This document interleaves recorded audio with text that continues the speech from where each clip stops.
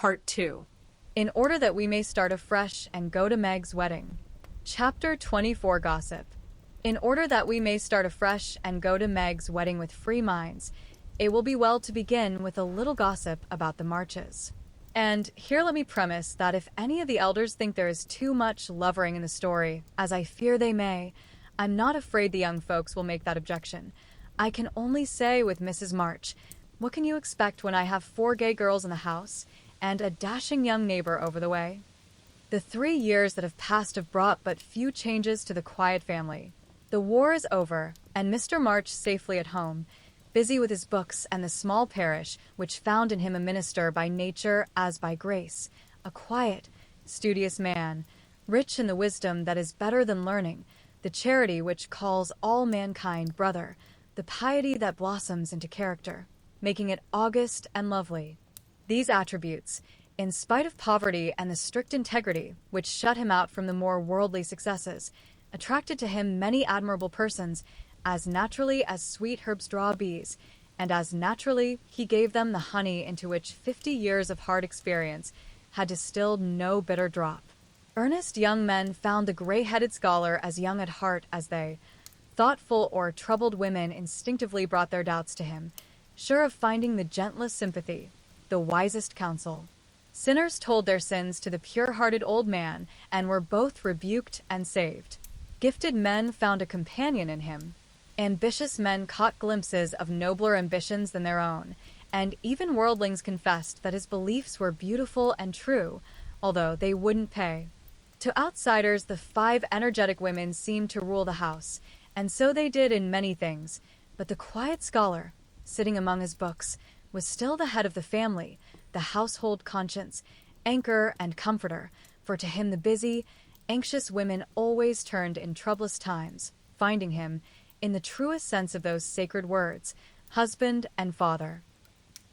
The girls gave their hearts into their mother's keeping, their souls into their father's, and to both parents, who lived and labored so faithfully for them. They gave a love that grew with their growth and bound them tenderly together by the sweetest tie which blesses life and outlives death. Mrs. March is as brisk and cheery, though rather grayer, than when we saw her last, and just now so absorbed in Meg's affairs that the hospitals and homes still full of wounded boys and soldiers' widows decidedly missed the motherly missionaries' visits. John Brooke did his duty manfully for a year, got wounded, was sent home, and not allowed to return. He received no stars or bars, but he deserved them, for he cheerfully risked all he had, and life and love are very precious when both are in full bloom. Perfectly resigned to his discharge, he devoted himself to getting well, preparing for business, and earning a home for Meg. With the good sense and sturdy independence that characterized him, he refused Mr. Lawrence's more generous offers, and accepted the place of bookkeeper, feeling better satisfied to begin with an honestly earned salary than by running any risks with borrowed money. Meg had spent the time in working as well as waiting, growing womanly in character, wise in housewifely arts, and prettier than ever, for love is a great beautifier. She had her girlish ambitions and hopes, and felt some disappointment at the humble way in which the new life must begin. Ned Moffat had just married Sally Gardner, and Meg couldn't help contrasting their fine house and carriage, many gifts, and splendid outfit with her own, and secretly wishing she could have the same. But somehow envy and discontent soon vanished when she thought of all the patient love and labor John had put into the little home awaiting her, and when they sat together in the twilight, talking over their small plans, the future always grew so beautiful and bright that she forgot Sally's splendor and felt herself the richest, happiest girl in Christendom. Jo never went back to Aunt March, for the old lady took such a fancy to Amy that she bribed her with the offer of drawing lessons from one of the best teachers going, and for the sake of this advantage, Amy would have served a far harder mistress. So she gave her mornings to duty, her afternoons to pleasure, and prospered finely. Jo meantime devoted herself to literature, and Beth, who remained delicate long after the fever, was a thing of the past. Not an invalid exactly, but never again the rosy, healthy creature she had been, yet always hopeful, happy and serene, and busy with the quiet duties she loved, everyone's friend, and an angel in the house, long before those who loved her most had learned to know it. As long as the spread eagle paid her $1 a column for her rubbish, as she called it, Jo felt herself a woman of means and spun her little romances diligently. But great plans fermented in her busy brain and ambitious mind, and the old tin kitchen in the garret held a slowly increasing pile of blotted manuscript, which was one day to place the name of March upon the roll of fame. Laurie, having dutifully gone to college to please his grandfather, was now getting through it in the easiest possible manner to please himself. A universal favorite, thanks to money, manners, much talent, and the kindest heart that ever got its owner into scrapes by trying to get other people out of them, he stood in great danger of being spoiled, and probably would have been, like many another promising boy, if he had not possessed a talisman against evil in the memory of the kind old man who was bound up in his success, the motherly friend who watched over him as if he were her son, and last, but not least by any means, the knowledge that 4 innocent girls loved, admired, and believed in him with all their hearts. Being only a glorious human boy, of course he frolicked and flirted, grew dandified, aquatic, sentimental, or gymnastic as college fashions ordained, hazed and was hazed, talked slang, and more than once came perilously near suspension and expulsion. But as high spirits and the love of fun were the causes of these pranks, he always managed to save himself by frank confession, honorable atonement, or the irresistible power of persuasion which he possessed in perfection. In fact, he rather prided himself on his narrow escapes, and liked to thrill the girls with graphic accounts of his triumphs over wrathful tutors, dignified professors, and vanquished enemies. The men of my class were heroes in the eyes of the girls, who never wearied of the exploits of our fellows, and were frequently allowed to bask in the smiles of these great creatures when Laurie brought them home with him. Amy especially enjoyed this high honor, and became quite a belle among them, for her ladyship early felt and learned to use the gift of fascination with which she was endowed. Meg was too much absorbed in her private and particular John to care for any other lords of creation, and Beth too shy to do more than peep at them and wonder how Amy dared to order them about so. But Jo felt quite in her own element, and found it very difficult to refrain from imitating the gentlemanly attitudes, phrases, and feats which seemed more natural to her than the decorums prescribed for young ladies. They all liked Jo immensely, but never fell in love with her, though very few escaped without paying the tribute of a sentimental sigh or two at Amy's shrine. And speaking of sentiment brings us very naturally to the Dovecot. That was the name of the little brown house Mr. Brooke had prepared for Meg's first home. Laurie had christened it, saying it was highly appropriate to the gentle lovers who went on together like a pair of turtle doves, with first a bill and then a coo. It was a tiny house, with a little garden behind and a lawn about as big as a pocket handkerchief in the front. Here Meg meant to have a fountain, shrubbery, and a profusion of lovely flowers, though just at present the fountain was represented by a weather-beaten urn, very like a dilapidated slop bowl. The shrubbery consisted of several young larches, undecided whether to live or die, and the profusion of flowers was merely hinted by regiments of sticks to show where seeds were planted. But inside, it was altogether charming, and the happy brides saw no fault from garret to cellar. To be sure, the hall was so narrow it was fortunate that they had no piano, for one never could have been got in whole. The dining room was so small that 6 people were a tight fit, and the kitchen stairs seemed built for the express purpose of precipitating both servants and china pell-mell into the coal bin.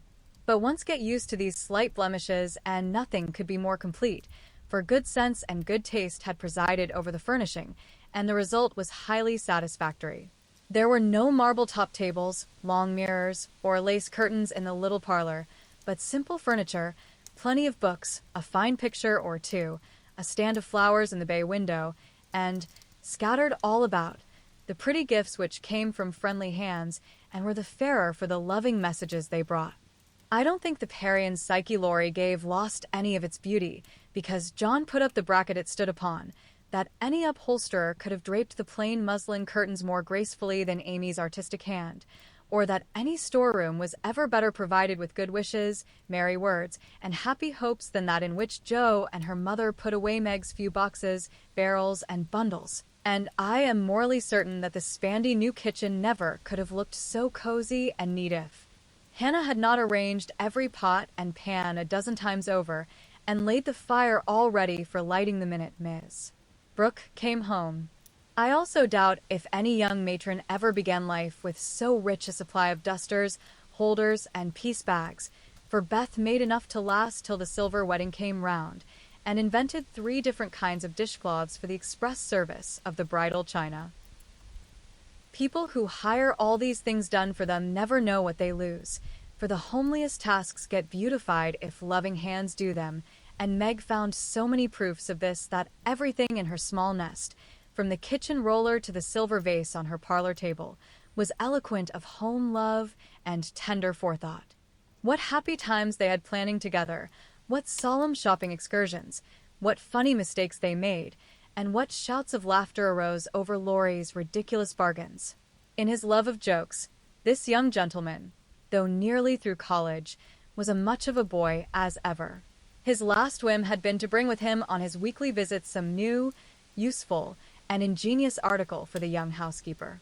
Now a bag of remarkable clothespins, next a wonderful nutmeg grater which fell to pieces at the first trial, a knife cleaner that spoiled all the knives, or a sweeper that picked the nap neatly off the carpet and left the dirt, labor-saving soap that took the skin off one's hands, infallible cements which stuck firmly to nothing but the fingers of the deluded buyer, and every kind of tinware, from a toy savings bank for odd pennies to a wonderful boiler which would wash articles in its own steam with every prospect of exploding in the process. In vain Meg begged him to stop. John laughed at him, and Jo called him Mr. Toodles. He was possessed with a mania for patronizing Yankee ingenuity and seeing his friends fitly furnished forth. So each week beheld some fresh absurdity. Everything was done at last, even to Amy's arranging different colored soaps to match the different colored rooms, and Beth setting the table for the first meal. Are you satisfied? Does it seem like home, and do you feel as if you should be happy here? Asked Mrs. March, as she and her daughter went through the new kingdom arm in arm, for just then they seemed to cling together more tenderly than ever. Yes, Mother. Perfectly satisfied. Thanks to you all, and so happy that I can't talk about it, with a look that was far better than words. If she only had a servant or 2 it would be all right, said Amy, coming out of the parlor, where she had been trying to decide whether the bronze Mercury looked best on the whatnot or the mantelpiece. Mother and I have talked that over, and I have made up my mind to try her way first. There will be so little to do that with Lottie to run my errands and help me here and there, I shall only have enough work to keep me from getting lazy or homesick, answered Meg tranquilly. Sally Moffat has 4, began Amy. If Meg had 4, the house wouldn't hold them, and Master and Mrs. would have to camp in the garden, broke in Jo, who, enveloped in a big blue pinafore, was giving the last polish to the door handles. Sally isn't a poor man's wife, and many maids are in keeping with her fine establishment. Meg and John begin humbly, but I have a feeling that there will be quite as much happiness in the little house as in the big one. It's a great mistake for young girls like Meg to leave themselves nothing to do but dress, give orders, and gossip. When I was first married, I used to long for my new clothes to wear out or get torn, so that I might have the pleasure of mending them, for I got heartily sick of doing fancy work and tending my pocket handkerchief. Why didn't you go into the kitchen and make messes, as Sally says she does to amuse herself, though they never turn out well and the servants laugh at her, said Meg. I did after a while. Not to mess, but to learn of Hannah how things should be done, that my servants need not laugh at me. It was play then, but there came a time when I was truly grateful that I not only possessed the will but the power to cook wholesome food for my little girls, and help myself when I could no longer afford to hire help. You begin at the other end, Meg, dear, but the lessons you learn now will be of use to you by and by, when John is a richer man, for the mistress of a house, however splendid, should know how work ought to be done, if she wishes to be well and honestly served. Yes, Mother, I'm sure of that, said Meg, listening respectfully to the little lecture, for the best of women will hold forth upon the all-absorbing subject of housekeeping. Do you know I like this room most of all in my baby house? Added Meg a minute after, as they went upstairs and she looked into her well-stored linen closet. Beth was there, laying the snowy piles smoothly on the shelves and exulting over the goodly array. All three laughed as Meg spoke, for that linen closet was a joke. You see, having said that if Meg married that Brooke, she shouldn't have a cent of her money, Aunt March was rather in a quandary when time had appeased her wrath and made her repent her vow. She never broke her word, and was much exercised in her mind how to get round it, and at last devised a plan whereby she could satisfy herself. Mrs. Carroll, Florence's mamma, was ordered to buy, have made, and marked a generous supply of house and table linen, and send it as her present, all of which was faithfully done, but the secret leaked out, and was greatly enjoyed by the family, for Aunt March tried to look utterly unconscious, and insisted that she could give nothing but the old-fashioned pearls long promised to the first bride. That's a housewifely taste which I am glad to see. I had a young friend who set up housekeeping with 6 sheets, but she had finger bowls for company, and that satisfied her, said Mrs. March, patting the damask tablecloths with a truly feminine appreciation of their fineness. I haven't a single finger bowl, but this is a set-out that will last me all my days, Hannah says. And Meg looked quite contented, as well she might. A tall, broad-shouldered young fellow, with a cropped head, a felt basin of a hat, and a flyaway coat, came tramping down the road at a great pace, walked over the low fence without stopping to open the gate, straight up to Mrs. March, with both hands out and a hearty, "Here I am, mother. Yes, it's all right." The last words were in answer to the look the elder lady gave him, a kindly questioning look which the handsome eyes met so frankly that the little ceremony closed, as usual, with a motherly kiss. For Mrs. John Brooke, with the maker's congratulations and compliments. "Bless you, Beth. What a refreshing spectacle you are, Joe. Amy, you are getting altogether too handsome for a single lady." As Laurie spoke, he delivered a brown paper parcel to Meg, pulled Beth's hair ribbon, stared at Joe's big pinafore, and fell into an attitude of mock rapture before Amy, then shook hands all round, and everyone began to talk. "Where is John?" asked Meg anxiously. "Stop to get the license for tomorrow, ma'am." "Which side won the last match, Teddy?" inquired Joe, who persisted in feeling an interest in manly sports despite her 19 years. "Ours, of course. Wish you'd been there to see." "How is the lovely Miss Randall?" asked Amy with a significant smile. "More cruel than ever. Don't you see how I'm pining away?" And Laurie gave his broad chest a sounding slap and heaved a melodramatic sigh. "What's the last joke?" "Undo the bundle and see, Meg," said Beth, eyeing the knobby parcel with curiosity. "It's a useful thing to have in the house in case of fire or thieves," observed Laurie, as a watchman's rattle appeared, amid the laughter of the girls. "Any time when John is away, and you get frightened, Mrs. Meg, just swing that out of the front window, and it will rouse the neighborhood in a jiffy. Nice thing, isn't it?" And Laurie gave them a sample of its powers that made them cover up their ears. "There's gratitude for you. And speaking of gratitude, reminds me to mention that you may thank Hannah for saving your wedding cake from destruction. I saw it going into your house as I came by, and if she hadn't defended it manfully, I'd have had a pick at it, for it looked like a remarkably plummy one." "I wonder if you will ever grow up, Laurie," said Meg in a matronly tone. "I'm doing my best, ma'am, but can't get much higher, I'm afraid, as 6 feet is about all men can do in these degenerate days," responded the young gentleman, whose head was about level with the little chandelier. "I suppose it would be profanation to eat anything in this spick-and-span bower, so as I'm tremendously hungry, I propose an adjournment," he added presently. "Mother and I are going to wait for John. There are some last things to settle," said Meg, bustling away. "Beth and I are going over to Kitty Bryant's to get more flowers for tomorrow," added Amy, tying a picturesque hat over her picturesque curls, and enjoying the effect as much as anybody. "Come, Joe. Don't desert a fellow. I'm in such a state of exhaustion, I can't get home without help." "Don't take off your apron. Whatever you do, it's peculiarly becoming," said Laurie, as Joe bestowed his especial aversion in her capacious pocket and offered her arm to support his feeble steps.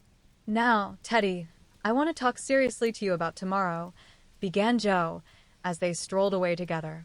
"You must promise to behave well and not cut up any pranks and spoil our plans." "Not a prank. And don't say funny things when we ought to be sober." "I never do. You are the one for that. And I implore you not to look at me during the ceremony. I shall certainly laugh if you do.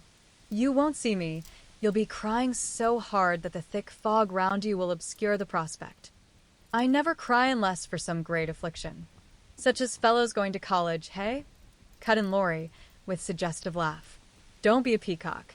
I only moaned a trifle to keep the girls company." "Exactly. I say, Joe, how is Grandpa this week?" "Pretty amiable." "Very. Why, have you got into a scrape, and want to know how I'll take it?" asked Joe rather sharply.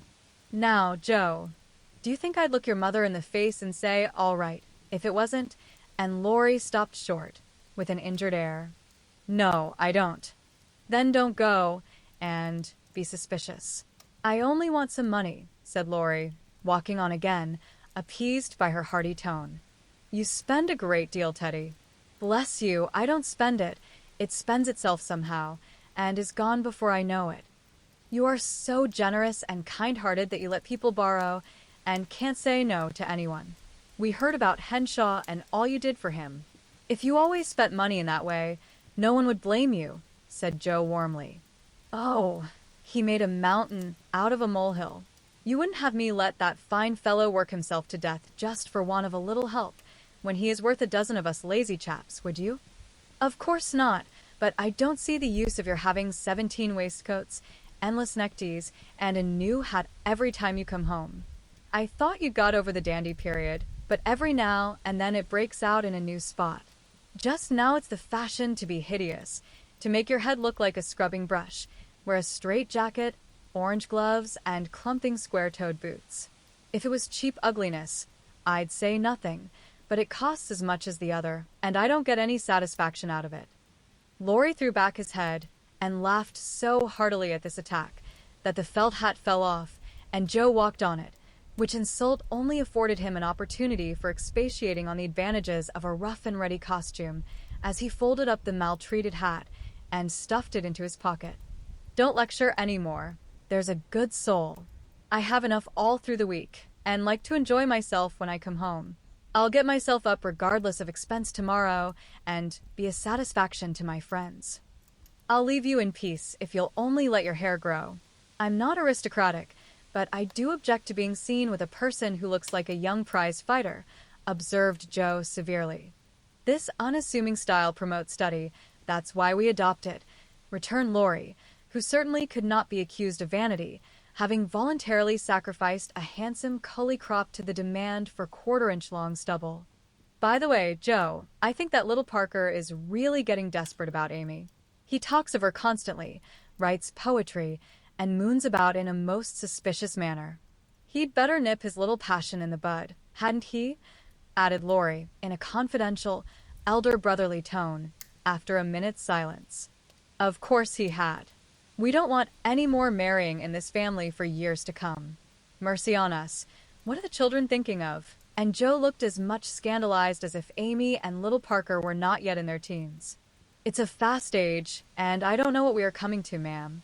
You are a mere infant, but you'll go next, Joe, and we'll be left lamenting," said Laurie, shaking his head over the degeneracy of the times.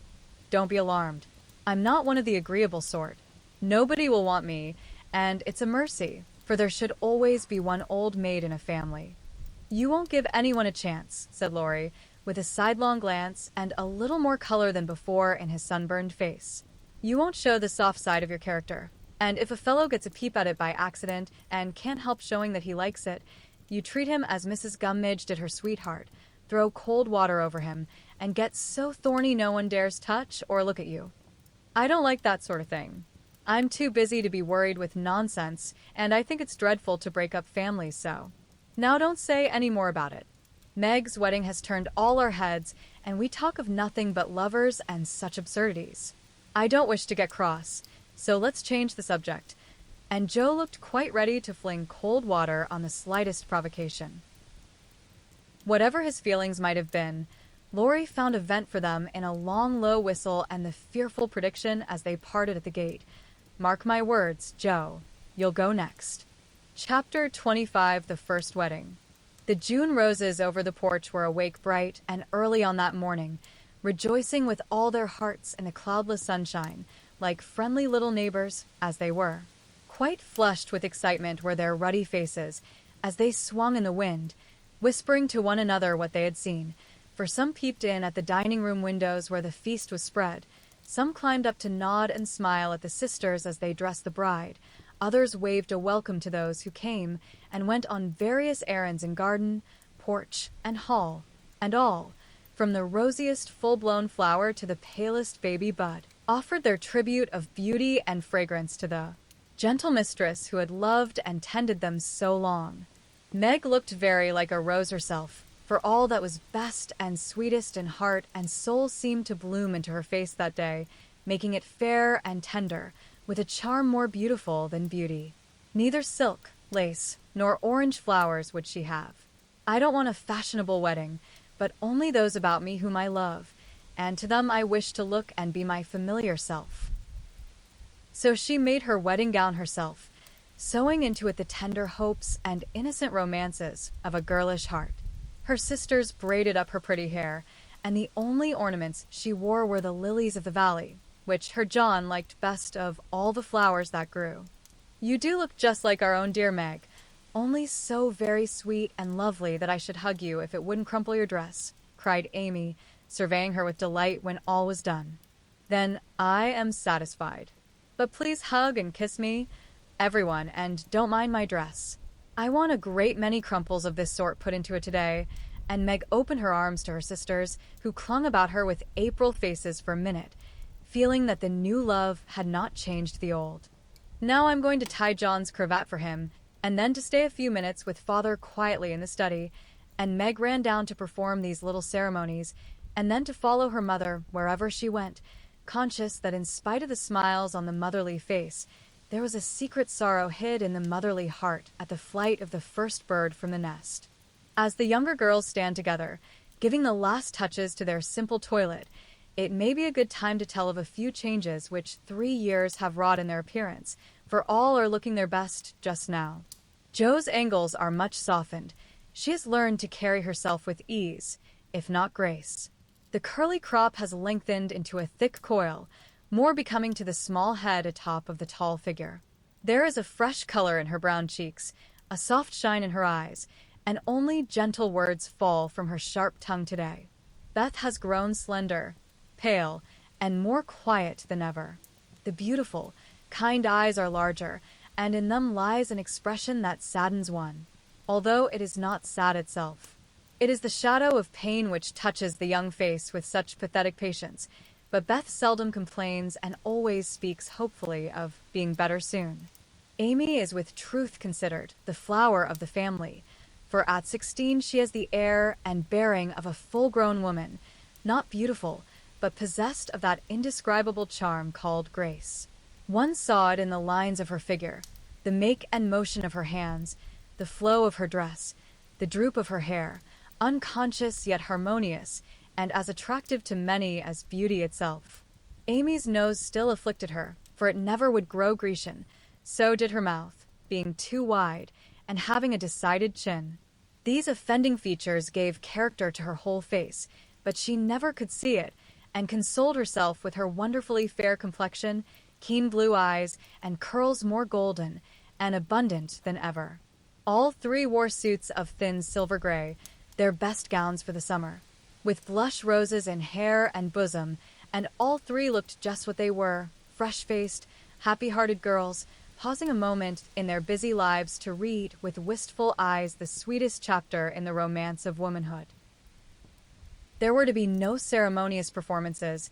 Everything was to be as natural and homelike as possible, so when Aunt March arrived, she was scandalized to see the bride come running to welcome and lead her in, to find the bridegroom fastening up a garland that had fallen down, and to catch a glimpse of the paternal minister marching upstairs with a grave countenance and a wine bottle under each arm. Upon my word, here's a state of things, cried the old lady, taking the seat of honor prepared for her and settling the folds of her lavender moire with a great rustle. You oughtn't to be seen till the last minute, child.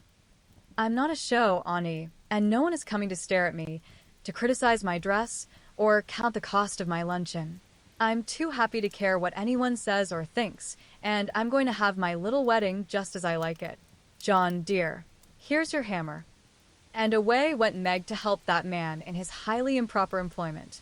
Mr. Brooke didn't even say, "Thank you," but as he stooped for the unromantic tool, he kissed his little bride behind the folding door, with a look that made Aunt March whisk out her pocket handkerchief with a sudden dew in her sharp old eyes.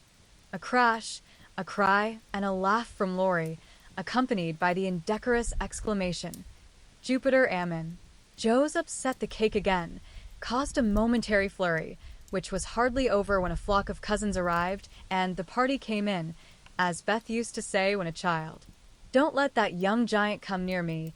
He worries me worse than mosquitoes," whispered the old lady to Amy, as the rooms filled and Laurie's black had towered above the rest. "He has promised to be very good today, and he can be perfectly elegant if he likes," returned Amy, and gliding away to warn Hercules to beware of the dragon, which warning caused him to haunt the old lady with a devotion that nearly distracted her. There was no bridal procession, but a sudden silence fell upon the room as Mr. March and the young couple took their places under the green archmother, and sisters gathered close, as if loath to give Meg up. The fatherly voice broke more than once, which only seemed to make the service more beautiful and solemn. The bridegroom's hand trembled visibly, and no one heard his replies. But Meg looked straight up in her husband's eyes and said, "I will," with such tender trust in her own face and voice that her mother's heart rejoiced, and Aunt March sniffed audibly. Joe did not cry, though she was very near at once, and was only saved from a demonstration by the consciousness that Laurie was staring fixedly at her, with a comical mixture of merriment and emotion in his wicked black eyes. Beth kept her face hidden on her mother's shoulder, but Amy stood like a graceful statue, with a most becoming ray of sunshine touching her white forehead and the flower in her hair. It wasn't at all the thing, I'm afraid, but the minute she was fairly married, Meg cried, "The first kiss from Army," and turning, gave it with her heart on her lips. During the next 15 minutes, she looked more like a rose than ever, for everyone availed themselves of their privileges to the fullest extent, from Mr. Lawrence to old Hannah, who, adorned with a headdress fearfully and wonderfully made, fell upon her in the hall, crying with a sob and a chuckle, "Bless you, dearie, 100 times. The cake ain't hurt a mite, and everything looks lovely." Everybody cleared up after that and said something brilliant, or tried to, which did just as well, for laughter is ready when hearts are light. There was no display of gifts, for they were already in the little house, nor was there an elaborate breakfast, but a plentiful lunch of cake and fruit, dressed with flowers. Mr. Lawrence and Aunt March shrugged and smiled at one another when water, lemonade, and coffee were found to be to only sorts of nectar which the three Hebes carried round. No one said anything, till Laurie, who insisted on serving the bride, appeared before her, with a loaded salver in his hand and a puzzled expression on his face. "Has Joe smashed all the bottles by accident?" he whispered. "Or am I merely laboring under a delusion that I saw some lying about loose this morning? No. Your grandfather kindly offered us his best, and Aunt March actually sent some, but Father put away a little for Beth, and dispatched the rest to the soldiers' home. You know he thinks that wine should be used only in illness, and Mother says that neither she nor her daughters will ever offer it to any young man under her roof." Meg spoke seriously, and expected to see Laurie frown or laugh, but he did neither, for after a quick look at her, he said, in his impetuous way, "I like that, for I've seen enough harm done to wish other women would think as you do. You are not made wise by experience, I hope," and there was an anxious accent in Meg's voice. "No. I give you my word for it. Don't think too well of me, either. This is not one of my temptations. Being brought up where wine is as common as water and almost as harmless, I don't care for it. But when a pretty girl offers it, one doesn't like to refuse, you see. But you will, for the sake of others, if not for your own. Come, Laurie, promise, and give me one more reason to call this the happiest day of my life." A demand so sudden and so serious made the young man hesitate a moment, for ridicule is often harder to bear than self-denial. Meg knew that if he gave the promise, he would keep it at all costs, and feeling her power, used it as a woman may for her friend's good. She did not speak, but she looked up at him with a face made very eloquent by happiness, and a smile which said, "No one can refuse me anything today." Laurie certainly could not, and with an answering smile, he gave her his hand, saying heartily, "I promise, Mrs. Brooke." "I thank you very, very much. And I drink long life to your resolution, Teddy," cried Jo, baptizing him with a splash of lemonade as she waved her glass and beamed approvingly upon him. So the toast was drunk, the pledge made and loyally kept in spite of many temptations, for with instinctive wisdom, the girls seized a happy moment to do their friend a service, for which he thanked them all his life. After lunch, people strolled about, by twos and threes, through the house and garden, enjoying the sunshine without and within. Meg and John happened to be standing together in the middle of the grass plot, when Laurie was seized with an inspiration which put the finishing touch to this unfashionable wedding. All the married people take hands and dance round the new-made husband and wife, as the Germans do, while we bachelors and spinsters prance in couples outside, cried Laurie, promenading down the path with Amy, with such infectious spirit and skill that everyone else followed their example, without a murmur. Mr. and Mrs. March, Aunt and Uncle Carroll began it. Others rapidly joined in. Even Sally Moffat, after a moment's hesitation, threw her train over her arm and whisked Ned into the ring. But the crowning joke was Mr. Lawrence and Aunt March, for when the stately old gentleman chassed solemnly up to the old lady, she just tucked her cane under her arm and hopped briskly away to join hands with the rest and dance about the bridal pair, while the young folks pervaded the garden like butterflies on a midsummer day. Want of breath brought the impromptu ball to a close, and then people began to go. "I wish you well, my dear. I heartily wish you well, but I think you'll be sorry for it," said Aunt March to Meg, adding to the bridegroom, as he led her to the carriage, "You've got a treasure, young man. See that you deserve it." "That is the prettiest wedding I've been to for an age, Ned, and I don't see why, for there wasn't a bit of style about it," observed Mrs. Moffat to her husband as they drove away. "Laurie, my lad, if you ever want to indulge in this sort of thing, get one of those little girls to help you, and I shall be perfectly satisfied," said Mr. Lawrence, settling himself in his easy chair to rest after the excitement of the morning. "I'll do my best to gratify you, sir," was Laurie's unusually dutiful reply, as he carefully unpinned the posy Jo had put in his buttonhole. The little house was not far away, and the only bridal journey Meg had was the quiet walk with John from the old home to the new. When she came down, looking like a pretty Quakeress in her dove-colored suit and straw bonnet tied with white, they all gathered about her to say goodbye, as tenderly as if she had been going to make the grand tour. "Don't feel that I am separated from you, Marmee dear, or that I love you any the less for loving John so much," she said, clinging to her mother, with full eyes for a moment.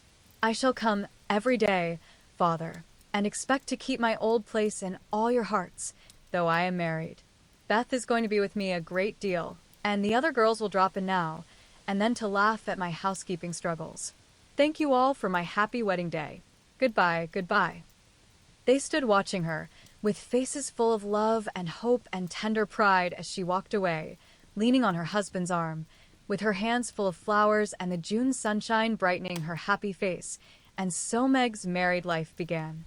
Chapter 26: Artistic Attempts. It takes people a long time to learn the difference between talent and genius, especially ambitious young men and women. Amy was learning this distinction through much tribulation, for mistaking enthusiasm for inspiration. She attempted every branch of art with youthful audacity. For a long time there was a lull in the mud pie business, and she devoted herself to the finest pen and ink drawing, in which she showed such taste and skill that her graceful handiwork proved both pleasant and profitable. But overstrained eyes caused pen and ink to be laid aside for a bold attempt at poker sketching. While this attack lasted, the family lived in constant fear of a conflagration, for the odor of burning would pervaded the house at all hours. Smoke issued from attic and shed with alarming frequency. Red-hot pokers lay about promiscuously, and Hannah never went to bed without a pail of water and the dinner bell at her door in case of fire. Raphael's face was found boldly executed on the underside of the molding board, and Bacchus on the head of a beer barrel. A chanting cherub adorned the cover of the sugar bucket, and attempts to portray Romeo and Juliet supplied kindling for some time. From fire to oil was a natural transition for burned fingers, and Amy fell to painting with undiminished ardor. An artist friend fitted her out with his cast-off palettes, brushes, and colors, and she daubed away, producing pastoral and marine views such as were never seen on land or sea. Her monstrosities in the way of cattle would have taken prizes at an agricultural fair, and the perilous pitching of her vessels would have produced seasickness in the most nautical observer, if the utter disregard to all known rules of shipbuilding and rigging had not convulsed him with laughter at the first glance. Swarthy boys and dark-eyed Madonnas, staring at you from one corner of the studio, suggested Murillo. Oily brown shadows of faces with a lurid streak in the wrong place meant Rembrandt. Buxom ladies and drapiscal infants, Rubens, and Turner appeared in tempests of blue thunder, orange lightning, brown rain, and purple clouds, with a tomato-colored splash in the middle, which might be the sun or a bowie, a sailor's shirt or a king's robe, as the spectator pleased. Charcoal portraits came next, and the entire family hung in a row, looking as wild and crocky as if just evoked from a coal bin. Softened into crayon sketches, they did better, for the likenesses were good, and Amy's hair, Joe's nose, Meg's mouth, and Laurie's eyes were pronounced wonderfully fine. A return to clay and plaster followed, and ghostly casts of her acquaintances haunted corners of the house, or tumbled off closet shelves onto people's heads. Children were enticed in as models, till their incoherent accounts of her mysterious doings caused Miss Amy to be regarded in the light of a young ogress. Her efforts in this line, however, were brought to an abrupt close by an untoward accident, which quenched her ardor. Other models failing her for a time, she undertook to cast her own pretty foot, and the family were one day alarmed by an unearthly bumping and screaming, and running to the rescue, found the young enthusiast hopping wildly about the shed with her foot held fast in a pan full of plaster, which had hardened with unexpected rapidity. With much difficulty and some danger, she was dug out, for Joe was so overcome with laughter while she excavated that her knife went too far, cut the poor foot, and left a lasting memorial of one artistic attempt, at least. After this Amy subsided, till a mania for sketching from nature set her to haunting river, field, and wood for picturesque studies, and sighing for ruins to copy.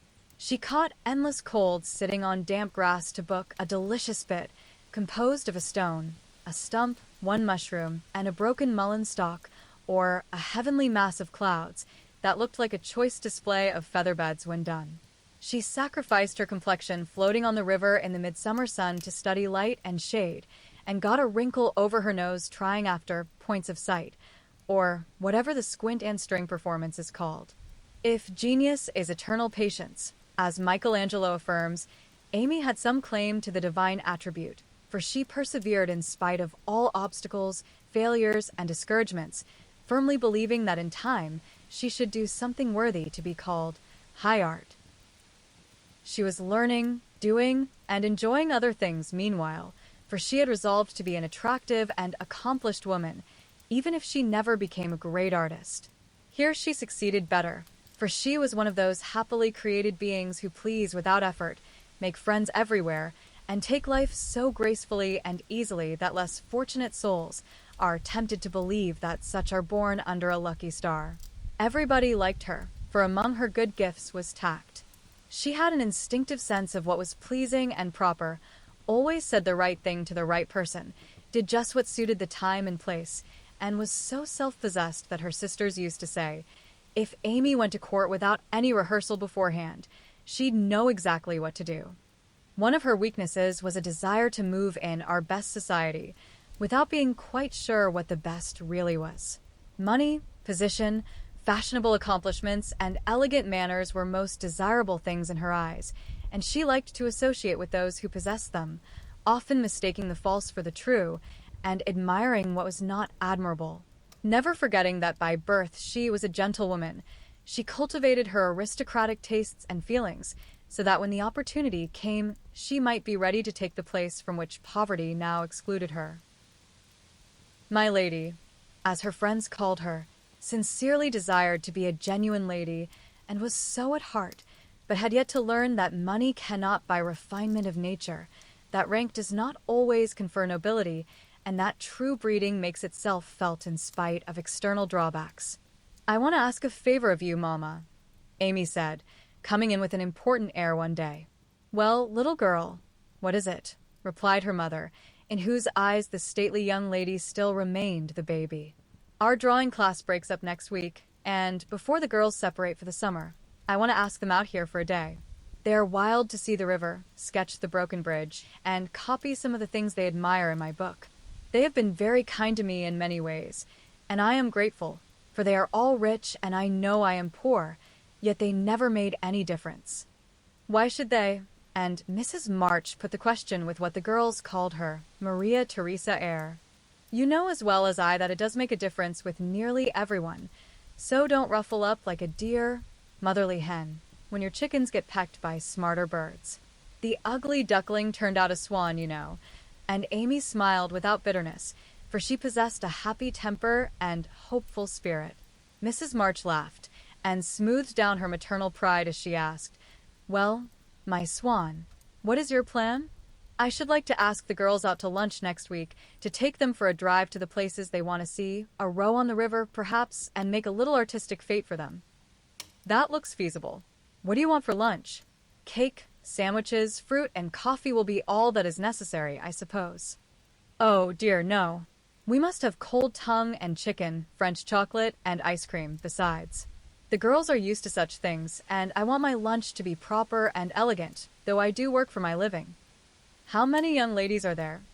asked her mother, beginning to look sober. 12 or 14 in the class, but I dare say they won't all come." "Bless me, child, you will have to charter an omnibus to carry them about." "Why, mother, how can you think of such a thing? Not more than 6 or 8 will probably come, so I shall hire a beach wagon and borrow Mr. Lawrence's cherry bounce." Hannah's pronunciation of charabanc. "All of this will be expensive, Amy." "Not very. I've calculated the cost, and I'll pay for it myself. Don't you think, dear, that as these girls are used to such things, and the best we can do will be nothing new, that some simpler plan would be pleasanter to them, as a change if nothing more and much better for us than buying or borrowing what we don't need, and attempting a style not in keeping with our circumstances? If I can't have it as I like, I don't care to have it at all. I know that I can carry it out perfectly well, if you and the girls will help a little, and I don't see why I can't if I'm willing to pay for it," said Amy, with the decision which opposition was apt to change into obstinacy. Mrs. March knew that experience was an excellent teacher, and when it was possible, she left her children to learn alone the lessons which she would gladly have made easier, if they had not objected to taking advice as much as they did salts and senna. "Very well, Amy, if your heart is set upon it, and you see your way through without too great an outlay of money, time, and temper, I'll say no more. Talk it over with the girls, and whichever way you decide, I'll do my best to help you." "Thanks, mother. You are always so kind." And away went Amy to lay her plan before her sisters. Meg agreed at once, and promised her aid, gladly offering anything she possessed, from her little house itself to her very best salt spoons. But Joe frowned upon the whole project, and would have nothing to do with it at first. "Why in the world should you spend your money, worry your family, and turn the house upside down for a parcel of girls who don't care a sixpence for you? I thought you had too much pride and sense to truckle to any mortal woman just because she wears French boots and rides in a coupe," said Joe, who, being called from the tragic climax of her novel, was not in the best mood for social enterprises. "I don't truckle, and I hate being patronized as much as you do," returned Amy indignantly, for the two still jangled when such questions arose. "The girls do care for me, and I for them, and there's a great deal of kindness and sense and talent among them. in spite of what you call fashionable nonsense. You don't care to make people like you, to go into good society and cultivate your manners and tastes. I do, and I mean to make the most of every chance that comes. You can go through the world with your elbows out and your nose in the air and call it independence if you like. That's not my way.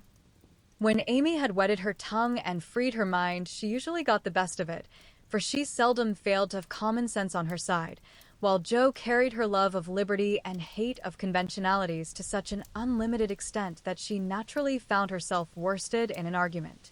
Amy's definition of Jo's idea of independence was such a good hit that both burst out laughing, and the discussion took a more amiable turn.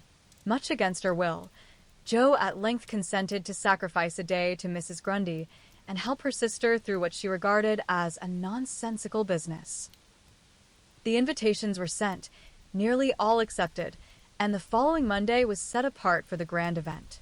Hannah was out of humor because her week's work was deranged and prophesied that yef the washin' and ironin' warn't done reg'lar.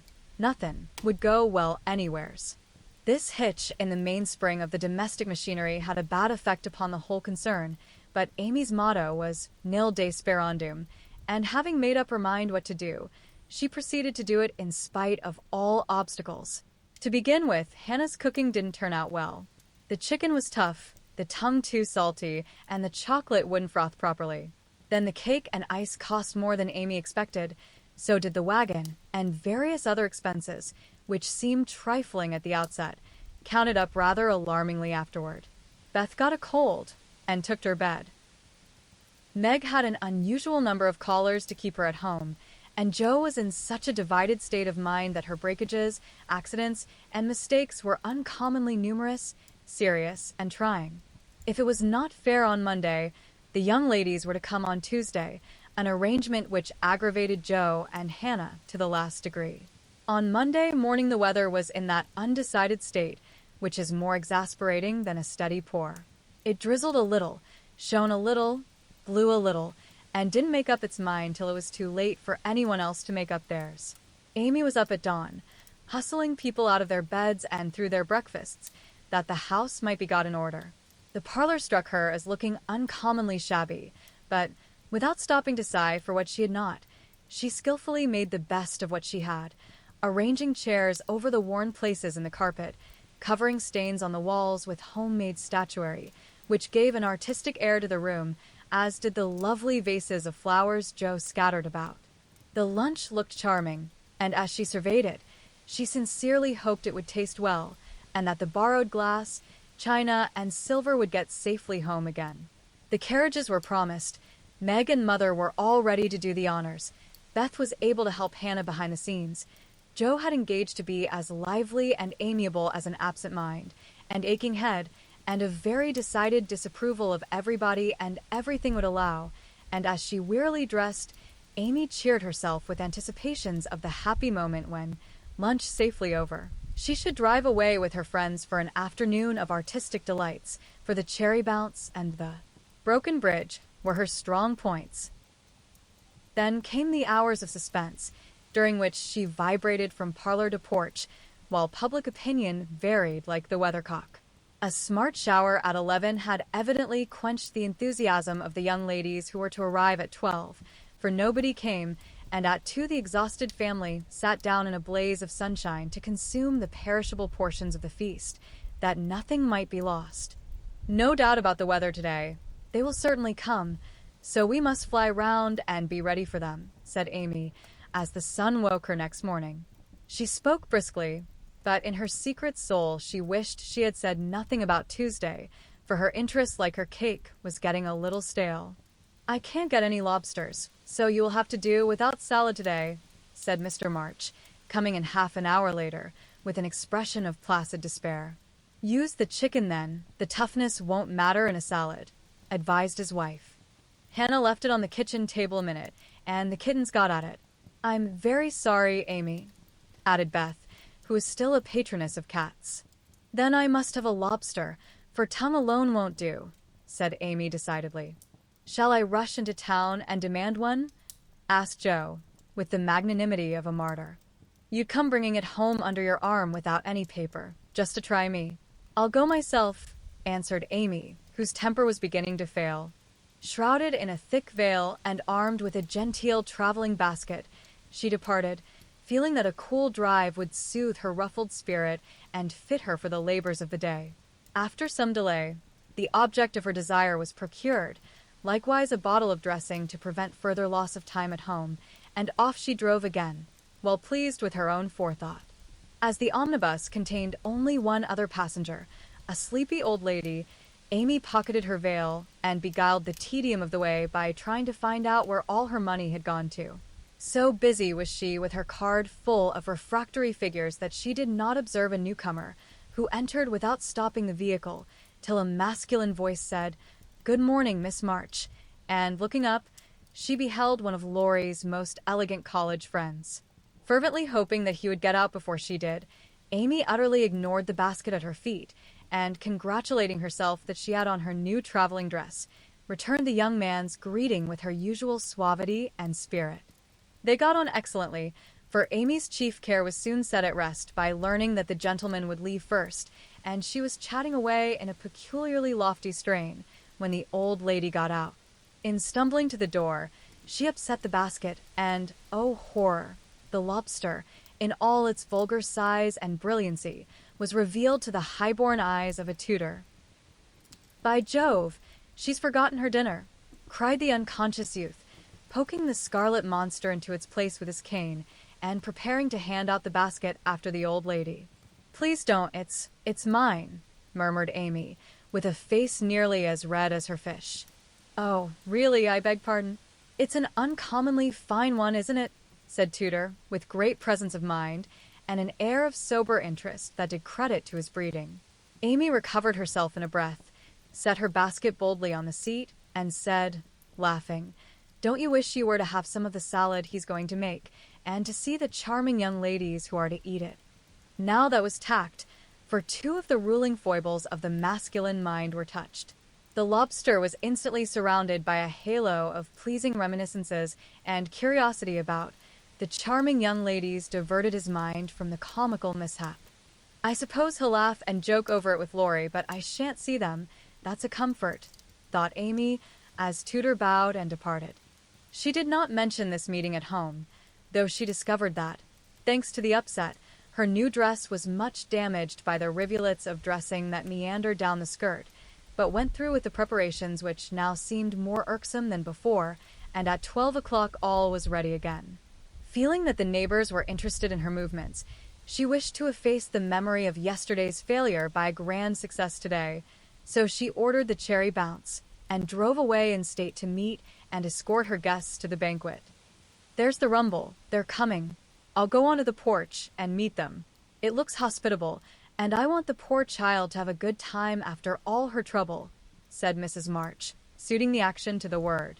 But after one glance, she retired, with an indescribable expression, for looking quite lost in the big carriage, sat Amy and one young lady.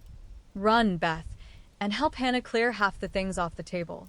It will be too absurd to put a luncheon for 12 before a single girl," cried Joe, hurrying away to the lower regions, too excited to stop even for a laugh. In came Amy, quite calm and delightfully cordial to the one guest who had kept her promise. The rest of the family, being of a dramatic turn, played their parts equally well, and Miss Elliot found them a most hilarious set, for it was impossible to control entirely the merriment which possessed them. The remodeled lunch being gaily partaken of, the studio and garden visited, and art discussed with enthusiasm, Amy ordered a buggy, alas for the elegant cherry bounce, and drove her friend quietly about the neighborhood till sunset, when the party went out. As she came walking in, looking very tired but as composed as ever, she observed that every vestige of the unfortunate fate had disappeared, except a suspicious pucker about the corners of Joe's mouth. "You've had a lovely afternoon for your drive, dear," said her mother, as respectfully as if the whole 12 had come. "Miss Elliot is a very sweet girl, and seemed to enjoy herself, I thought," observed Beth, with unusual warmth. "Could you spare me some of your cake? I really need some. I have so much company, and I can't make such delicious stuff as yours," asked Meg soberly. "Take it all," I'm the only one here who likes sweet things, and it will mold before I can dispose of it, answered Amy, thinking with a sigh of the generous store she had laid in for such an end as this. It's a pity Laurie isn't here to help us, began Joe, as they sat down to ice cream and salad for the second time in 2 days.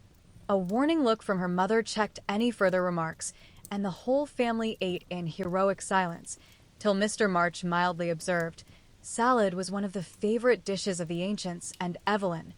Here a general explosion of laughter cut short the history of salads, to the great surprise of the learned gentleman. "Bundle everything into a basket and send it to the Hummels. Germans like messes. I'm sick of the sight of this, and there's no reason you should all die of a surfeit because I've been a fool," cried Amy, wiping her eyes. "I thought I should have died when I saw you two girls rattling about in the what-you-call-it, like two little colonels in a very big nutshell, and mother waiting in state to receive the throng," sighed Joe, quite spent with laughter. "I'm very sorry you were disappointed, dear, but we all did our best to satisfy you," said Mrs. March, in a tone full of motherly regret. "I am satisfied. I've done what I undertook, and it's not my fault that it failed. I comfort myself with that," said Amy with a little quiver in her voice. "I thank you all very much for helping me, and I'll thank you still more if you won't allude to it for a month at least." No one did for several months, but the word fate always produced a general smile, and Laurie's birthday gift to Amy was a tiny coral lobster in the shape of a charm for her watchguard. Chapter 27 Literary Lessons. Fortune suddenly smiled upon Joe, and dropped a good luck penny in her path. Not a golden penny, exactly, but I doubt if 500,000 would have given more real happiness than did the little sum that came to her in this wise. Every few weeks she would shut herself up in her room, put on her scribbling suit, and fall into a vortex, as she expressed it, writing away at her novel with all her heart and soul, for till that was finished she could find no peace. Her scribbling suit consisted of a black woolen pinafore on which she could wipe her pen at will, and a cap of the same material, adorned with a cheerful red bow, into which she bundled her hair when the decks were cleared for action. This cap was a beacon to the inquiring eyes of her family, who during these periods kept their distance, merely popping in their heads semi-occasionally to ask with interest, "Does genius burn, Joe?" They did not always venture even to ask this question, but took an observation of the cap and judged accordingly. If this expressive article of dress was drawn low upon the forehead, it was a sign that hard work was going on. In exciting moments it was pushed rakishly askew, and when despair seized the author it was plucked wholly off, and cast upon the floor. At such times the intruder silently withdrew, and not until the red bow was seen gaily erect upon the gifted brow did anyone dare address Joe.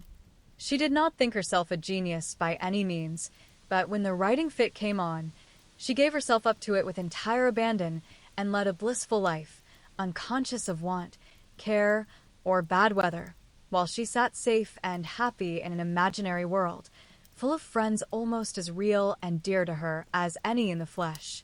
Sleep forsook her eyes. Meals stood untasted.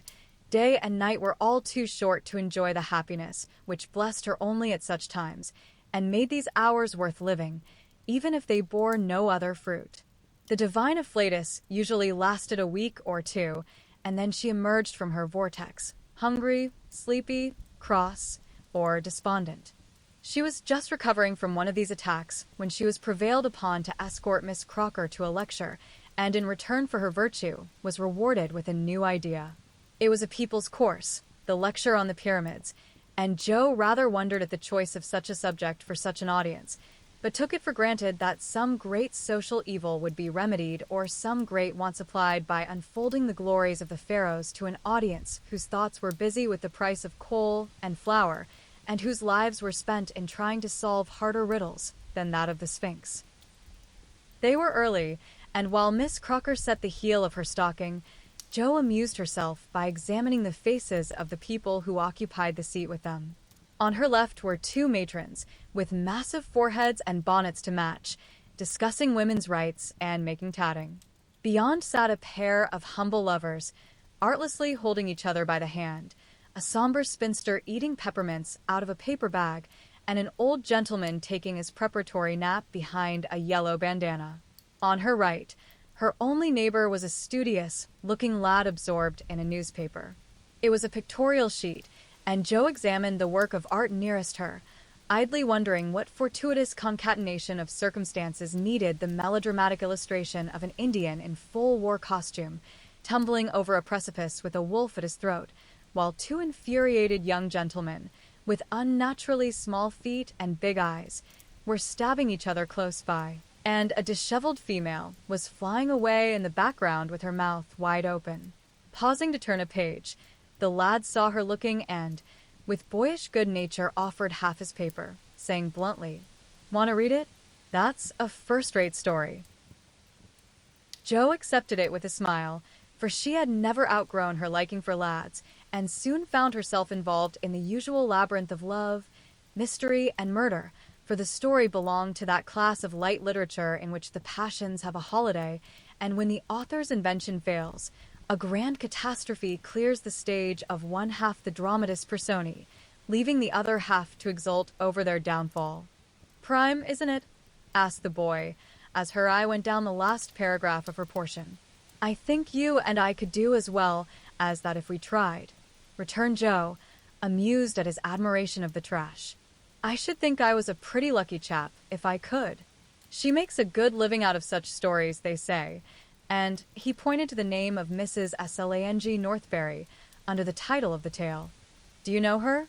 asked Joe, with sudden interest. "No, but I read all her pieces, and I know a fellow who works in the office where this paper is printed." "Do you say she makes a good living out of stories like this?" And Joe looked more respectfully at the agitated group and thickly sprinkled exclamation points that adorned the page. "Guess she does. She knows just what folks like and gets paid well for writing it." Here the lecture began, but Joe heard very little of it, for while Professor Sands was prosing away about Belzoni, Cheops, Scarabaei, and hieroglyphics, she was covertly taking down the address of the paper and boldly resolving to try for the $100 prize offered in its columns for a sensational story. By the time the lecture ended and the audience awoke, she had built up a splendid fortune for herself, not the first founded on paper, and was already deep in the concoction of her story, being unable to decide whether the duel should come before the elopement or after the murder. She said nothing of her plan at home, but fell to work next day, much to the disquiet of her mother, who always looked a little anxious when genius took to burning. Jo had never tried this style before, contenting herself with very mild romances for the Spread Eagle. Her experience and miscellaneous reading were of service now, for they gave her some idea of dramatic effect and supplied plot, language, and costumes. Her story was as full of desperation and despair as her limited acquaintance with those uncomfortable emotions enabled her to make it, and having located it in Lisbon, she wound up with an earthquake as a striking and appropriate denouement. The manuscript was privately dispatched, accompanied by a note, modestly saying that if the tale didn't get the prize, which the writer hardly dared expect, she would be very glad to receive any sum it might be considered worth. 6 weeks is a long time to wait, and a still longer time for a girl to keep a secret, but Jo did both, and was just beginning to give up all hope of ever seeing her manuscript again, when a letter arrived which almost took her breath away, for on opening it, a check for $100 fell into her lap. For a minute she stared at it as if it had been a snake, then she read her letter and began to cry. If the amiable gentleman who wrote that kindly note could have known what intense happiness he was giving a fellow creature, I think he would devote his leisure hours, if he has any, to that amusement, for Jo valued the letter more than the money, because it was encouraging, and after years of effort it was so pleasant to find that she had learned to do something, though it was only to write a sensation story. A prouder young woman was seldom seen than she, when, having composed herself, she electrified the family by appearing before them with a letter in one hand, the check in the other, announcing that she had won the prize. Of course there was a great jubilee, and when the story came everyone read and praised it, though after her father had told her that the language was good, the romance fresh and hearty, and the tragedy quite thrilling, he shook his head and said in his unworldly way, "You can do better than this, Jo. Aim at the highest and never mind the money. I think the money is the best part of it. What will you do with such a fortune? Asked Amy, regarding the magic slip of paper with a reverential eye. Send Beth and Mother to the seaside for a month or two, answered Joe promptly. To the seaside they went, after much discussion, and though Beth didn't come home as plump and rosy as could be desired, she was much better, while Mrs. March declared she felt 10 years younger. So Joe was satisfied with the investment of her prize money and fell to work with a cheery spirit, bent on earning more of those delightful checks. She did earn several that year and began to feel herself a power in the house, for by the magic of a pen, her rubbish turned into comforts for them all. The Duke's daughter paid the butcher's bill, a phantom hand put down a new carpet, and the curse of the Coventrys proved the blessing of the Marches in the way of groceries and gowns. Wealth is certainly a most desirable thing, but poverty has its sunny side, and one of the sweet uses of adversity is the genuine satisfaction which comes from hearty work of head or hand, and to the inspiration of necessity we owe half the wise, beautiful, and useful blessings of the world. Joe enjoyed a taste of this satisfaction, and ceased to envy richer girls, taking great comfort in the knowledge that she could supply her own wants, and need ask no one for a penny. Little notice was taken of her stories, but they found a market, and encouraged by this fact, she resolved to make a bold stroke for fame and fortune. Having copied her novel for the 4th time, read it to all her confidential friends, and submitted it with fear and trembling to 3 publishers, she at last disposed of it, on condition that she would cut it down 1/3 and omit all the parts which she particularly admired. Now I must either bundle it back into my tin kitchen to mold, pay for printing it myself, or chop it up to suit purchasers and get what I can for it. Fame is a very good thing to have in the house, but cash is more convenient. So I wish to take the sense of the meeting on this important subject, said Joe, calling a family council. Don't spoil your book, my girl, for there is more in it than you know, and the idea is well worked out. Let it wait and ripen, was her father's advice, and he practiced what he preached, having waited patiently 30 years for fruit of his own to ripen, and being in no haste to gather it even now when it was sweet and mellow. It seems to me that Joe will profit more by taking the trial than by waiting, said Mrs. March. Criticism is the best test of such work, for it will show her both unsuspected merits and faults, and help her to do better next time. We are too partial, but the praise and blame of outsiders will prove useful, even if she gets but little money. Yes, said Joe, knitting her brows, that's just it. I've been fussing over the thing so long, I really don't know whether it's good, bad, or indifferent. It will be a great help to have cool, impartial persons take a look at it and tell me what they think of it. I wouldn't leave a word out of it. You'll spoil it if you do, for the interest of the story is more in the minds than in the actions of the people, and it will be all a muddle if you don't explain as you go on, said Meg, who firmly believed that this book was the most remarkable novel ever written. But Mr. Allen says, leave out the explanations, make it brief and dramatic, and let the characters tell the story, interrupted Joe, turning to the publisher's note. Do as he tells you. He knows what will sell, and we don't. Make a good, popular book, and get as much money as you can. By and by, when you've got a name, you can afford to digress and have philosophical and metaphysical people in your novels, said Amy, who took a strictly practical view of the subject. Well, said Joe, laughing, if my people are philosophical and metaphysical, it isn't my fault, for I know nothing about such things, except what I hear Father say, sometimes. If I've got some of his wise ideas jumbled up with my romance, so much the better for me. Now, Beth, what do you say? I should so like to see it printed soon, was all Beth said, and smiled in saying it. But there was an unconscious emphasis on the last word, and a wistful look in the eyes that never lost their childlike candor, which chilled Joe's heart for a minute with a foreboding fear, and decided her to make her little venture soon. So, with Spartan firmness, the young authoress laid her firstborn on her table, and chopped it up as ruthlessly as any ogre. In the hope of pleasing everyone, she took everyone's advice, and like the old man and his donkey, in the fable suited nobody. Her father liked the metaphysical streak, which had unconsciously got into it, so that was allowed to remain though she had her doubts about it. Her mother thought that there was a trifle too much description. Out, therefore it came, and with it many necessary links in the story. Meg admired the tragedy, so Joe piled up the agony to suit her, while Amy objected to the fun, and, with the best intentions in life, Joe quenched the spritly scenes which relieved the somber character of the story. Then, to complicate the ruin, she cut it down 1/3 and confidingly sent the poor little romance, like a picked robin, out into the big, busy world to try its fate. Well, it was printed, and she got $300 for it, likewise plenty of praise and blame, both so much greater than she expected that she was thrown into a state of bewilderment from which it took her some time to recover. "You said, Mother, that criticism would help me. But how can it, when it's so contradictory that I don't know whether I've written a promising book or broken all the 10 Commandments?" cried poor Joe, turning over a heap of notices, the perusal of which filled her with pride and joy 1 minute, wrath and dismay the next. "This man says, an exquisite book, full of truth, beauty, and earnestness. All is sweet, pure, and healthy," continued the perplexed authoress.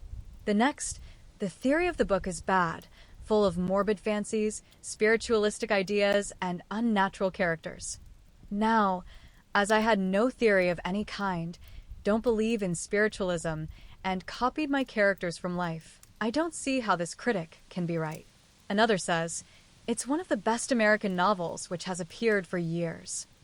I know better than that, and the next asserts that though it is original and written with great force and feeling, it is a dangerous book. 'Tisn't. Some make fun of it, some overpraise, and nearly all insist that I had a deep theory to expound, when I only wrote it for the pleasure and the money. I wish I'd printed the whole, or not at all, for I do hate to be so misjudged. Her family and friends administered comfort and commendation liberally. Yet it was a hard time for sensitive, high-spirited Joe, who meant so well and had apparently done so ill.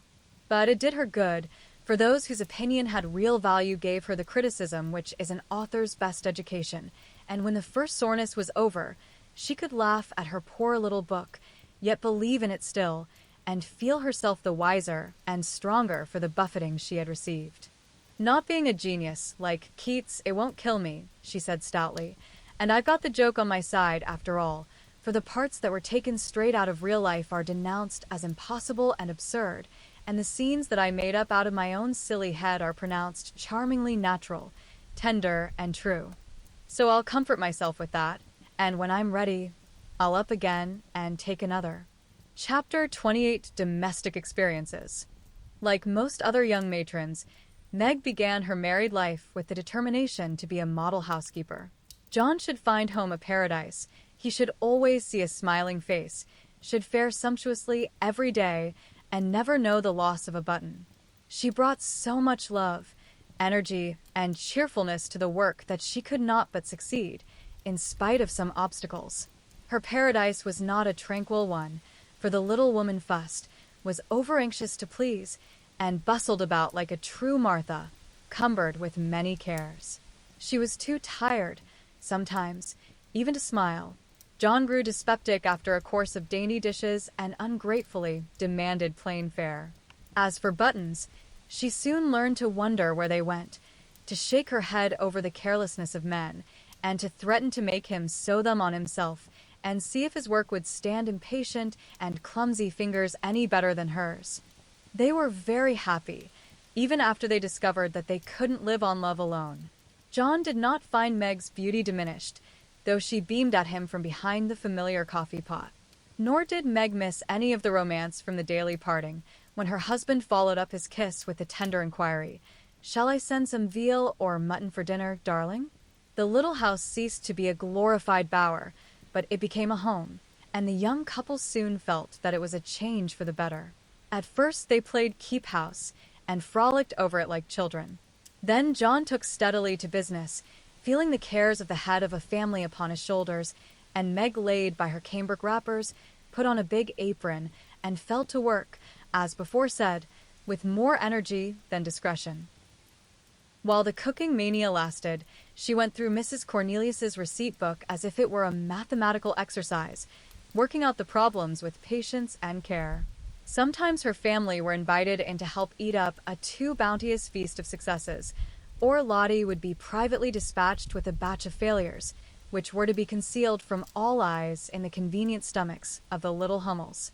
An evening with John over the account books usually produced a temporary lull in the culinary enthusiasm, and a frugal fit would ensue, during which the poor man was put through a course of bread pudding, hash, and warmed-over coffee, which tried his soul, although he bore it with praiseworthy fortitude. Before the golden mean was found, however, Meg added to her domestic possessions what young couples seldom get on long without, a family jar. Fired with a housewifely wish to see her storeroom stocked with homemade preserves, she undertook to put up her own currant jelly.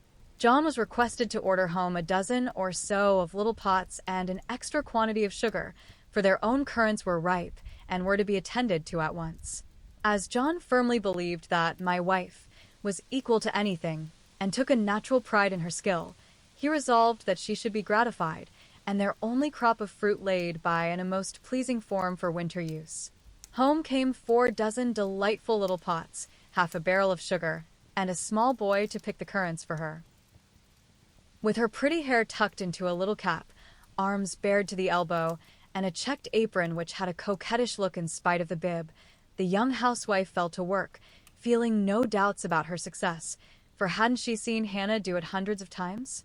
The array of pots rather amazed her at first, but John was so fond of jelly, and the nice little jars would look so well on the top shelf, that Meg resolved to fill them all, and spent a long day picking, boiling, straining, and fussing over her jelly.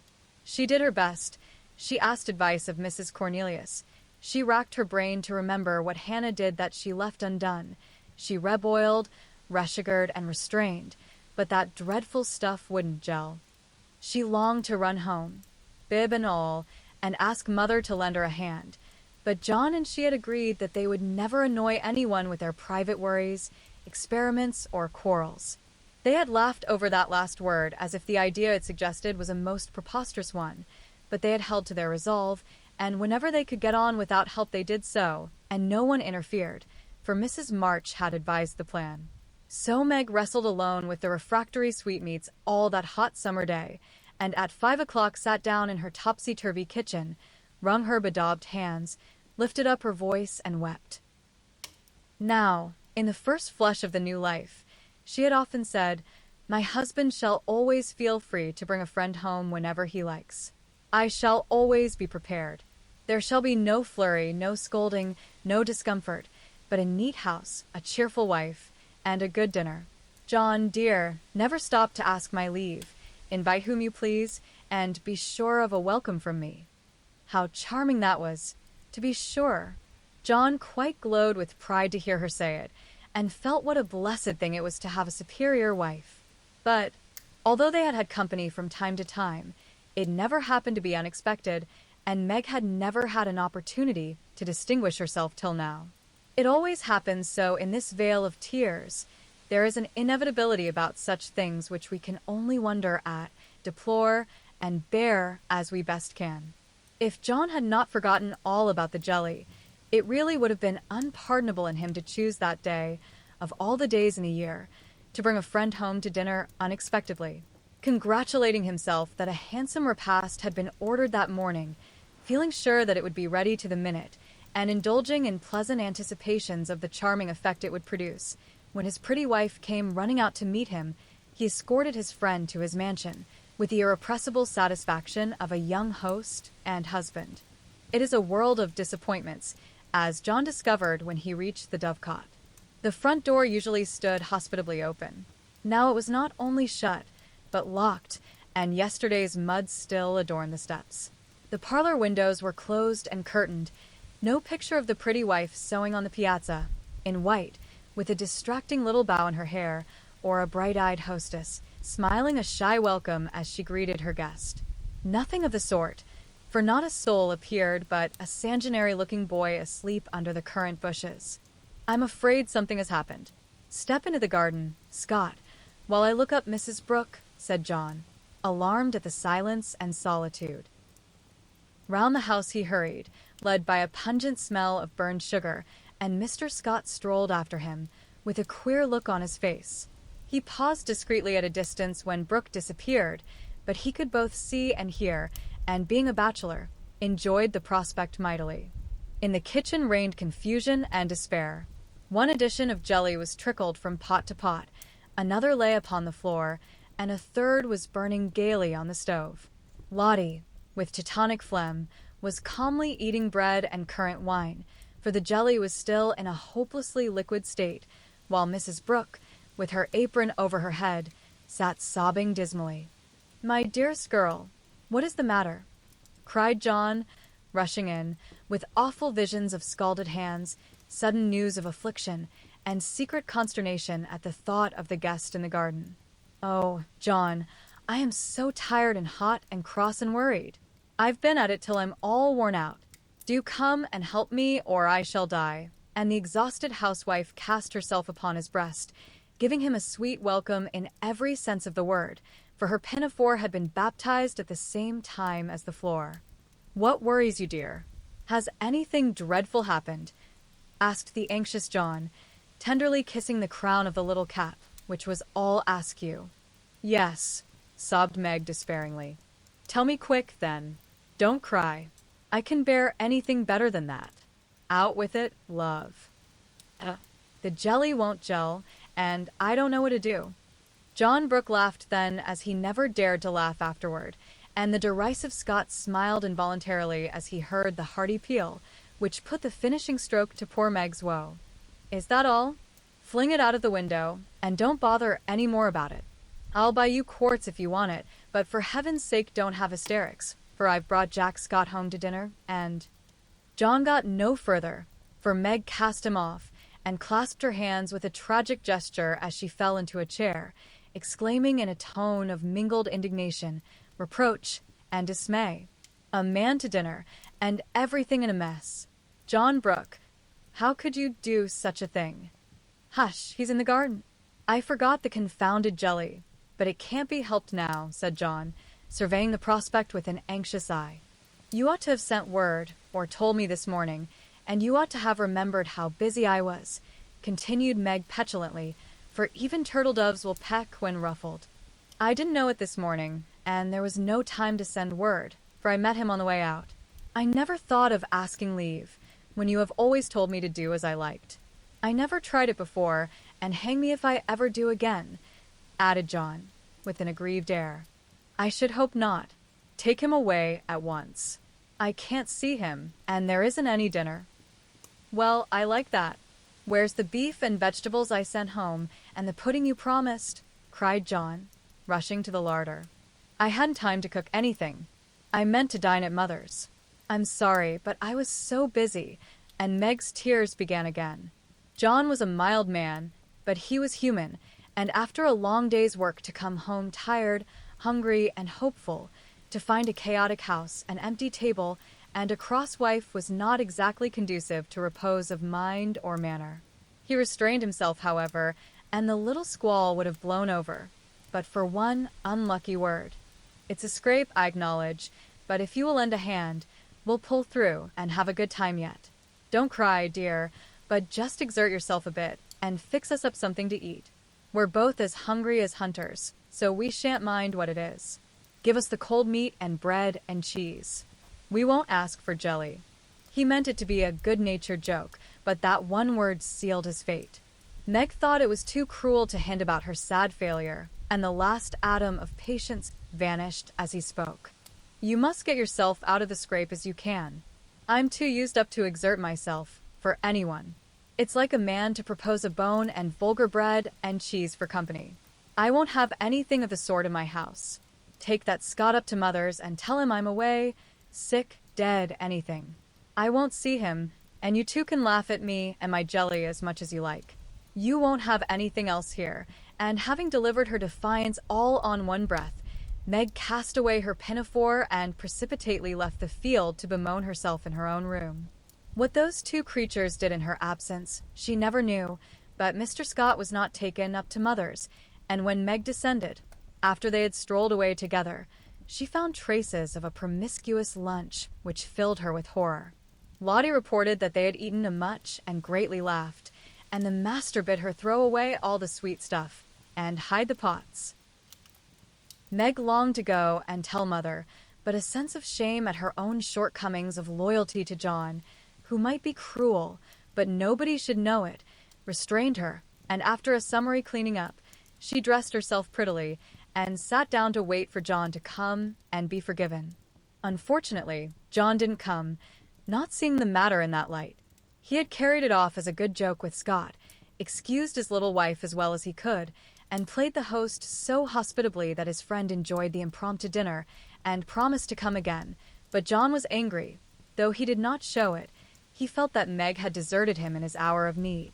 It wasn't fair to tell a man to bring folks home any time, with perfect freedom, and when he took you at your word, to flame up and blame him, and leave him in the lurch, to be laughed at or pitted. No, by George, it wasn't, and Meg must know it.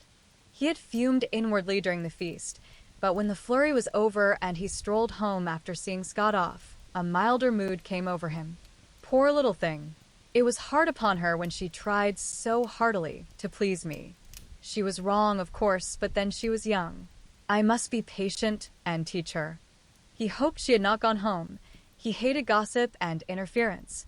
For a minute he was ruffled again at the mere thought of it, and then the fear that Meg would cry herself sick softened his heart and sent him on at a quicker pace, resolving to be calm and kind, but firm, quite firm, and show her where she had failed in her duty to her spouse. Meg likewise resolved to be calm and kind, but firm, and show him his duty. She longed to run to meet him, and beg pardon, and be kissed and comforted, as she was sure of being, but, of course, she did nothing of the sort, and when she saw John coming, began to hum quite naturally, as she rocked and sewed, like a lady of leisure in her best parlor. John was a little disappointed not to find a tender Niobe, but feeling that his dignity demanded the first apology, he made none, only came leisurely in and laid himself upon the sofa with a singularly relevant remark. "We are going to have a new moon, my dear." "I've no objection," was Meg's equally soothing remark. A few other topics of general interest were introduced by Mr. Brooke and wet-blanketed by Mrs. Brooke, and conversation languished. John went to one window, unfolded his paper, and wrapped himself in it, figuratively speaking. Meg went to the other window, and sewed as if new rosettes for slippers were among the necessaries of life. Neither spoke. Both looked quite calm and firm, and both felt desperately uncomfortable. "Oh, dear," thought Meg. "Married life is very trying, and does need infinite patience, as well as love, as Mother says." The word mother suggested other maternal counsels given long ago, and received with unbelieving protests. John is a good man, but he has his faults, and you must learn to see and bear with them, remembering your own. He is very decided, but never will be obstinate, if you reason kindly, not oppose impatiently.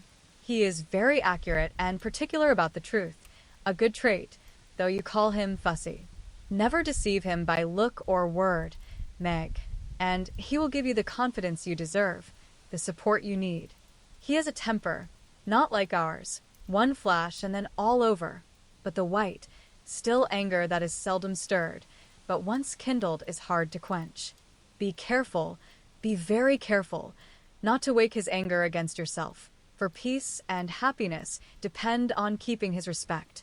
Watch yourself, be the first to ask pardon if you both err, and guard against the little piques, misunderstandings, and hasty words that often pave the way for bitter sorrow and regret.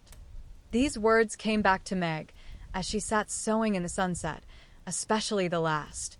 This was the first serious disagreement. Her own hasty speeches sounded both silly and unkind. As she recalled them, her own anger looked childish now, and thoughts of poor John coming home to such a scene quite melted her heart. She glanced at him with tears in her eyes, but he did not see them. She put down her work and got up, thinking, "I will be the first to say, 'Forgive me,' but he did not seem to hear her." She went very slowly across the room, for pride was hard to swallow, and stood by him, but he did not turn his head. For a minute she felt as if she really couldn't do it. Then came the thought, this is the beginning. I'll do my part and have nothing to reproach myself with. And stooping down, she softly kissed her husband on the forehead. Of course that settled it.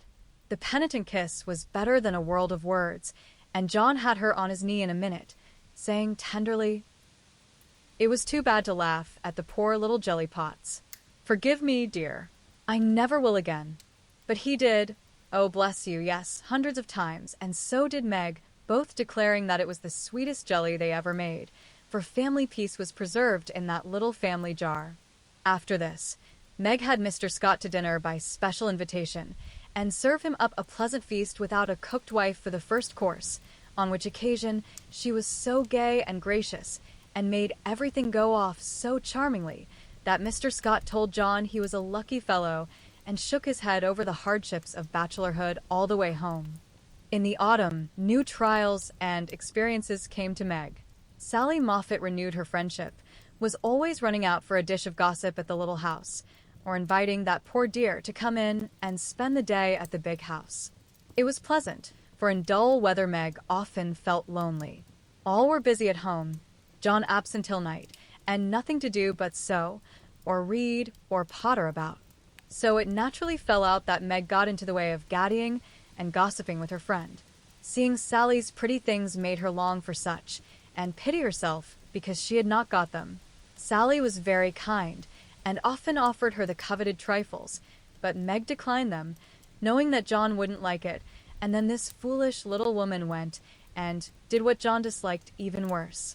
She knew her husband's income, and she loved to feel that he trusted her, not only with his happiness, but what some men seem to value more, his money. She knew where it was free to take what she liked, and all he asked was that she should keep account of every penny, pay bills once a month, and remember that she was a poor man's wife. Till now she had done well, been prudent and exact, kept her little account books neatly, and showed them to him monthly without fear. But that autumn the serpent got into Meg's paradise, and tempted her like many a modern Eve, not with apples, but with dress. Meg didn't like to be pitted and made to feel poor. It irritated her, but she was ashamed to confess it, and now and then she tried to console herself by buying something pretty, so that Sally needn't think she had to economize. She always felt wicked after it, for the pretty things were seldom necessaries, but then they cost so little it wasn't worth worrying about, so the trifles increased unconsciously, and in the shopping excursions she was no longer a passive looker-on. But the trifles cost more than one would imagine, and when she cast up her accounts at the end of the month the sum total rather scared her. John was busy that month and left the bills to her. The next month he was absent, but the third he had a grand quarterly settling up, and Meg never forgot it. A few days before she had done a dreadful thing, and it weighed upon her conscience. Sally had been buying silks, and Meg longed for a new one, just a handsome light one for parties. Her black silk was so common, and thin things for evening, where were only proper for girls. Aunt March usually gave the sisters a present of $25 apiece at New Year's. That was only a month to wait, and here was a lovely violet silk going at a bargain, and she had the money, if she only dared to take it. John always said what was his was hers, but would he think it right to spend not only the prospective 5 and 20, but another 5 and 20 out of the household fund? That was the question. Sally had urged her to do it, had offered to lend the money, and with the best intentions in life had tempted Meg beyond her strength. In an evil moment the shopman held up the lovely, shimmering folds and said, "A bargain, I assure you, ma'am." She answered, "I'll take it," and it was cut off and paid for, and Sally had exulted, and she had laughed as if it were a thing of no consequence, and driven away, feeling as if she had stolen something, and the police were after her.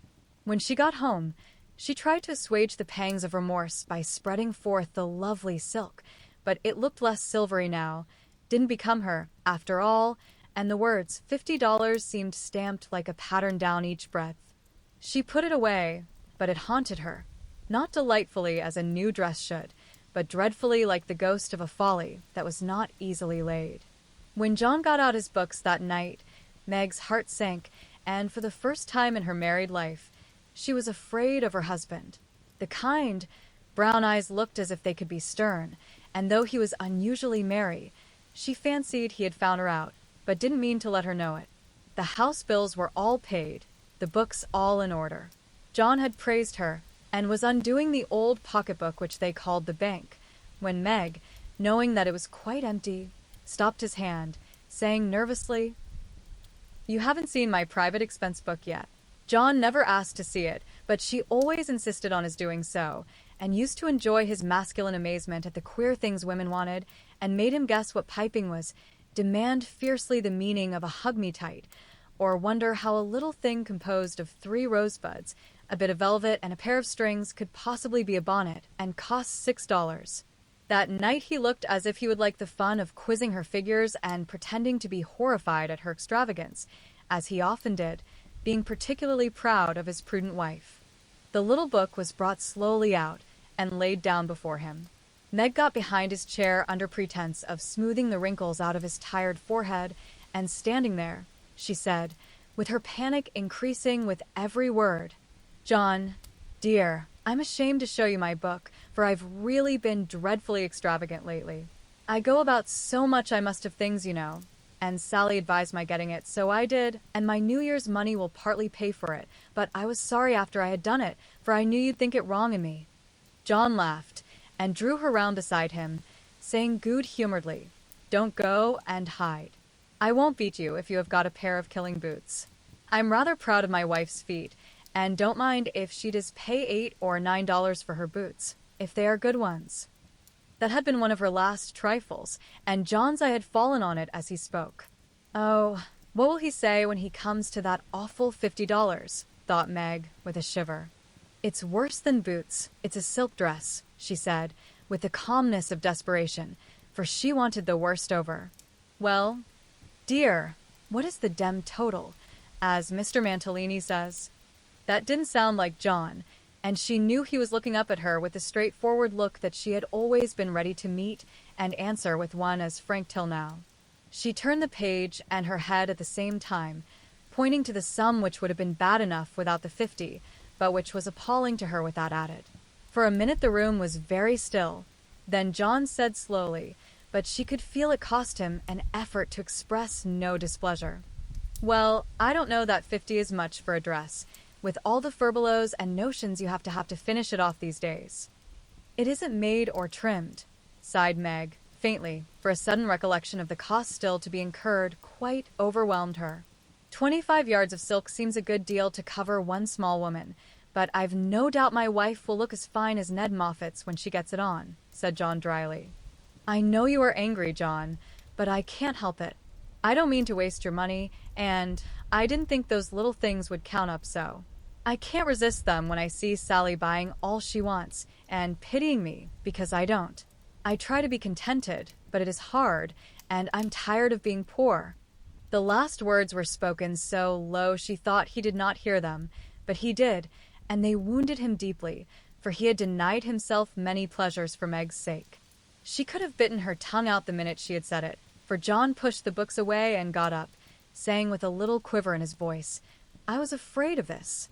I do my best, Meg." If he had scolded her, or even shaken her, it would not have broken her heart like those few words. She ran to him and held him close, crying, with repentant tears, "Oh, John, my dear, kind, hard-working boy, I didn't mean it. It was so wicked, so untrue and ungrateful. How could I say it? Oh, how could I say it?"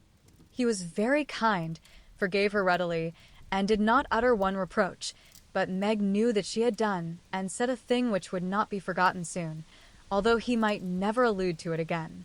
She had promised to love him for better or worse, and then she, his wife, had reproached him with his poverty, after spending his earnings recklessly.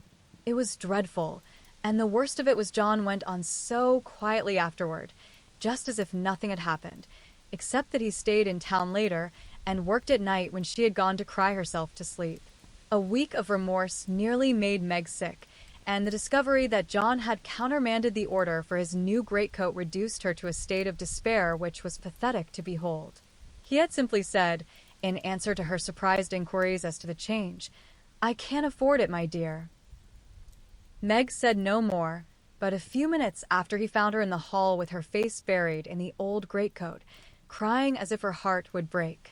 They had a long talk that night, and Meg learned to love her husband better for his poverty, because it seemed to have made a man of him, given him the strength and courage to fight his own way, and taught him a tender patience with which to bear and comfort the natural longings and failures of those he loved.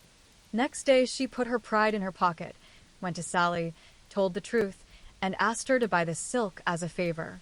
The good-natured Mrs. Moffat willingly did so, and had the delicacy not to make her a present of it immediately afterward. Then Meg ordered home the greatcoat, and when John arrived, she put it on, and asked him how he liked her new silk gown. One can imagine what answer he made, how he received his present, and what a blissful state of things ensued. John came home early, Meg gaddied no more, and that greatcoat was put on in the morning by a very happy husband, and taken off at night by a most devoted little wife. So the year rolled round, and at midsummer there came to Meg a new experience, the deepest and tenderest of a woman's life. Laurie came sneaking into the kitchen of the Dovecot one Saturday with an excited face, and was received with a clash of cymbals, for Hannah clapped her hands with the saucepan in one and the cover in the other. "How's the little mama? Where is everybody? Why didn't you tell me before I came home?" began Laurie in a loud whisper. "Happy as a queen, the dear. Every soul of is upstairs a-worshipin'. We didn't want no hurricanes round. Now you go into the parlor, and I'll send 'em down to you." With which somewhat involved reply Hannah vanished, chuckling ecstatically. Presently Joe appeared, proudly bearing a flannel bundle laid forth upon a large pillow. Joe's face was very sober, but her eyes twinkled, and there was an odd sound in her voice of repressed emotion of some sort. "Shut your eyes and hold out your arms," she said invitingly. Laurie backed precipitately into a corner and put his hands behind him with an imploring gesture. "No, thank you. I'd rather not. I shall drop it or smash it, as sure as fate." "Then you shan't see your nevy," said Joe decidedly, turning as if to go. I will. Only you must be responsible for damages." And obeying orders, Laurie heroically shut his eyes while something was put into his arms. A peal of laughter from Joe, Amy, Mrs. March, Hannah, and John caused him to open them the next minute, to find himself invested with 2 babies instead of 1. No wonder they laughed, for the expression of his face was droll enough to convulse a Quaker, as he stood and stared wildly from the unconscious innocents to the hilarious spectators with such dismay that Joe sat down on the floor and screamed. "Twins, by Jupiter," was all he said for a minute. Then, turning to the women with an appealing look that was comically piteous, he added, "Take quick, somebody. I'm going to laugh, and I shall drop Joe rescued his babies and marched up and down, with one on each arm, as if already initiated into the mysteries of baby tending, while Laurie laughed till the tears ran down his cheeks. "It's the best joke of the season, isn't it? I wouldn't have told you, for I set my heart on surprising you, and I flatter myself I've done it," said Joe, when she got her breath. "I never was more staggered in my life. Isn't it fun? Are they boys? What are you going to name them? Let's have another look. Hold me up, Joe, for upon my life it's one too many for me," returned Laurie, regarding the infants with the air of a big, benevolent Newfoundland looking at a pair of infantile kittens. "Boy and girl. Aren't they beauties?" said the proud papa, beaming upon the little red squirmers as if they were unfledged angels. "Most remarkable children I ever saw. Which is which?" And Laurie bent like a well sweep to examine the prodigies.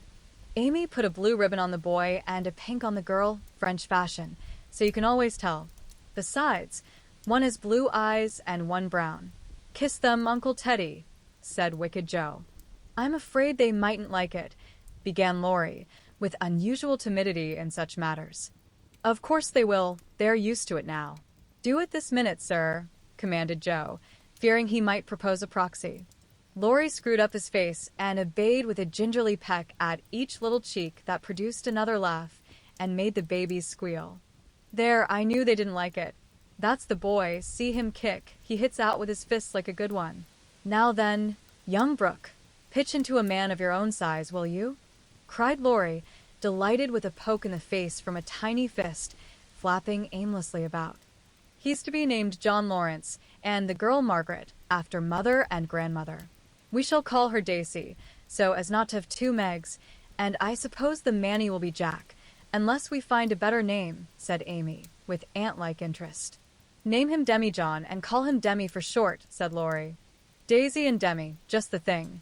I knew Teddy would do it, cried Jo, clapping her hands. Teddy certainly had done it that time, for the babies were Daisy and Demi to the end of the chapter. Chapter 29 calls. Come, Jo, it's time. For what? You don't mean to say you have forgotten that you promised to make half a dozen calls with me today? I've done a good many rash and foolish things in my life, but I don't think I ever was mad enough to say I'd make 6 calls in one day when a single one upsets me for a week. Yes, you did. It was a bargain between us. I was to finish the Crayon of Beth for you, and you were to go properly with me and return our neighbors' visits. If it was fair, that was in the bond, and I stand to the letter of my bond, Shylock. There is a pile of clouds in the east, it's not fair, and I don't go. Now, that's shirking. It's a lovely day, no prospect of rain, and you pride yourself on keeping promises, so be honorable, come and do your duty, and then be at peace for another 6 months. At that minute Jo was particularly absorbed in dressmaking, for she was mantua-maker general to the family, and took a special credit to herself, because she could use a needle as well as a pen. It was very provoking to be arrested in the act of a first trying on, and ordered out to make calls in her best array on a warm July day. She hated calls of the formal sort, and never made any till Amy compelled her with a bargain, bribe, or promise. In the present instance there was no escape, and having clashed her scissors rebelliously, while protesting that she smelled thunder, she gave in, put away her work, and taking up her hat and gloves with an air of resignation, told Amy the victim was ready. Jo March, you are perverse enough to provoke a saint. You don't intend to make calls in that state, I hope, cried Amy, surveying her with amazement. Why not? I'm neat and cool and comfortable, quite proper for a dusty walk on a warm day. If people care more for my clothes than they do for me, I don't wish to see them. You can dress for both, and be as elegant as you please. It pays for you to be fine. It doesn't for me, and furbelows only worry me. Oh, dear, sighed Amy. Now she's in a contrary fit, and will drive me distracted before I can get her properly ready. I'm sure it's no pleasure to me to go today, but it's a debt we owe society, and there's no one to pay it but you and me. I'll do anything for you, Jo, if you'll only dress yourself nicely, and come and help me do the civil. You can talk so well, look so aristocratic in your best things, and behave so beautifully if you try, that I'm proud of you. I'm afraid to go alone. Do come and take care of me. You're an artful little puss to flatter, and wheedle your cross old sister in that way. The idea of my being aristocratic and well-bred, and your being afraid to go anywhere alone. I don't know which is the most absurd. Well, I'll go if I must, and do my best. You shall be commander of the expedition, and I'll obey blindly. Will that satisfy you? Said Jo, with a sudden change from perversity to lamb-like submission. You're a perfect cherub. Now put on all your best things, and I'll tell you how to behave at each place so that you will make a good impression. I want people to like you, and they would if you'd only try to be a little more agreeable. Do your hair the pretty way, and put the pink rose in your bonnet. It's becoming, and you look too sober in your plain suit. Take your light gloves and the embroidered handkerchief. We'll stop at Meg's and borrow her white sunshade, and then you can have my dove-colored one. While Amy dressed, she issued her orders, and Jo obeyed them, not without entering her protest, however, for she sighed as she rustled into her new organdie, frowned darkly at herself as she tied her bonnet strings in an irreproachable bow, wrestled viciously with pins as she put on her collar, wrinkled up her features generally as she shook out the handkerchief, whose embroidery was as irritating to her nose as the present mission was to her feelings, and when she had squeezed her hands into tight gloves with 3 buttons and a tassel, as the last touch of elegance, she turned to Amy with an imbecile expression of countenance, saying meekly, I'm perfectly miserable, but if you consider me presentable, I die happy. You're highly satisfactory. Turn slowly round, and let me get a careful view. Joe revolved, and Amy gave a touch here and there, then fell back, with her head on one side, observing graciously, "Yes, you'll do. Your head is all I could ask, for that white bonnet with the rose is quite ravishing. Hold back your shoulders, and carry your hands easily, no matter if your gloves do pinch. There's one thing you can do well, Joe, that is wear a shawl. I can't, but it's very nice to see you, and I'm so glad Aunt March gave you that lovely one. It's simple, but handsome, and those folds over the arm are really artistic. Is the point of my mantle in the middle, and have I looped my dress evenly? I like to show my boots, for my feet are pretty, though my nose isn't." "You are a thing of beauty and a joy forever," said Joe, looking through her hand with the air of a connoisseur at the blue feather against the golden hair. "Am I to drag my best dress through the dust, or loop it up, please, ma'am?" "Hold it up when you walk, but drop it in the house. The sweeping style suits you best, and you must learn to trail your skirts gracefully. You haven't half buttoned one cuff, do it at once. You'll never look finished if you are not careful about the little details, for they make up the pleasing whole." Joe sighed and proceeded to burst the buttons off her glove, in doing up her cuff, but at last both were ready and sailed away, looking as pretty as pictures, Hannah said, as she hung out of the upper window to watch them. "Now, Joe dear, the Chesters consider themselves very elegant people, so I want you to put on your best deportment. Don't make any of your abrupt remarks, or do anything odd, will you? Just be calm, cool, and quiet. That's safe and ladylike, and you can easily do it for 15 minutes, said Amy, as they approached the first place, having borrowed the white parasol and been inspected by Meg, with a baby on each arm. "Let me see. Calm, cool, and quiet. Yes, I think I can promise that. I've played the part of a prim young lady on the stage, and I'll try it off. My powers are great, as you shall see, so be easy in your mind, my child." Amy looked relieved, but naughty Joe took her at her word, for during the first call she sat with every limb gracefully composed, every fold correctly draped, calm as a summer sea, cool as a snowbank, and as silent as the Sphinx. In vain Mrs. Chester alluded to her charming novel and the Mrs. Chester introduced parties, picnics, the opera, and the fashions. Each and all were answered by a smile, a bow, and a demure yes or no with the chill on. In vain Amy telegraphed the word talk, tried to draw her out, and administered covert pokes with her foot. Joe sat as if blandly unconscious of it all, with deportment like Maud's face, icily regular, splendidly null. "What a haughty, uninteresting creature that oldest Miss March is," was the unfortunately audible remark of one of the ladies as the door closed upon their guests. Joe laughed noiselessly all through the hall, but Amy looked disgusted at the failure of her instructions, and very naturally laid the blame upon Joe. "How could you mistake me so? I merely meant you to be properly dignified and composed, and you made yourself a perfect stock and stone. Try to be sociable at the Lambs. Gossip as other girls do, and be interested in dress and flirtations and whatever nonsense comes up. They move in the best society, are valuable persons for us to know, and I wouldn't fail to make a good impression there for anything. I'll be agreeable. I'll gossip and giggle, and have horrors and raptures over any trifle you like. I rather enjoy this, and now I'll imitate what is called a charming girl. I can do it, for I have made Chester as a model, and I'll improve upon her. See if the Lambs don't say, 'What a lively, nice creature that Joe March is.'"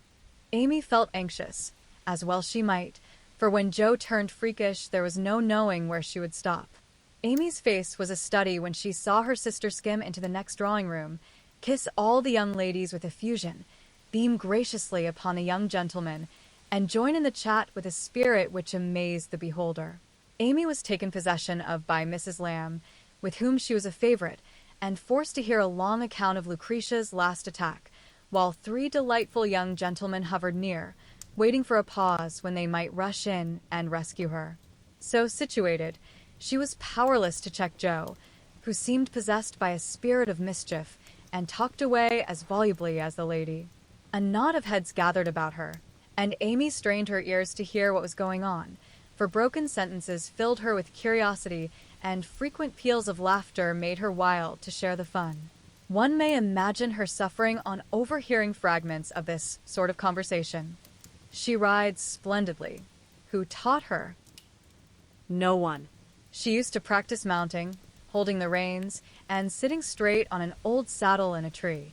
Now she rides anything, for she doesn't know what fear is, and the stableman lets her have horses cheap because she trains them to carry ladies so well. She has such a passion for it. I often tell her if everything else fails, she can be a horse breaker and get her living so. At this awful speech, Amy contained herself with difficulty, for the impression was being given that she was rather a fast young lady, which was her especial aversion. But what could she do? For the old lady was in the middle of her story, and long before it was done, Joe was off again, making more droll revelations and committing still more fearful blunders. Yes, Amy was in despair that day, for all the good beasts were gone, and of 3 left, one was lame, one blind, and the other so bulky that you had to put dirt in his mouth before he would start. Nice animal for a pleasure party, wasn't it? Which did she choose? Asked one of the laughing gentlemen, who enjoyed the subject. None of them. She heard of a young horse at the farmhouse over the river, and though a lady had never ridden him, she resolved to try, because he was handsome and spirited. Her struggles were really pathetic. There was no one to bring the horse to the saddle, so she took the saddle to the horse. My dear creature, she actually rode it over the river, put it on her head, and marched up to the barn to the utter amazement of the old man. Did she ride the horse? Of course she did, and had a capital time. I expected to see her brought home in fragments, but she managed him perfectly, and was the life of the party. Well, I call that plucky, and young Mr. Lamb turned an approving glance upon Amy, wondering what his mother could be saying to make the girl look so red and uncomfortable. She was still redder and more uncomfortable a moment after, when a sudden turn in the conversation introduced the subject of dress. One of the young ladies asked Joe where she got the pretty drab hat she wore to the picnic, and stupid Joe, instead of mentioning the place where it was bought 2 years ago, must needs answer with unnecessary frankness. Oh, Amy painted it. You can't buy those soft shades, so we paint ours any color we like. It's a great comfort to have an artistic sister. Isn't that an original idea? Cried Miss Lamb, who found Joe great fun. That's nothing compared to some of her brilliant performances. There's nothing the child can't do. Why, she wanted a pair of blue boots for Sally's party, so she just painted her soiled white ones the loveliest shade of sky blue you ever saw, and they looked exactly like satin, added Joe, with an air of pride in her sister's accomplishments that exasperated Amy till she felt that it would be a relief to throw her card case at her. We read a story of yours the other day, and enjoyed it very much, observed the elder Miss Lamb, wishing to compliment the literary lady, who did not look the character just then, it must be confessed. Any mention of her works always had a bad effect upon Joe, who either grew rigid and looked offended, or changed the subject with a brusque remark, as now. Sorry you could find nothing better to read. I write that rubbish because it sells, and ordinary people like it. Are you going to New York this winter? As Miss Lamb had enjoyed the story, this speech was not exactly grateful or complimentary. The minute it was made, Joe saw her mistake, but fearing to make the matter worse, suddenly remembered that it was for her to make the first move toward departure, and did so with an abruptness that left 3 people with half-finished sentences in their mouths. Amy, we must go. Goodbye, dear. Do come and see us. We are pining for a visit. I don't dare to ask you, Mr. Lamb, but if you should come, I don't think I shall have the heart to send you away. Joe said this with such a droll imitation of May Chester's gushing style that Amy got out of the room as rapidly as possible, feeling a strong desire to laugh and cry at the same time. Didn't I do well? Asked Joe, with a satisfied air, as they walked away. Nothing could have been worse, was Amy's crushing reply. What possessed you to tell those stories about my saddle, and the hats and boots, and all the rest of it? Why, it's funny, and amuses people. They know we are poor, so it's no use pretending that we have grooms, buy 3 or 4 hats a season, and have things as easy and fine as they do. You needn't go and tell them all our little shifts and expose our poverty in that perfectly unnecessary way. You haven't a bit of proper pride and never will learn when to hold your tongue and when to speak," said Amy despairingly. Poor Jo looked abashed and silently chafed the end of her nose with a stiff handkerchief, as if performing a penance for her misdemeanors. "How shall I behave here?" she asked, as they approached the third mansion. "Just as you please. I wash my hands of you," was Amy's short answer. "Then I'll enjoy myself. The boys are at home, and we'll have a comfortable time. Goodness knows I need a little change, for elegance has a bad effect upon my constitution," returned Jo gruffly, being disturbed by her failure to suit. An enthusiastic welcome from 3 big boys and several pretty children speedily soothed her ruffled feelings, and leaving Amy to entertain the hostess and Mr. Tudor, who happened to be calling likewise, Jo devoted herself to the young folks and found the change refreshing. She listened to college stories with deep interest, caressed pointers and poodles without a murmur, agreed heartily that Tom Brown was a brick, regardless of the improper form of praise, and when one lad proposed a visit to his turtle tank, she went with an alacrity which caused Mamma to smile upon her, as that motherly lady settled the cap, which was left in a ruinous condition by filial hugs, bear-like but affectionate, and dearer to her than the most faultless coiffure from the hands of an inspired Frenchwoman. Leaving her sister to her own devices, Amy proceeded to enjoy herself to her heart's content. Mr. Tudor's uncle had married an English lady who was third cousin to a living lord, and Amy regarded the whole family with great respect, for in spite of her American birth and breeding, she possessed that reverence for titles which haunts the best of us, that unacknowledged loyalty to the early faith in kings which set the most democratic nation under the sun in ferment at the coming of a royal yellow-haired laddie some years ago, and which still has something to do with the love the young. Country bears the old, like that of a big son for an imperious little mother who held him while she could, and let him go with a farewell scolding when he rebelled. But even the satisfaction of talking with a distant connection of the British nobility did not render Amy forgetful of time, and when the proper number of minutes had passed, she reluctantly tore herself from this aristocratic society and looked about for Jo, fervently hoping that her incorrigible sister would not be found in any position which should bring disgrace upon the name of March. It might have been worse, but Amy considered it bad. For Jo sat on the grass, with an encampment of boys about her, and a dirty-footed dog reposing on the skirt of her state and festival dress, as she related one of Laurie's pranks to her admiring audience. One small child was poking turtles with Amy's cherished parasol, a second was eating gingerbread over Jo's best bonnet, and a third playing ball with her gloves, but all were enjoying themselves, and when Jo collected her damaged property to go, her escort accompanied her, begging her to come again. It was such fun to hear about Laurie's larks. "Capital boys, aren't they? I feel quite young and brisk again after that," said Jo, strolling along with her hands behind her, partly from habit, partly to conceal the bespattered parasol. "Why do you always avoid Mr. Tudor?" asked Amy, wisely refraining from any comment upon Jo's dilapidated appearance. "Don't like him. He puts on airs, snubs his sisters, worries his father, and doesn't speak respectfully of his mother. Laurie says he is fast, and I don't consider him a desirable acquaintance, so I let him alone. You might treat him civilly, at least. You gave him a cool nod, and just now you bowed and smiled in the politest way to Tommy Chamberlain, whose father keeps a grocery store. If you had just reversed the nod and the bow, it would have been right," said Amy reprovingly. "No, it wouldn't," returned Jo.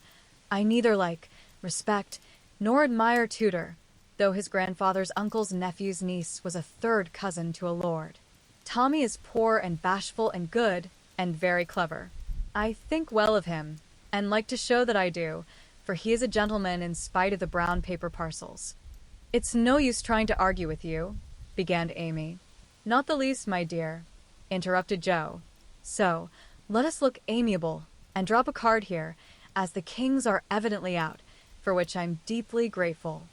The family card case having done its duty, the girls walked on, and Jo uttered another thanksgiving on reaching the 5th house, and being told that the young ladies were engaged. "Now let us go home, and never mind Aunt March today."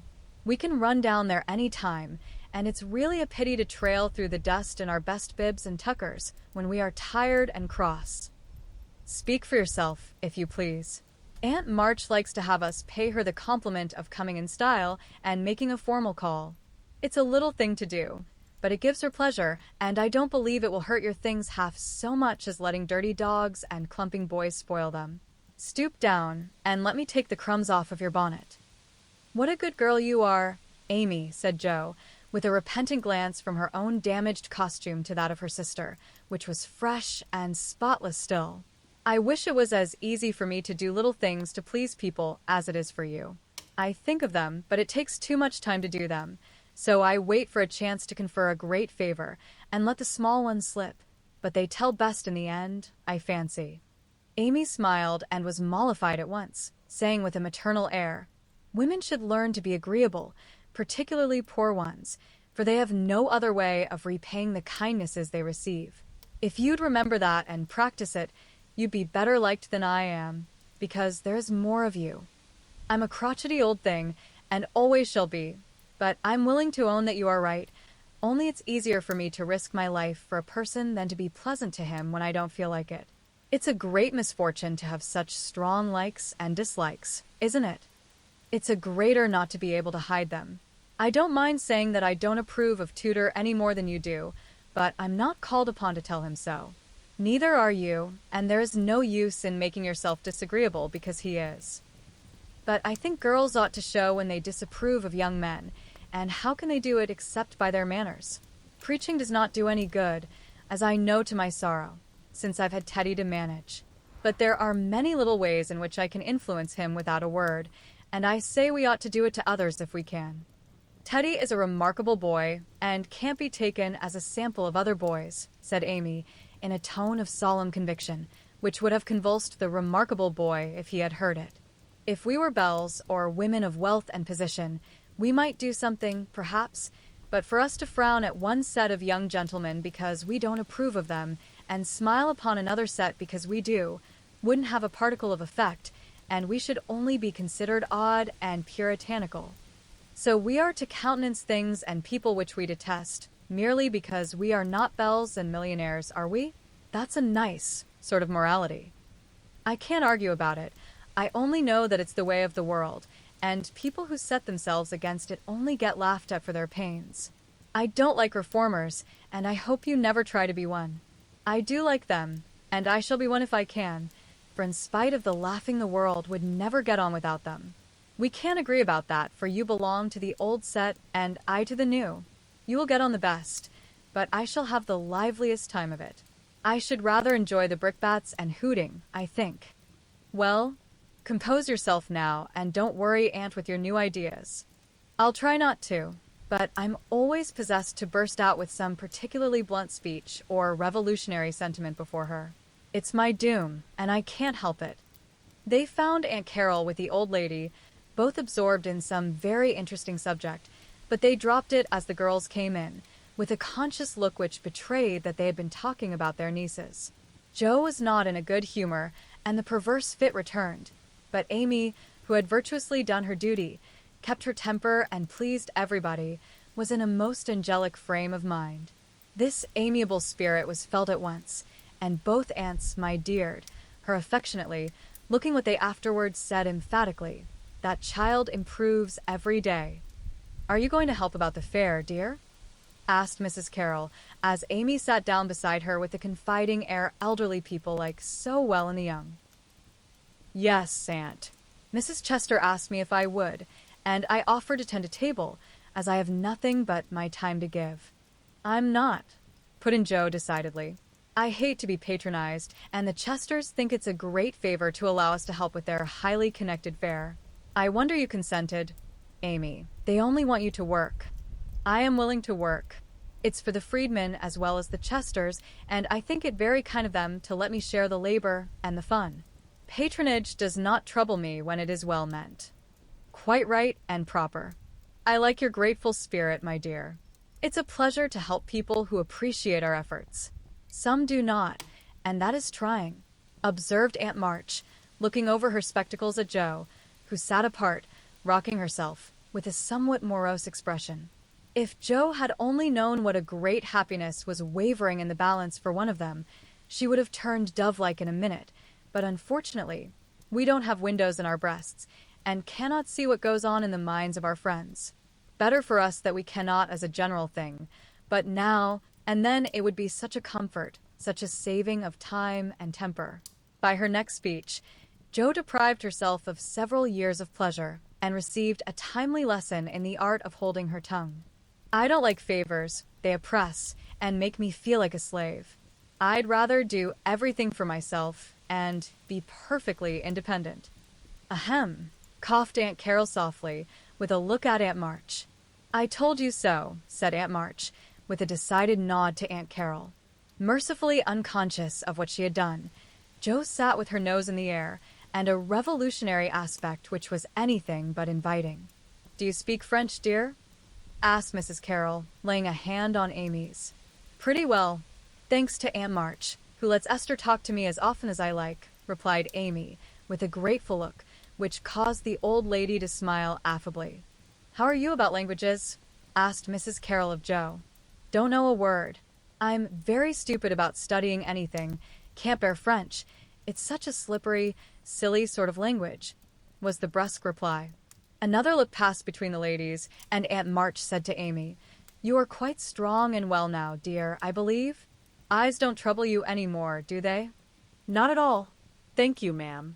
I'm very well, and mean to do great things next winter, so that I may be ready for Rome, whenever that joyful time arrives. Good girl. You deserve to go, and I'm sure you will some day, said Aunt March, with an approving pat on the head as Amy picked up her ball for her. Crosspatch, draw the latch, sit by the fire, and spin, squalled Polly, bending down from his perch on the back of her chair to peep into Joe's face, with such a comical air of impertinent inquiry that it was impossible to help laughing. Most observing bird, said the old lady. Come and take a walk, my dear, cried Polly, hopping toward the china closet, with a look suggestive of a lump of sugar. Thank you, I will. Come, Amy. And Jo brought the visit to an end, feeling more strongly than ever that calls did have a bad effect upon her constitution. She shook hands in a gentlemanly manner, but Amy kissed both the aunts, and the girls departed, leaving behind them the impression of shadow and sunshine, which impression caused Aunt March to say, as they vanished, You'd better do it, Mary. I'll supply the money. And Aunt Carol to reply decidedly, I certainly will, if her father and mother consent. Chapter 30 Consequences. Mrs. Chester's fare was so very elegant and select that it was considered a great honor by the young ladies of the neighborhood to be invited to take a table, and everyone was much interested in the matter. Amy was asked, but Jo was not, which was fortunate for all parties, as her elbows were decidedly akimbo at this period of her life, and it took a good many hard knocks to teach her how to get on easily. The haughty, uninteresting creature was let severely alone, but Amy's talent and taste were duly complimented by the offer of the art table, and she exerted herself to prepare and secure appropriate and valuable contributions to it. Everything went on smoothly till the day before the fair opened. Then there occurred one of the little skirmishes which it is almost impossible to avoid, when some 25 women, old and young, with all their private piques and prejudices, try to work together. May Chester was rather jealous of Amy because the latter was a greater favorite than herself, and just at this time several trifling circumstances occurred to increase the feeling. Amy's dainty pen and ink work entirely eclipsed May's painted vases. That was one thorn. Then the all-conquering tutor had danced 4 times with Amy at a late party, and only once with May. That was thorn number 2. But the chief grievance that rankled in her soul, and gave an excuse for her unfriendly conduct, was a rumor which some obliging gossip had whispered to her, that the March girls had made fun of her at the Lambs. All the blame of this should have fallen upon Jo, for her naughty imitation had been too lifelike to escape detection, and the frolicsome Lambs had permitted the joke to escape. No hint of this had reached the culprits, however, and Amy's dismay can be imagined, when, the very evening before the fair, as she was putting the last touches to her pretty table, Mrs. Chester, who, of course, resented the supposed ridicule of her daughter, said, in a bland tone, but with a cold look. I find, dear, that there is some feeling among the young ladies about my giving this table to anyone but my girls. As this is the most prominent, and some say the most attractive table of all, and they are the chief getters-up of the fair, it is thought best for them to take this place. I'm sorry, but I know you are too sincerely interested in the cause to mind a little personal disappointment, and you shall have another table if you like. Mrs. Chester fancied beforehand that it would be easy to deliver this little speech, but when the time came, she found it rather difficult to utter it naturally, with Amy's unsuspicious eyes looking straight at her full of surprise and trouble. Amy felt that there was something behind this, but could not guess what, and said quietly, feeling hurt, and showing that she did, "Perhaps you would rather I took no table at all." "Now, my dear, don't have any ill feeling, I beg. It's merely a matter of expediency. You see, my girls will naturally take the lead, and this table is considered their proper place. I think it very appropriate to you, and feel very grateful for your efforts to make it so pretty, but we must give up our private wishes, of course, and I will see that you have a good place elsewhere. Wouldn't you like the flower table?" The little girls undertook it, but they are discouraged. "You could make a charming thing of it, and the flower table is always attractive, you know. Especially to gentlemen," added May, with a look which enlightened Amy as to one cause of her sudden fall from favor. She colored angrily, but took no other notice of that girlish sarcasm, and answered with unexpected amiability, "It shall be as you please, Mrs. Chester. I'll give up my place here at once, and attend to the flowers, if you like. You can put your own things on your own table if you prefer," began May, feeling a little conscience-stricken as she looked at the pretty racks, the painted shells, and quaint illuminations Amy had so carefully made and so gracefully arranged. She meant it kindly, but Amy mistook her meaning, and said quickly, "Oh, certainly, if they are in your way," and sweeping her contributions into her apron, pell-mell, she walked off, feeling that herself and her works of art had been insulted past forgiveness. Now she's mad. "Oh, dear, I wish I hadn't asked you to speak, Mamma," said May, looking disconsolately at the empty spaces on her table. "Girls' quarrels are soon over," returned her mother, feeling a trifle ashamed of her own part in this one, as well she might. The little girls hailed Amy and her treasures with delight, which cordial reception somewhat soothed her perturbed spirit, and she fell to work, determined to succeed florally, if she could not artistically. But everything seemed against her. It was late, and she was tired. Everyone was too busy with their own affairs to help her, and the little girls were only hindrances, for the dears fussed and chattered like so many magpies, making a great deal of confusion in their artless efforts to preserve the most perfect order. The evergreen arch wouldn't stay firm after she got it up, but wiggled and threatened to tumble down on her head when the hanging baskets were filled. Her best tile got a splash of water, which left a sepia tear on the Cupid's cheek. She bruised her hands with hammering and got cold working in a draught, which last affliction filled her with apprehensions for the morrow. Any girl reader who has suffered like afflictions will sympathize with poor Amy and wish her well through her task. There was great indignation at home when she told her story that evening. Her mother said it was a shame, but told her she had done right. Beth declared she wouldn't go to the fair at all, and Joe demanded why she didn't take all her pretty things and leave those mean people to get on without her. "Because they are mean is no reason why I should be. I hate such things, and though I think I've a right to be hurt, I don't intend to show it. They will feel that more than angry speeches or huffy actions, won't they, Marmee?" "That's the right spirit, my dear. A kiss for a blow is always best, though it's not very easy to give it sometimes," said her mother, with the air of one who had learned the difference between preaching and practicing. In spite of various very natural temptations to resent and retaliate, Amy adhered to her resolution all the next day, bent on conquering her enemy by kindness. She began well, thanks to a silent reminder that came to her unexpectedly, but most opportunely. As she arranged her table that morning, while the little girls were in the anteroom filling the baskets, she took up her pet production, a little book, the antique cover of which her father had found among his treasures, and in which on leaves of vellum she had beautifully illuminated different texts. As she turned the pages rich in dainty devices with very pardonable pride, her eye fell upon one verse that made her stop and think. Framed in a brilliant scrollwork of scarlet, blue, and gold, with little spirits of good while helping one another up and down among the thorns and flowers, were the words, "Thou shalt love thy neighbor as thyself." I ought, but I don't, thought Amy, as her eye went from the bright page to May's discontented face behind the big vases that could not hide the vacancies her pretty work had once filled.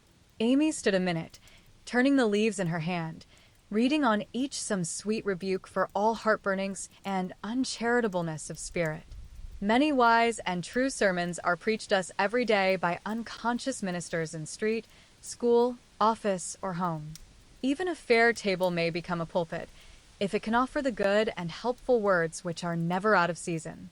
Amy's conscience preached her a little sermon from that text then and there, and she did what many of us do not always do, took the sermon to heart and straightway put it in practice.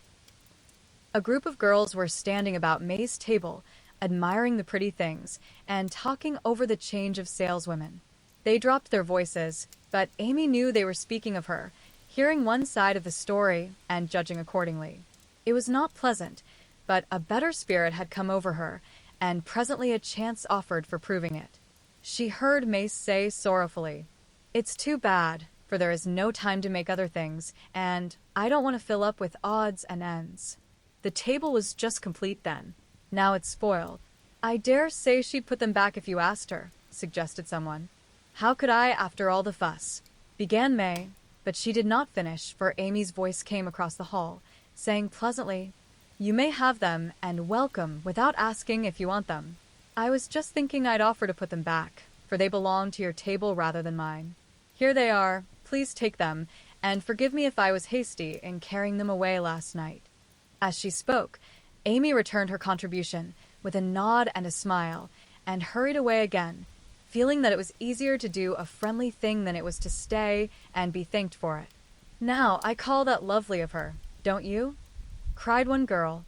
May's answer was inaudible, but another young lady, whose temper was evidently a little soured by making lemonade, added, with a disagreeable laugh, "Very lovely, for she knew she wouldn't sell them at her own table." Now, that was hard.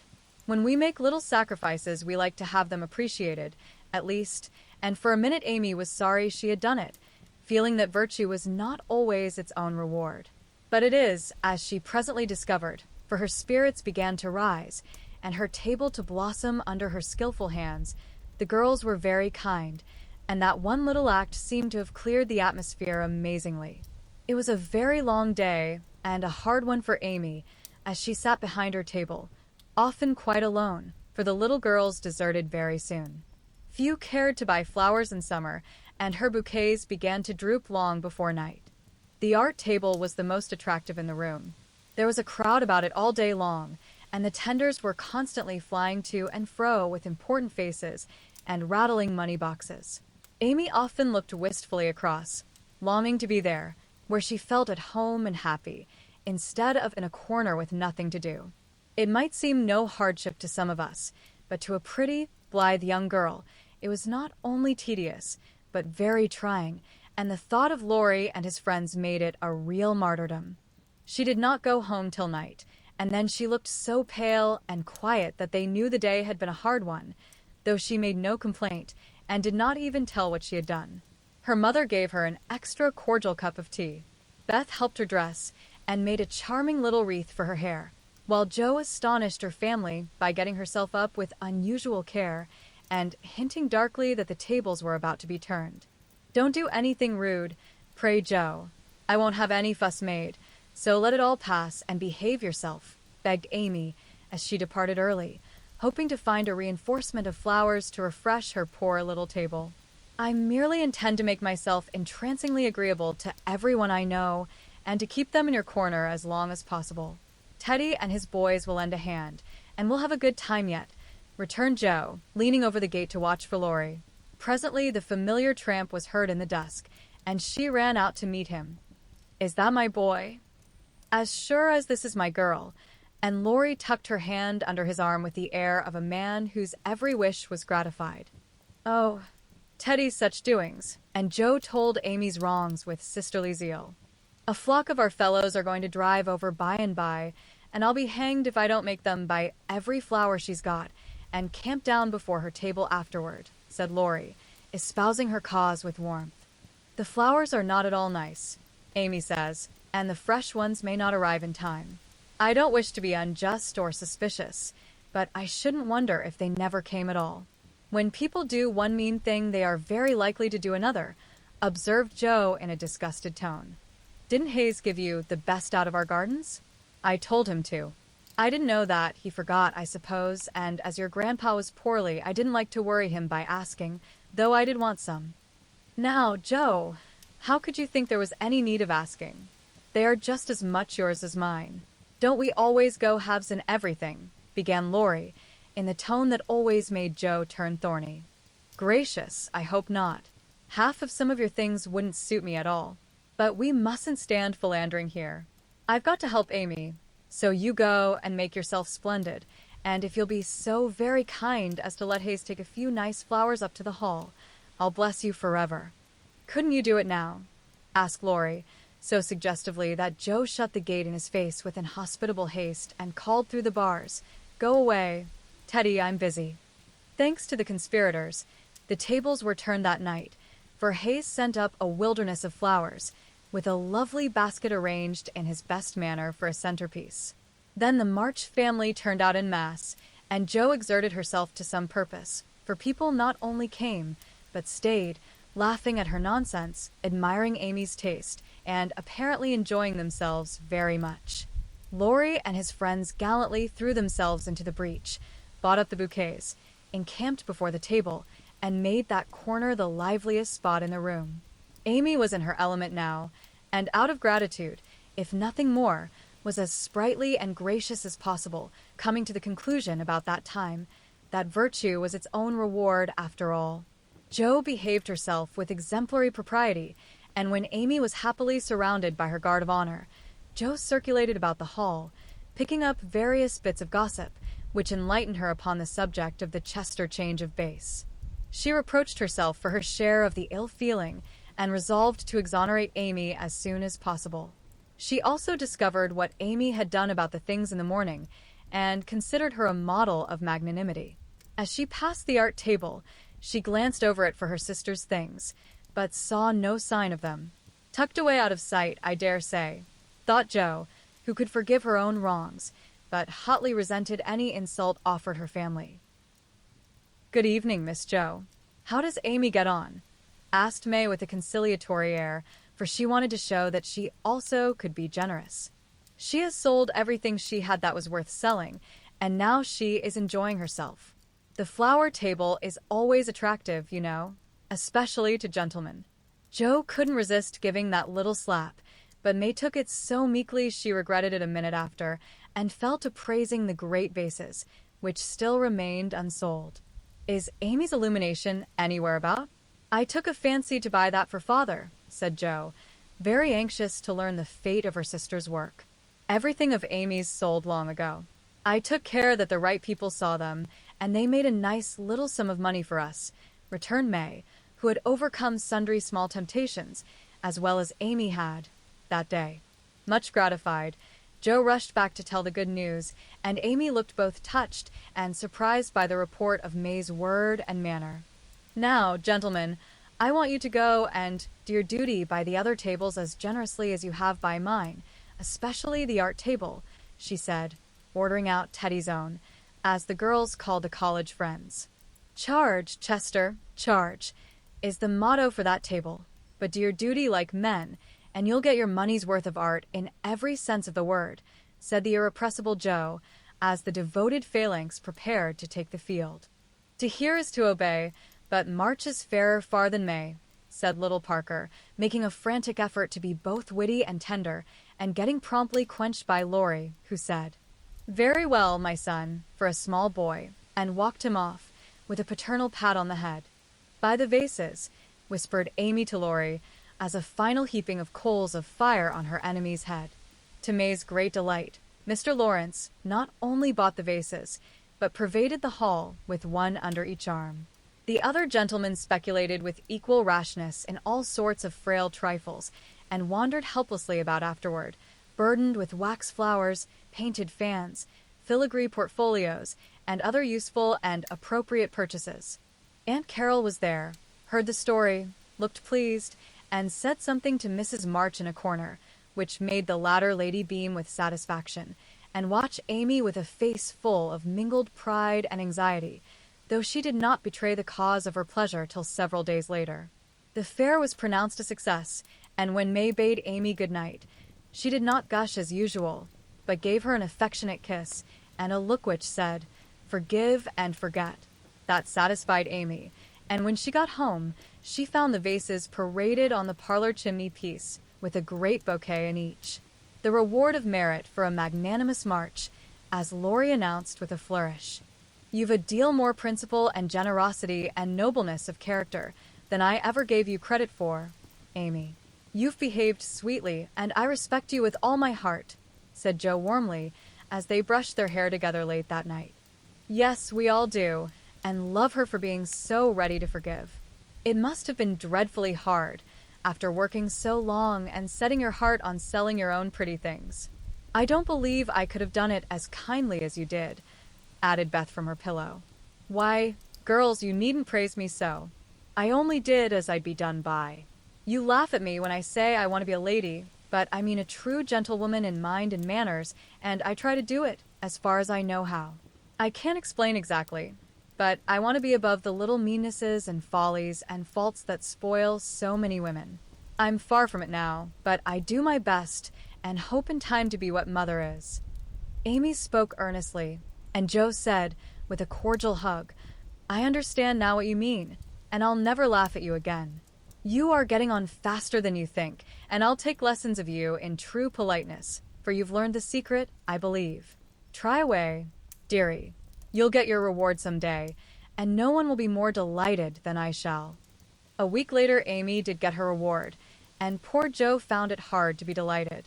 A letter came from Aunt Carol, and Mrs. March's face was illuminated to such a degree when she read it that Joe and Beth, who were with her, demanded what the glad tidings were. "Aunt Carol is going abroad next month and wants me to go with her," burst in Joe, flying out of her chair in an uncontrollable rapture. "No, dear, not you. It's Amy." "Oh, Mother, she's too young. It's my turn first. I've wanted it so long. It would do me so much good, and be so altogether splendid. I must go." "I'm afraid it's impossible, Joe," Aunt says Amy, decidedly, and it is not for us to dictate when she offers such a favor. "It's always so. Amy has all the fun, and I have all the work. It isn't fair." "Oh, it isn't fair," cried Joe passionately. "I'm afraid it's partly your own fault, dear. When Aunt spoke to me the other day, she regretted your blunt manners and too independent spirit, and here she writes, as if quoting something you had said, 'I planned at first to ask Joe, but as favors burden her, and she hates French, I think I won't venture to invite her. Amy is more docile, will make a good companion for Flo, and receive gratefully any help the trip may give her.'" "Oh, my tongue, my abominable tongue. Why can't I learn to keep it quiet?" groaned Joe, remembering words which had been her undoing. When she had heard the explanation of the quoted phrases, Mrs. March said sorrowfully, "I wish you could have gone, but there is no hope of it this time, so try to bear it cheerfully, and don't sadden Amy's pleasure by reproaches or regrets." "I'll try," said Joe, winking hard as she knelt down to pick up the basket she had joyfully upset. "I'll take a leaf out of her book, and try not only to seem glad, but to be so, and not grudge her 1 minute of happiness. But it won't be easy, for it is a dreadful disappointment," and poor Joe bedewed the little fat pincushion she held with several very bitter tears. "Joe, dear, I'm very selfish, but I couldn't spare you, and I'm glad you are not going quite yet," whispered Beth, embracing her, basket and all, with such a clinging touch and loving face that Joe felt comforted in spite of the sharp regret that made her want to box her own ears, and humbly beg Aunt Carol to burden her with this favor, and see how gratefully she would bear it. By the time Amy came in, Joe was able to take her part in the family jubilation, not quite as heartily as usual, perhaps, but without repinings at Amy's good fortune. The young lady herself received the news as tidings of great joy, went about in a solemn sort of rapture, and began to sort her colors and pack her pencils that evening, leaving such trifles as clothes, money, and passports to those less absorbed in visions of art than herself. "It isn't a mere pleasure trip to me, girls," she said impressively as she scraped her best palette. "It will decide my career, for if I have any genius, I shall find it out in Rome, and will do something to prove it." "Suppose you haven't," said Joe, sewing away, with red eyes, at the new collars which were to be handed over to Amy. "Then I shall come home and teach drawing for my living," replied the aspirant for fame, with philosophic composure. But she made a wry face at the prospect, and scratched away at her palette, as if bent on vigorous measures before she gave up her hopes. "No, you won't. You hate hard work, and you'll marry some rich man, and come home to sit in the lap of luxury all your days," said Joe. "Your predictions sometimes come to pass, but I don't believe that one will." "I'm sure I wish it would, for if I can't be an artist myself, I should like to be able to help those who are," said Amy, smiling, as if the part of Lady Bountiful would suit her better than that of a poor drawing teacher. "Hum," said Joe, with a sigh. "If you wish it, you'll have it, for your wishes are always granted. Mine never." "Would you like to go?" asked Amy, thoughtfully patting her nose with her knife. "Rather. Well, in a year or two I'll send for you, and we'll dig in the Forum for relics, and carry out all the plans we've made so many times." "Thank you. I'll remind you of your promise when that joyful day comes, if it ever does," returned Joe, accepting the vague but magnificent offer as gratefully as she could. There was not much time for preparation, and the house was in a ferment till Amy was off. Joe bore up very well till the last flutter of blue ribbon vanished, when she retired to her refuge, the garret, and cried till she couldn't cry any more. Amy likewise bore up stoutly, till the steamer sailed. Then, just as the gangway was about to be withdrawn, it suddenly came over her that a whole ocean was soon to roll between her and those who loved her best, and she clung to Laurie, the last lingerer, saying with a sob, "Oh, take care of them for me, and if anything should happen, I will, dear, I will, and if anything happens, I'll come and comfort you," whispered Laurie, little dreaming that he would be called upon to keep his word. So Amy sailed away to find the old world, which is always new and beautiful to young eyes, while her father and friend watched her from the shore, fervently hoping that none but gentle fortunes would befall the happy-hearted girl, who waved her hand to them till they could see nothing but the summer sunshine dazzling on the sea. Chapter 31. Our Foreign Correspondent. London. Dearest people, here I really sit at a front window of the Bath Hotel, Piccadilly. It's not a fashionable place, but Uncle stopped here years ago, and won't go anywhere else. However, we don't mean to stay long, so it's no great matter. Oh, I can't begin to tell you how I enjoy it all. I never can, so I'll only give you bits out of my notebook, for I've done nothing but sketch and scribble since I started. I sent a line from Halifax, when I felt pretty miserable, but after that I got on delightfully, seldom ill, on deck all day, with plenty of pleasant people to amuse me. Everyone was very kind to me, especially the officers. Don't laugh, Joe. Gentlemen really are very necessary aboard ship, to hold on to or to wait upon one, and as they have nothing to do, it's a mercy to make them useful. Otherwise they would smoke themselves to death, I'm afraid. Aunt and Flo were poorly all the way, and liked to be let alone, so when I had done what I could for them, I went and enjoyed myself. Such walks on deck, such sunsets, such splendid air and waves. It was almost as exciting as riding a fast horse, when we went rushing on so grandly. I wish Beth could have come. It would have done her so much good. As for Jo, she would have gone up and sat on the maintop jib, or whatever the high thing is called, made friends with the engineers, and tooted on the captain's speaking trumpet. She'd have been in such a state of rapture. It was all heavenly, but I was glad to see the Irish coast, and found it very lovely, so green and sunny, with brown cabins here and there, ruins on some of the hills, and gentlemen's country seats in the valleys, with deer feeding in the parks. It was early in the morning, but I didn't regret getting up to see it, for the bay was full of little boats, the shore so picturesque, and a rosy sky overhead. I never shall forget it. At Queenstown, one of my new acquaintances left us, Mr. Lennox, and when I said something about the lakes of Killarney, he sighed and sung with a look at me. Oh, have you e'er heard of Kate Kearney? She lives on the banks of Killarney.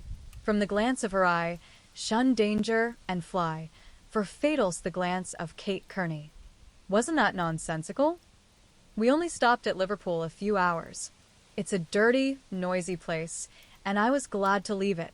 Uncle rushed out and bought a pair of dogskin gloves, some ugly, thick shoes, and an umbrella, and got shaved a la mutton chop, the first thing. Then he flattered himself that he looked like a true Briton, but the first time he had the mud cleaned off his shoes, the little bootblack knew that an American stood in them, and said with a grin, "There you are, sir. I've given 'em the latest Yankee shine." It amused Uncle immensely. Oh, I must tell you what that absurd Lennox did. He got his friend Ward, who came on with us, to order a bouquet for me, and the first thing I saw in my room was a lovely one, with Robert Lennox's compliments, on the card. Wasn't that fun, girls? I like traveling. I never shall get to London if I don't hurry. The trip was like riding through a long picture gallery, full of lovely landscapes. The farmhouses were my delight, with thatched roofs, ivy up to the eaves, latticed windows, and stout women with rosy children at the doors. The very cattle looked more tranquil than ours, as they stood knee-deep in clover, and the hens had a contented cluck, as if they never got nervous, like Yankee biddies. Such perfect color I never saw. The grass so green, sky so blue, grain so yellow, wood so dark. I was in a rapture all the way. So was Flo, and we kept bouncing from one side to the other, trying to see everything while we were whisking along at the rate of 60 miles an hour. Aunt was tired and went asleep, but Uncle read his guidebook and wouldn't be astonished at anything. This is the way we went on. Amy, flying up. Oh, that must be Kenilworth, that gray place among the trees. Flo, darting to my window. How sweet. We must go there sometime, won't we, Papa? Uncle, calmly admiring his boots. No, my dear. Not unless you want beer. That's a brewery. A pause. Then Flo cried out. Bless me. There's a gallows and a man going up. Where? Shrieks Amy, staring out at two tall posts with a crossbeam and some dangling chains. A colliery, remarks Uncle, with a twinkle of the eye. Here's a lovely flock of lambs all lying down, says Amy. See, Papa, aren't they pretty? Added Flo sentimentally.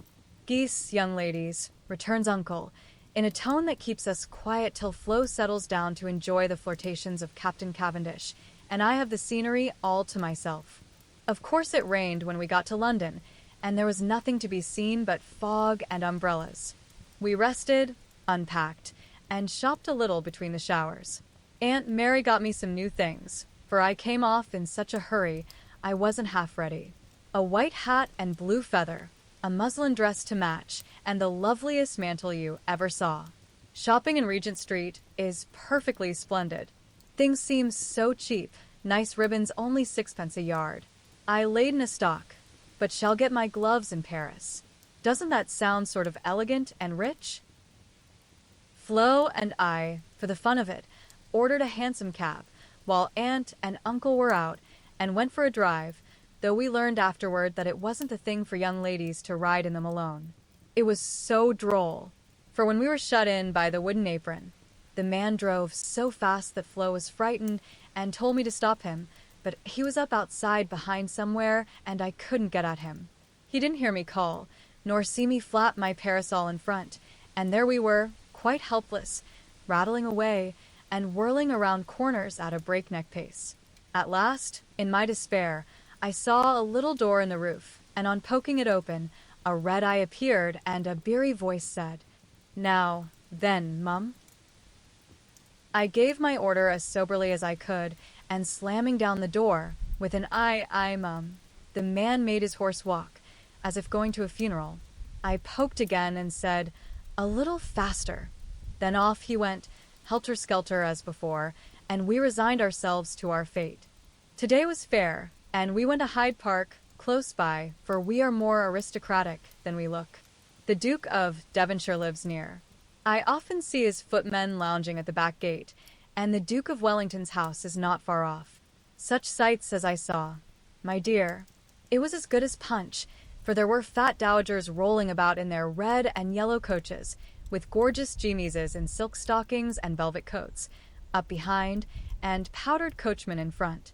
Smart maids, with the rosiest children I ever saw, handsome girls, looking half asleep, dandies in queer English hats and lavender kids lounging about, and tall soldiers, in short red jackets and muffin caps stuck on one side, looking so funny I longed to sketch them. Rotten Row means Route de Roy, or the King's Way, but now it's more like a riding school than anything else. The horses are splendid, and the men, especially the grooms, ride well, but the women are stiff and bounce, which isn't according to our rules. I longed to show them a tearing American gallop, for they trotted solemnly up and down, in their scant habits and high hats, looking like the women in a toy Noah's Arkansas. Everyone rides, old men, stout ladies, little children, and the young folks do a deal of flirting here. I saw a pair exchange rosebuds, for it's the thing to wear one in the buttonhole, and I thought it rather a nice little idea. In the PM to Westminster Abbey, but don't expect me to describe it. That's impossible, so I'll only say it was sublime. This evening we're going to see Fector, which will be an appropriate end to the happiest day of my life. It's very late, but I can't let my letter go in the morning without telling you what happened last evening. Who do you think came in as we were at tea? Laurie's English friends, Fred and Frank Vaughan. I was so surprised, for I shouldn't have known them but for the cards. Both are tall fellows with whiskers, Fred handsome in the English style, and Frank much better, for he only limps slightly and uses no crutches. They had heard from Laurie where we were to be, and came to ask us to their house, but Uncle won't go, so we shall return the call and see them as we can. They went to the theater with us, and we did have such a good time, for Frank devoted himself to Flo, and Fred and I talked over past, present, and future fun as if we had known each other all our days. Tell Beth Frank asked for her, and was sorry to hear of her ill health. Fred laughed when I spoke of Joe, and sent his respectful compliments to the big hat. Neither of them had forgotten Camp Lawrence, or the fun we had there. What ages ago it seems, doesn't it? And is tapping on the wall for the third time, so I must stop. I really feel like a dissipated London fine lady, writing here so late, with my room full of pretty things, and my head a jumble of parks, theaters, new gowns, and gallant creatures who say, "Ah," and twirl their blonde mustaches with a true English lordliness. I long to see you all, and in spite of my nonsense am, as ever, your loving Amy. Paris. Dear girls, in my last I told you about our London visit, how kind the Vaughans were, and what pleasant parties they made for us. I enjoyed the trips to Hampton Court and the Kensington Museum more than anything else, for at Hampton I saw Raphael's cartoons, and at the museum, rooms full of pictures by Turner, Lawrence, Reynolds, Hogarth, and the other great creatures. The day in Richmond Park was charming, for we had a regular English picnic, and I had more splendid oaks and groups of deer than I could copy. Also heard a nightingale, and saw larks go up. We did London to our heart's content, thanks to Fred and Frank, and we're sorry to go away, for though English people are slow to take you in, when they once make up their minds to do it they cannot be outdone in hospitality, I think. The Vaughans hope to meet us in Rome next winter, and I shall be dreadfully disappointed if they don't, for Grace and I are great friends, and the boys very nice fellows, especially Fred. Well, we were hardly settled here, when he turned up again, saying he had come for a holiday and was going to Switzerland. Aunt looked sober at first, but he was so cool about it she couldn't say a word. And now we get on nicely, and are very glad he came, for he speaks French like a native, and I don't know what we should do without him. Uncle doesn't know 10 words, and insists on talking English very loud, as if it would make people understand him. Aunt's pronunciation is old-fashioned, and Flo and I, though we flattered ourselves that we knew a good deal, find we don't, and are very grateful to have Fred do the parley-vooing, as Uncle calls it. Such delightful times as we are having, sightseeing from morning till night, stopping for nice lunches in the gay cafes, and meeting with all sorts of droll adventures. Rainy days I spend in the Louvre, reveling in pictures. Jo would turn up her naughty nose at some of the finest, because she has no soul for art, but I have, and I'm cultivating eye and taste as fast as I can. She would like the relics of great people better, for I've seen her Napoleon's cocked hat and gray coat, his baby's cradle and his old toothbrush, also Marie Antoinette's little shoe, the ring of Saint Denis, Charlemagne's sword, and many other interesting things. I'll talk for hours about them when I come, but haven't time to write. The Palais Royal is a heavenly place, so full of bijouterie and lovely things that I'm nearly distracted because I can't buy them. Fred wanted to get me some, but of course I didn't allow it. Then the Bois and Champs-Élysées are très magnifiques. I've seen the imperial family several times, the emperor an ugly, hard-looking man, the empress pale and pretty, but dressed in bad taste, I thought. Purple dress, green hat, and yellow gloves.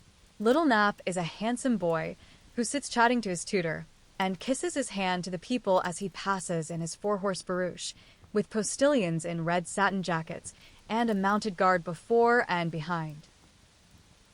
We often walk in the Tuileries gardens, for they are lovely, though the antique Luxembourg gardens suit me better. Père Lachaise is very curious, for many of the tombs are like small rooms, and looking in, one sees a table with images or pictures of the dead and chairs for the mourners to sit in when they come to lament. That is so Frenchy. Our rooms are on the Rue de Rivoli, and sitting on the balcony, we look up and down the long, brilliant street. It is so pleasant that we spend our evenings talking there when too tired with our day's work to go out. Fred is very entertaining and is altogether the most agreeable young man I ever knew, except Laurie, whose manners are more charming. I wish Fred was dark, for I don't fancy light men. However, the Vaughns are very rich and come of an excellent family, so I won't find fault with their yellow hair, as my own is yellower. Next week we are off to Germany and Switzerland, and as we shall travel fast, I shall only be able to give you hasty letters. I keep my diary and try to remember correctly and describe clearly all that I see and admire, as father advised. It is good practice for me, and with my sketchbook will give you a better idea of my tour than these scribbles. Adieu. I embrace you tenderly. Votre ami. Heidelberg. My dear Mamma, having a quiet hour before we leave for Bern, I'll try to tell you what has happened, for some of it is very important, as you will see. The sail up the Rhine was perfect, and I just sat and enjoyed it with all my might. Get father's old guidebooks and read about it. I haven't words beautiful enough to describe it.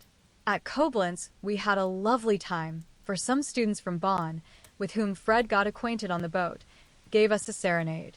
It was a moonlight night, and about 1 o'clock Flo and I were waked by the most delicious music under our windows. We flew up and hid behind the curtains, but sly peeps showed us Fred and the students singing away down below. It was the most romantic thing I ever saw. The river, the bridge of boats, the great fortress opposite, moonlight everywhere, and music fit to melt a heart of stone. When they were done, we threw down some flowers and saw them scramble for them, kiss their hands to the invisible ladies, and go laughing away, to smoke and drink beer, I suppose. Next morning Fred showed me one of the crumpled flowers in his vest pocket, and looked very sentimental. I laughed at him, and said I didn't throw it, but Flo, which seemed to disgust him, for he tossed it out of the window, and turned sensible again. I'm afraid I'm going to have trouble with that boy. It begins to look like it.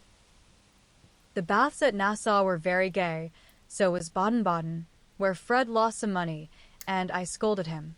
He needs someone to look after him when Frank is not with him. Kate said once she hoped he'd marry soon, and I quite agree with her that it would be well for him. Frankfurt was delightful. I saw Goethe's house, Schiller's statue, and Danneker's famous Ariadne. It was very lovely, but I should have enjoyed it more if I had known the story better. I didn't like to ask, as everyone knew it or pretended they did. I wish Jo would tell me all about it. I ought to have read more, for I find I don't know anything, and it mortifies me. Now comes the serious part, for it happened here, and Fred is just gone. He has been so kind and jolly that we all got quite fond of him. I never thought of anything but a traveling friendship till the serenade night. Since then I've begun to feel that the moonlight walks, balcony talks, and daily adventures were something more to him than fun. I haven't flirted, mother, truly, but remembered what you said to me, and have done my very best. I can't help it if people like me. I don't try to make them, and it worries me if I don't care for them, though Joe says I haven't got any heart. Now I know mother will shake her head, and the girls say, "Oh, the mercenary little wretch." But I've made up my mind, and if Fred asks me, I shall accept him, though I'm not madly in love. I like him, and we get on comfortably together. He is handsome, young, clever enough, and very rich, ever so much richer than the Lawrences. I don't think his family would object, and I should be very happy, for they are all kind, well-bred, generous people, and they like me.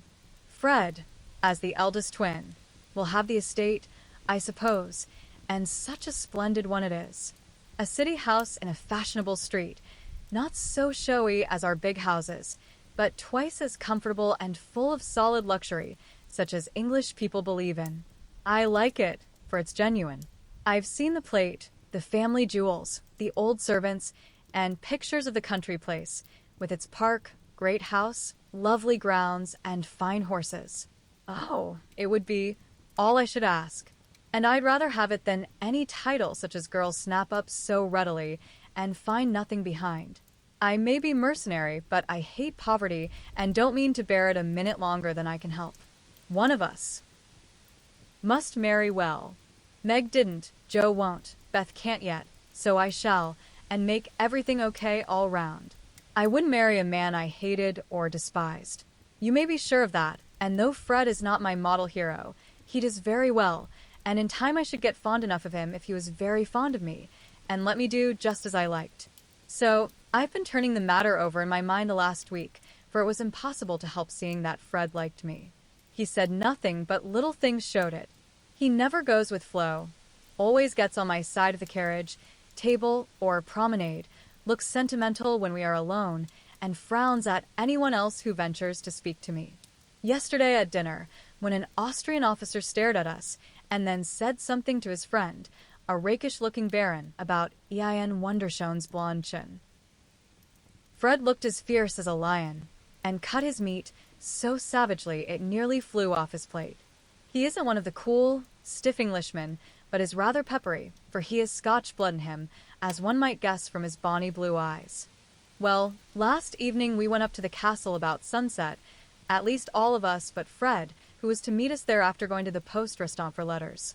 We had a charming time poking about the ruins, the vaults where the monster tun is, and the beautiful gardens made by the elector long ago for his English wife.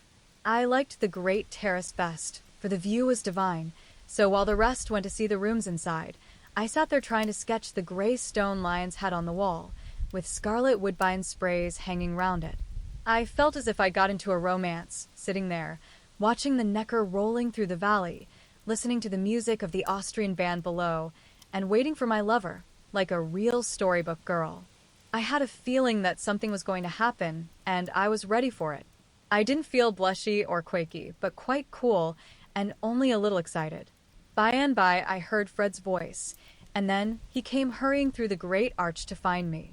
He looked so troubled that I forgot all about myself, and asked what the matter was. He said he'd just got a letter begging him to come home, for Frank was very ill. So he was going at once on the night train, and only had time to say goodbye.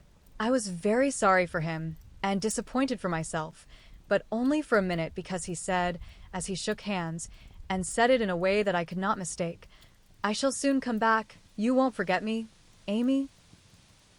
I didn't promise, but I looked at him, and he seemed satisfied, and there was no time for anything but messages and goodbyes, for he was off in an hour, and we all miss him very much. I know he wanted to speak, but I think, from something he once hinted, that he had promised his father not to do anything of the sort yet awhile, for he is a rash boy, and the old gentleman dreads a foreign daughter-in-law. We shall soon meet in Rome, and then, if I don't change my mind, I'll say, "Yes, thank you," when he says, "Will you, please?" Of course this is all very private, but I wished you to know what was going on. Don't be anxious about me. Remember I am your prudent Amy, and be sure I will do nothing rashly. Send me as much advice as you like. I'll use it if I can. I wish I could see you for a good talk, Marmee. Love and trust me. Ever your Amy. Chapter 32, Tender Troubles. Joe, I'm anxious about Beth. Why, Mother? She has seemed unusually well since the babies came. It's not her health that troubles me now, it's her spirits. I'm sure there is something on her mind, and I want you to discover what it is. What makes you think so, Mother? She sits alone a good deal and doesn't talk to her father as much as she used. I found her crying over the babies the other day. When she sings, the songs are always sad ones, and now and then I see a look in her face that I don't understand. This isn't like Beth, and it worries me. Have you asked her about it? I have tried once or twice, but she either evaded my questions or looked so distressed that I stopped. I never force my children's confidence, and I seldom have to wait for long. Mrs. March glanced at Joe as she spoke, but the face opposite seemed quite unconscious of any secret disquietude but Beth's, and after sewing thoughtfully for a minute, Joe said, I think she is growing up, and so begins to dream dreams, and have hopes and fears and fidgets, without knowing why or being able to explain them. Why, Mother, Beth's 18, but we don't realize it, and treat her like a child, forgetting she's a woman. So she is. Dear heart, how fast you do grow up, returned her mother with a sigh and a smile. Can't be helped, Marmee, so you must resign yourself to all sorts of worries and let your birds hop out of the nest one by one.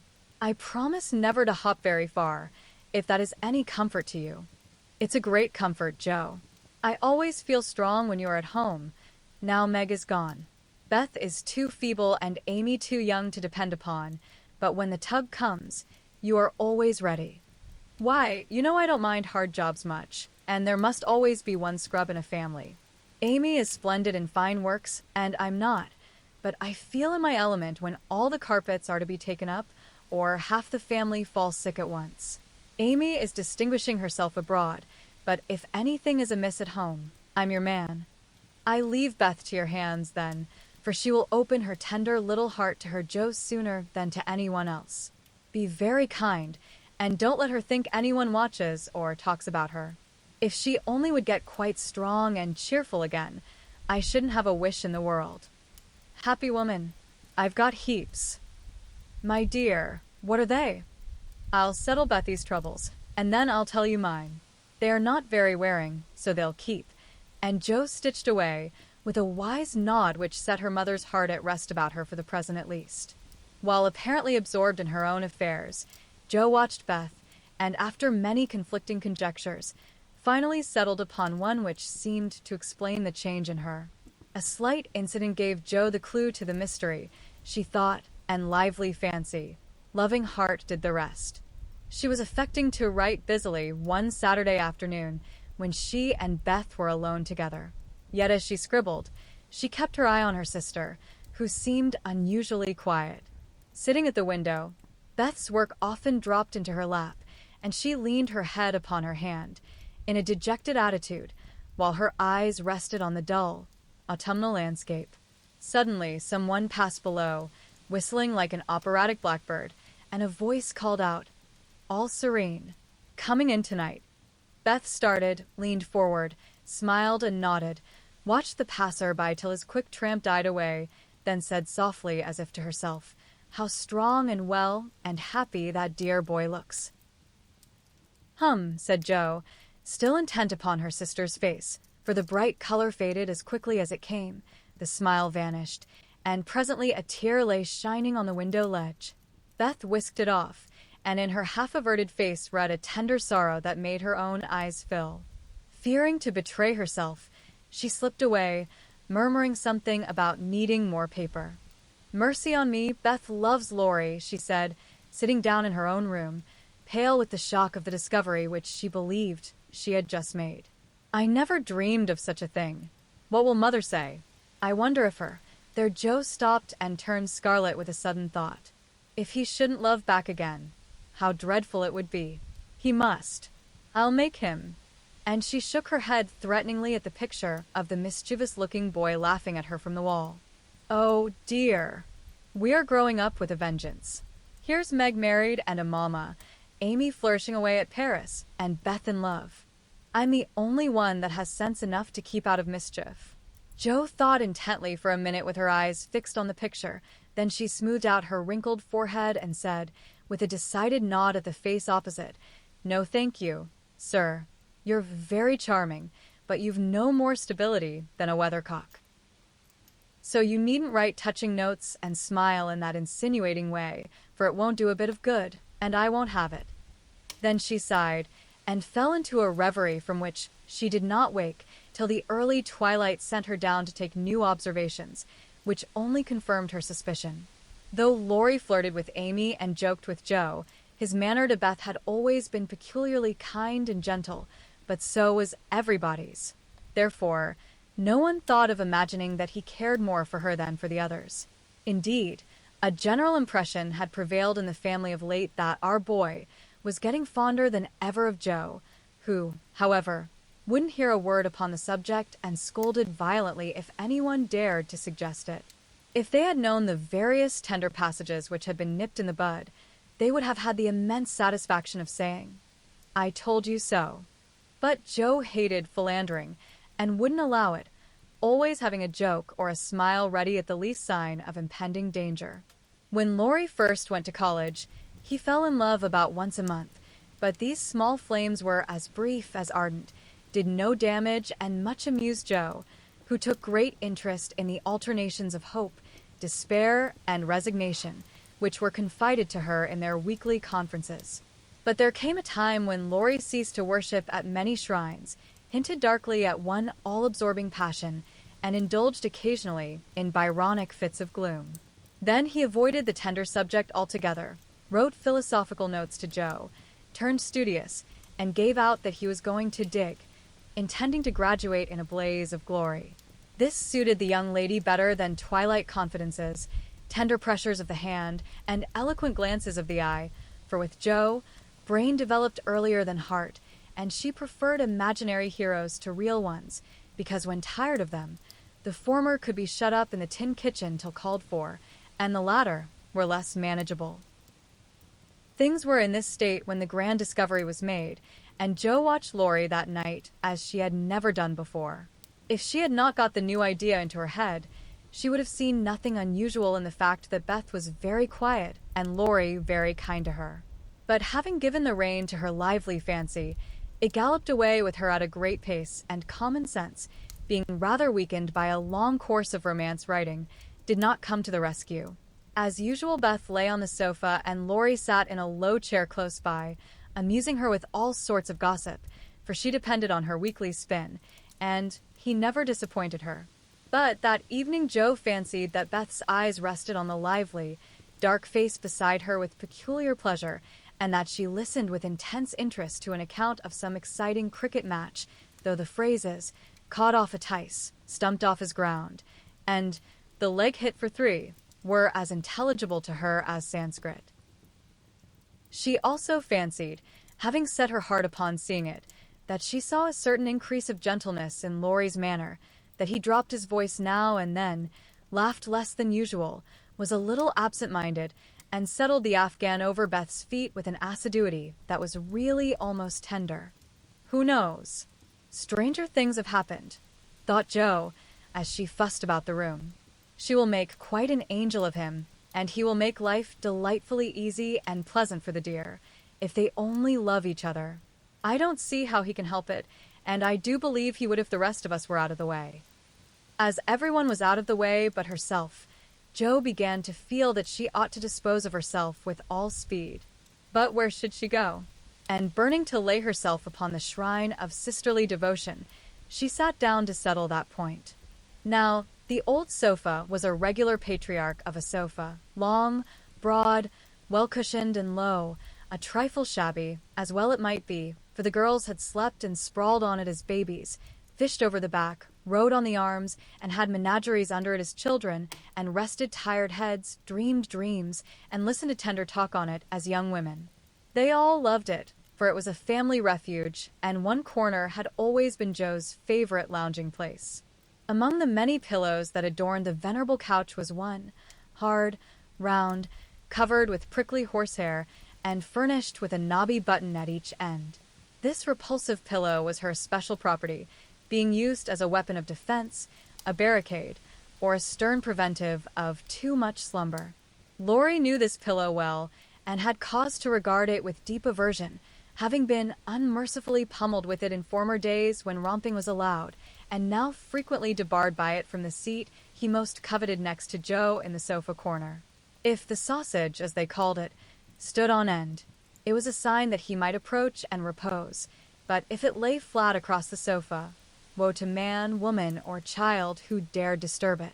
That evening Joe forgot to barricade her corner, and had not been in her seat 5 minutes before a massive form appeared beside her, and with both arms spread over the sofa back, both long legs stretched out before him, Lori exclaimed, with a sigh of satisfaction, "Now, this is filling at the price." "No slang," snapped Joe, slamming down the pillow. But it was too late. There was no room for it, and coasting onto the floor, it disappeared in a most mysterious manner. "Come, Joe, don't be thorny. After studying himself to a skeleton all the week, a fellow deserves petting and ought to get it." "Beth will pet you. I'm busy." "No, she's not to be bothered with me. But you like that sort of thing, unless you've suddenly lost your taste for it. Have you? Do you hate your boy and want to fire pillows at him?" Anything more wheedlesome than that touching appeal was seldom heard, but Joe quenched her boy by turning on him with a stern query. "How many bouquets have you sent Miss Randall this week?" "Not one, upon my word." "She's engaged." "Now then." "I'm glad of it. That's one of your foolish extravagances, sending flowers and things to girls for whom you don't care 2 pins," continued Joe reprovingly. "Sensible girls for whom I do care whole papers of pins won't let me send them flowers and things. So what can I do? My feelings need a vent. Mother doesn't approve of flirting even in fun, and you do flirt desperately, Teddy." "I'd give anything if I could answer. So, do you?" "As I can't, I'll merely say that I don't see any harm in that pleasant little game, if all parties understand that it's only play." "Well, it does look pleasant, but I can't learn how it's done." "I've tried, because one feels awkward in company not to do, as everybody else is doing, but I don't seem to get on," said Joe, forgetting to play mentor. "Take lessons of Amy. She has a regular talent for it." "Yes, she does it very prettily, and never seems to go too far. I suppose it's natural to some people to please without trying, and others to always say and do the wrong thing in the wrong place." "I'm glad you can't flirt. It's really refreshing to see a sensible, straightforward girl who can be jolly and kind without making a fool of herself. Between ourselves, Joe, some of the girls I know really do go on at such a rate I'm ashamed of them. They don't mean any harm, I'm sure, but if they knew how we fellows talked about them afterward, they'd mend their ways, I fancy. They do the same, and as their tongues are the sharpest, you fellows get the worst of it, for you are as silly as they. Every bit. If you behaved properly, they would, but knowing you like their nonsense, they keep it up and then you blame them." "Much you know about it, ma'am," said Lori in a superior tone. "We don't like romps and flirts, though we may act as if we did sometimes. The pretty, modest girls are never talked about, except respectfully, among gentlemen. Bless your innocent soul. If you could be in my place for a month, you'd see things that would astonish you a trifle.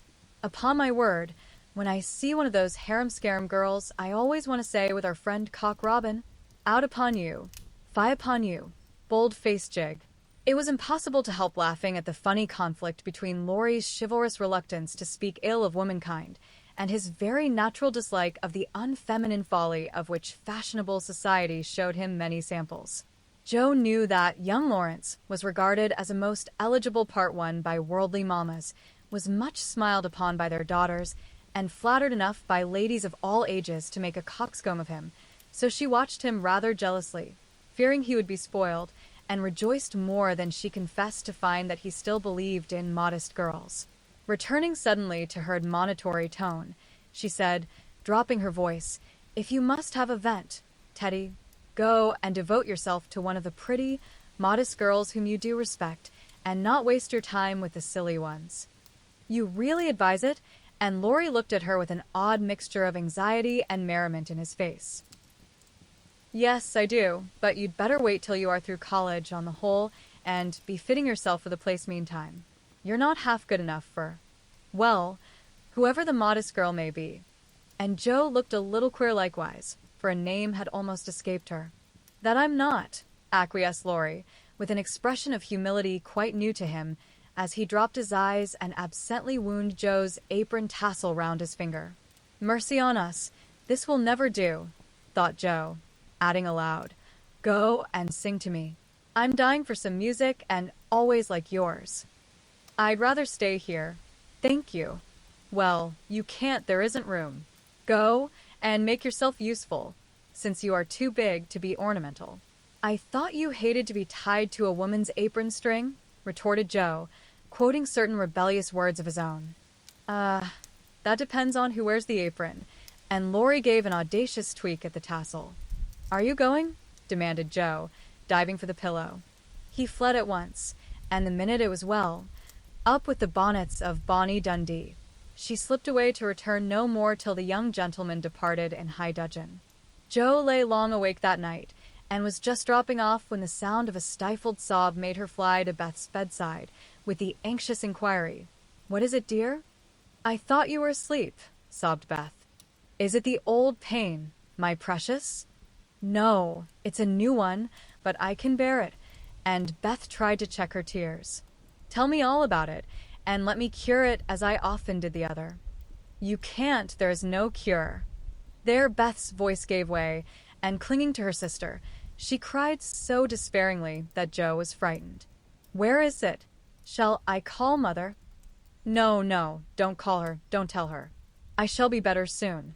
Lie down here and pour my head. I'll be quiet and go to sleep, indeed I will." Joe obeyed, but as her hand went softly to and fro across Beth's hot forehead and wet eyelids, her heart was very full, and she longed to speak. But young as she was, Joe had learned that hearts, like flowers, cannot be rudely handled, but must open naturally, so though she believed she knew the cause of Beth's new pain, she only said, in her tenderest tone, "Does anything trouble you, dearie?" "Yes, Joe," after a long pause. "Wouldn't it comfort you to tell me what it is?" "Not now, not yet." "Then I won't ask, but remember, Bethy, that Mother and Joe are always glad to hear and help you if they can." "I know it. I'll tell you by and by." "Is the pain better now?" "Oh, yes, much better. You are so comfortable, Joe." "Go to sleep, dear. I'll stay with you." So cheek to cheek they fell asleep, and on the morrow Beth seemed quite herself again, for at 18 neither heads nor hearts ache long, and a loving word can medicine most ills. But Joe had made up her mind, and after pondering over a project for some days, she confided it to her mother. "You asked me the other day what my wishes were. I'll tell you one of them, Marmee," she began, as they sat along together. "I want to go away somewhere this winter for a change." "Why, Joe?" And her mother looked up quickly, as if the words suggested a double meaning. With her eyes on her work, Joe answered soberly, "I want something new. I feel restless and anxious to be seeing, doing, and learning more than I am. I brood too much over my own small affairs and need stirring up, so as I can be spared this winter, I'd like to hop a little way and try my wings." "Where will you hop?" "To New York. I had a bright idea yesterday, and this is it. You know Mrs. Kirk wrote to you for some respectable young person to teach her children, and so. It's rather hard to find just the thing, but I think I should suit if I tried. My dear, go out to service in that great boarding house." And Mrs. March looked surprised, but not displeased. "It's not exactly going out to service, for Mrs. Kirk is your friend, the kindest soul that ever lived, and would make things pleasant for me, I know. Her family is separate from the rest, and no one knows me there. Don't care if they do. It's honest work, and I'm not ashamed of it." "Nor I. But you're writing." "All the better for the change. I shall see and hear new things, get new ideas, and even if I haven't much time there, I shall bring home quantities of material for my rubbish." "I have no doubt of it, but are these your only reasons for this sudden fancy?" "No, Mother." "May I know the others?" Joe looked up and Joe looked down, then said slowly, with sudden color in her cheeks, "It may be vain and wrong to say it, but I'm afraid Laurie is getting too fond of me. Then you don't care for him in the way it is evident he begins to care for you. And Mrs. March looked anxious as she put the question. Mercy, no. I love the dear boy, as I always have, and am immensely proud of him, but as for anything more, it's out of the question. I'm glad of that, Joe. Why, please? Because, dear, I don't think you suited to one another. As friends you are very happy, and your frequent quarrels soon blow over, but I fear you would both rebel if you were mated for life. You are too much alike and too fond of freedom, not to mention hot tempers and strong wills, to get on happily together, in a relation which needs infinite patience and forbearance, as well as love. That's just the feeling I had, though I couldn't express it. I'm glad you think he is only beginning to care for me. It would trouble me sadly to make him unhappy, for I couldn't fall in love with the dear old fellow merely out of gratitude, could I? You are sure of his feeling for you? The color deepened in Joe's cheeks as she answered, with the look of mingled pleasure, pride, and pain which young girls wear when speaking of first lovers. I'm afraid it is so, Mother. He hasn't said anything, but he looks a great deal. I think I had better go away before it comes to anything. I agree with you, and if it can be managed, you shall go. Joe looked relieved, and after a pause said, smiling, how Mrs. Moffat would wonder at your want of management if she knew, and how she will rejoice that Annie may still hope. Joe, mothers may differ in their management, but the hope is the same in all, the desire to see their children happy. Meg is so, and I am content with her success. You I leave to enjoy your liberty till you tire of it, for only then will you find that there is something sweeter. Amy is my chief care now, but her good sense will help her. For Beth, I indulge no hopes except that she may be well. By the way, she seems brighter this last day or two. Have you spoken to her? Yes. She owned she had a trouble, and promised to tell me by and by. I said no more, for I think I know it, and Joe told her little story. Mrs. March shook her head, and did not take so romantic a view of the case, but looked grave, and repeated her opinion that for Laurie's sake Joe should go away for a time. Let us say nothing about it to him till the plan is settled. Then I'll run away before he can collect his wits and be tragic. Beth must think I'm going to please myself, as I am, for I can't talk about Laurie to her. But she can pet and comfort him after I'm gone, and so cure him of this romantic notion. He's been through so many little trials of the sort, he's used to it, and will soon get over his lovelornity. Jo spoke hopefully, but could not rid herself of the foreboding fear that this little trial would be harder than the others, and that Laurie would not get over his lovelornity as easily as heretofore. The plan was talked over in a family council and agreed upon, for Mrs. Kirk gladly accepted Jo and promised to make a pleasant home for her. The teaching would render her independent, and such leisure as she got might be made profitable by writing, while the new scenes and society would be both useful and agreeable. Jo liked the prospect and was eager to be gone, for the home nest was growing too narrow for her restless nature and adventurous spirit. When all was settled, with fear and trembling she told Laurie, but to her surprise he took it very quietly. He had been graver than usual of late, but very pleasant, and when jokingly accused of turning over a new leaf, he answered soberly, "So, I am, and I mean this one shall stay turned." Jo was very much relieved that one of his virtuous fits should come on just then, and made her preparations with a lightened heart, for Beth seemed more cheerful, and hoped she was doing the best for all. "One thing I leave in your especial care," she said, the night before she left. "You mean your papers?" asked Beth. "No, my boy. Be very good to him. Won't you?" "Of course I will, but I can't fill your place, and he'll miss you sadly. It won't hurt him, so remember, I leave him in your charge, to plague, pet, and keep in order. I'll do my best for your sake," promised Beth, wondering why Jo looked at her so queerly. When Laurie said goodbye, he whispered significantly, "It won't do a bit of good, Jo. My eye is on you, so mind what you do, or I'll come and bring you home." Chapter 33, Jo's Journal. New York, November.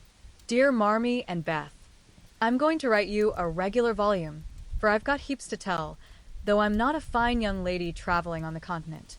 When I lost sight of father's dear old face, I felt a trifle blue, and might have shed a briny drop or two, if an Irish lady with 4 small children, all crying more or less, hadn't diverted my mind, for I amused myself by dropping gingerbread nuts over the seat every time they opened their mouths to roar. Soon the sun came out, and taking it as a good omen, I cleared up likewise and enjoyed my journey with all my heart. Mrs. Kirk welcomed me so kindly I felt at home at once, even in that big house full of strangers. She gave me a funny little sky parlor, all she had, but there is a stove in it, and a nice table in a sunny window, so I can sit here and write whenever I like. A fine view and a church tower opposite atone for the many stairs, and I took a fancy to my den on the spot.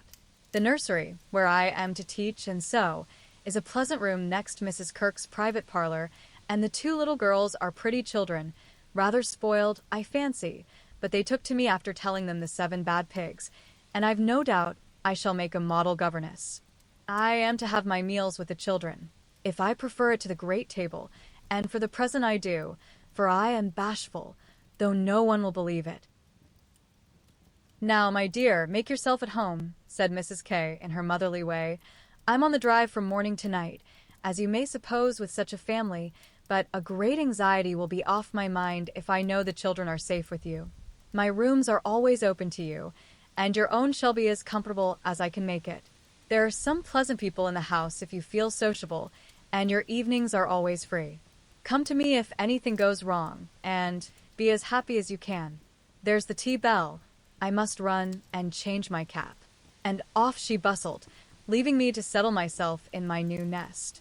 As I went downstairs soon after, I saw something I liked. The flights are very long in this tall house, and as I stood waiting at the head of the 3rd one for a little servant girl to lumber up, I saw a gentleman come along behind her, take the heavy hod of coal out of her hand, carry it all the way up, put it down at a door near by, and walk away, saying, with a kind nod and a foreign accent, "It goes better so.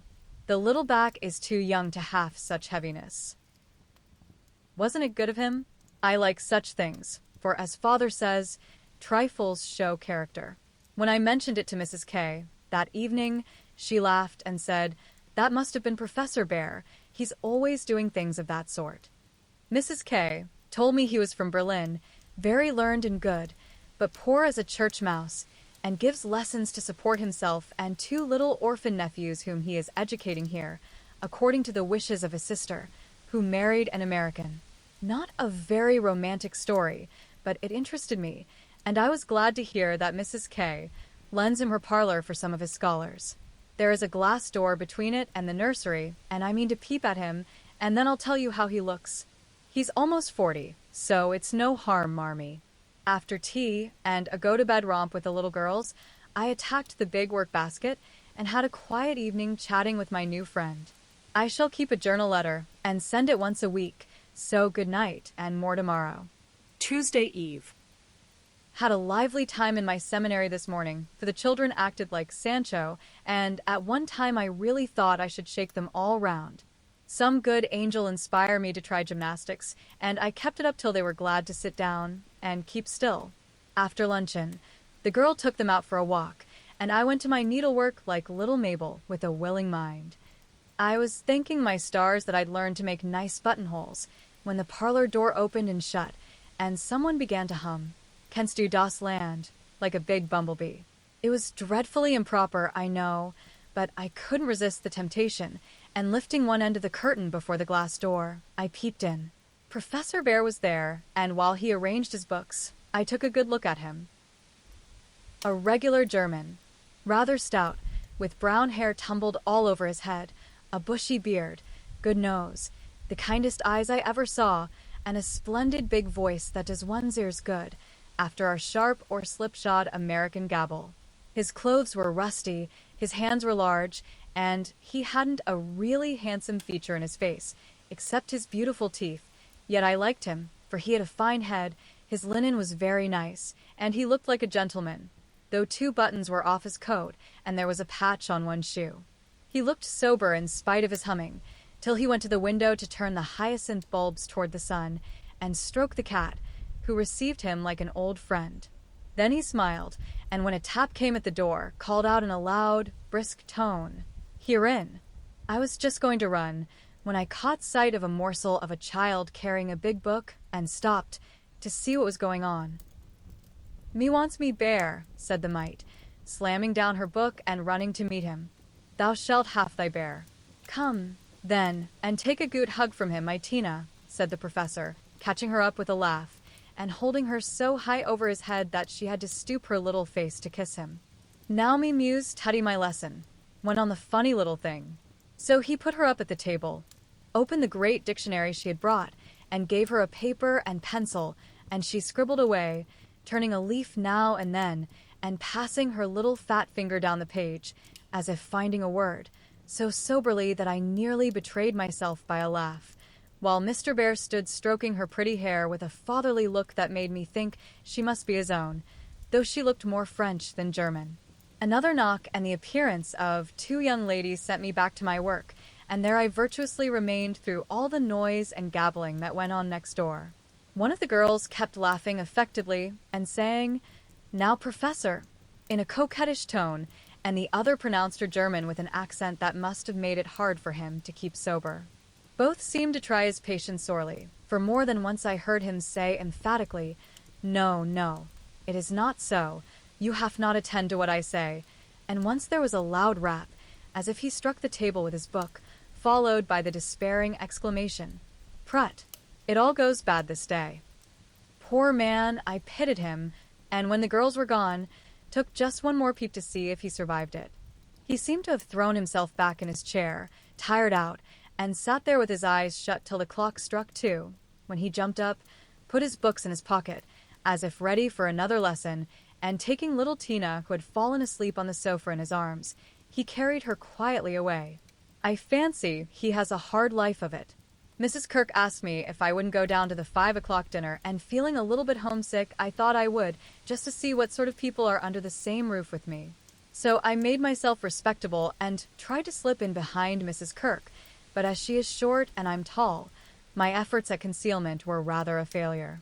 She gave me a seat by her, and after my face cooled off, I plucked up courage and looked about me. The long table was full, and everyone intent on getting their dinner, the gentlemen especially, who seemed to be eating on time, for they bolted in every sense of the word, vanishing as soon as they were done. There was the usual assortment of young men absorbed in themselves, young couples absorbed in each other, married ladies and their babies, and old gentlemen in politics. I don't think I shall care to have much to do with any of them, except one sweet-faced maiden lady, who looks as if she had something in her. Cast away at the very bottom of the table was the professor, shouting answers to the questions of a very inquisitive, deaf old gentleman on one side, and talking philosophy with a Frenchman on the other. If Amy had been here, she'd have turned her back on him forever because, sad to relate, he had a great appetite, and shoveled in his dinner in a manner which would have horrified her ladyship. I didn't mind, for I like to see folks eat with a relish, as Hannah says, and the poor man must have needed a deal of food after teaching idiots all day. As I went upstairs after dinner, 2 of the young men were settling their hats before the hall mirror, and I heard one say low to the other, "Who's the new party?" "Governess, or something of that sort." "What the deuce is she at our table for?" "Friend of the old ladies." "Handsome head, but no style." "Not a bit of it. Give us a light and come on." I felt angry at first, and then I didn't care, for a governess is as good as a clerk, and I've got sense if I haven't style, which is more than some people have, judging from the remarks of the elegant beings who clattered away, smoking like bad chimneys. I hate ordinary people. Thursday. Yesterday was a quiet day spent in teaching, sewing, and writing in my little room, which is very cozy, with a light and fire. I picked up a few bits of news, and was introduced to the professor. It seems that Tina is the child of the Frenchwoman who does the fine ironing in the laundry here. The little thing has lost her heart to Mr. Bear, and follows him about the house like a dog whenever he is at home, which delights him, as he is very fond of children, though a bachelor. Kitty and Minnie Kirk likewise regard him with affection, and tell all sorts of stories about the plays he invents, the presents he brings, and the splendid tales he tells. The younger men quiz him, it seems, call him Old Fritz, Lager Beer, Ursa Major, and make all manner of jokes on his name. But he enjoys it like a boy, Mrs. Kirk says, and takes it so good-naturedly that they all like him in spite of his foreign ways. The maiden lady is a Miss Norton, rich, cultivated, and kind. She spoke to me at dinner today, for I went at table again. It's such fun to watch people, and asked me to come and see her at her room. She has fine books and pictures, knows interesting persons, and seems friendly, so I shall make myself agreeable, for I do want to get into good society. Only it isn't the same sort that Amy likes. I was in our parlor last evening when Mr. Bear came in with some newspapers for Mrs. Kirk. She wasn't there, but Minnie, who is a little old woman, introduced me very prettily. This is Mamma's friend, Miss March. Yes, and she's jolly, and we like her lots, added Kitty, who is an enfant terrible. We both bowed, and then we laughed, for the prim introduction and the blunt addition were rather a comical contrast. Yes, I hear these naughty ones go to vex you, Miss Marsh. If so again, call at me, and I come, he said, with a threatening frown that delighted the little wretches. I promised I would, and he departed, but it seems as if I was doomed to see a good deal of him, for today, as I passed his door on my way out, by accident I knocked against it with my umbrella. It flew open, and there he stood in his dressing gown, with a big blue sock on one hand and a darning needle in the other.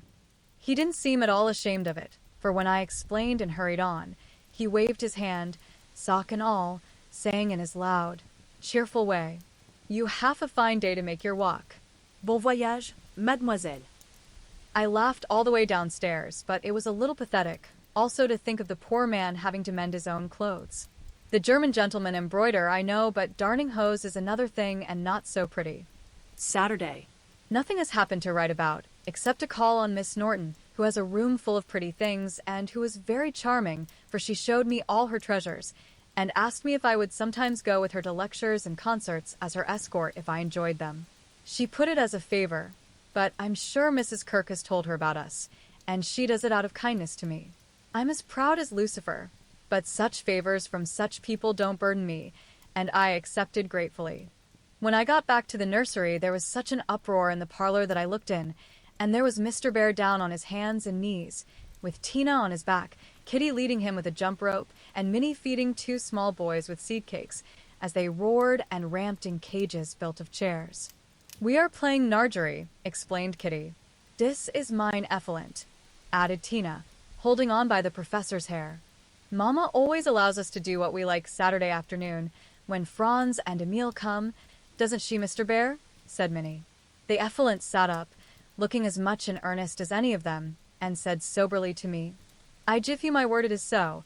If we make too large a noise you shall say hush to us, and we go more softly." I promised to do so, but left the door open and enjoyed the fun as much as they did, for a more glorious frolic I never witnessed. They played tag and soldiers, danced and sang, and when it began to grow dark they all piled onto the sofa about the professor, while he told charming fairy stories of the storks on the chimney tops and the little coblets, who ride the snowflakes as they fall. I wish Americans were as simple and natural as Germans, don't you? I'm so fond of writing. I should go spinning on forever if motives of economy didn't stop me, for though I've used thin paper and written fine, I tremble to think of the stamps this long letter will need. Pray forward Amy's as soon as you can spare them. My small news will sound very flat after her splendors, but you will like them, I know. Is Teddy studying so hard that he can't find time to write to his friends? Take good care of him for me, Beth, and tell me all about the babies, and give heaps of love to everyone. From your faithful Joe. P.S. On reading over my letter, it strikes me as rather bary, but I am always interested in odd people, and I really had nothing else to write about. Bless you. December. My precious Betsy. As this is to be a scribble-scrabble letter, I direct it to you, for it may amuse you, and give you some idea of my goings-on, for though quiet, they are rather amusing, for which, oh, be joyful.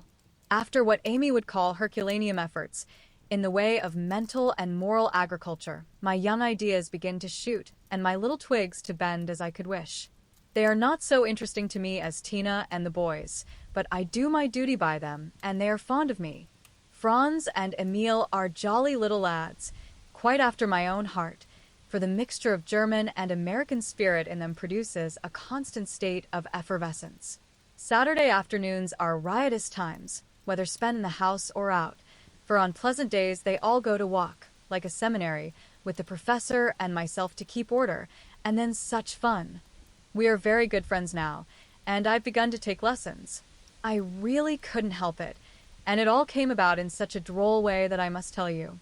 To begin at the beginning, Mrs. Kirk called to me one day as I passed Mr. Bear's room, where she was rummaging.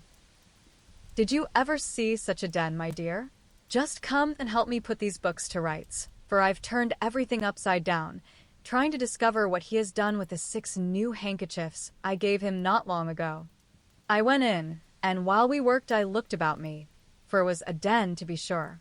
Books and papers everywhere, a broken meerschaum, and an old flute over the mantelpiece as if done with, a ragged bird without any tail chirped on one window seat, and a box of white mice adorned the other. Half-finished boats and bits of string lay among the manuscripts. Dirty little boots stood drying before the fire, and traces of the dearly beloved boys, for whom he makes a slave of himself, were to be seen all over the room. After a grand rummage, 3 of the missing articles were found, one over the bird cage, one covered with ink, and a third burned brown, having been used as a holder. "Such a man," laughed good-natured Mrs. K, as she put the relics in the rag bag.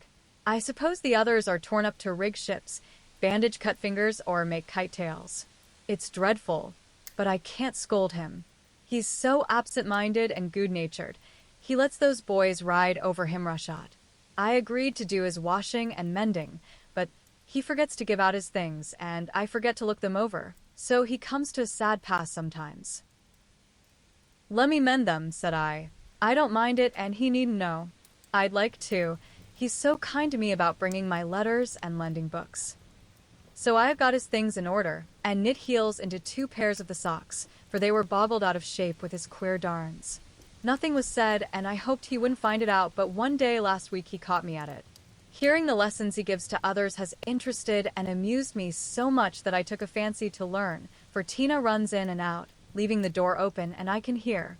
I had been sitting near this door, finishing off the last sock, and trying to understand what he said to a new scholar, who is as stupid as I am. The girl had gone, and I thought he had also. It was so still, and I was busily gabbling over a verb, and rocking to and fro in a most absurd way, when a little crow made me look up, and there was Mr. Bear looking and laughing quietly, while he made signs to Tina not to betray him. "So," he said, as I stopped and stared like a goose, "you peep at me, I peep at you, and this is not bad. But see, I am not pleasanting when I say, have you a wish for German?" "Yes, but you are too busy. I am too stupid to learn." I blundered out, as red as a peony. "Prut, we will make the time, and we fail not to find the sense.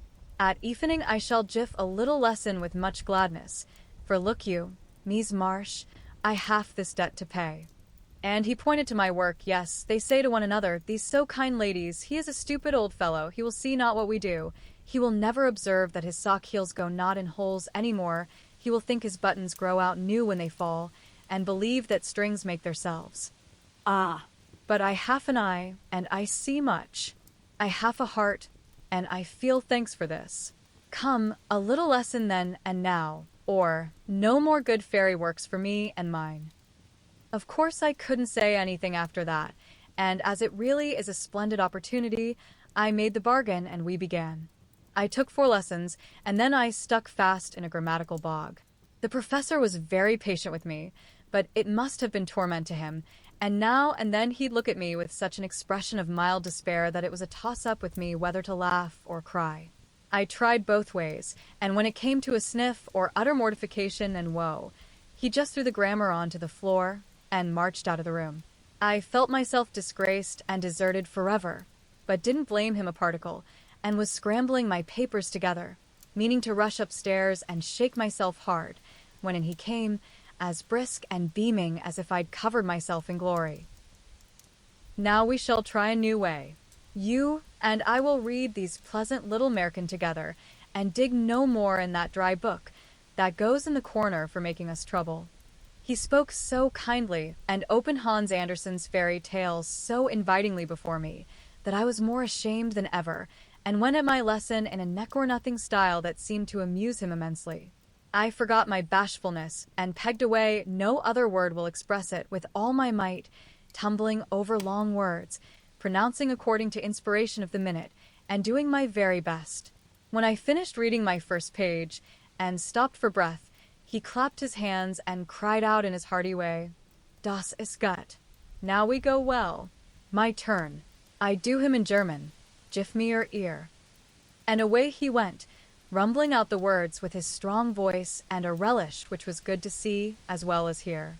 Fortunately, the story was the constant tin soldier, which is droll, so I could laugh, and I did, though I didn't understand half he read, for I couldn't help it. He was so earnest, I so excited, and the whole thing so comical. After that we got on better, and now I read my lessons pretty well, for this way of studying suits me, and I can see that the grammar gets tucked into the tales and poetry as one gives pills and jelly. I like it very much, and he doesn't seem tired of it yet, which is very good of him, isn't it? I mean to give him something on Christmas, for I dare not offer money. Tell me something nice, Marmee. I'm glad Laurie seems so happy and busy that he has given up smoking and lets his hair grow. You see, Beth manages him better than I did. I'm not jealous, dear best. Only don't make a saint of him. I'm afraid I couldn't like him without a spice of human naughtiness. Read him bits of my letters. I haven't time to write much, and that will do just as well. Thank heaven Beth continues so comfortable. January. A happy new year to you all, my dearest family, which of course includes Mr. L. and a young man by the name of Teddy. I can't tell you how much I enjoyed your Christmas bundle, for I didn't get it till night, and had given up hoping. Your letter came the morning, but you said nothing about a parcel, meaning it for a surprise, so I was disappointed, for I'd had a kind of feeling that you wouldn't forget me.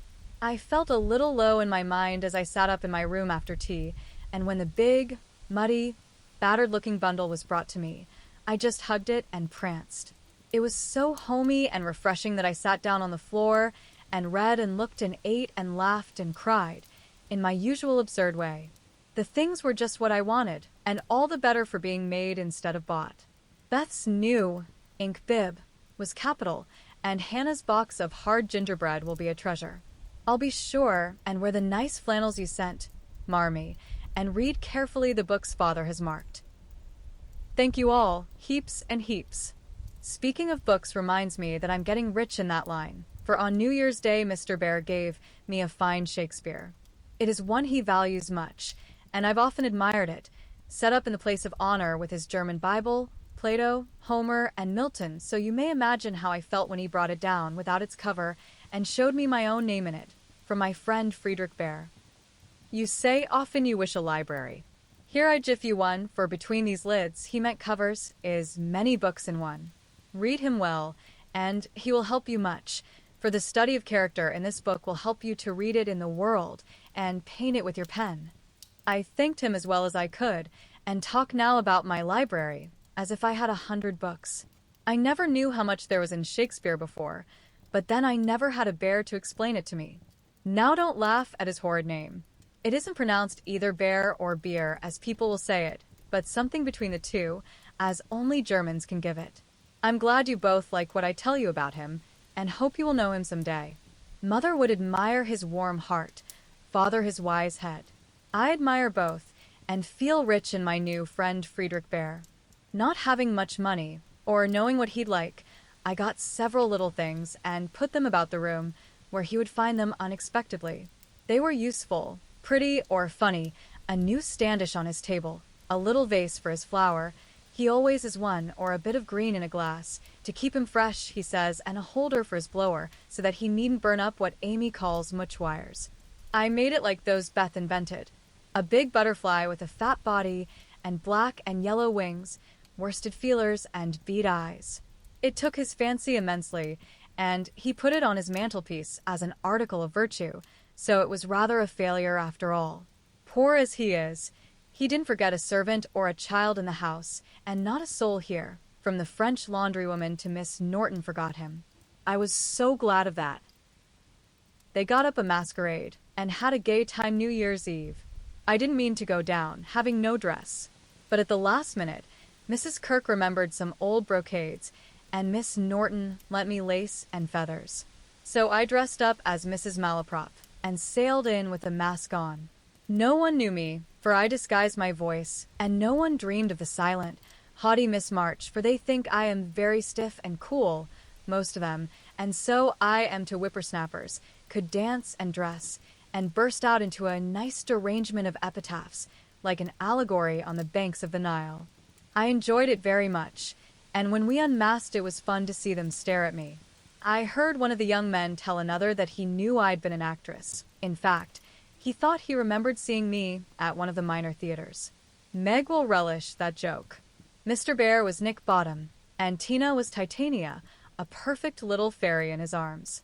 To see them dance was quite a landscape, to use a Teddyism. I had a very happy New Year, after all, and when I thought it over in my room, I felt as if I was getting on a little in spite of my many failures, for I'm cheerful all the time now, work with a will, and take more interest in other people than I used to, which is satisfactory. Bless you all. Ever your loving, Joe. Chapter 34 Friend. Though very happy in the social atmosphere about her, and very busy with the daily work that earned her bread and made it sweeter for the effort, Jo still found time for literary labors. The purpose which now took possession of her was a natural one to a poor and ambitious girl, but the means she took to gain her end were not the best. She saw that money conferred power, money and power, therefore, she resolved to have, not to be used for herself alone, but for those whom she loved more than life. The dream of filling home with comforts, giving Beth everything she wanted, from strawberries in winter to an organ in her bedroom, going abroad herself, and always having more than enough, so that she might indulge in the luxury of charity, had been for years Jo's most cherished castle in the air. The prize story experience had seemed to open a way which might, after long traveling and much uphill work, lead to this delightful chateau and a Spain. But the novel disaster quenched her courage for a time, for public opinion is a giant which has frightened stouter-hearted Jacks on bigger beanstalks than hers. Like that immortal hero, she reposed a while after the first attempt, which resulted in a tumble and the least lovely of the giant's treasures, if I remember rightly. But the up again and take another spirit was as strong in Jo as in Jack, so she scrambled up on the shady side this time and got more booty, but nearly left behind her what was far more precious than the money bags. She took to writing sensation stories, for in those dark ages, even all-perfect America read rubbish. She told no one, but concocted a thrilling tale and boldly carried it herself to Mr. Dashwood, editor of the Weekly Volcano. She had never read Sartor Resartus, but she had a womanly instinct that clothes possess an influence more powerful over many than the worth of character or the magic of manners. So she dressed herself in her best, and trying to persuade herself that she was neither excited nor nervous, bravely climbed 2 pairs of dark and dirty stairs to find herself in a disorderly room, a cloud of cigar smoke, and the presence of 3 gentlemen, sitting with their heels rather higher than their hats, which articles of dress none of them took the trouble to remove on her appearance. Somewhat daunted by this reception, Jo hesitated on the threshold, murmuring in much embarrassment, "Excuse me, I was looking for the Weekly Volcano office. I wished to see Mr. Dashwood." Down went the highest pair of heels, up rose the smokiest gentleman, and carefully cherishing his cigar between his fingers, he advanced with a nod and a countenance expressive of nothing but sleep. Feeling that she must get through the matter somehow, Jo produced her manuscript and, blushing redder and redder with each sentence, blundered out fragments of the little speech carefully prepared for the occasion. A friend of mine desired me to offer a story, just as an experiment. Would like your opinion. Be glad to write more if this suits. While she blushed and blundered, Mr. Dashwood had taken the manuscript and was turning over the leaves with a pair of rather dirty fingers and casting critical glances up and down the neat pages. Not a first attempt, I take it? Observing that the pages were numbered, covered only on one side, and not tied up with a ribbon. Sure sign of a novice. No, sir. She has had some experience and got a prize for a tale in the Blarney Stone Banner. Oh, did she? And Mr. Dashwood gave Jo a quick look, which seemed to take note of everything she had on, from the bow in her bonnet to the buttons on her boots.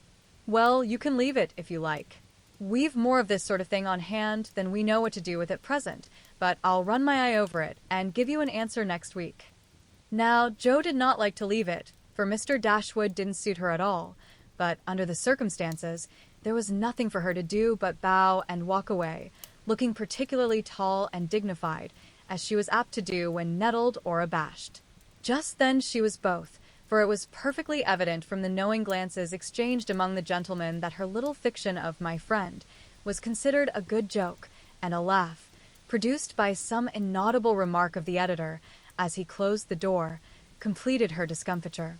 Half resolving never to return, she went home, and worked off her irritation by stitching pinafores vigorously, and in an hour or two was cool enough to laugh over the scene and long for next week. When she went again, Mr. Dashwood was alone, whereat she rejoiced. Mr. Dashwood was much wider awake than before, which was agreeable, and Mr. Dashwood was not too deeply absorbed in a cigar to remember his manners, so the second interview was much more comfortable than the first. We'll take this, editors never say I, if you don't object to a few alterations. It's too long, but omitting the passages I've marked will make it just the right length, he said, in a businesslike tone. Jo hardly knew her own MS again. So crumpled and underscored were its pages and paragraphs, but feeling as a tender parent might on being asked to cut off her baby's legs in order that it might fit into a new cradle, she looked at the marked passages and was surprised to find that all the moral reflections, which she had carefully put in as ballast for much romance, had been stricken out. But, sir, I thought every story should have some sort of a moral, so I took care to have a few of my sinners repent. Mr. Dashwood's editorial gravity relaxed into a smile, for Jo had forgotten her friend, and spoken as only an author could. People want to be amused, not preached at, you know. Morals don't sell nowadays. Which was not quite a correct statement, by the way. You think it would do with these alterations, then? Yes, it's a new plot, and pretty well worked up, language good, and so on, was Mr. Dashwood's affable reply. What do you, that is, what compensation? Began Jo, not exactly knowing how to express herself. Oh, yes, well, we give from 25 to 30 for things of this sort. Pay when it comes out, returned Mr. Dashwood, as if that point had escaped him. Such trifles do escape the editorial mind, it is said. Very well, you can have it, said Jo, handing back the story with a satisfied air, for after the dollar-column work, even 25 seemed good pay. Shall I tell my friend you will take another if she has one better than this? Asked Jo, unconscious of her little slip of the tongue, and emboldened by her success. Well, we'll look at it. I can't promise to take it. Tell her to make it short and spicy, and never mind the moral. What name would your friend like to put on it? In a careless tone. None at all, if you please. She doesn't wish her name to appear, and has no nom de plume, said Jo, blushing in spite of herself. Just as she likes, of course. The tale will be out next week. Will you call for the money, or shall I send it? Asked Mr. Dashwood, who felt a natural desire to know who his new contributor might be. I'll call. Good morning, sir. As she departed, Mr. Dashwood put up his feet, with the graceful remark, poor and proud, as usual, but she'll do. Following Mr. Dashwood's directions, and making Mrs. Northberry her model, Jo rashly took a plunge into the frothy sea of sensational literature, but thanks to the life preserver thrown her by a friend, she came up again not much the worse for her ducking. Like most young scribblers, she went abroad for her characters and scenery, and banditti, counts, gypsies, nuns, and duchesses appeared upon her stage, and played their parts with as much accuracy and spirit as could be expected. Her readers were not particular about such trifles as grammar, punctuation, and probability, and Mr. Dashwood graciously permitted her to fill his columns at the lowest prices, not thinking it necessary to tell her that the real cause of his hospitality was the fact that one of his hacks, on being offered higher wages, had basely left him in the lurch. She soon became interested in her work, for her emaciated purse grew stout, and the little hoard she was making to take Beth to the mountains next summer grew slowly, but surely, as the weeks passed. One thing disturbed her satisfaction, and that was that she did not tell them at home. She had a feeling that father and mother would not approve, and preferred to have her own way first, and beg pardon afterward. It was easy to keep her secret, for no name appeared with her stories. Mr. Dashwood had of course found it out very soon, but promised to be dumb, and for a wonder kept his word. She thought it would do her no harm, for she sincerely meant to write nothing of which she would be ashamed, and quieted all pricks of conscience by anticipations of the happy minute when she should show her earnings and laugh over her well-kept secret. But Mr. Dashwood rejected any but thrilling tales, and as thrills could not be produced except by harrowing up the souls of the readers, history and romance, land and sea, science and art, police records and lunatic asylums had to be ransacked for the purpose. Jo soon found that her innocent experience had given her but few glimpses of the tragic world which underlies society, so regarding it in a business light, she set about supplying her deficiencies with characteristic energy. Eager to find material for stories, and bent on making them original in plot, if not masterly in execution, she searched newspapers for accidents, incidents, and crimes. She excited the suspicions of public librarians by asking for works on poisons. She studied faces in the street, and characters, good, bad, and indifferent, all about her. She delved in the dust of ancient times for facts or fictions so old that they were as good as new, and introduced herself to folly, sin, and misery, as well as her limited opportunities allowed. She thought she was prospering finely, but unconsciously she was beginning to desecrate some of the womanliest attributes of a woman's character. She was living in bad society, and imaginary though it was, its influence affected her, for she was feeding heart and fancy on dangerous and unsubstantial food, and was fast brushing the innocent bloom from her nature by a premature acquaintance with the darker side of life, which comes soon enough to all of us. She was beginning to feel rather than see this, for much describing of other people's passions and feelings set her to studying and speculating about her own, a morbid amusement in which healthy young minds do not voluntarily indulge. Wrongdoing always brings its own punishment, and when Jo most needed hers, she got it.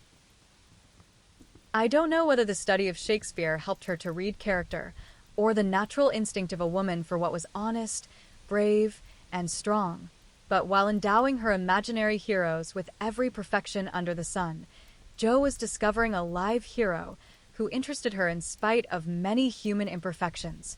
Mr. Bear, in one of their conversations, had advised her to study simple, true, and lovely characters, wherever she found them, as good training for a writer.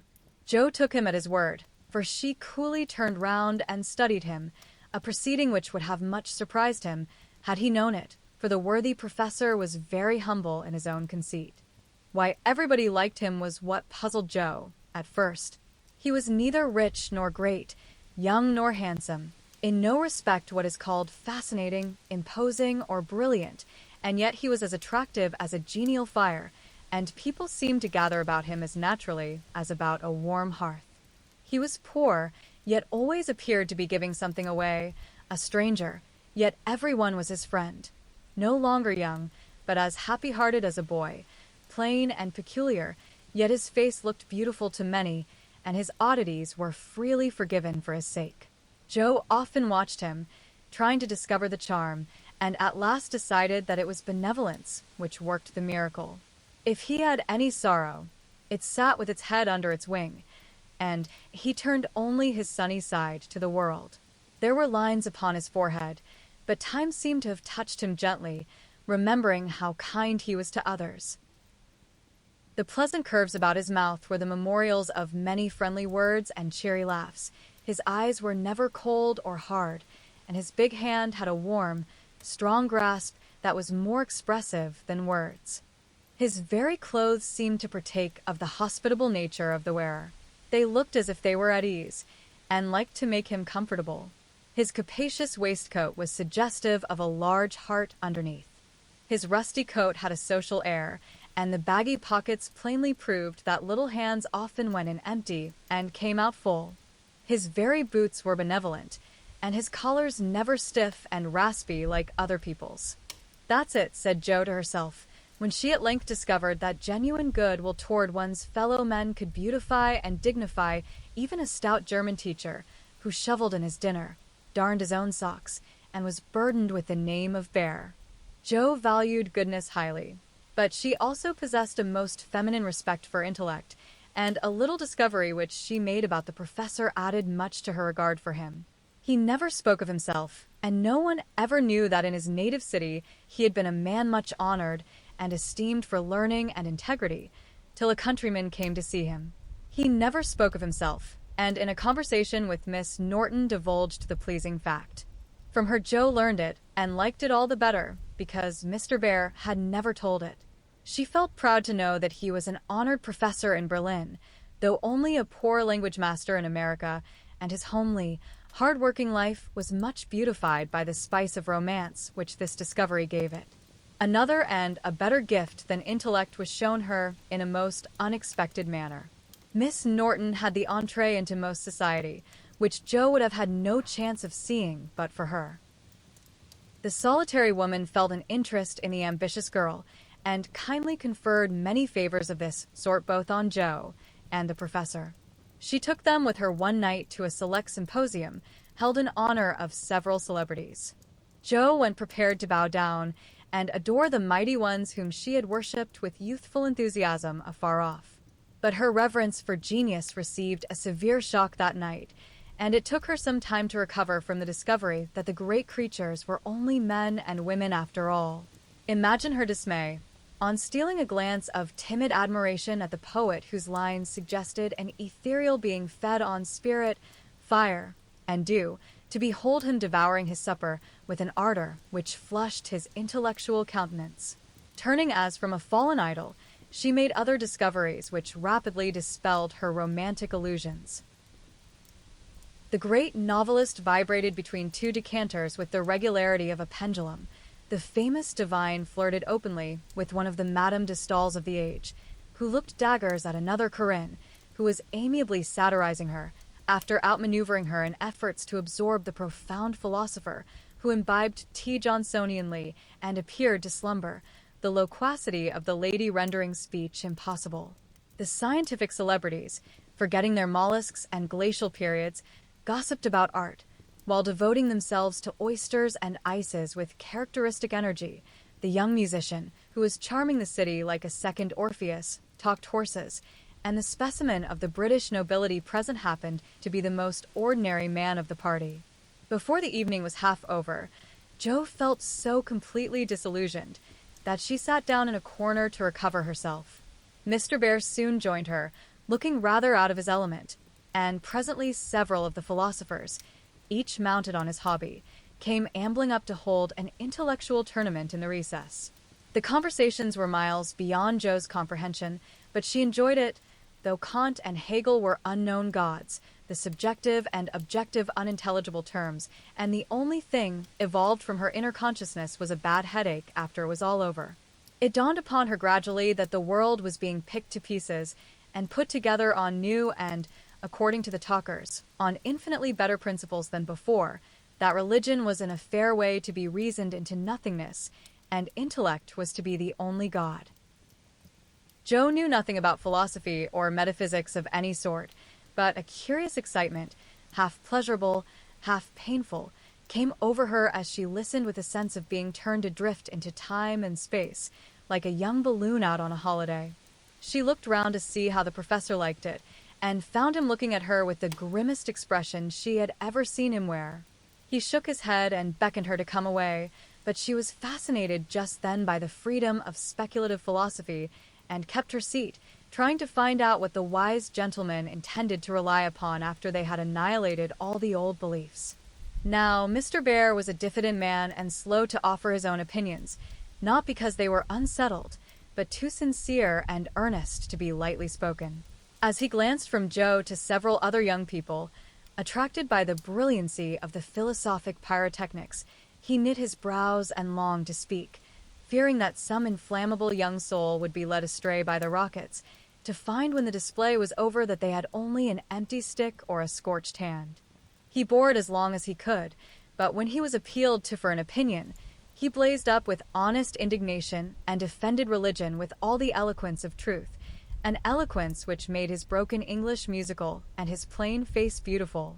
He had a hard fight, for the wise men argued well, but he didn't know when he was beaten and stood to his colors like a man. Somehow, as he talked, the world got right again to Joe.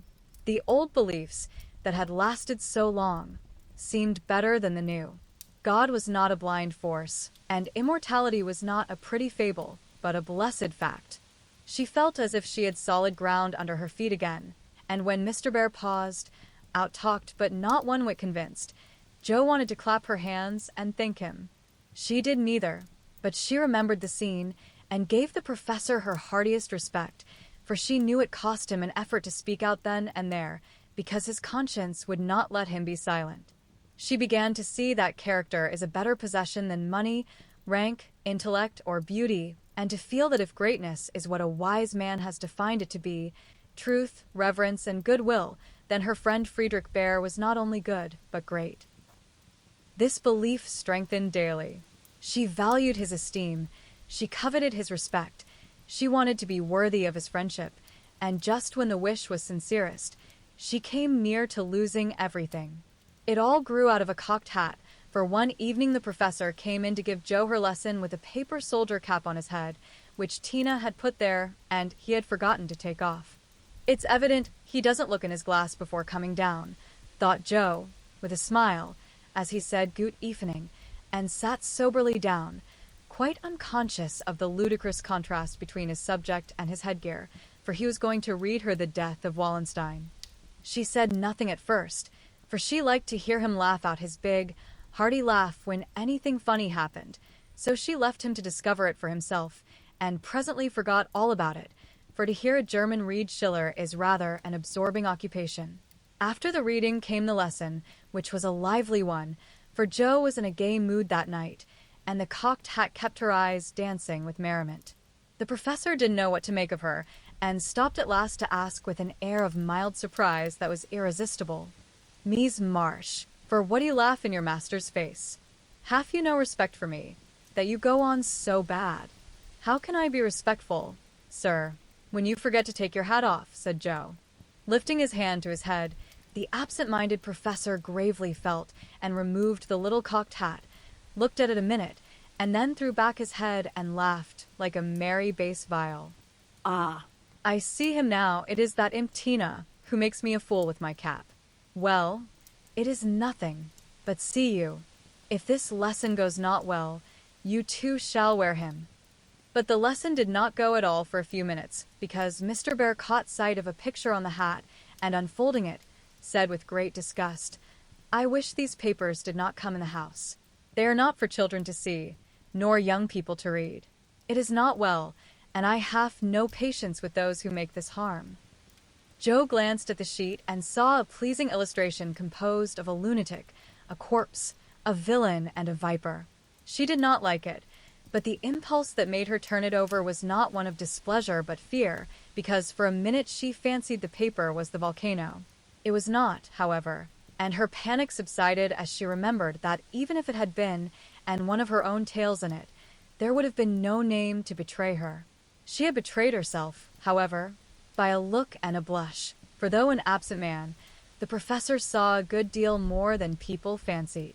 He knew that Joe wrote, and had met her down among the newspaper offices more than once, but as she never spoke of it, he asked no questions in spite of a strong desire to see her work. Now it occurred to him that she was doing what she was ashamed to own, and it troubled him. He did not say to himself, "It is none of my business. I've no right to say anything," as many people would have done. He only remembered that she was young and poor, a girl far away from mother's love and father's care, and he was moved to help her with an impulse as quick and natural as that which would prompt him to put out his hand to save a baby from a puddle. All this flashed through his mind in a minute, but not a trace of it appeared in his face, and by the time the paper was turned, and Joe's needle threaded, He was ready to say quite naturally, but very gravely, "Yes, you are right to put it from you. I do not think that good young girls should see such things. They are made pleasant to some, but I would more rather give my boys gunpowder to play with than this bad trash. All may not be bad, only silly, you know, and if there is a demand for it, I don't see any harm in supplying it. Many very respectable people make an honest living out of what are called sensation stories," said Joe, scratching gathers so energetically that a row of little slits followed her pen. "There is a demand for whiskey, but I think you, and I do not care to sell it. If the respectable people knew what harm they did, they would not feel that the living was honest. They have no right to put poison in the sugar plum and let the small ones eat it. No, they should think a little and sweep mud in the street before they do this thing." Mr. Bear spoke warmly and walked to the fire, crumpling the paper in his hands. Joe sat still, looking as if the fire had come to her, for her cheeks burned long after the cocked hat had turned to smoke and gone harmlessly up the chimney. "I should like much to send all the rest after him," muttered the professor, coming back with a relieved air.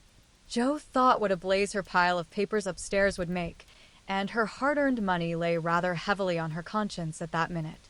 Then she thought consolingly to herself, "Mine are not like that. They are only silly, never bad, so I won't be worried." And taking up her book, she said with a studious face, "Shall we go on, sir? I'll be very good and proper now." "I shall hope so," was all he said, but he meant more than she imagined, and the grave, kind look he gave her made her feel as if the words "Weekly Volcano" were printed in large type on her forehead. As soon as she went to her room, she got out her papers and carefully reread every one of her stories. Being a little short-sighted, Mr. Bear sometimes used eyeglasses, and Joe had tried them once, smiling to see how they magnified the fine print of her book. Now she seemed to have on the professor's mental or moral spectacles also, for the faults of these poor stories glared at her dreadfully and filled her with dismay. "They are trash, and will soon be worse trash if I go on, for each is more sensational than the last. I've gone blindly on, hurting myself and other people for the sake of money. I know it's so, for I can't read this stuff in sober earnest without being horribly ashamed of it, and what should I do if they were seen at home or Mr. Bear got hold of them?" Joe turned hot at the bare idea and stuffed the whole bundle into her stove, nearly setting the chimney afire with the blaze.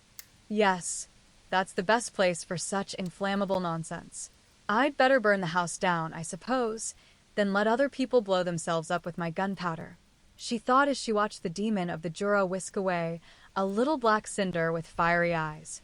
But when nothing remained of all her 3 months' work except a heap of ashes and the money in her lap, Joe looked sober as she sat on the floor, wondering what she ought to do about her wages. "I think I haven't done much harm yet, and may keep this to pay for my time," she said, after a long meditation, adding impatiently, "I almost wish I hadn't any conscience. It's so inconvenient. If I didn't care about doing right, and didn't feel uncomfortable when doing wrong, I should get on capitally. I can't help wishing sometimes that mother and father hadn't been so particular about such things." Joe, instead of wishing that, thank God that father and mother were particular, and pity from your heart those who have no such guardians to hedge them round with principles which may seem like prison walls to impatient youth, but which will prove sure foundations to build character upon in womanhood. Joe wrote no more sensational stories, deciding that the money did not pay for her share of the sensation, but going to the other extreme, as is the way with people of her stamp, she took a course of Mrs. Sherwood, Miss Edgeworth, and Hannah More, and then produced a tale which might have been more properly called an essay or a sermon, so intensely moral was it. She had her doubts about it from the beginning, for her lively fancy and girlish romance felt as ill at ease in the new style as she would have done masquerading in the stiff and cumbrous costume of the last century.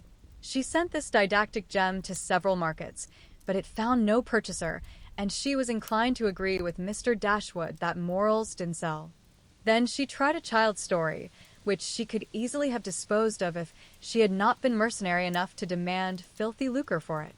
The only person who offered enough to make it worth her while to try juvenile literature was a worthy gentleman who felt it his mission to convert all the world to his particular belief.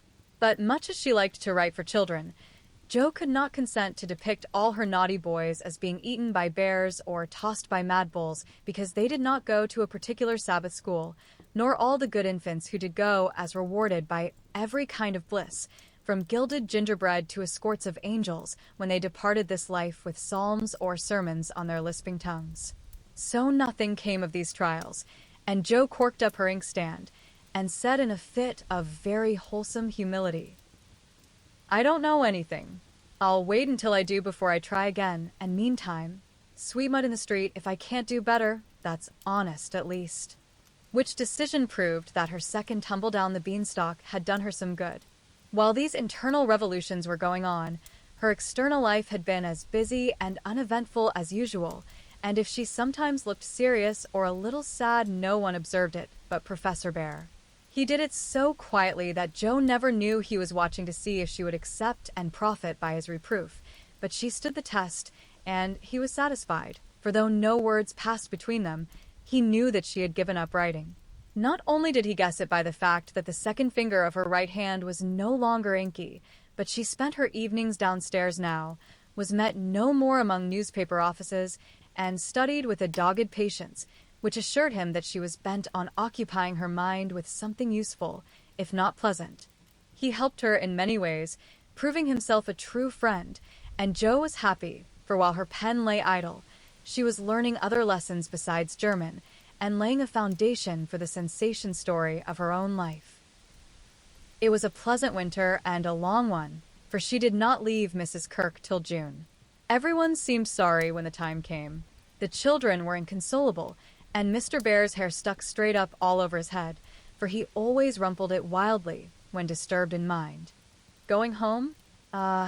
You are happy that you have a home to go in," he said when she told him, and sat silently pulling his beard in the corner, while she held a little levee on that last evening.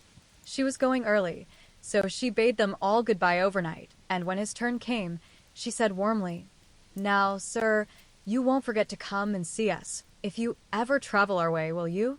I'll never forgive you if you do, for I want them all to know my friend." Do you? "Shall I come?" he asked, looking down at her with an eager expression which she did not see. "Yes, come next month. Laurie graduates then, and you'd enjoy commencement as something new." "That is your best friend of whom you speak," he said in an altered tone. "Yes, my boy Teddy.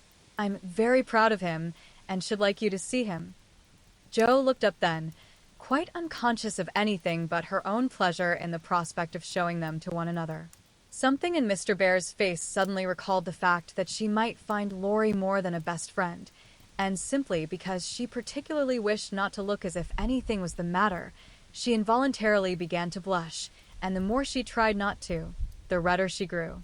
If it had not been for Tina on her knee, she didn't know what would have become of her.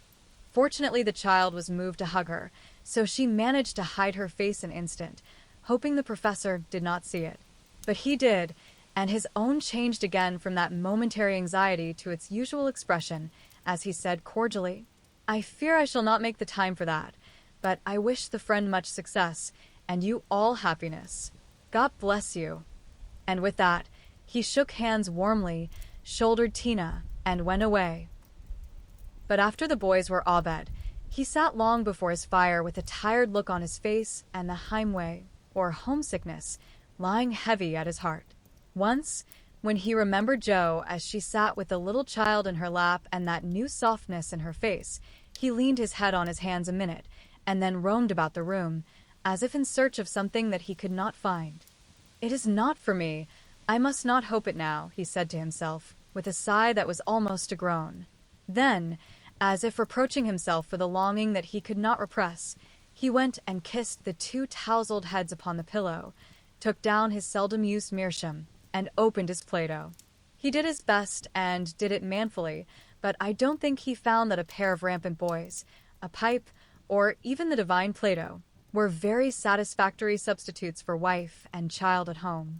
Early as it was, he was at the station next morning to see Joe off, and thanks to him, she began her solitary journey with the pleasant memory of a familiar face smiling its farewell, a bunch of violets to keep her company, and best of all, the happy thought, "Well, the winter's gone, and I've written no books.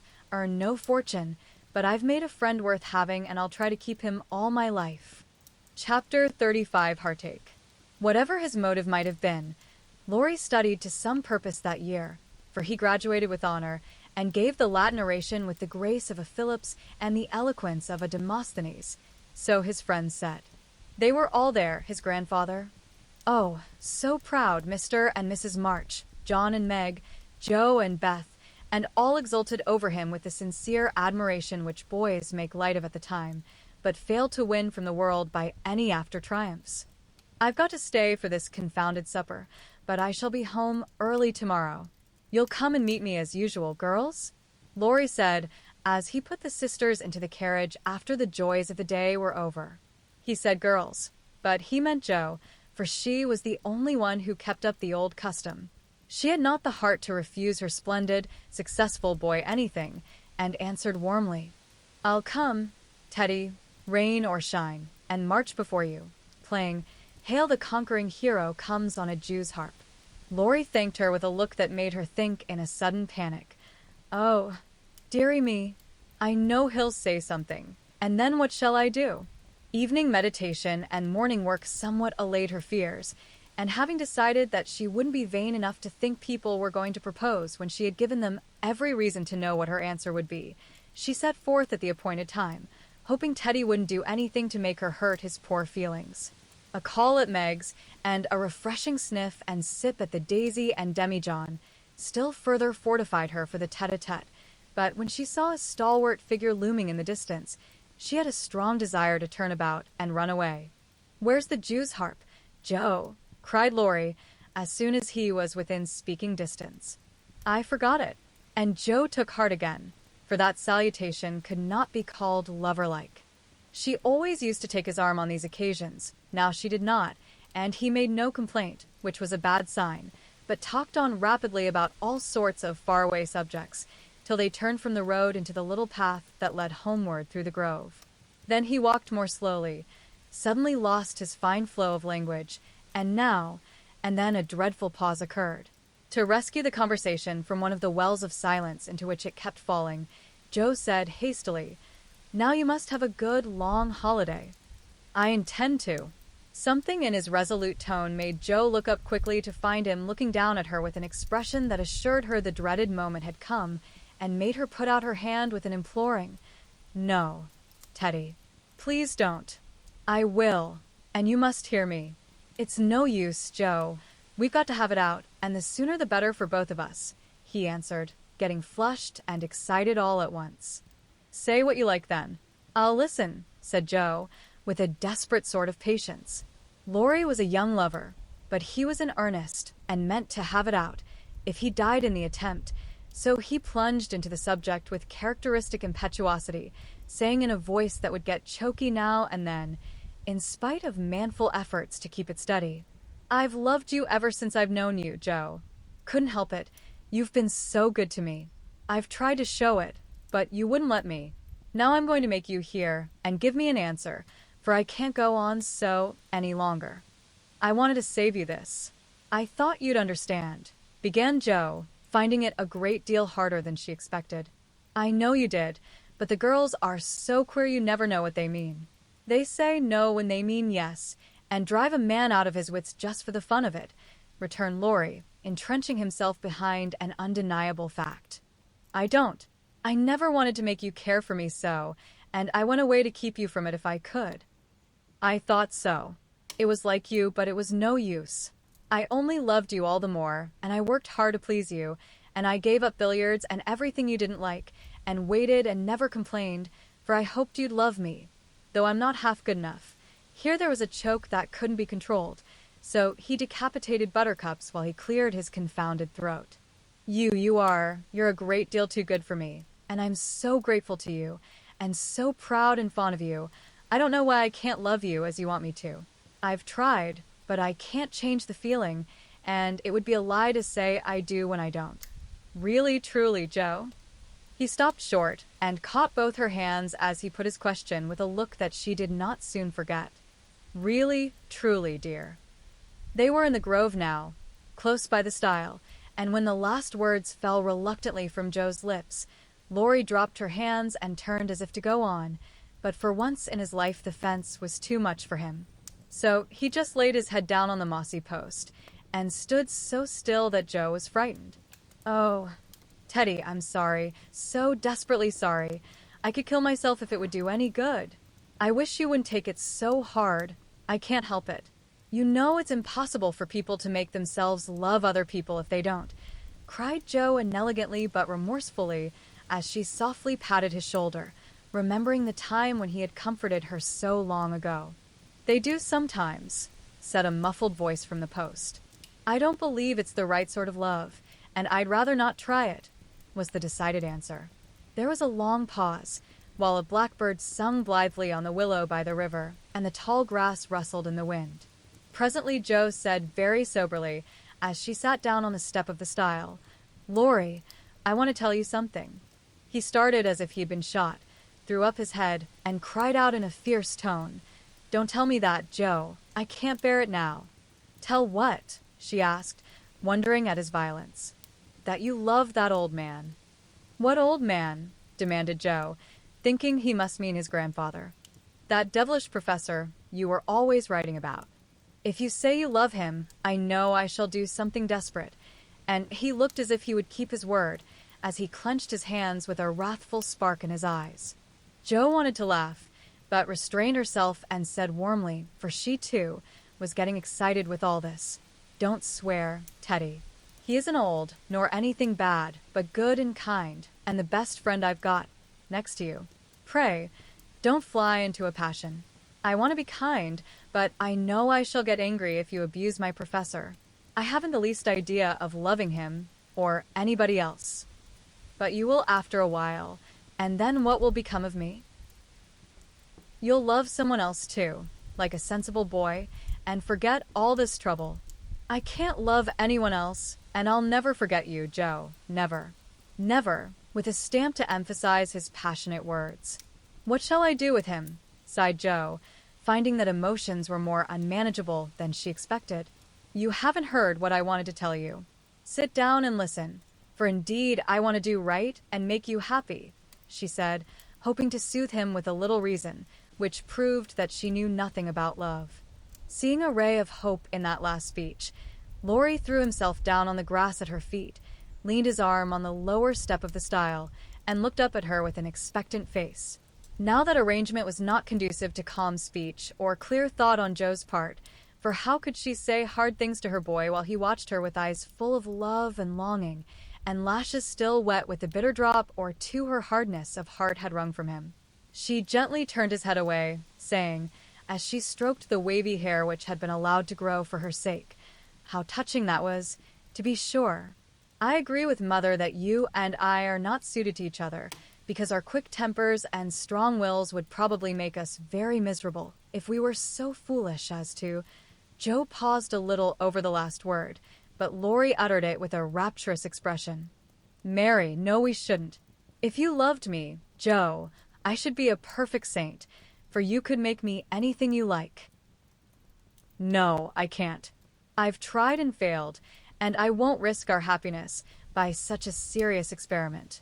We don't agree, and we never shall, so we'll be good friends all our lives, but we won't go and do anything rash." "Yes, we will if we get the chance," muttered Lori rebelliously. "Now do be reasonable and take a sensible view of the case," implored Joe, almost at her wit's end. "I won't be reasonable. I don't want to take what you call a sensible view. It won't help me, and it only makes it harder. I don't believe you've got any heart." "I wish I hadn't." There was a little quiver in Joe's voice, and thinking it a good omen, Lori turned round, bringing all his persuasive powers to bear as he said, in a wheedlesome tone that had never been so dangerously wheedlesome before, "Don't disappoint us, dear. Everyone expects it. Grandpa has set his heart upon it. Your people like it, and I can't get on without you. Say you will, and let's be happy." Do. Not until months afterward did Joe understand how she had the strength of mind to hold fast to the resolution she had made when she decided that she did not love her boy and never could. It was very hard to do, but she did it, knowing that delay was both useless and cruel. I can't say yes truly, so I won't say it at all. You'll see that I'm right by and by, and thank me for it, she began solemnly. I'll be hanged if I do. And Laurie bounced up off the grass, burning with indignation at the very idea. Yes, you will, persisted Joe. You'll get over this after a while, and find some lovely accomplished girl who will adore you and make a fine mistress for your fine house. I shouldn't. I'm homely and awkward and odd and old, and you'd be ashamed of me, and we should quarrel. We can't help it even now, you see, and I shouldn't like elegant society, and you would, and you'd hate my scribbling, and I couldn't get on without it, and we should be unhappy, and wish we hadn't done it, and everything would be horrid. Anything more? Asked Laurie, finding it hard to listen patiently to this prophetic burst. Nothing more, except that I don't believe I shall ever marry. I'm happy as I am, and love my liberty too well to be in a hurry to give it up for any mortal man. I know better, broke in Laurie. You think so now, but there'll come a time when you will care for somebody, and you'll love him tremendously, and live and die for him. I know you will. It's your way, and I shall have to stand by and see it. And the despairing lover cast his hat upon the ground with a gesture that would have seemed comical if his face had not been so tragic. Yes, I will live and die for him. If he ever comes and makes me love him in spite of myself, and you must do the best you can, cried Joe, losing patience with poor Teddy. I've done my best, but you won't be reasonable, and it's selfish of you to keep teasing for what I can't give.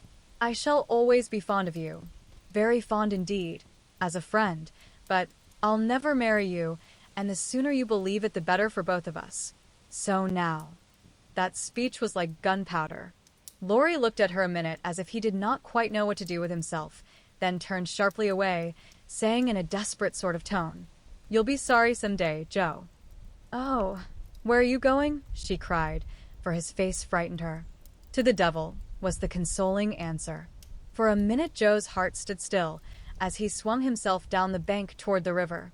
But it takes much folly, sin or misery to send a young man to a violent death, and Laurie was not one of the weak sort who are conquered by a single failure. He had no thought of a melodramatic plunge, but some blind instinct led him to fling hat and coat into his boat, and row away with all his might, making better time up the river than he had done in any race. Joe drew a long breath and unclasped her hands as she watched the poor fellow trying to outstrip the trouble which he carried in his heart. That will do him good, and he'll come home in such a tender, penitent state of mind that I shan't dare to see him, she said, adding, as she went slowly home, feeling as if she had murdered some innocent thing and buried it under the leaves. Now I must go and prepare Mr. Lawrence to be very kind to my poor boy. I wish he'd love Beth. Perhaps he may in time, but I begin to think I was mistaken about her. Oh, dear. How can girls like to have lovers and refuse them? I think it's dreadful.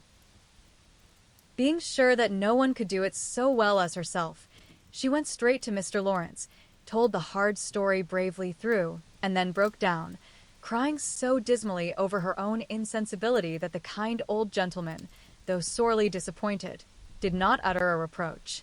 He found it difficult to understand how any girl could help loving Laurie, and hoped she would change her mind, but he knew even better than Joe that love cannot be forced, so he shook his head sadly and resolved to carry his boy out of harm's way, for young impetuosity's parting words to Joe disturbed him more than he would confess. When Laurie came home, dead tired but quite composed, his grandfather met him as if he knew nothing, and kept up the delusion very successfully for an hour or two. But when they sat together in the twilight, the time they used to enjoy so much, it was hard work for the old man to ramble on as usual, and harder still for the young one to listen to praises of the last year's success, which to him now seemed like love's labor lost. He bore it as long as he could, then went to his piano and began to play. The windows were open, and Joe, walking in the garden with Beth, for once understood music better than her sister, for he played the Sonata Pathétique, and played it as he never did before. That's very fine, I dare say, but it's sad enough to make one cry. Give us something gayer, lad, said Mr. Lawrence, whose kind old heart was full of sympathy, which he longed to show but knew not how. Laurie dashed into a livelier strain, played stormily for several minutes, and would have got through bravely, if in a momentary lull Mrs. March's voice had not been heard calling, "Joe, dear, come in. I want you." Just what Laurie longed to say, with a different meaning. As he listened, he lost his place. The music ended with a broken chord, and the musician sat silent in the dark. "I can't stand this," muttered the old gentleman. Up he got, groped his way to the piano, laid a kind hand on either of the broad shoulders, and said, as gently as a woman, "I know, my boy, I know." No answer for an instant. Then Laurie asked sharply, "Who told you?" "Jo herself." "Then there's an end of it."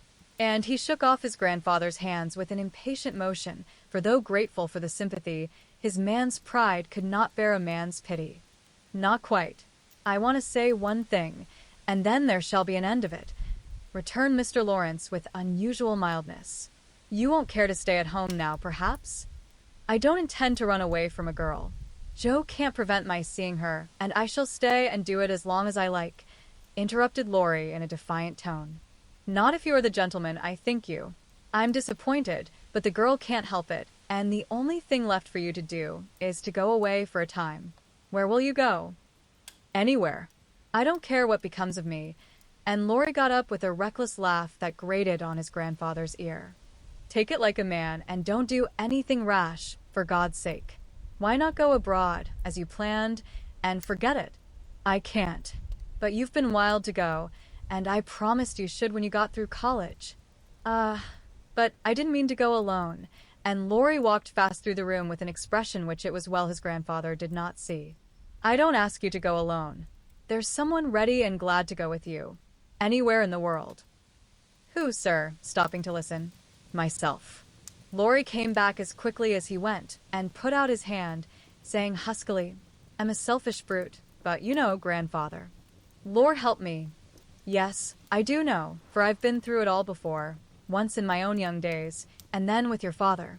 Now, my dear boy, just sit quietly down and hear my plan. It's all settled, and can be carried out at once," said Mr. Lawrence, keeping hold of the young man, as if fearful that he would break away as his father had done before him. "Well, sir, what is it?" And Laurie sat down, without a sign of interest in face or voice. "There is business in London that needs looking after. I meant you should attend to it, but I can do it better myself, and things here will get on very well with Brooke to manage them. My partners do almost everything. I'm merely holding on until you take my place, and can be off at any time." "But you hate traveling, sir." "I can't ask it of you at your age," began Laurie, who was grateful for the sacrifice, but much preferred to go alone, if he went at all.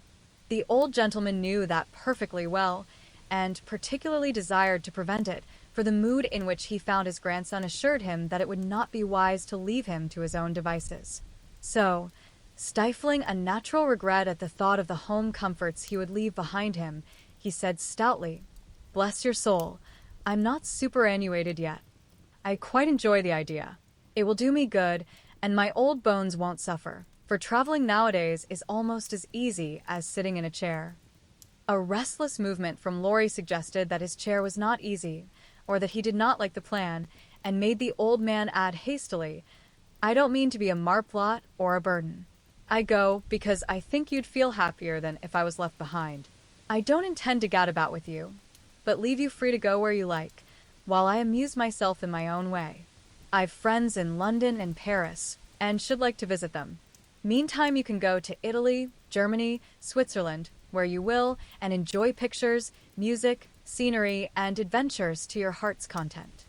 Now, Laurie felt just then that his heart was entirely broken and the world a howling wilderness, but at the sound of certain words which the old gentleman artfully introduced into his closing sentence, the broken heart gave an unexpected leap, and a green oasis or two suddenly appeared in the howling wilderness.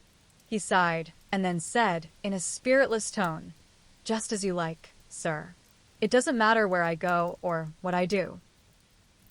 "It does to me. Remember that, my lad. I give you entire liberty, but I trust you to make an honest use of it. Promise me that, Laurie." "Anything you like, sir." "Good," thought the old gentleman. "You don't care now. But there'll come a time when that promise will keep you out of mischief, or I'm much mistaken. Being an energetic individual, Mr. Lawrence struck while the iron was hot, and before the blighted being recovered spirit enough to rebel, they were off. During the time necessary for preparation, Laurie bore himself as young gentlemen usually do in such cases. He was moody, irritable, and pensive by turns, lost his appetite, neglected his dress, and devoted much time to playing tempestuously on his piano, avoided Jo, but consoled himself by staring at her from his window, with a tragic face that haunted her dreams by night and oppressed her with a heavy sense of guilt by day. Unlike some sufferers, he never spoke of his unrequited passion and would allow no one, not even Mrs. March, to attempt consolation or offer sympathy. On some accounts, this was a relief to his friends, but the weeks before his departure were very uncomfortable, and everyone rejoiced that the poor, dear fellow was going away to forget his trouble and come home happy. Of course, he smiled darkly at their delusion, but passed it by with the sad superiority of one who knew that his fidelity, like his love, was unalterable. When the parting came, he affected high spirits, to conceal certain inconvenient emotions which seemed inclined to assert themselves. This gaiety did not impose upon anybody, but they tried to look as if it did for his sake, and he got on very well till Mrs. March kissed him, with a whisper full of motherly solicitude. Then, feeling that he was going very fast, he hastily embraced them all round, not forgetting the afflicted Hannah, and ran downstairs as if for his life. Jo followed a minute after to wave her hand to him if he looked round. He did look round, came back, put his arms about her as she stood on the step above him, and looked up at her with a face that made his short appeal eloquent and pathetic. "Oh, Jo, can't you?" "Teddy, dear, I wish I could." That was all, except a little pause. Then Laurie straightened himself up, said, "It's all right, never mind," and went away without another word. But it wasn't all right, and Jo did mind, for while the curly head lay on her arm a minute after her hard answer, she felt as if she had stabbed her dearest friend, and when he left her without a look behind him, she knew that the boy Laurie never would come again. Chapter 36. Beth's Secret. When Jo came home that spring, she had been struck with the change in Beth. No one spoke of it or seemed aware of it, for it had come too gradually to startle those who saw her daily, but to eyes sharpened by absence, it was very plain, and a heavy weight fell on Jo's heart as she saw her sister's face. It was no paler and but littler thinner than in the autumn, yet there was a strange, transparent look about it, as if the mortal was being slowly refined away, and the immortal shining through the frail flesh with an indescribably pathetic beauty. Jo saw and felt it, but said nothing at the time, and soon the first impression lost much of its power, for Beth seemed happy. No one appeared to doubt that she was better, and presently in other cares Jo for a time forgot her fear. But when Laurie was gone, and peace prevailed again, the vague anxiety returned and haunted her. She had confessed her sins and been forgiven, but when she showed her savings and proposed a mountain trip, Beth had thanked her heartily, but begged not to go so far away from home. Another little visit to the seashore would suit her better, and as Grandma could not be prevailed upon to leave the babies, Jo took Beth down to the quiet place, where she could live much in the open air and let the fresh sea breezes blow a little color into her pale cheeks. It was not a fashionable place, but even among the pleasant people there, the girls made few friends, preferring to live for one another. Beth was too shy to enjoy society, and Jo too wrapped up in her to care for anyone else. So they were all in all to each other, and came and went, quite unconscious of the interest they excited in those about them, who watched with sympathetic eyes the strong sister and the feeble one, always together, as if they felt instinctively that a long separation was not far away. They did feel it, yet neither spoke of it, for often between ourselves and those nearest and dearest to us there exists a reserve which it is very hard to overcome. Jo felt as if a veil had fallen between her heart and Beth's, but when she put out her hand to lift it up, there seemed something sacred in the silence, and she waited for Beth to speak. She wondered, and was thankful also, that her parents did not seem to see what she saw, and during the quiet weeks when the shadows grew so plain to her, she said nothing of it to those at home, believing that it would tell itself when Beth came back no better. She wondered still more if her sister really guessed the hard truth, and what thoughts were passing through her mind during the long hours when she lay on the warm rocks with her head in Joe's lap, while the winds blew healthfully over her and the sea made music at her feet. One day Beth told her. Joe thought she was asleep. She lay so still, and putting down her book, sat looking at her with wistful eyes, trying to see signs of hope in the faint color on Beth's cheeks. But she could not find enough to satisfy her, for the cheeks were very thin, and the hands seemed too feeble to hold even the rosy little shells they had been collecting. It came to her then more bitterly than ever that Beth was slowly drifting away from her, and her arms instinctively tightened their hold upon the dearest treasure she possessed. For a minute her eyes were too dim for seeing, and when they cleared, Beth was looking up at her so tenderly that there was hardly any need for her to say, "Joe, dear, I'm glad you know it. I've tried to tell you, but I couldn't." There was no answer except her sister's cheek against her own, not even tears, for when most deeply moved, Joe did not cry. She was the weaker then, and Beth tried to comfort and sustain her with her arms about her and the soothing words she whispered in her ear. "I've known it for a good while, dear, and now I'm used to it. It isn't hard to think of or to bear. Try to see it so and don't be troubled about me, because it's best, indeed it is." Is this what made you so unhappy in the autumn, Beth? You did not feel it then, and keep it to yourself so long, did you? Asked Joe, refusing to see or say that it was best, but glad to know that Laurie had no part in Beth's trouble. "Yes, I gave up hoping then, but I didn't like to own it. I tried to think it was a sick fancy, and would not let it trouble anyone. But when I saw you all so well and strong and full of happy plans, it was hard to feel that I could never be like you, and then I was miserable, Joe." "Oh, Beth, and you didn't tell me, didn't let me comfort and help you? How could you shut me out, bear it all alone?" Joe's voice was full of tender reproach, and her heart ached to think of the solitary struggle that must have gone on while Beth learned to say goodbye to health, love, and life, and take up her cross so cheerfully. "Perhaps it was wrong, but I tried to do right. I wasn't sure, no one said anything, and I hoped I was mistaken. It would have been selfish to frighten you all when Marmee was so anxious about Meg and Amy away, and you so happy with Laurie. At least I thought so then. And I thought you loved him, Beth, and I went away because I couldn't," cried Joe, glad to say all the truth. Beth looked so amazed at the idea that Joe smiled in spite of her pain, and added softly, "Then you didn't, dearie? I was afraid it was so, and imagined your poor little heart full of lovelornity all that while." "Why, Joe, how could I, when he was so fond of you?" asked Beth, as innocently as a child. "I do love him dearly. He is so good to me. How can I help it? But he could never be anything to me but my brother. I hope he truly will be, sometime." "Not through me," said Joe decidedly. "Amy is left for him, and they would suit excellently, but I have no heart for such things now. I don't care what becomes of anybody but you, Beth. You must get well. I wanna, oh, so much. I try, but every day I lose a little, and feel more sure that I shall never gain it back. It's like the tide, Joe. When it turns, it goes slowly, but it can't be stopped. It shall be stopped. Your tide must not turn so soon. 19 is too young, Beth. I can't let you go. I'll work and pray and fight against it. I'll keep you in spite of everything. There must be ways. It can't be too late. God won't be so cruel as to take you from me," cried poor Joe rebelliously, for her spirit was far less piously submissive than Beth's. Simple, sincere people seldom speak much of their piety.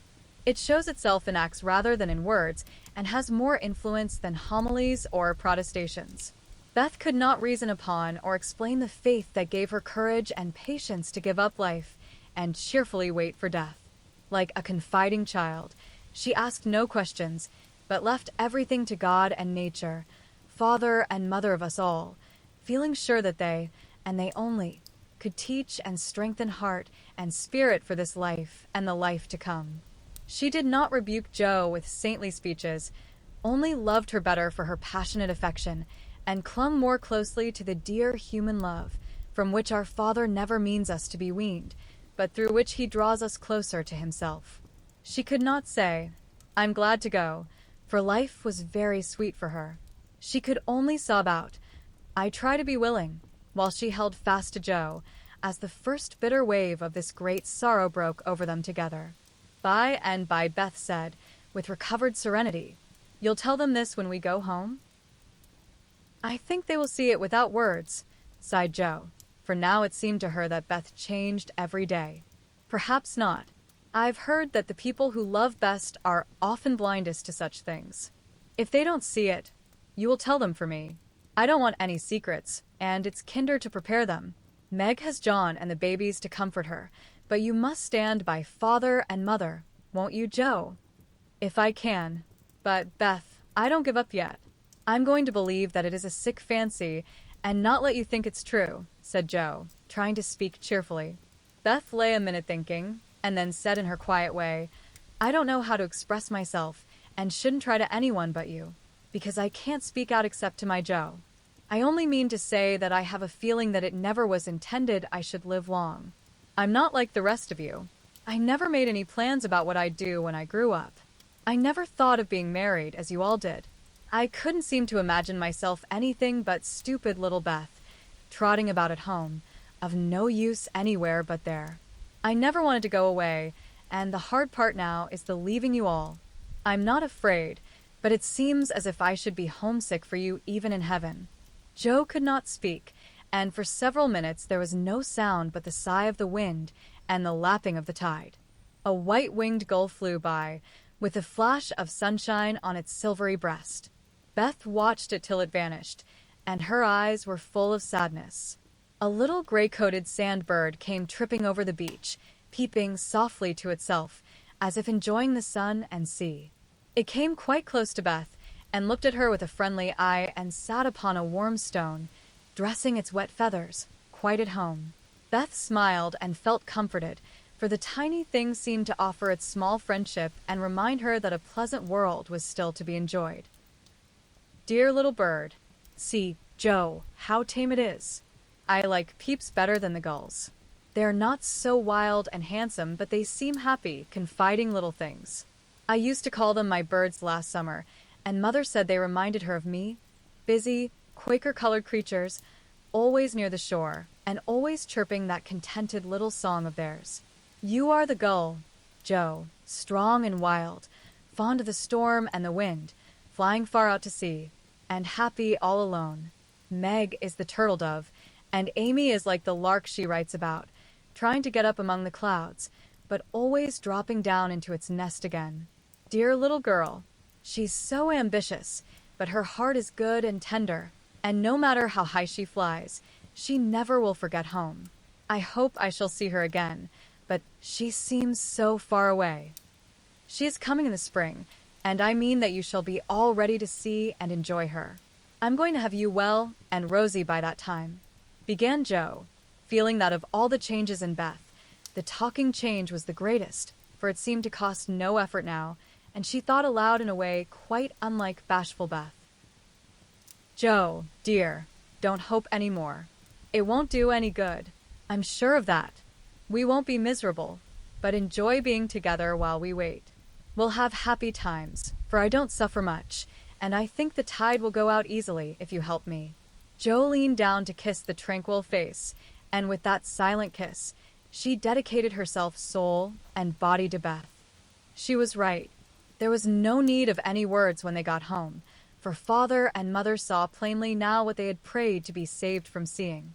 Tired with her short journey, Beth went at once to bed, saying how glad she was to be home, and when Jo went down, she found that she would be spared the hard task of telling Beth's secret. Her father stood leaning his head on the mantelpiece and did not turn as she came in, but her mother stretched out her arms as if for help, and Jo went to comfort her without a word. Chapter 37 New Impressions. At 3 o'clock in the afternoon, all the fashionable world at Nice may be seen on the Promenade de Anglais, a charming place for the wide walk, bordered with palms, flowers, and tropical shrubs, is bounded on one side by the sea, on the other by the Grand Drive, lined with hotels and villas, while beyond lie orange orchards and the hills. Many nations are represented, many languages spoken, many costumes worn, and on a sunny day the spectacle is as gay and brilliant as a carnival. Haughty English, lively French, sober Germans, handsome Spaniards, ugly Russians, meek Jews, free and easy Americans, all drive, sit or saunter here, chatting over the news and criticizing the latest celebrity who has arrived, Ristori or Dickens, Victor Emmanuel or the Queen of the Sandwich Islands. The equipages are as varied as the company and attract as much attention, especially the low basket barouches in which ladies drive themselves, with a pair of dashing ponies, gay nets to keep their voluminous flounces from overflowing the diminutive vehicles, and little grooms on the perch behind. Along this walk, on Christmas Day, a tall young man walked slowly, with his hands behind him and a somewhat absent expression of countenance.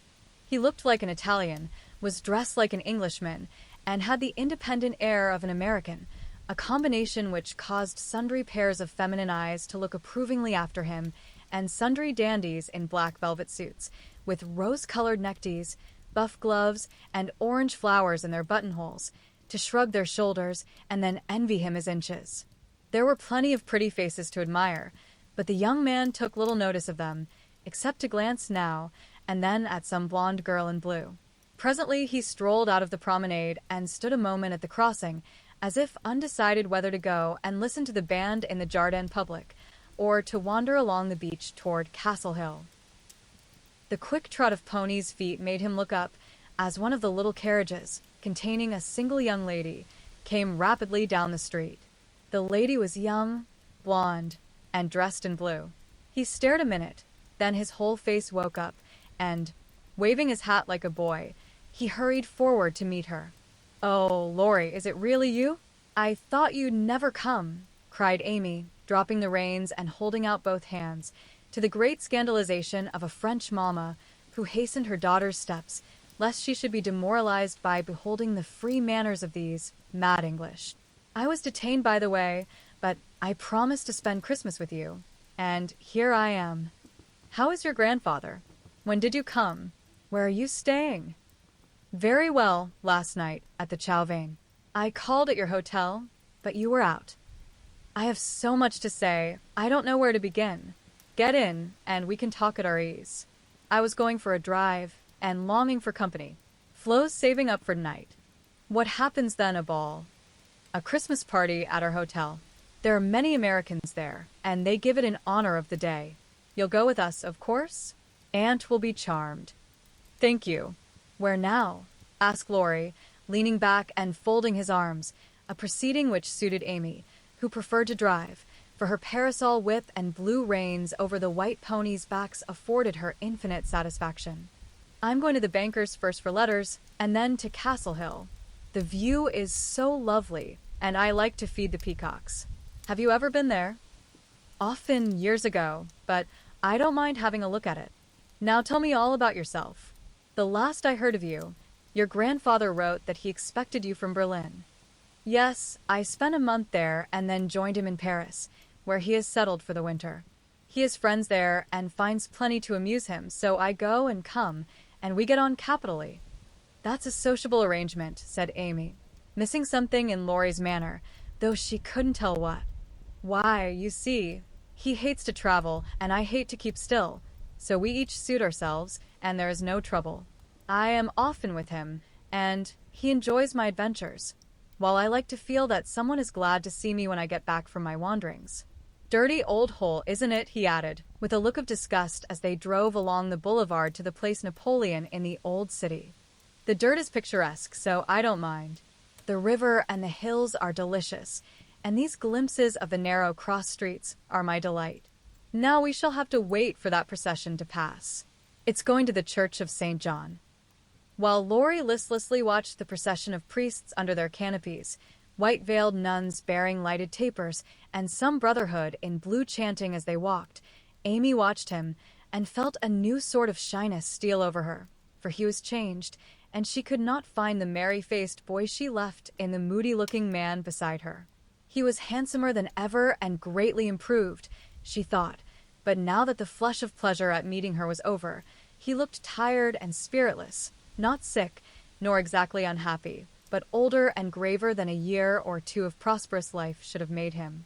She couldn't understand it and did not venture to ask questions, so she shook her head and touched up her ponies as the procession wound away across the arches of the Paglioni Bridge and vanished in the church. "Que pensez-vous?" she said, airing her French, which had improved in quantity, if not in quality, since she came abroad. "That mademoiselle has made good use of her time, and the result is charming," replied Laurie, bowing with his hand on his heart and an admiring look. She blushed with pleasure, but somehow the compliment did not satisfy her like the blunt praises he used to give her at home when he promenaded round her on festival occasions and told her she was altogether jolly, with a hearty smile and an approving pat on the head. She didn't like the new tone, for though not blasé, it sounded indifferent in spite of the look. "If that's the way he's going to grow up, I wish he'd stay a boy," she thought, with a curious sense of disappointment and discomfort, trying meantime to seem quite easy and gay. At a Vigdor's, she found the precious home letters and, giving the reins to Laurie, read them luxuriously as they wound up the shady road between green hedges, where tea roses bloomed as freshly as in June. "Beth is very poorly, Mother says. I often think I ought to go home, but they all say stay. So I do, for I shall never have another chance like this," said Amy, looking sober over one page. "I think you are right there. You could do nothing at home, and it is a great comfort to them to know that you are well and happy and enjoying so much, my dear." He drew a little nearer and looked more like his old self as he said that, and the fear that sometimes weighed on Amy's heart was lightened, for the look, the act, the brotherly "my dear," seemed to assure her that if any trouble did come, she would not be alone in a strange land. Presently she laughed and showed him a small sketch of Jo in her scribbling suit, with the bow rampantly erect upon her cap, and issuing from her mouth the words, "Genius burns." Laurie smiled, took it, put it in his vest pocket to keep it from blowing away, and listened with interest to the lively letter Amy read him. "This will be a regularly Merry Christmas to me, with presents in the morning, you and letters in the afternoon, and a party at night," said Amy, as they alighted among the ruins of the old fort, and a flock of splendid peacocks came trooping about them, tamely waiting to be fed. While Amy stood laughing on the bank above him as she scattered crumbs to the brilliant birds, Laurie looked at her as she had looked at him, with a natural curiosity to see what changes time and absence had wrought. He found nothing to perplex or disappoint, much to admire and approve, for overlooking a few little affectations of speech and manner, she was as sprightly and graceful as ever, with the addition of that indescribable something in dress and bearing which we call elegance. Always mature for her age, she had gained a certain aplomb in both carriage and conversation, which made her seem more of a woman of the world than she was, but her old petulance now and then showed itself, her strong will still held its own, and her native frankness was unspoiled by foreign polish. Laurie did not read all this while he watched her feed the peacocks, but he saw enough to satisfy and interest him, and carried away a pretty little picture of a bright-faced girl standing in the sunshine, which brought out the soft hue of her dress, the fresh color of her cheeks, the golden gloss of her hair, and made her a prominent figure in the pleasant scene. As they came up onto the stone plateau that crowns the hill, Amy waved her hand as if welcoming him to her favorite haunt, and said, pointing here and there, "Do you remember the cathedral and the Corso, the fishermen dragging their nets in the bay, and the lovely road to Villa Franca, Schubert's tower, just below, and best of all, that speck far out to sea which they say is Corsica?" "I remember. It's not much changed," he answered without enthusiasm. "What Jo would give for a sight of that famous speck," said Amy, feeling in good spirits and anxious to see him so also. "Yes," was all he said, but he turned and strained his eyes to see the island which a greater usurper than even Napoleon now made interesting in his sight. "Take a good look at it for her sake, and then come and tell me what you've been doing with yourself all this while," said Amy, seating herself, ready for a good talk. But she did not get it, For though he joined her and answered all her questions freely, she could only learn that he had roved about the continent and been to Greece. So, after idling away an hour, they drove home again, and having paid his respects to Mrs. Carroll, Laurie left them, promising to return in the evening. It must be recorded of Amy that she deliberately prinked that night. Time and absence had done its work on both the young people. She had seen her old friend in a new light, not as our boy, but as a handsome and agreeable man, and she was conscious of a very natural desire to find favor in his sight. Amy knew her good points, and made the most of them with the taste and skill which is a fortune to a poor and pretty woman. Tarleton and tulle were cheap at nice, so she enveloped herself in them on such occasions, and following the sensible English fashion of simple dress for young girls, got up charming little toilettes with fresh flowers, a few trinkets, and all manner of dainty devices, which were both inexpensive and effective. It must be confessed that the artist sometimes got possession of the woman, and indulged in antique coiffures, statuesque attitudes, and classic draperies. But, dear heart, we all have our little weaknesses, and find it easy to pardon such in the young, who satisfy our eyes with their comeliness, and keep our hearts merry with their artless vanities.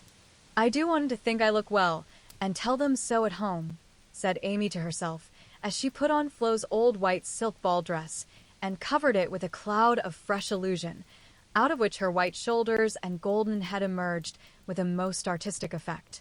Her hair she had the sense to let alone, after gathering up the thick waves and curls into a Hebe-like knot at the back of her head. It's not the fashion, but it's becoming, and I can't afford to make a fright of myself, she used to say, when advised to frizzle, puff, or braid, as the latest style commanded.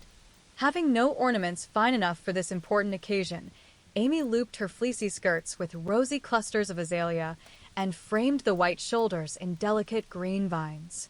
Remembering the painted boots, she surveyed her white satin slippers with girlish satisfaction and chased down the room, admiring her aristocratic feet all by herself. My new fan just matches my flowers, my gloves fit to a charm, and the real lace on Aunt's mouchoir gives an air to my whole dress. If I only had a classical nose and mouth, I should be perfectly happy, she said, surveying herself with a critical eye and a candle in each hand. In spite of this affliction, she looked unusually gay and graceful as she glided away. She seldom ran. It did not suit her style. She thought, for being tall, the stately and Genoesque was more appropriate than the sportive or piquante. She walked up and down the long saloon while waiting for Laurie, and once arranged herself under the chandelier, which had a good effect upon her hair. Then she thought better of it, and went away to the other end of the room, as if ashamed of the girlish desire to have the first view, a propitious one. It so happened that she could not have done a better thing, for Laurie came in so quietly she did not hear him, and as she stood at the distant window, with her head half turned and one hand gathering up her dress, the slender, white figure against the red curtains was as effective as a well-placed statue. "Good evening, Diana," said Laurie, with the look of satisfaction she liked to see in his eyes when they rested on her.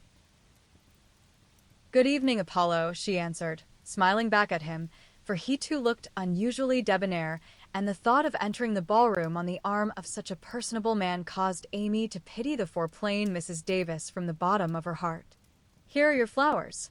I arranged them myself, remembering that you didn't like what Hannah calls a sop bouquet," said Laurie, handing her a delicate nosegay, in a holder that she had long coveted as she daily passed it in Cardiglia's window. "How kind you are," she exclaimed gratefully. "If I'd known you were coming, I'd have had something ready for you today, though not as pretty as this, I'm afraid." "Thank you. It isn't what it should be, but you have improved it," he added, as she snapped the silver bracelet on her wrist. "Please don't. I thought you liked that sort of thing." "Not from you. It doesn't sound natural, and I like your old bluntness better." "I'm glad of it," he answered, with a look of relief, then buttoned her gloves for her, and asked if his tie was straight, just as he used to do when they went to parties together at home. The company assembled in the long salle à manger that evening was such as one sees nowhere but on the continent. The hospitable Americans had invited every acquaintance they had in Nice, and having no prejudice against titles, secured a few to add luster to their Christmas ball. A Russian prince condescended to sit in a corner for an hour and talk with a massive lady, dressed like Hamlet's mother in black velvet with a pearl bridle under her chin. A Polish count, aged 18, devoted himself to the ladies, who pronounced him a fascinating dear, and a German serene something, having come to supper alone, roamed vaguely about, seeking what he might devour. Baron Rothschild's private secretary, a large-nosed Jew in tight boots, affably beamed upon the world, as if his master's name crowned him with a golden halo. A stout Frenchman, who knew the emperor, came to indulge his mania for dancing, and Lady de Jones, a British matron, adorned the scene with her little family of 8.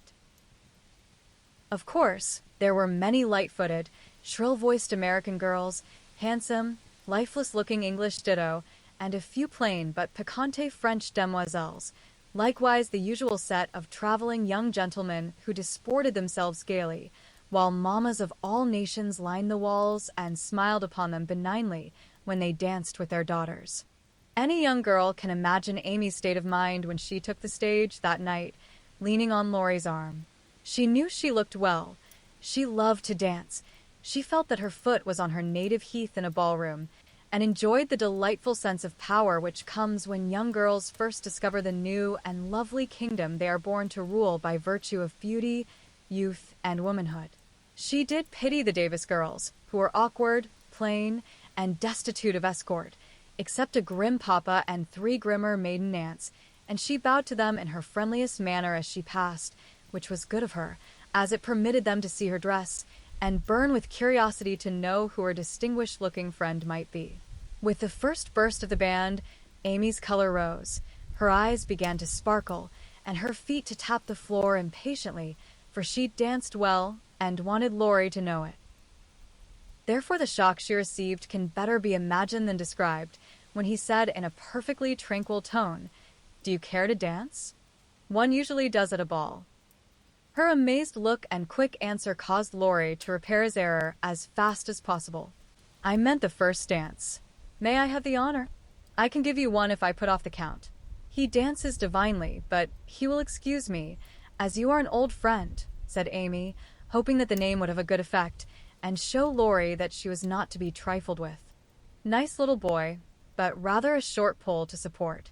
A daughter of the gods, divinely tall, and most divinely fair.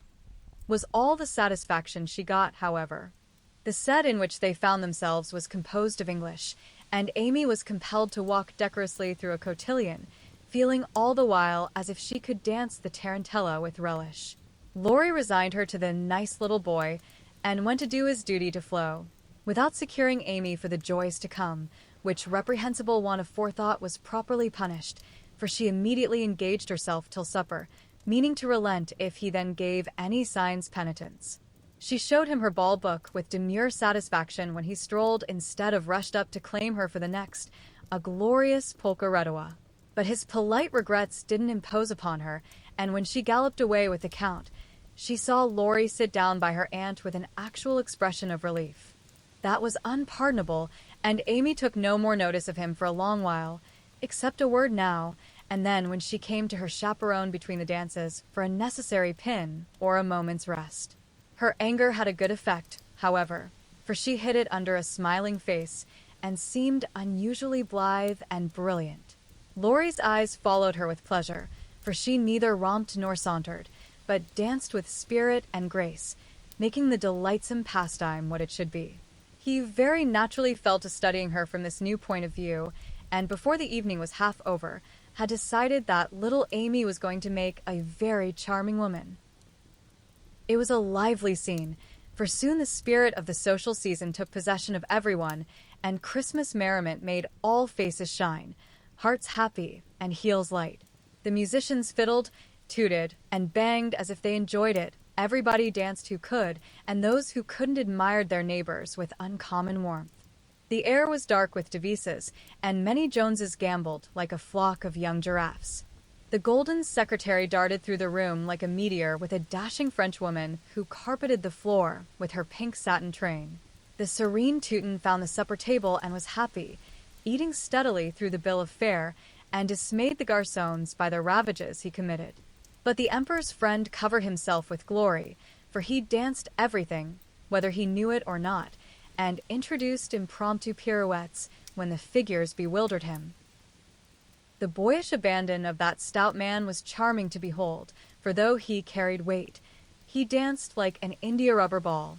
He ran, he flew, he pranced, his face glowed, his bald head shone, his coat-tails waved wildly, his pumps actually twinkled in the air, and when the music stopped, he wiped the drops from his brow, and beamed upon his fellow men like a French Pickwick without glasses. Amy and her pole distinguished themselves by equal enthusiasm but more graceful agility, and Laurie found himself involuntarily keeping time to the rhythmic rise and fall of the white slippers as they flew by as indefatigably as if winged. When little Vladimir finally relinquished her, with assurances that he was desolated to leave so early, she was ready to rest and see how her recreant knight had borne his punishment.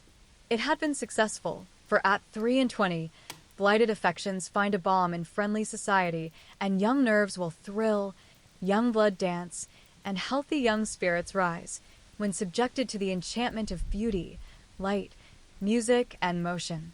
Laurie had a waked-up look as he rose to give her a seat, and when he hurried away to bring her some supper, she said to herself, with a satisfied smile, I thought that would do him good." "You look like Balzac's femme paint par elle-même," he said, as he fanned her with one hand and held her coffee cup in the other. "My rouge won't come off," and Amy rubbed her brilliant cheek and showed him her white glove with a sober simplicity that made him laugh outright. "What do you call this stuff?" he asked, touching a fold of her dress that had blown over his knee. "Illusion." "Good name for it. It's very pretty, new thing, isn't it? It's as old as the hills. You have seen it on dozens of girls, and you never found out that it was pretty till now, stupide. I never saw it on you before, which accounts for the mistake, you see. None of that, it is forbidden. I'd rather take coffee than compliments just now. No, don't lounge, it makes me nervous." Laurie sat bolt upright, and meekly took her empty plate, feeling an odd sort of pleasure in having little Amy order him about, for she had lost her shyness now, and felt an irresistible desire to trample on him, as girls have a delightful way of doing when lords of creation show any signs of subjection. "Where did you learn all this sort of thing?" he asked with a quizzical look. "As this sort of thing is rather a vague expression, would you kindly explain?" returned Amy, knowing perfectly well what he meant, but wickedly leaving him to describe what is indescribable. "Well, the general air, the style, the self-possession, the illusion, you know," laughed Laurie, breaking down and helping himself out of his quandary with a new word. Amy was gratified, but of course didn't show it, and demurely answered, "Foreign life polishes one in spite of oneself. I study as well as play, and as for this," with a little gesture toward her dress, "why, tulle is cheap, posies to be had for nothing, and I am used to making the most of my poor little things." Amy rather regretted that last sentence, fearing it wasn't in good taste, but Laurie liked her better for it, and found himself both admiring and respecting the brave patience that made the most of opportunity, and the cheerful spirit that covered poverty with flowers. Amy did not know why he looked at her so kindly, nor why he filled up her book with his own name, and devoted himself to her for the rest of the evening in the most delightful manner. But the impulse that wrought this agreeable change was the result of one of the new impressions which both of them were unconsciously giving and receiving. Chapter 38 on the Shelf.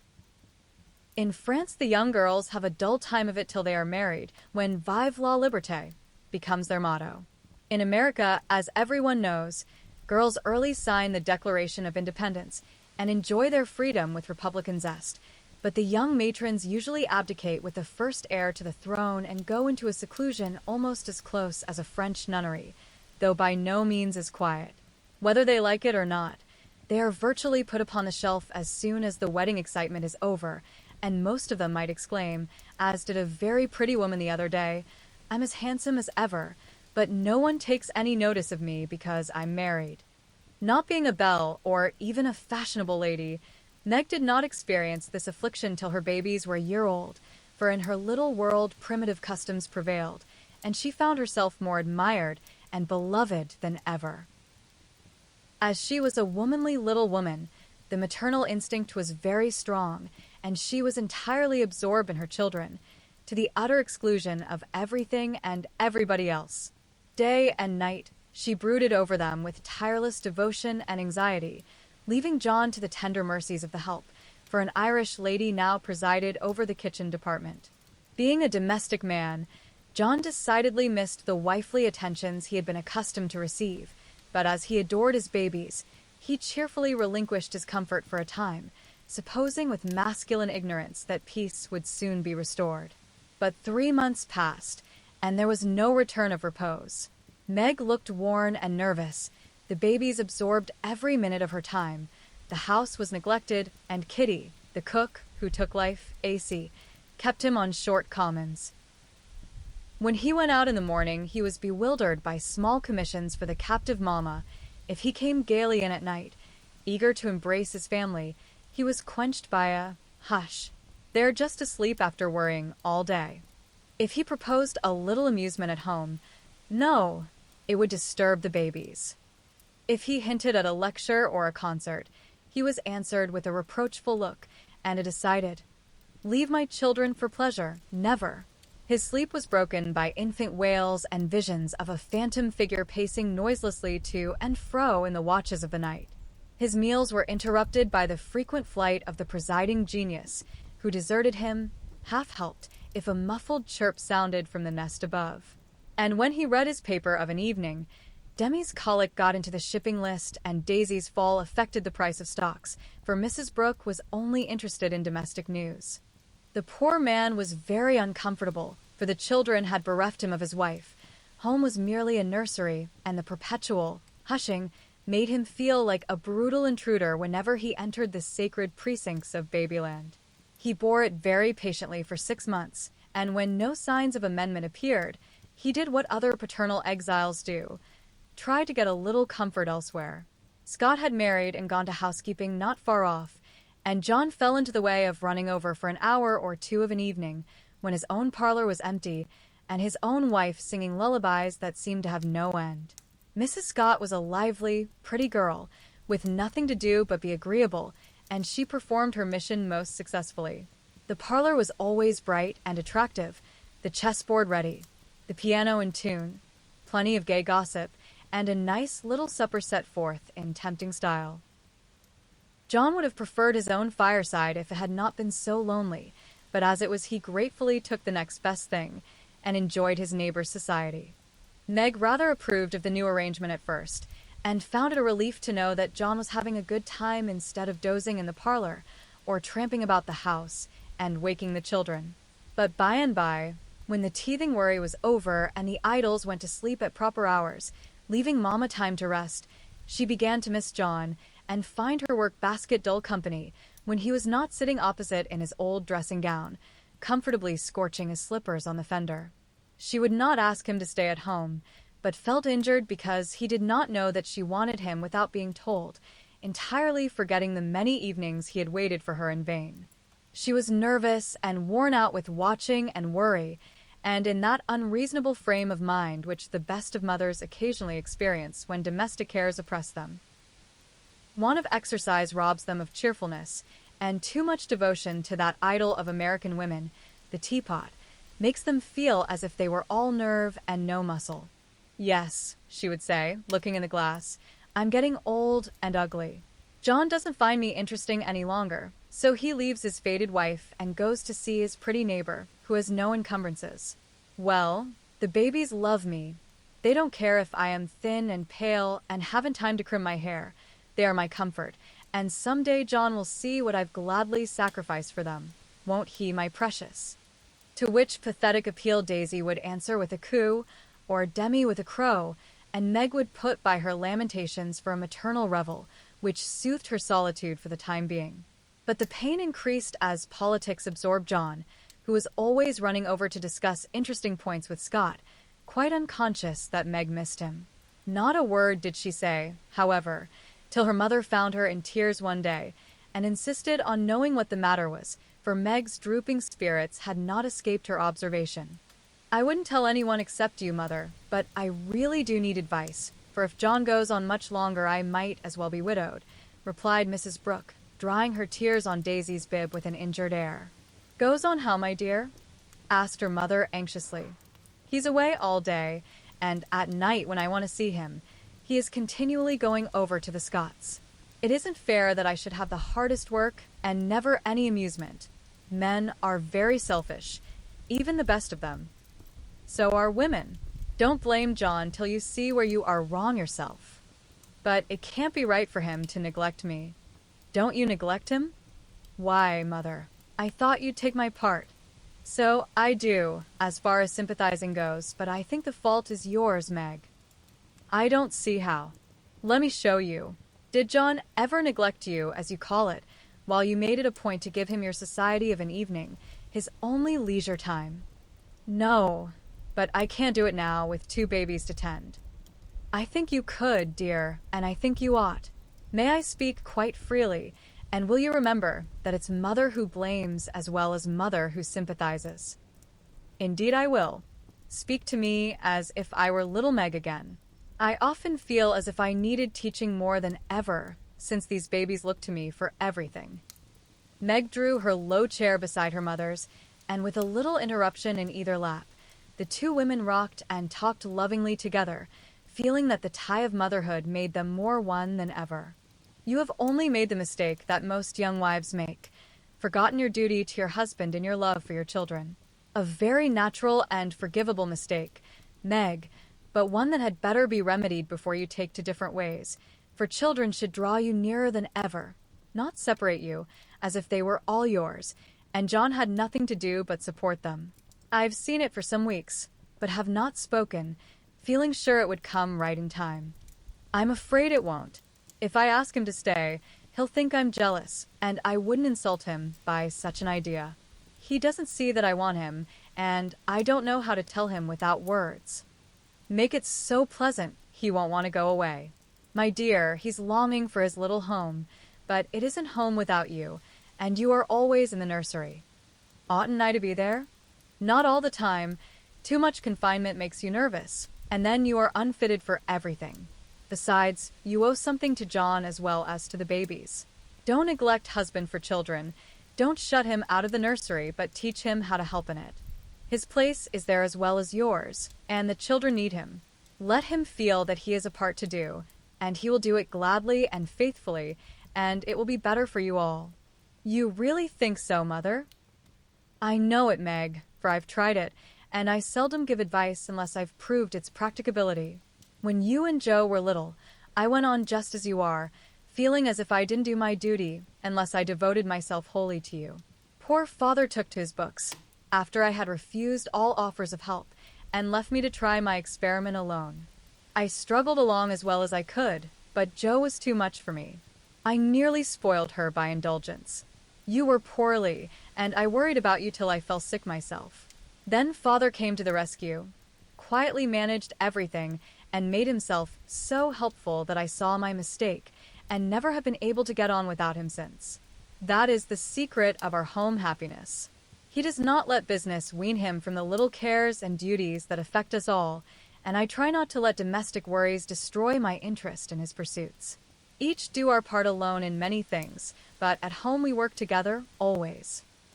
It is so, Mother, and my great wish is to be to my husband and children what you have been to yours. Show me how, I'll do anything you say. You always were my docile daughter. Well, dear, if I were you, I'd let John have more to do with the management of Demi, for the boy needs training, and it's none too soon to begin. Then I'd do what I have often proposed. Let Hannah come and help you. She is a capital nurse, and you may trust the precious babies to her while you do more housework. You need the exercise. Hannah would enjoy the rest, and John would find his wife again.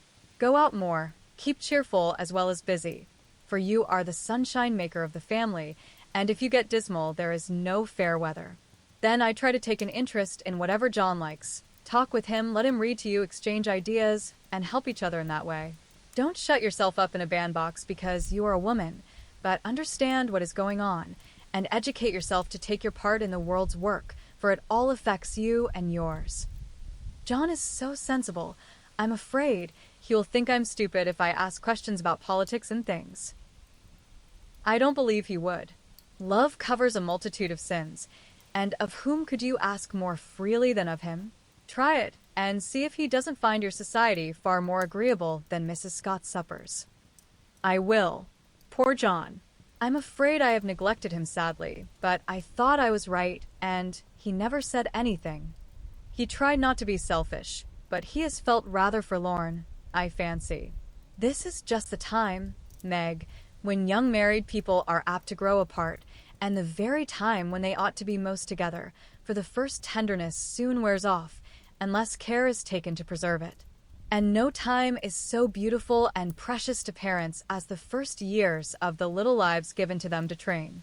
Don't let John be a stranger to the babies, for they will do more to keep him safe and happy in this world of trial and temptation than anything else, and through them you will learn to know and love one another as you should. Now, dear, goodbye. Think over Mother's preachment, act upon it if it seems good, and God bless you all. Meg did think it over, found it good, and acted upon it, though the first attempt was not made exactly as she planned to have it. Of course the children tyrannized over her, and ruled the house as soon as they found out that kicking and squalling brought them whatever they wanted. Mamma was an abject slave to their caprices, but Papa was not so easily subjugated, and occasionally afflicted his tender spouse by an attempt at paternal discipline with his obstreperous son. For Demi inherited a trifle of his sire's firmness of character. We won't call it obstinacy, and when he made up his little mind to have or to do anything, all the king's horses and all the king's men could not change that pertinacious little mind. Mamma thought the dear too young to be taught to conquer his prejudices, but Papa believed that it never was too soon to learn obedience. So Master Demi early discovered that when he undertook to wrestle with Parpar, he always got the worst of it, yet like the Englishman, Baby respected the man who conquered him and loved the father whose grave, no, was more impressive than all Mamma's love pats. A few days after the talk with her mother, Meg resolved to try a social evening with John, so she ordered a nice supper, set the parlor in order, dressed herself prettily, and put the children to bed early, that nothing should interfere with her experiment. But unfortunately Demi's most unconquerable prejudice was against going to bed, and that night he decided to go on a rampage. So poor Meg sang and rocked, told stories, and tried every sleep-provoking while she could devise, but all in vain. The big eyes wouldn't shut, and long after Daisy had gone to Bilo, like the chubby little bunch of good nature she was, naughty Demi lay staring at the light, with the most discouragingly wide-awake expression of countenance. Will Demi lie still like a good boy, while Mamma runs down and gives poor Papa his tea? Asked Meg, as the hall door softly closed, and the well-known step went tiptoeing into the dining room. Mia's tea, said Demi, preparing to join in the revel. No, but I'll save you some little cakeys for breakfast if you'll go bye-bye like Daisy. Will you, lovey? ISS, and Demi shut his eyes tight, as if to catch sleep and hurry the desired day. Taking advantage of the propitious moment, Meg slipped away and ran down to greet her husband with a smiling face and the little blue bow in her hair which was his especial admiration. He saw it at once and said with pleased surprise, "Why, little mother, how gay we are tonight. Do you expect company?" "Only you, dear. Is it a birthday, anniversary, or anything?" "No, I'm tired of being dowdy, so I dressed up as a change. You always make yourself nice for table, no matter how tired you are, so why shouldn't I when I have the time?" "I do it out of respect for you, my dear," said old-fashioned John. Ditto, Mr. Brooke," laughed Meg, looking young and pretty again, as she nodded to him over the teapot. "Well, it's altogether delightful, and like old times. This tastes right. I drink your health, dear." And John sipped his tea with an air of reposeful rapture, which was of very short duration, however, for as he put down his cup, the door handle rattled mysteriously, and a little voice was heard, saying impatiently, "Opie doy, me's tummin'. It's that naughty boy. I told him to go to sleep alone, and here he is downstairs, getting his death a-cold pattering over that canvas," said Meg, answering the call. "Mornin' now," announced Demi in joyful tone as he entered, with his long nightgown gracefully festooned over his arm, and every curl bobbing gaily as he pranced about the table, eyeing the cakeys with loving glances. No, it isn't morning yet. You must go to bed, and not trouble poor mamma. Then you can have the little cake with sugar on it. Me loves parpar, said the artful one, preparing to climb the paternal knee and revel in forbidden joys. But John shook his head and said to Meg, if you told him to stay up there and go to sleep alone, make him do it, or he will never learn to mind you. Yes, of course. Come, Demi. And Meg led her son away, feeling a strong desire to spank the little marplot who hopped beside her, laboring under the delusion that the bribe was to be administered as soon as they reached the nursery. Nor was he disappointed, for that short-sighted woman actually gave him a lump of sugar, tucked him into his bed, and forbade any more promenades till morning. ISS, said Demi the perjured, blissfully sucking his sugar, and regarding his first attempt as eminently successful. Meg returned to her place, and supper was progressing pleasantly when the little ghost walked again and exposed the maternal delinquencies by boldly demanding, more Sudar, Marmar. Now this won't do, said John, hardening his heart against the engaging little sinner. We shall never know any peace till that child learns to go to bed properly. You have made a slave of yourself long enough. Give him one lesson, and then there will be an end of it. Put him in his bed and leave him, Meg. He won't stay there. He never does unless I sit by him. I'll manage him. Demi, go upstairs and get into your bed, as Mamma bids you.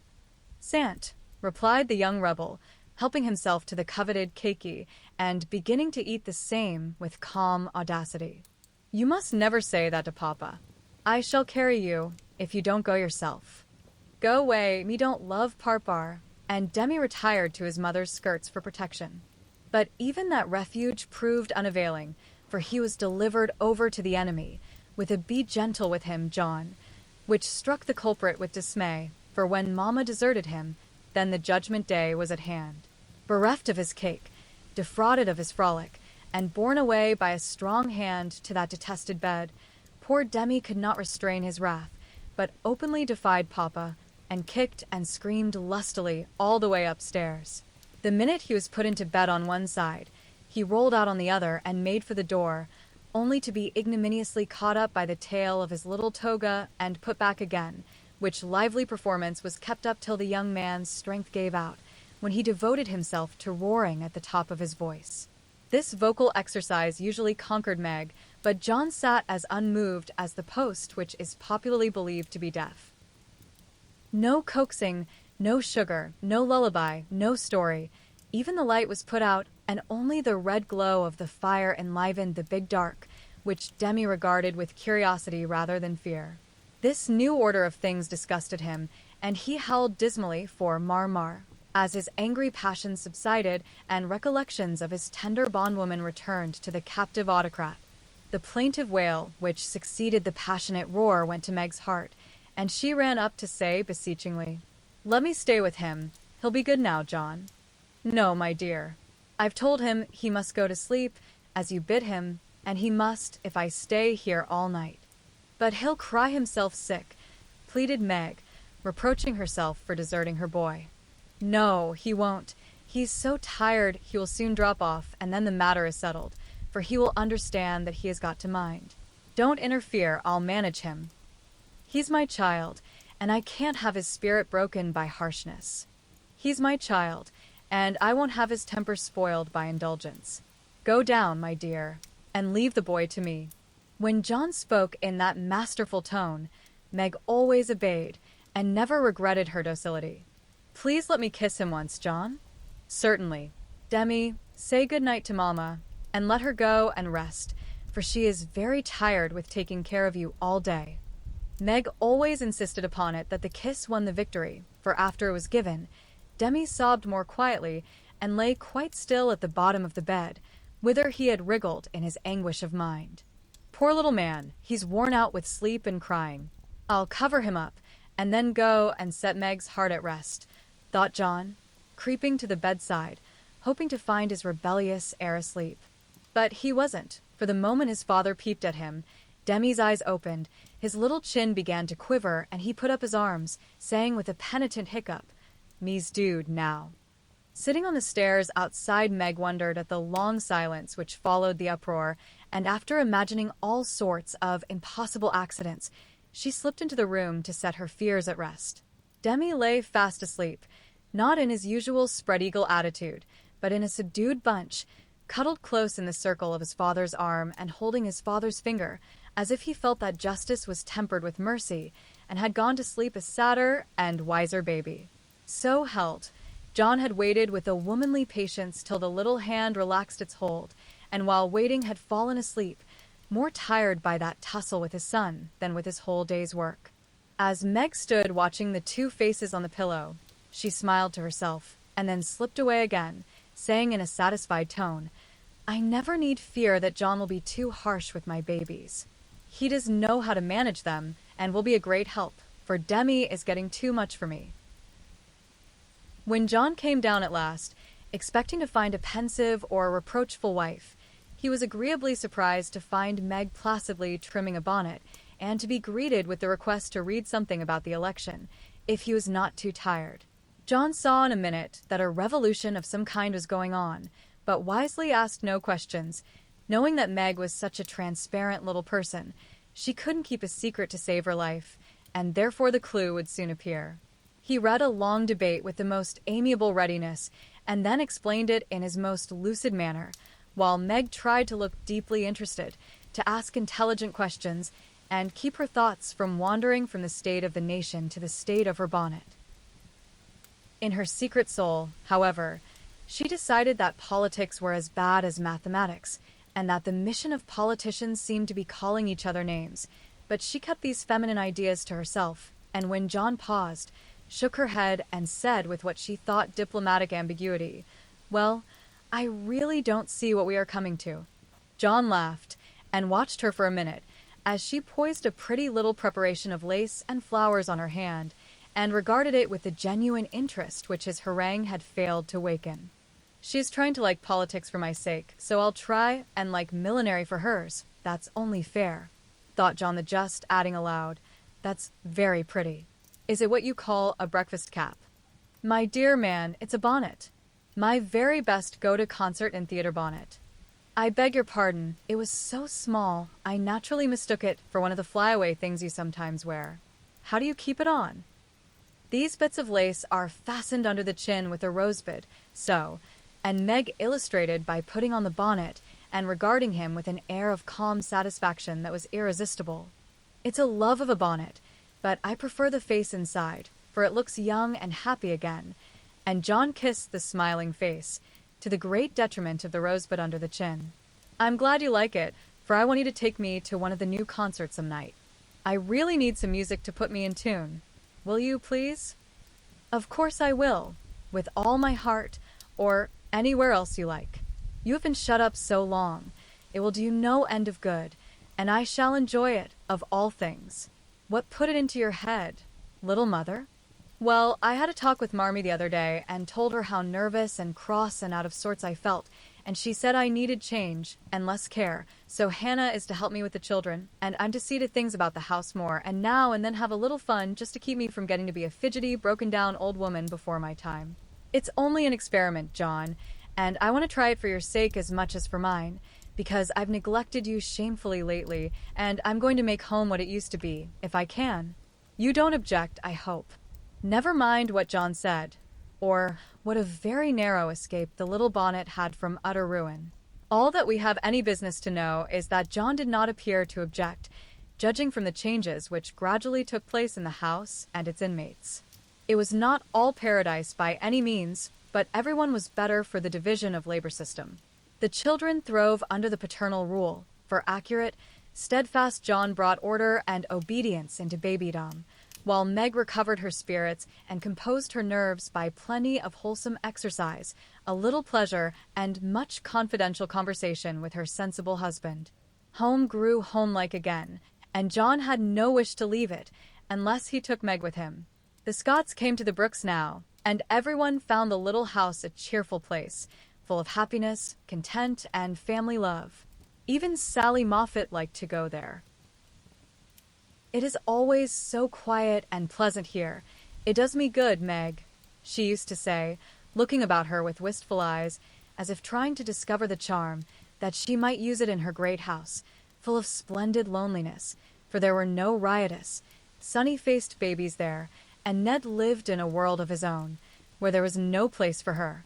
This household happiness did not come all at once, but John and Meg had found the key to it, and each year of married life taught them how to use it, unlocking the treasuries of real home love and mutual helpfulness, which the poorest may possess, and the richest cannot buy.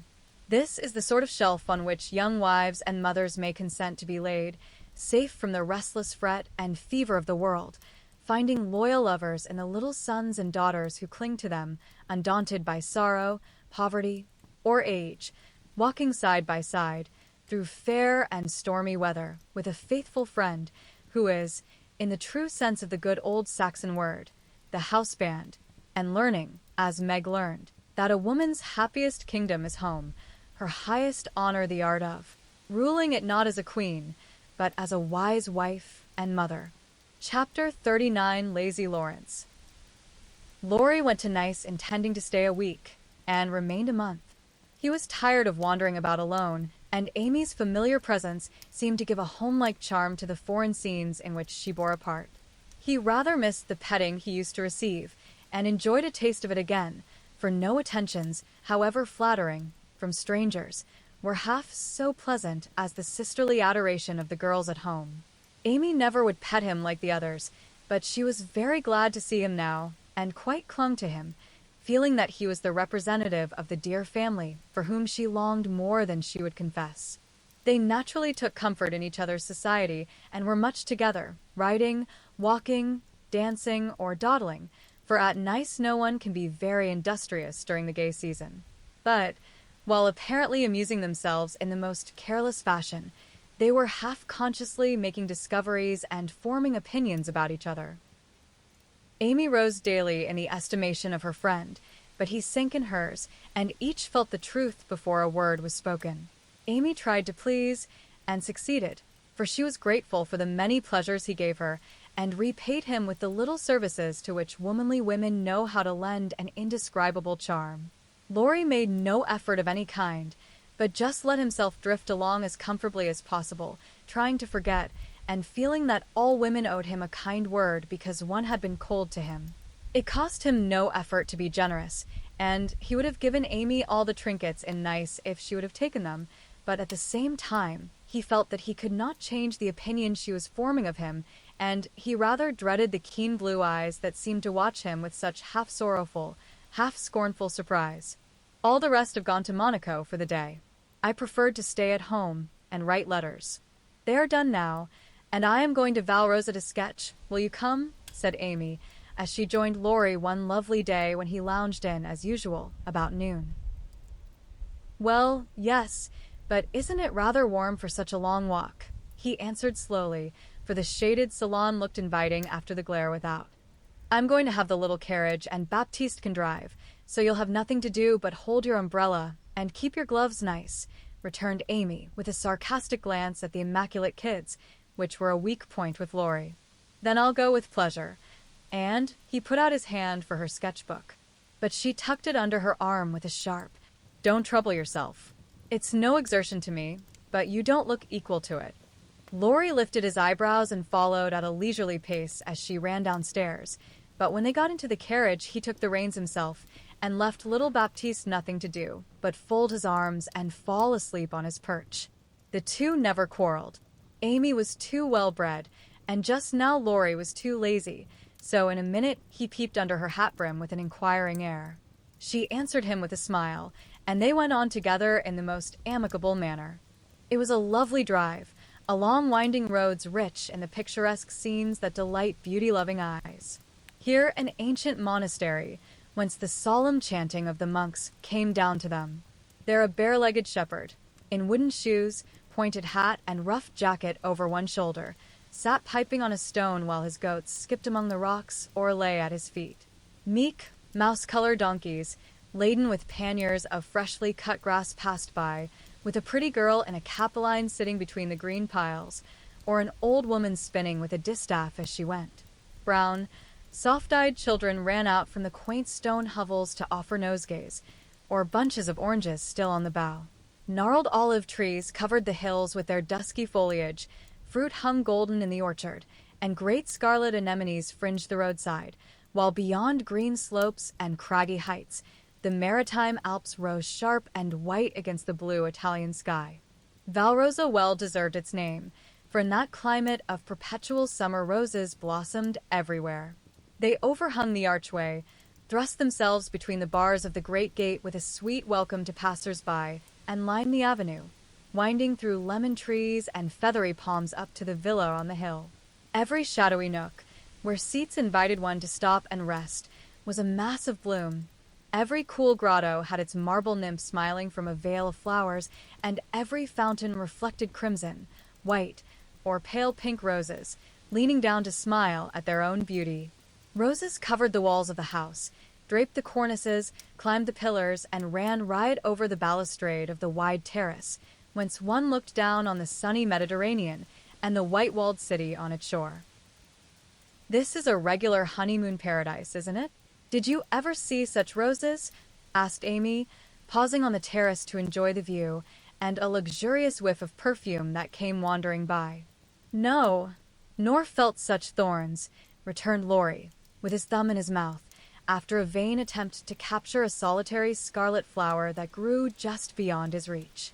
"Try lower down, and pick those that have no thorns," said Amy, gathering 3 of the tiny cream-colored ones that starred the wall behind her. She put them in his buttonhole as a peace offering, and he stood a minute looking down at them with a curious expression, for in the Italian part of his nature there was a touch of superstition, and he was just then in that state of half-sweet, half-bitter melancholy, when imaginative young men find significance in trifles and food for romance everywhere. He had thought of Jo in reaching after the thorny red rose, for vivid flowers became her, and she had often worn ones like that from the greenhouse at home. The pale roses Amy gave him were the sort that the Italians lay in dead hands, never in bridal wreaths, and for a moment he wondered if the omen was for Jo or for himself, but the next instant his American common sense got the better of sentimentality, and he laughed a heartier laugh than Amy had heard since he came. "It's good advice. You'd better take it, and save your fingers," she said, thinking her speech amused him. "Thank you, I will," he answered in jest, and a few months later he did it in earnest. "Laurie, when are you going to your grandfather?" she asked presently, as she settled herself on a rustic seat. "Very soon. You have said that a dozen times within the last 3 weeks." "I dare say. Short answers save trouble. He expects you, and you really ought to go." "Hospitable creature." "I know it." "Then why don't you do it?" "Natural depravity, I suppose." "Natural indolence, you mean? It's really dreadful," and Amy looked severe. "Not so bad as it seems, for I should only plague him if I went, so I might as well stay and plague you a little longer. You can bear it better. In fact, I think it agrees with you excellently," and Laurie composed himself for a lounge on the broad ledge of the balustrade. Amy shook her head and opened her sketchbook with an air of resignation, but she had made up her mind to lecture that boy, and in a minute she began again. "What are you doing just now?" "Watching lizards." No. "I mean, what do you intend and wish to do?" "Smoke a cigarette, if you'll allow me." "How provoking you are." "I don't approve of cigars, and I will only allow it on condition that you let me put you into my sketch." "I need a figure." "With all the pleasure in life. How will you have me, full length or 3/4, on my head or my heels?"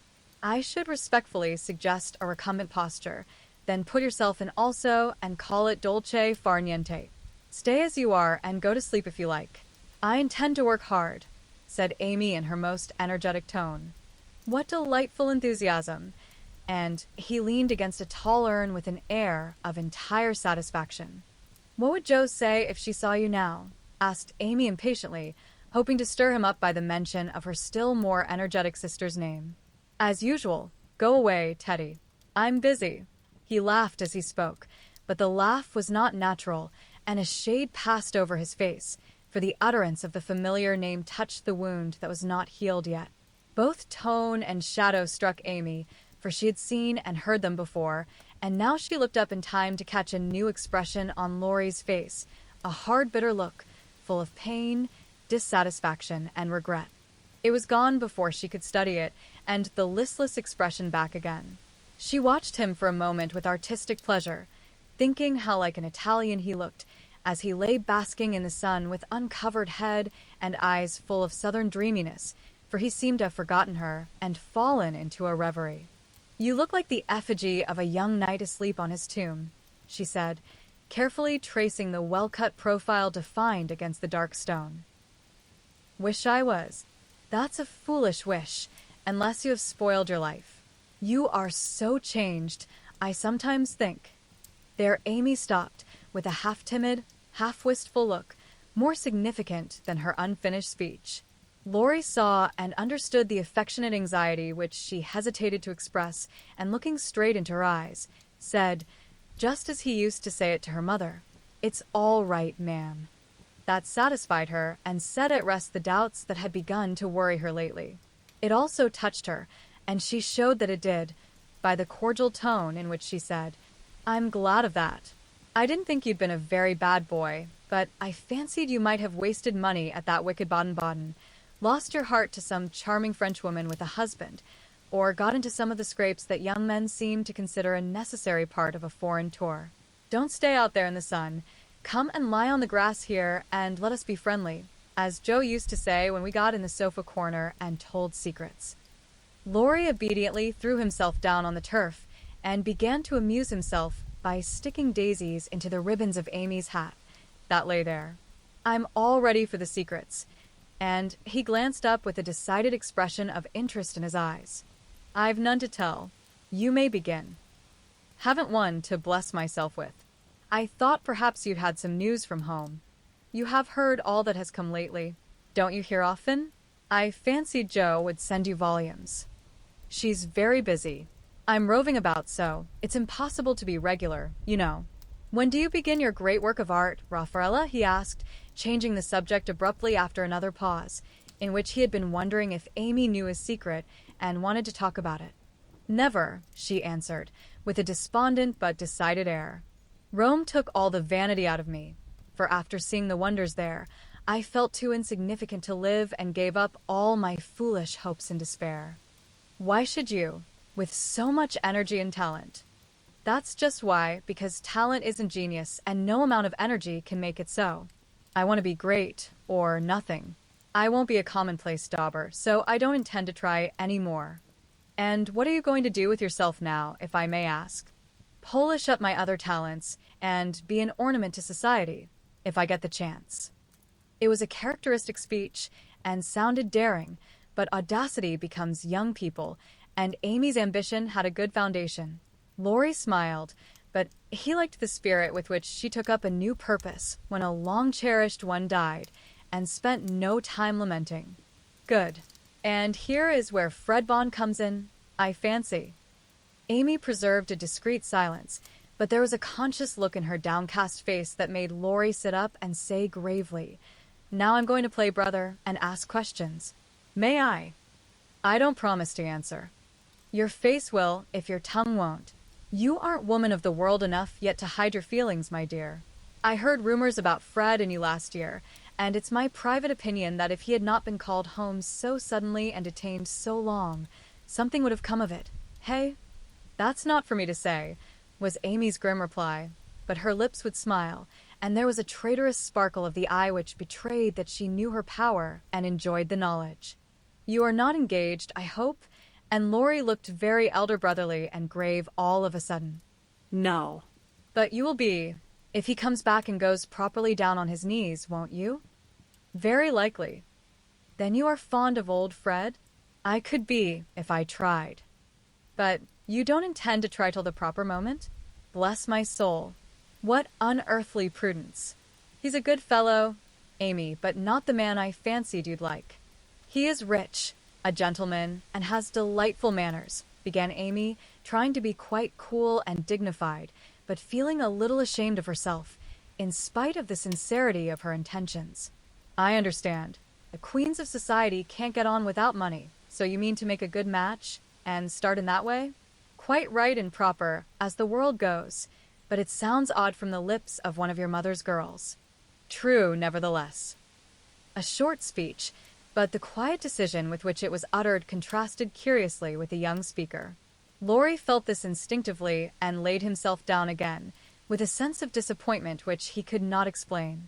His look and silence, as well as a certain inward self-disapproval, ruffled Amy and made her resolve to deliver her lecture without delay.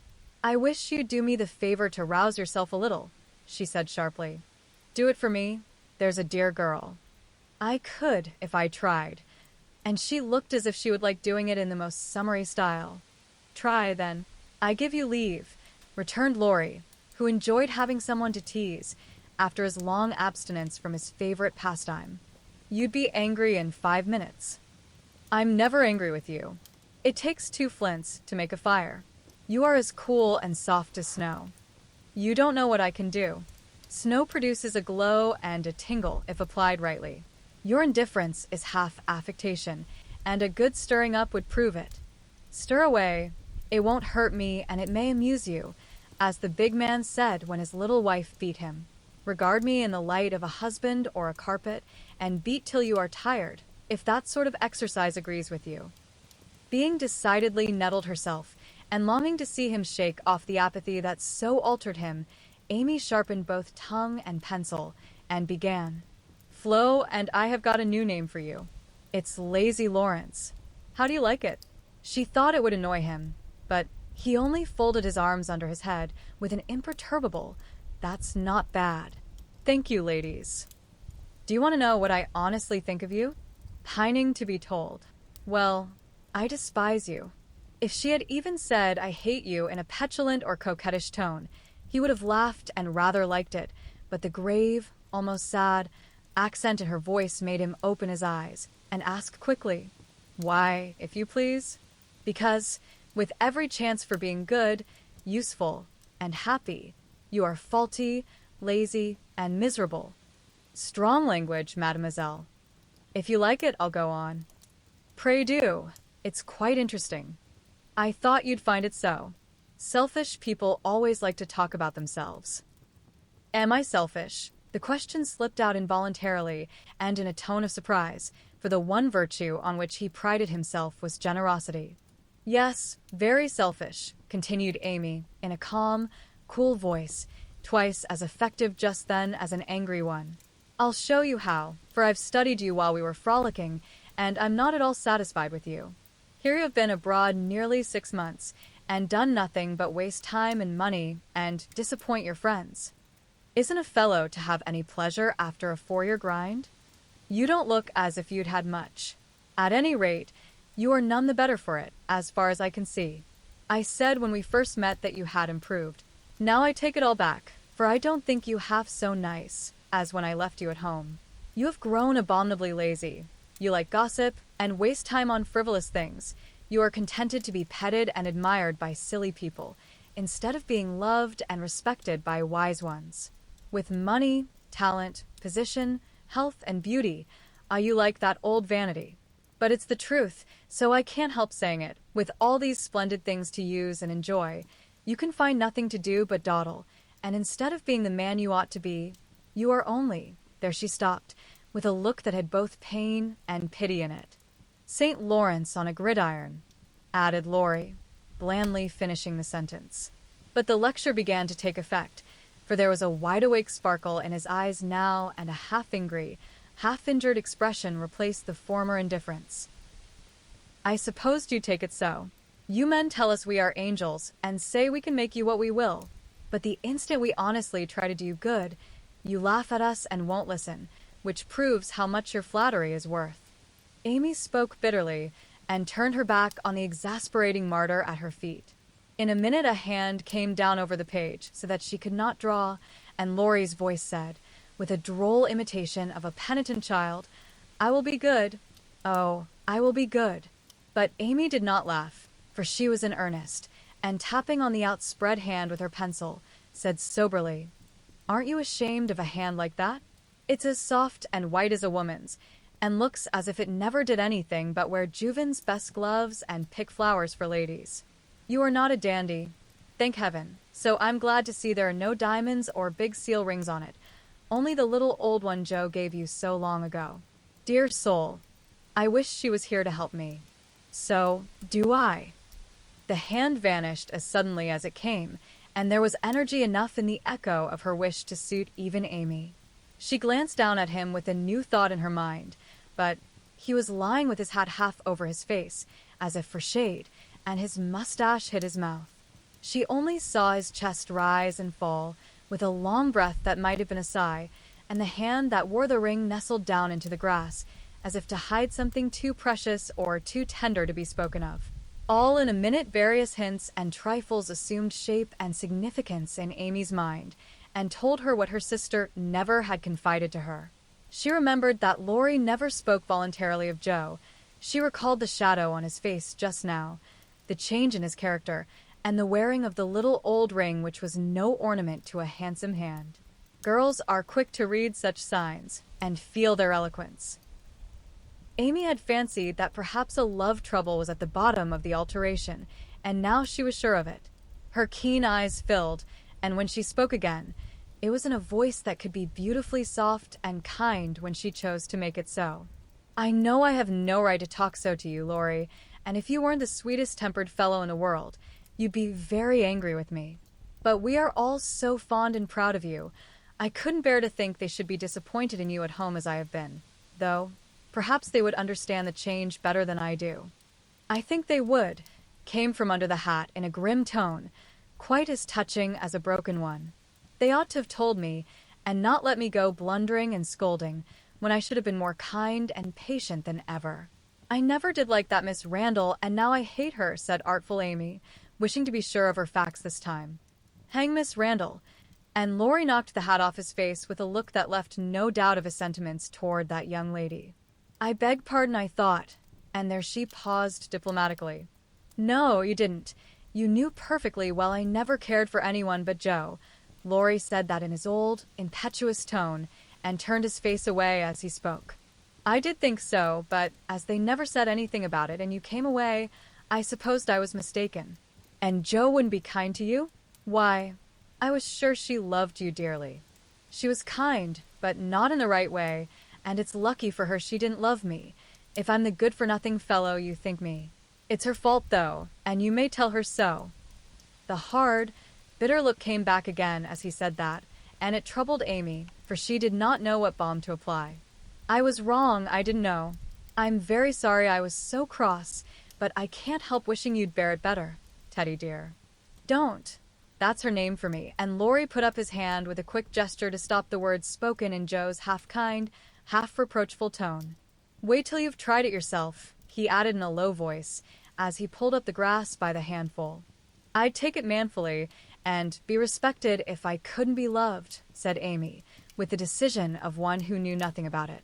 Now, Laurie flattered himself that he had borne it remarkably well, making no moan, asking no sympathy, and taking his trouble away to live it down alone. Amy's lecture put the matter in a new light, and for the first time it did look weak and selfish to lose heart at the first failure, and shut himself up in moody indifference. He felt as if suddenly shaken out of a pensive dream, and found it impossible to go to sleep again. Presently he sat up and asked slowly, Do you think Joe would despise me as you do? Yes, if she saw you now. She hates lazy people. Why don't you do something splendid, and make her love you? I did my best, but it was no use.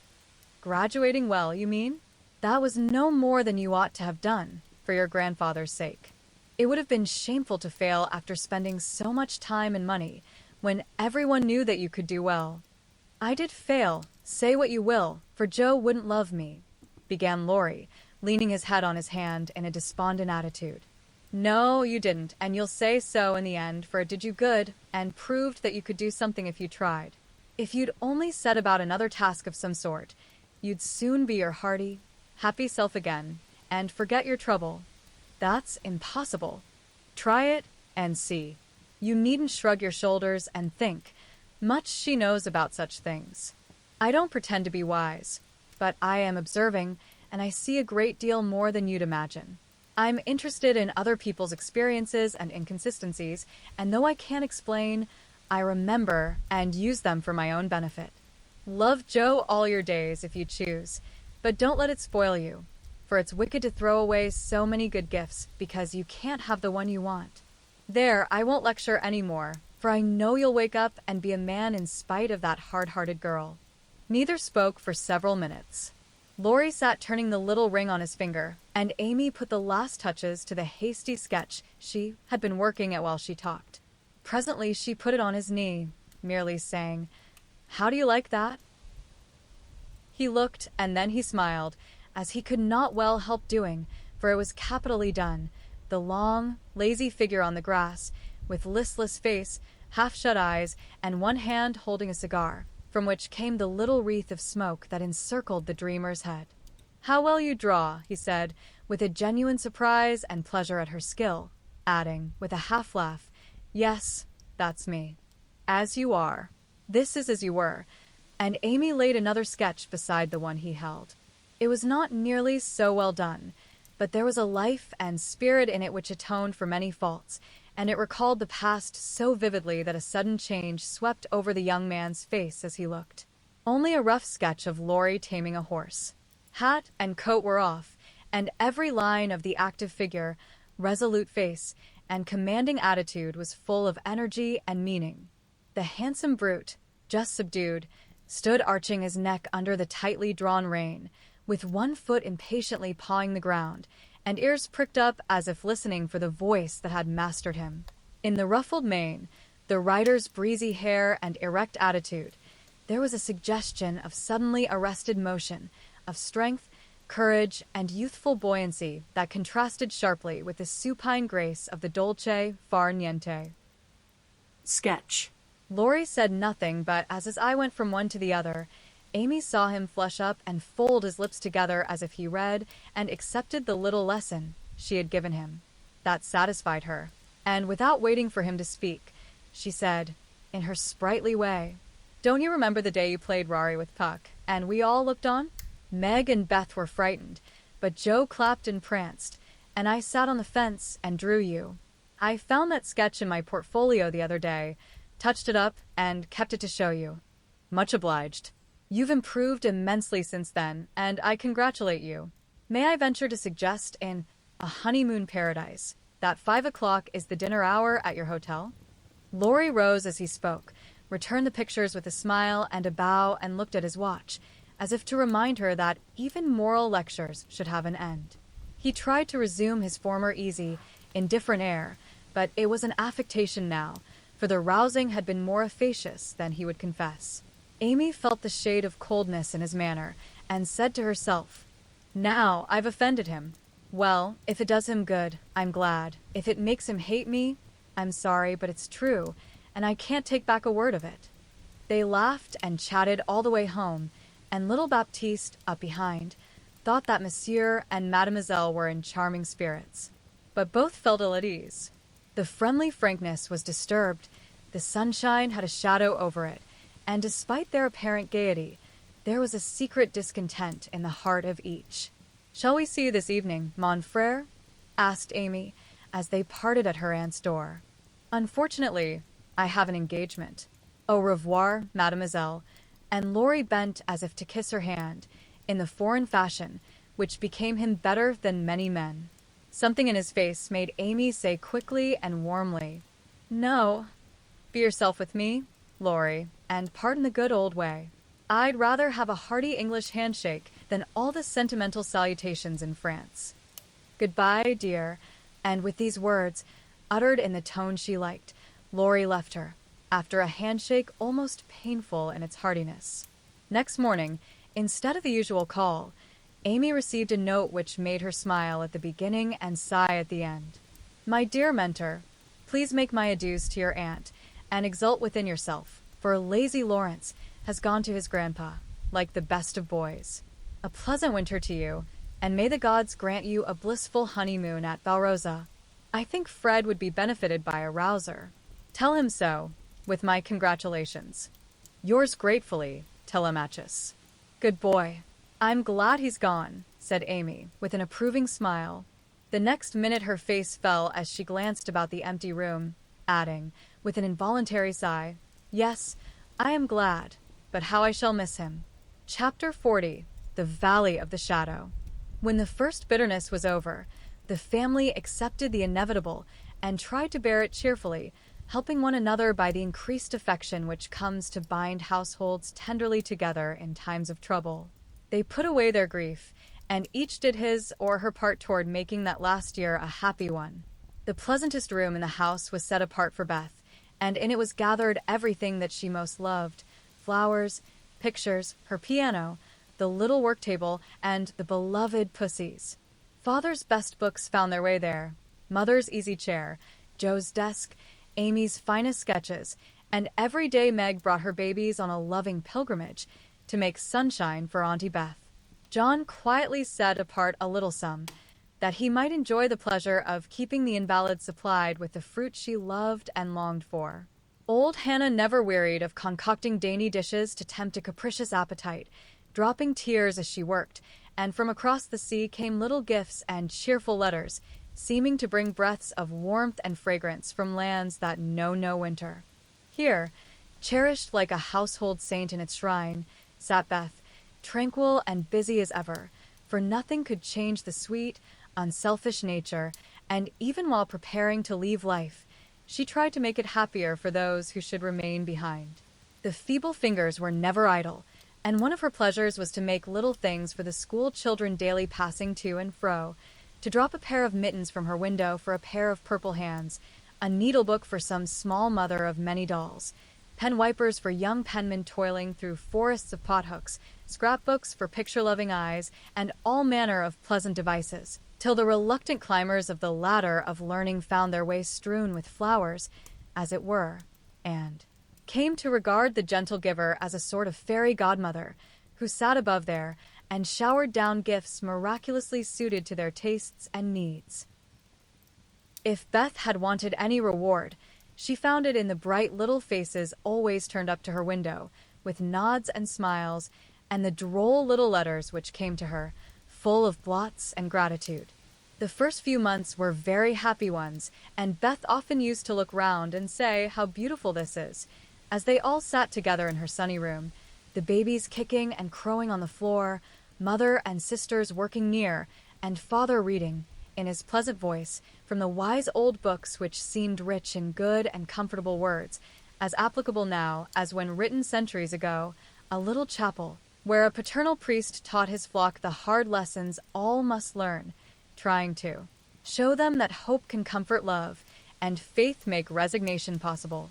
Simple sermons that went straight to the souls of those who listened, for the father's heart was in the minister's religion, and the frequent falter in the voice gave a double eloquence to the words he spoke or read. It was well for all that this peaceful time was given them as preparation for the sad hours to come, for by and by, Beth said the needle was so heavy, and put it down forever. Talking wearied her, faces troubled her, pain claimed her for its own, and her tranquil spirit was sorrowfully perturbed by the ills that vexed her feeble flesh. Ah me! Such heavy days, such long, long nights, such aching hearts and imploring prayers, when those who loved her best were forced to see the thin hands stretched out to them beseechingly, to hear the bitter cry, "Help me, help me," and to feel that there was no help. A sad eclipse of the serene soul, a sharp struggle of the young life with death, but both were mercifully brief, and then the natural rebellion over, the old peace returned more beautiful than ever. With the wreck of her frail body, Beth's soul grew strong, and though she said little, those about her felt that she was ready, saw that the first pilgrim called was likewise the fittest, and waited with her on the shore, trying to see the shining ones coming to receive her when she crossed the river. Joan never left her for an hour since Beth had said, "I feel stronger when you are here."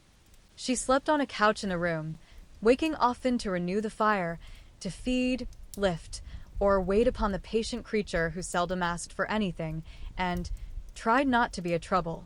All day she haunted the room, jealous of any other nurse, and prouder of being chosen than of any honor her life ever brought her. Precious and helpful hours to Joe, for now her heart received the teaching that it needed. Lessons in patience were so sweetly taught her that she could not fail to learn them. Charity for all, the lovely spirit that can forgive and truly forget unkindness, the loyalty to duty that makes the hardest easy, and the sincere faith that fears nothing, but trusts undoubtingly. Often when she woke, Jo found Beth reading in her well-worn little book, heard her singing softly, to beguile the sleepless night, or saw her lean her face upon her hands, while slow tears dropped through the transparent fingers, and Jo would lie watching her with thoughts too deep for tears, feeling that Beth, in her simple, unselfish way, was trying to wean herself from the dear old life and fit herself for the life to come, by sacred words of comfort, quiet prayers, and the music she loved so well. Seeing this did more for Jo than the wisest sermons, the saintliest hymns, the most fervent prayers that any voice could utter. For with eyes made clear by many tears, and a heart softened by the tenderest sorrow, she recognized the beauty of her sister's life, uneventful, unambitious, yet full of the genuine virtues which smell sweet and blossom in the dust, the self-forgetfulness that makes the humblest on earth remembered soonest in heaven, the true success which is possible to all. One night when Beth looked among the books upon her table, to find something to make her forget the mortal weariness that was almost as hard to bear as pain, as she turned the leaves of her old favorite, Pilgrim's Progress, she found a little paper scribbled over in Jo's hand. The name caught her eye, and the blurred look of the lines made her sure that tears had fallen on it. Poor Jo. She's fast asleep, so I won't wake her to ask leave. She shows me all her things, and I don't think she'll mind if I look at this, thought Beth, with a glance at her sister, who lay on the rug, with the tongs beside her, ready to wake up the minute the log fell apart. My Beth, sitting patient in the shadow till the blessed light shall come, a serene and saintly presence sanctifies our troubled home. Earthly joys and hopes and sorrows break like ripples on the strand of the deep and solemn river where her willing feet now stand. O my sister, passing from me, out of human care and strife, leave me, as a gift, those virtues which have beautified your life. Dear, bequeath me that great patience which has power to sustain a cheerful, uncomplaining spirit in its prison house of pain. Give me, for I need it sorely, of that courage, wise and sweet, which has made the path of duty green beneath your willing feet. Give me that unselfish nature, that with charity divine can pardon wrong for love's dear sake. Meek heart, forgive me mine. Thus our parting daily losseth something of its bitter pain, and while learning this hard lesson, my great loss becomes my gain. For the touch of grief will render my wild nature more serene, give to life new aspirations, a new trust in the unseen. Henceforth, safe across the river, I shall see forevermore a beloved, household spirit waiting for me on the shore. Hope and faith, born of my sorrow, guardian angels shall become, and the sister gone before me by their hands shall lead me home. Blurred and blotted, faulty and feeble as the lines were, they brought a look of inexpressible comfort to Beth's face, for her one regret had been that she had done so little, and this seemed to assure her that her life had not been useless, that her death would not bring the despair she feared. As she sat with the paper folded between her hands, the charred log fell asunder. Jo started up, revived the blaze, and crept to the bedside, hoping Beth slept. Not asleep, but so happy, dear. See, I found this and read it. I knew you wouldn't care. Have I been all that to you, Jo? She asked, with wistful, humble earnestness.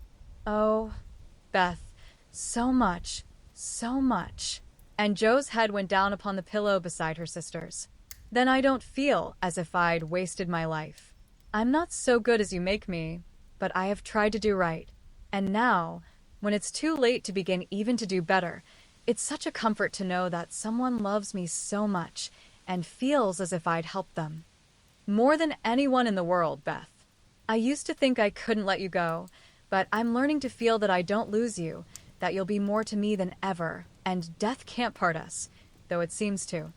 I know it cannot, and I don't fear it any longer, for I'm sure I shall be your Beth still, to love and help you more than ever.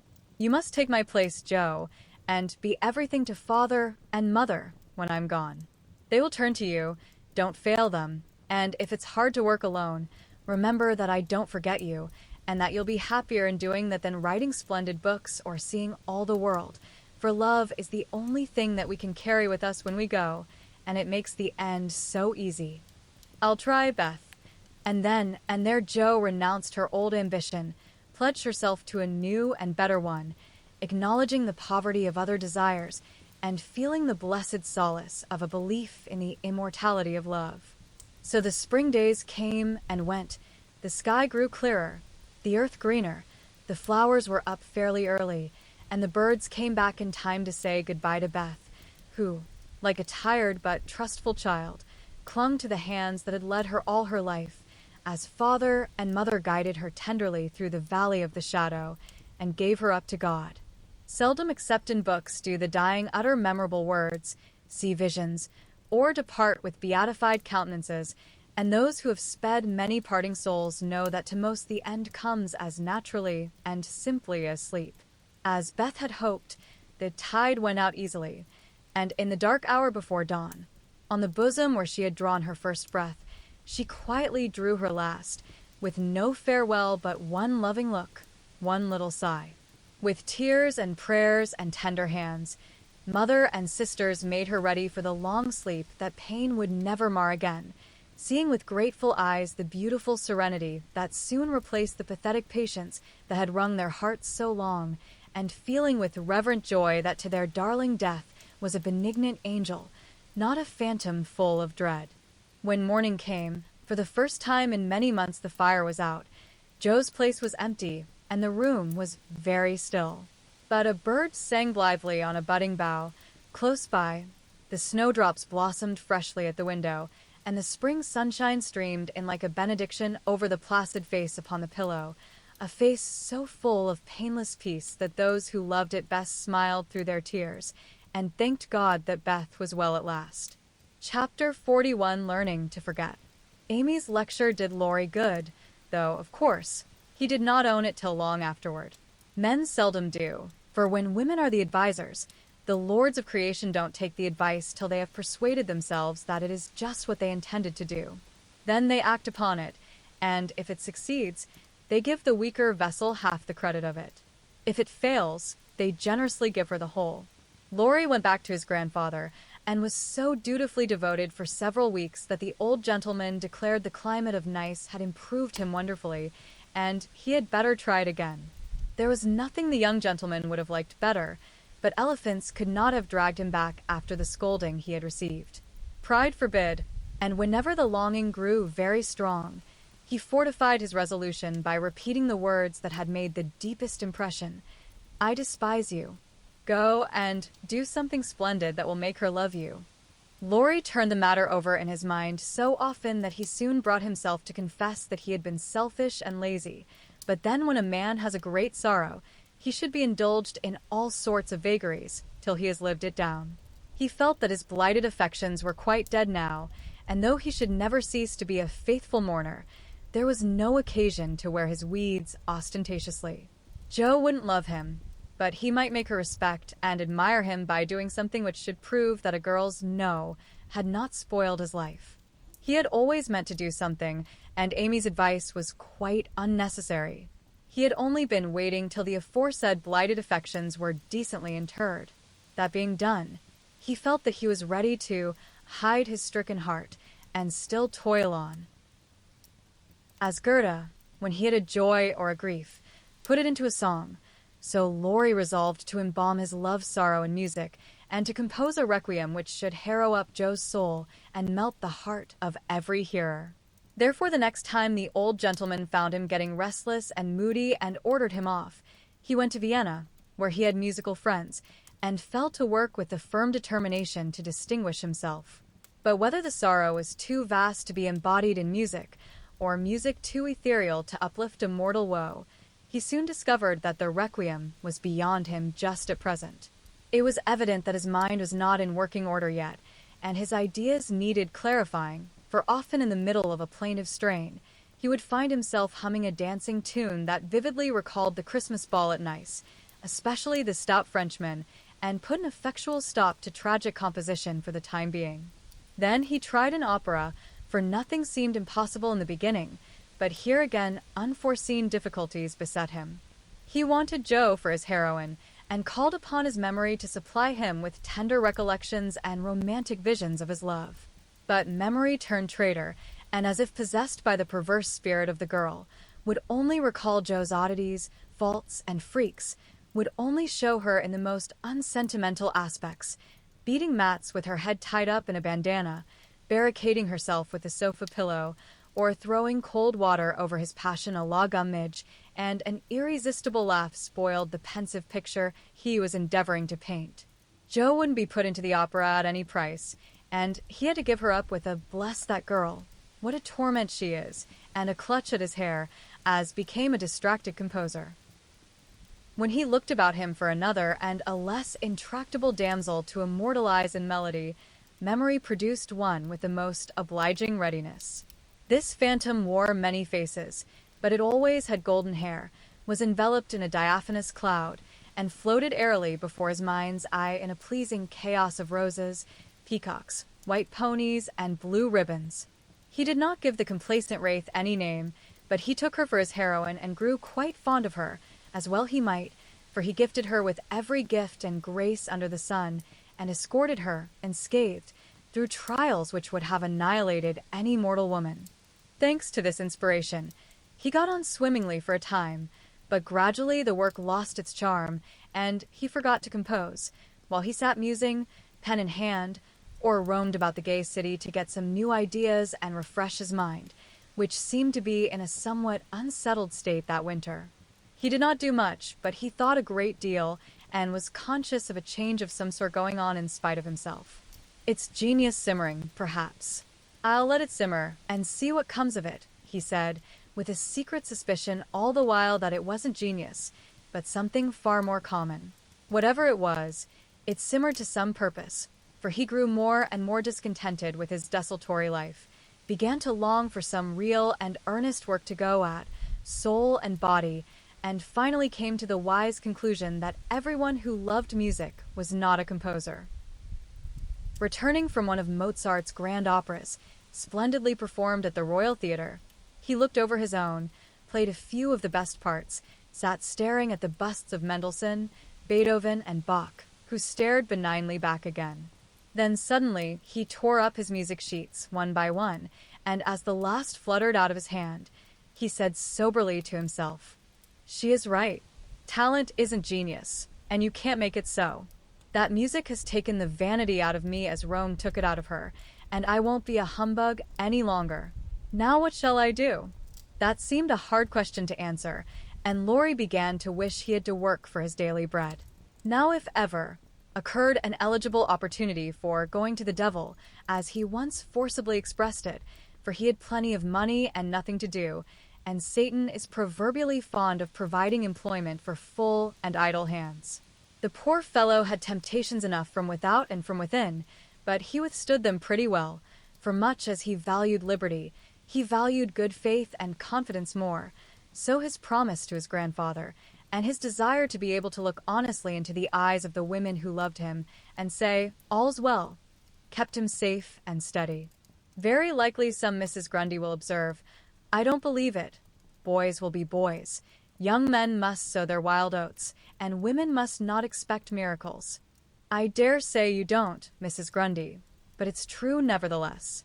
Women work a good many miracles, and I have a persuasion that they may perform even that of raising the standard of manhood by refusing to echo such sayings. Let the boys be boys, the longer the better, and let the young men sow their wild oats, if they must. But mothers, sisters, and friends may help to make the crop a small one, and keep many tares from spoiling the harvest by believing and showing that they believe in the possibility of loyalty to the virtues which make men manliest in good women's eyes. If it is a feminine delusion, leave us to enjoy it while we may, for without it half the beauty and the romance of life is lost, and sorrowful forebodings would embitter all our hopes of the brave, tender-hearted little lads, who still love their mothers better than themselves and are not ashamed to own it. Laurie thought that the task of forgetting his love for Joe would absorb all his powers for years, but to his great surprise he discovered it grew easier every day. He refused to believe it at first, got angry with himself, and couldn't understand it. But these hearts of ours are curious and contrary things, and time and nature work their will in spite of us. Laurie's heart wouldn't ache. The wound persisted in healing with a rapidity that astonished him, and instead of trying to forget, he found himself trying to remember. He had not foreseen this turn of affairs, and was not prepared for it. He was disgusted with himself, surprised at his own fickleness, and full of a queer mixture of disappointment and relief that he could recover from such a tremendous blow so soon. He carefully stirred up the embers of his lost love, but they refused to burst into a blaze.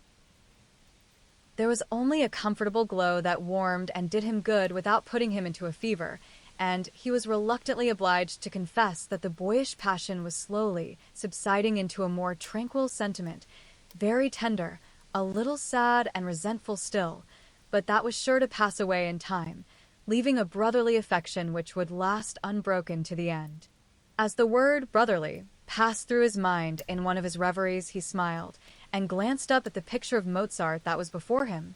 Well, he was a great man, and when he couldn't have one sister, he took the other, and was happy. Laurie did not utter the words, but he thought them, and the next instant kissed the little old ring, saying to himself, "No, I won't. I haven't forgotten, I never can. I'll try again, and if that fails, why then—" Leaving his sentence unfinished, he seized pen and paper and wrote to Jo, telling her that he could not settle to anything while there was the least hope of her changing her mind.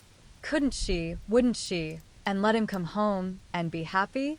While waiting for an answer, he did nothing, but he did it energetically, for he was in a fever of impatience.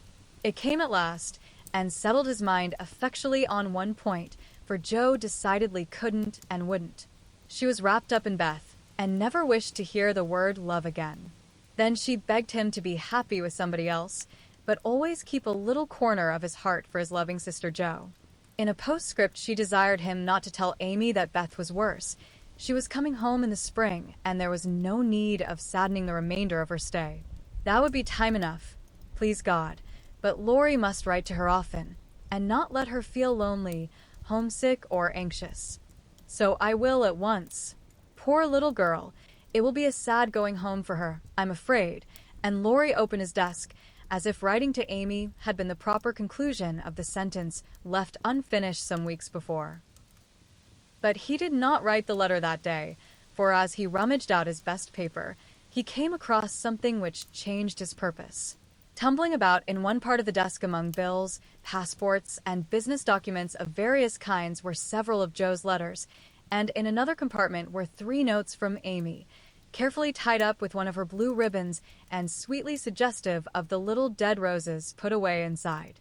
With a half-repentant, half-amused expression, Laurie gathered up all Jo's letters, smoothed, folded, and put them neatly into a small drawer of the desk, stood a minute turning the ring thoughtfully on his finger, then slowly drew it off, laid it with the letters, locked the drawer, and went out to hear High Mass at St. Stephen's, feeling as if there had been a funeral, and though not overwhelmed with affliction. This seemed a more proper way to spend the rest of the day than in writing.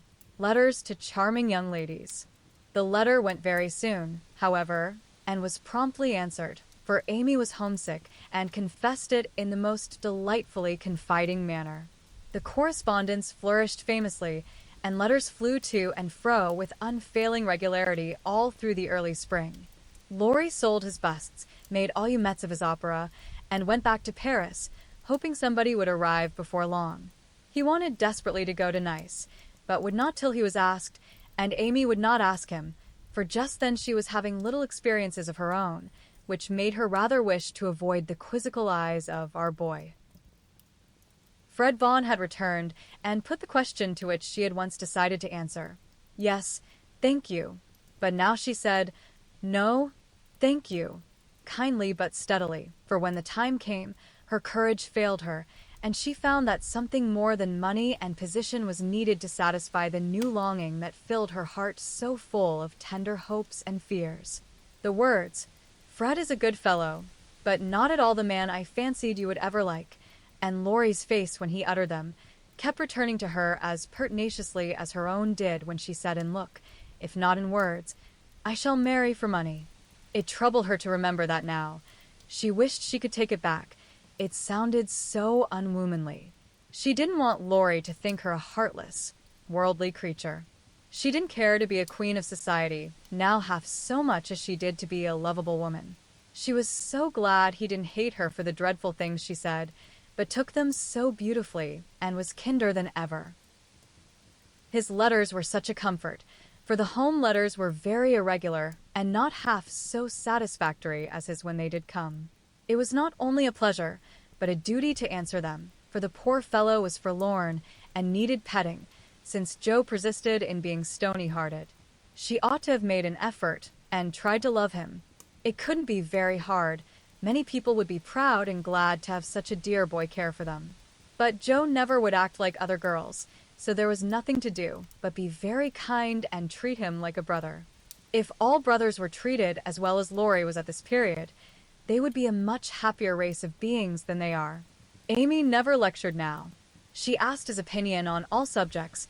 She was interested in everything he did, made charming little presents for him, and sent him 2 letters a week, full of lively gossip, sisterly confidences, and captivating sketches of the lovely scenes about her. As few brothers are complimented by having their letters carried about in their sisters' pockets, read and reread diligently, cried over when short, kissed when long, and treasured carefully, we will not hint that Amy did any of these fond and foolish things. But she certainly did grow a little pale and pensive that spring, lost much of her relish for society, and went out sketching alone a good deal. She never had much to show when she came home, but was studying nature, I dare say, while she sat for hours, with her hands folded, on the terrace at Valrosa, or absently sketched any fancy that occurred to her, a stalwart knight carved on a tomb, a young man asleep in the grass, with his hat over his eyes, or a curly-haired girl in gorgeous array, promenading down a ballroom on the arm of a tall gentleman, both faces being left to blur according to the last fashion in art, which was safe but not altogether satisfactory. Her aunt thought that she regretted her answer to Fred, and finding denials useless and explanations impossible, Amy left her to think what she liked, taking care that Laurie should know that Fred had gone to Egypt. That was all, but he understood it and looked relieved, as he said to himself, with a venerable air, I was sure she would think better of it. Poor old fellow. I've been through it all, and I can sympathize. With that he heaved a great sigh, and then, as if he had discharged his duty to the past, put his feet up on the sofa and enjoyed Amy's letter luxuriously. While these changes were going on abroad, trouble had come at home. But the letter telling that Beth was failing never reached Amy, and when the next found her the grass was green above her sister. The sad news met her at Vevey, for the heat had driven them from Nice in May, and they had traveled slowly to Switzerland, by way of Genoa and the Italian lakes. She bore it very well, and quietly submitted to the family decree that she should not shorten her visit, for since it was too late to say good-bye to Beth, she had better stay, and let absence soften her sorrow. But her heart was very heavy. She longed to be at home, and every day looked wistfully across the lake, waiting for Laurie to come and come for her. He did come very soon, for the same mail brought letters to them both, but he was in Germany, and it took some days to reach him. The moment he read it, he packed his knapsack, bade adieu to his fellow pedestrians, and was off to keep his promise, with a heart full of joy and sorrow, hope and suspense. He knew Vevey well, and as soon as the boat touched the little quay, he hurried along the shore to La Tour, where the Carrolls were living en pension. The garçon was in despair that the whole family had gone to take a promenade on the lake, but no, the blonde mademoiselle might be in the chateau garden. If monsieur would give himself the pain of sitting down, a flash of time should present her. But monsieur could not wait even a flash of time, and in the middle of the speech departed to find mademoiselle himself. A pleasant old garden on the borders of the lovely lake, with chestnuts rustling overhead, ivy climbing everywhere, and the black shadow of the tower falling far across the sunny water. At one corner of the wide, low wall was a seat, and here Amy often came to read or work, or console herself with the beauty all about her. She was sitting here that day, leaning her head on her hand, with a homesick heart and heavy eyes, thinking of Beth and wondering why Laurie did not come. She did not hear him cross the courtyard beyond, nor see him pause in the archway that led from the subterranean path into the garden. He stood a minute looking at her with new eyes, seeing what no one had ever seen before, the tender side of Amy's character. Everything about her mutely suggested love and sorrow, the blotted letters in her lap, the black ribbon that tied up her hair, the womanly pain and patience in her face. Even the little ebony cross at her throat seemed pathetic to Laurie, for he had given it to her, and she wore it as her only ornament. If he had any doubts about the reception she would give him, they were set at rest the minute she looked up and saw him, for dropping everything, she ran to him, exclaiming in a tone of unmistakable love and longing, "Oh, Laurie, I knew you'd come to me." I think everything was said and settled then, for as they stood together quite silent for a moment, with the dark head bent down protectingly over the light one, Amy felt that no one could comfort and sustain her so well as Laurie, and Laurie decided that Amy was the only woman in the world who could fill Joe's place and make him happy. He did not tell her so, but she was not disappointed, for both felt the truth, were satisfied, and gladly left the rest to silence. In a minute Amy went back to her place, and while she dried her tears, Laurie gathered up the scattered papers, finding in the sight of sundry well-worn letters and suggestive sketches good omens for the future. As he sat down beside her, Amy felt shy again and turned rosy red at the recollection of her impulsive greeting. "I couldn't help it. I felt so lonely and sad, and was so very glad to see you. It was such a surprise to look up and find you, just as I was beginning to fear you wouldn't come," she said, trying in vain to speak quite naturally. "I came the minute I heard. I wish I could say something to comfort you for the loss of dear little Beth, but I can only feel, and—" He could not get any further, for he too turned bashful all of a sudden, and did not quite know what to say.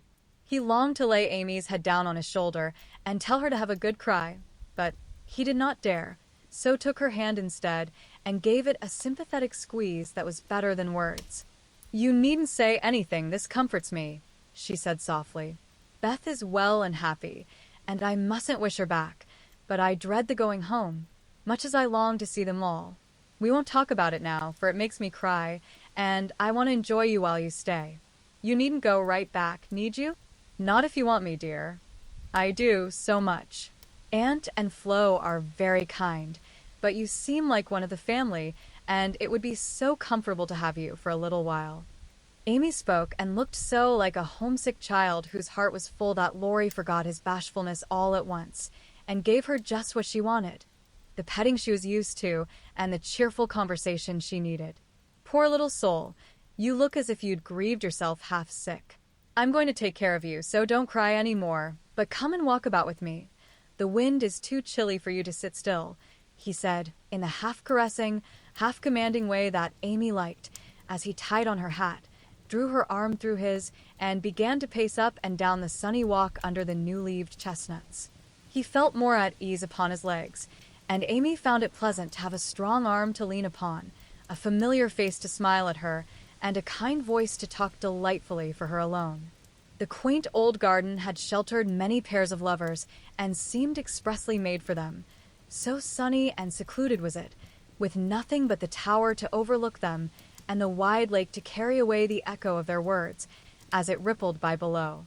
For an hour this new pair walked and talked, or rested on the wall, enjoying the sweet influences which gave such a charm to time and place, and when an unromantic dinner bell warned them away, Amy felt as if she left her burden of loneliness and sorrow behind her in the chateau garden. The moment Mrs. Carroll saw the girl's altered face, she was illuminated with a new idea, and exclaimed to herself, "Now I understand it all. The child has been pining for young Lawrence. Bless my heart, I never thought of such a thing." With praiseworthy discretion, the good lady said nothing, and betrayed no sign of enlightenment, but cordially urged Laurie to stay and begged Amy to enjoy his society, for it would do her more good than so much solitude.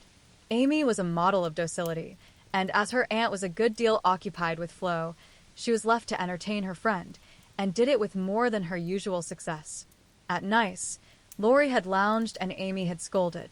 At Vevey, Laurie was never idle, but always walking, riding, boating, or studying in the most energetic manner, while Amy admired everything he did and followed his example as far and as fast as she could. He said the change was owing to the climate, and she did not contradict him, being glad of a like excuse for her own recovered health and spirits. The invigorating air did them both good, and much exercise worked wholesome changes in minds as well as bodies. They seemed to get clearer views of life and duty up there among the everlasting hills. The fresh winds blew away desponding doubts, delusive fancies, and moody mists. The warm spring sunshine brought out all sorts of aspiring ideas, tender hopes, and happy thoughts. The lake seemed to wash away the troubles of the past, and the grand old mountains to look benignly down upon them, saying, "Little children, love one another." In spite of the new sorrow, it was a very happy time, so happy that Laurie could not bear to disturb it by a word. It took him a little while to recover from his surprise at the cure of his first, and as he had firmly believed, his last and only love. He consoled himself for the seeming disloyalty by the thought that Joe's sister was almost the same as Joe's self, and the conviction that it would have been impossible to love any other woman but Amy so soon and so well. His first wooing had been of a tempestuous order, and he looked back upon it as if through a long vista of years with a feeling of compassion blended with regret. He was not ashamed of it, but put it away as one of the bittersweet experiences of his life, for which he could be grateful when the pain was over. His second wooing, he resolved, should be as calm and simple as possible. There was no need of having a scene, hardly any need of telling Amy that he loved her. She knew it without words and had given him his answer long ago. It all came about so naturally that no one could complain, and he knew that everybody would be pleased, even Joe. But when our first little passion has been crushed, we are apt to be wary and slow in making a second trial. So Laurie let the days pass, enjoying every hour, and leaving to chance the utterance of the word that would put an end to the first and sweetest part of his new romance. He had rather imagined that the denouement would take place in the chateau garden by moonlight, and in the most graceful and decorous manner, but it turned out exactly the reverse, for the matter was settled on the lake at noonday in a few blunt words. They had been floating about all the morning, from gloomy St. Gingolph to sunny Montreux, with the Alps of Savoy on one side, Mont St. Bernard and the Dent du Midi on the other, pretty Vevey in the valley, and Lausanne upon the hill beyond, a cloudless blue sky overhead, and the bluer lake below, dotted with the picturesque boats that looked like white-winged gulls. They had been talking of Bonnivard as they glided past Chillon, and of Rousseau as they looked up at Clarens, where he wrote his Heloise. Neither had read it, but they knew it was a love story, and each privately wondered if it was half as interesting as their own. Amy had been dabbling her hand in the water during the little pause that fell between them, and when she looked up, Laurie was leaning on his oars with an expression in his eyes that made her say hastily, merely for the sake of saying something, "You must be tired. Rest a little and let me row. It will do me good, for since you came I have been altogether lazy and luxurious. I'm not tired, but you may take in oar if you like.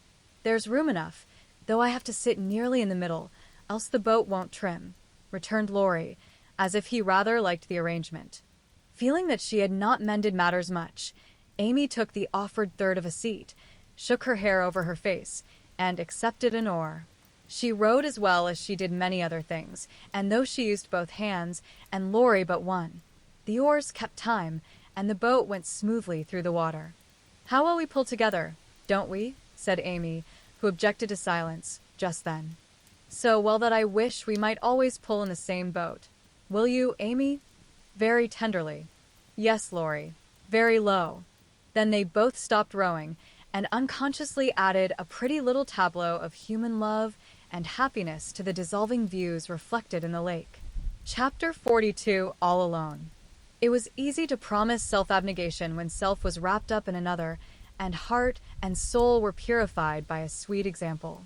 But when the helpful voice was silent, the daily lesson over, the beloved presence gone, and nothing remained but loneliness and grief, then Joe found her promise very hard to keep. How could she comfort father and mother when her own heart ached with a ceaseless longing for her sister? How could she make the house cheerful when all its light and warmth and beauty seemed to have deserted it when Beth left the old home for the new? And where in all the world could she find some useful, happy work to do that would take the place of the loving service which had been its own reward? She tried in a blind, hopeless way to do her duty, secretly rebelling against it all the while, for it seemed unjust that her few joys should be lessened, her burdens made heavier, and life get harder and harder as she toiled along. Some people seemed to get all sunshine, and some all shadow. It was not fair, for she tried more than Amy to be good, but never got any reward, only disappointment, trouble, and hard work.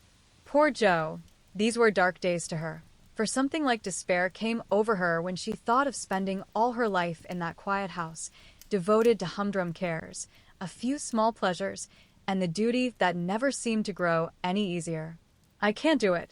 I wasn't meant for a life like this, and I know I shall break away and do something desperate if somebody doesn't come and help me, she said to herself, when her first efforts failed, and she fell into the moody, miserable state of mind which often comes when strong wills have to yield to the inevitable.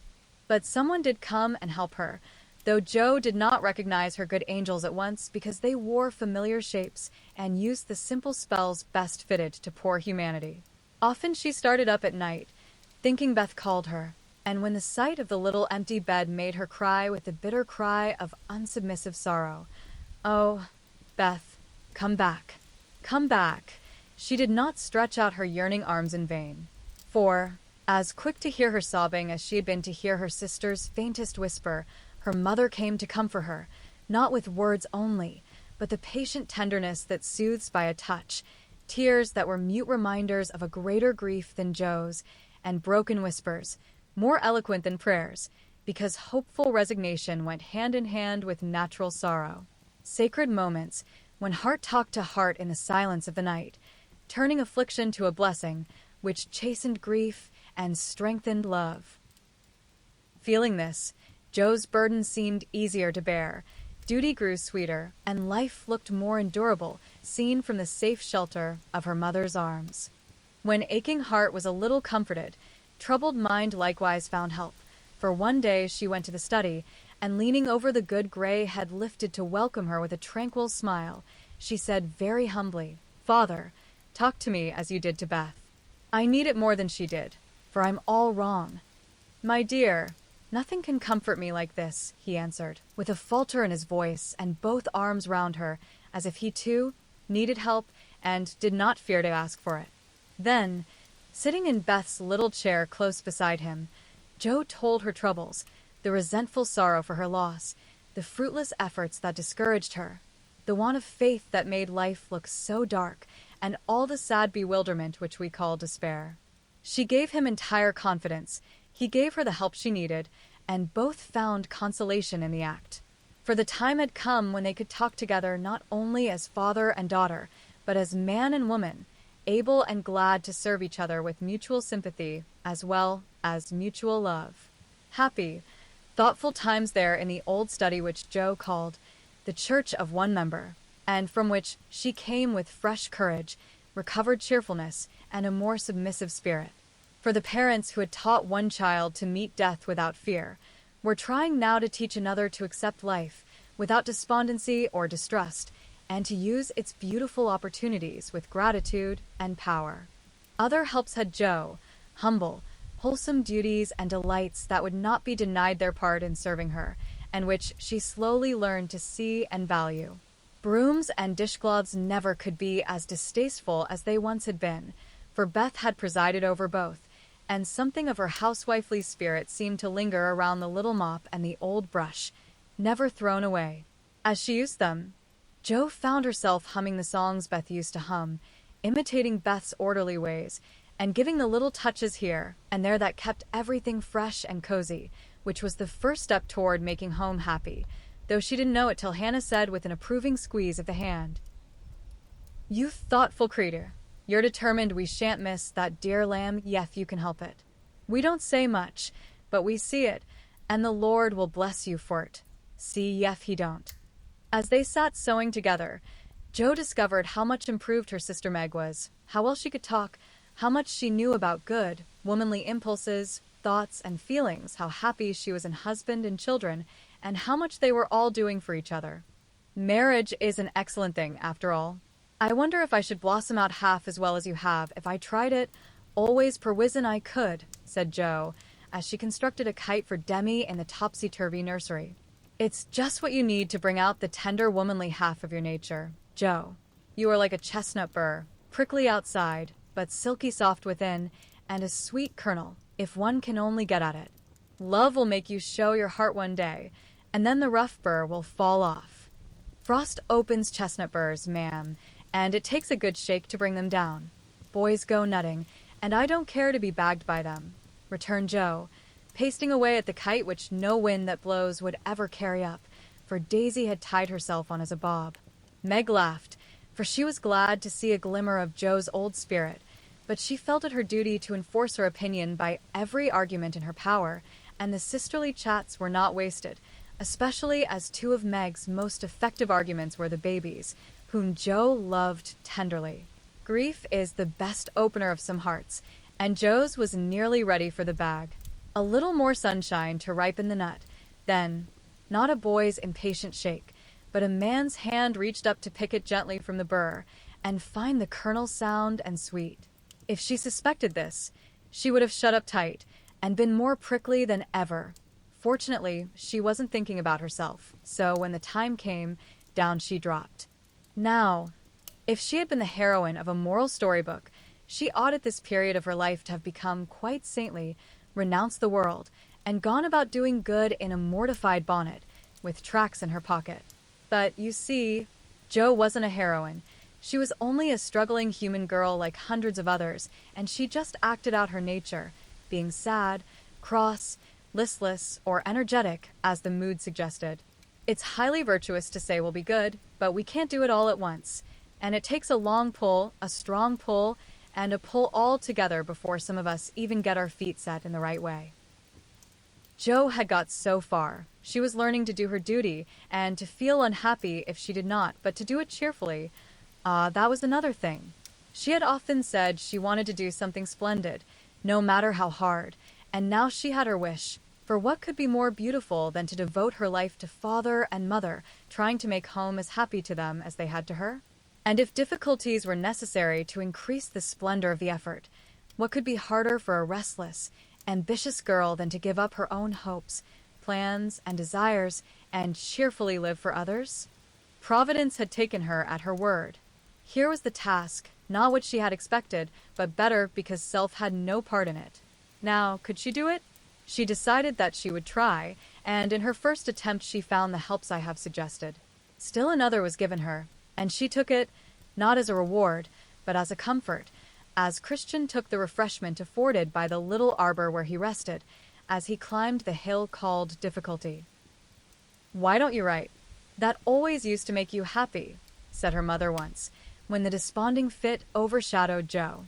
"I've no heart to write, and if I had, nobody cares for my things." "We do. Write something for us, and never mind the rest of the world. Try it, dear. I'm sure it would do you good, and please us very much. Don't believe I can." But Jo got out her desk and began to overhaul her half-finished manuscripts. An hour afterward her mother peeped in, and there she was, scratching away, with her black pinafore on, and an absorbed expression, which caused Mrs. March to smile and slip away, well pleased with the success of her suggestion. Jo never knew how it happened, but something got into that story that went straight to the hearts of those who read it, for when her family had laughed and cried over it, her father sent it, much against her will, to one of the popular magazines, and to her utter surprise, it was not only paid for, but others requested. Letters from several persons, whose praise was honor, followed the appearance of the little story, newspapers copied it, and strangers as well as friends admired it. For a small thing it was a great success, and Jo was more astonished than when her novel was commended and condemned all at once. "I don't understand it. What can there be in a simple little story like that to make people praise it so?" she said, quite bewildered. There is truth in it, Joe. That's the secret. Humor and pathos make it alive, and you have found your style at last. You wrote with no thoughts of fame and money, and put your heart into it, my daughter. You have had the bitter, now comes the sweet. Do your best, and grow as happy as we are in your success. If there is anything good or true in what I write, it isn't mine. I owe it all to you and Mother and Beth, said Joe, more touched by her father's words than by any amount of praise from the world. So taught by love and sorrow, Joe wrote her little stories and sent them away to make friends for themselves and her, finding it a very charitable world to such humble wanderers, for they were kindly welcomed and sent home comfortable tokens to their mother, like dutiful children whom good fortune overtakes. When Amy and Laurie wrote of their engagement, Mrs. March feared that Joe would find it difficult to rejoice over it, but her fears were soon set at rest, for though Joe looked grave at first, she took it very quietly and was full of hopes and plans for the children before she read the letter twice. It was a sort of written duet, wherein each glorified the other in lover-like fashion, very pleasant to read and satisfactory to think of, for no one had any objection to make. "You like it, Mother?" said Joe, as they laid down the closely written sheets and looked at one another. "Yes, I hoped it would be so, ever since Amy wrote that she had refused Fred. I felt sure then that something better than what you call the mercenary spirit had come over her, and a hint here and there in her letters made me suspect that love and Laurie would win the day. How sharp you are, Marmee, and how silent. You never said a word to me. Mothers have need of sharp eyes and discreet tongues when they have girls to manage. I was half afraid to put the idea into your head, lest you should write and congratulate them before the thing was settled. I'm not the scatterbrain I was. You may trust me. I'm sober and sensible enough for anyone's confidant now. So you are, my dear, and I should have made you mine, only I fancied it might pain you to learn that your Teddy loved someone else. Now, Mother, did you really think I could be so silly and selfish after I'd refused his love, when it was freshest, if not best? I knew you were sincere then, Joe, but lately I have thought that if he came back and asked again, you might perhaps feel like giving another answer. Forgive me, dear. I can't help seeing that you are very lonely, and sometimes there is a hungry look in your eyes that goes to my heart. So I fancied that your boy might fill the empty place if he tried now. No, Mother, it is better as it is, and I'm glad Amy has learned to love him. But you are right in one thing. I am lonely, and perhaps if Teddy had tried again, I might have said yes, not because I love him any more, but because I care more to be loved than when he went away. I'm glad of that, Joe, for it shows that you are getting on.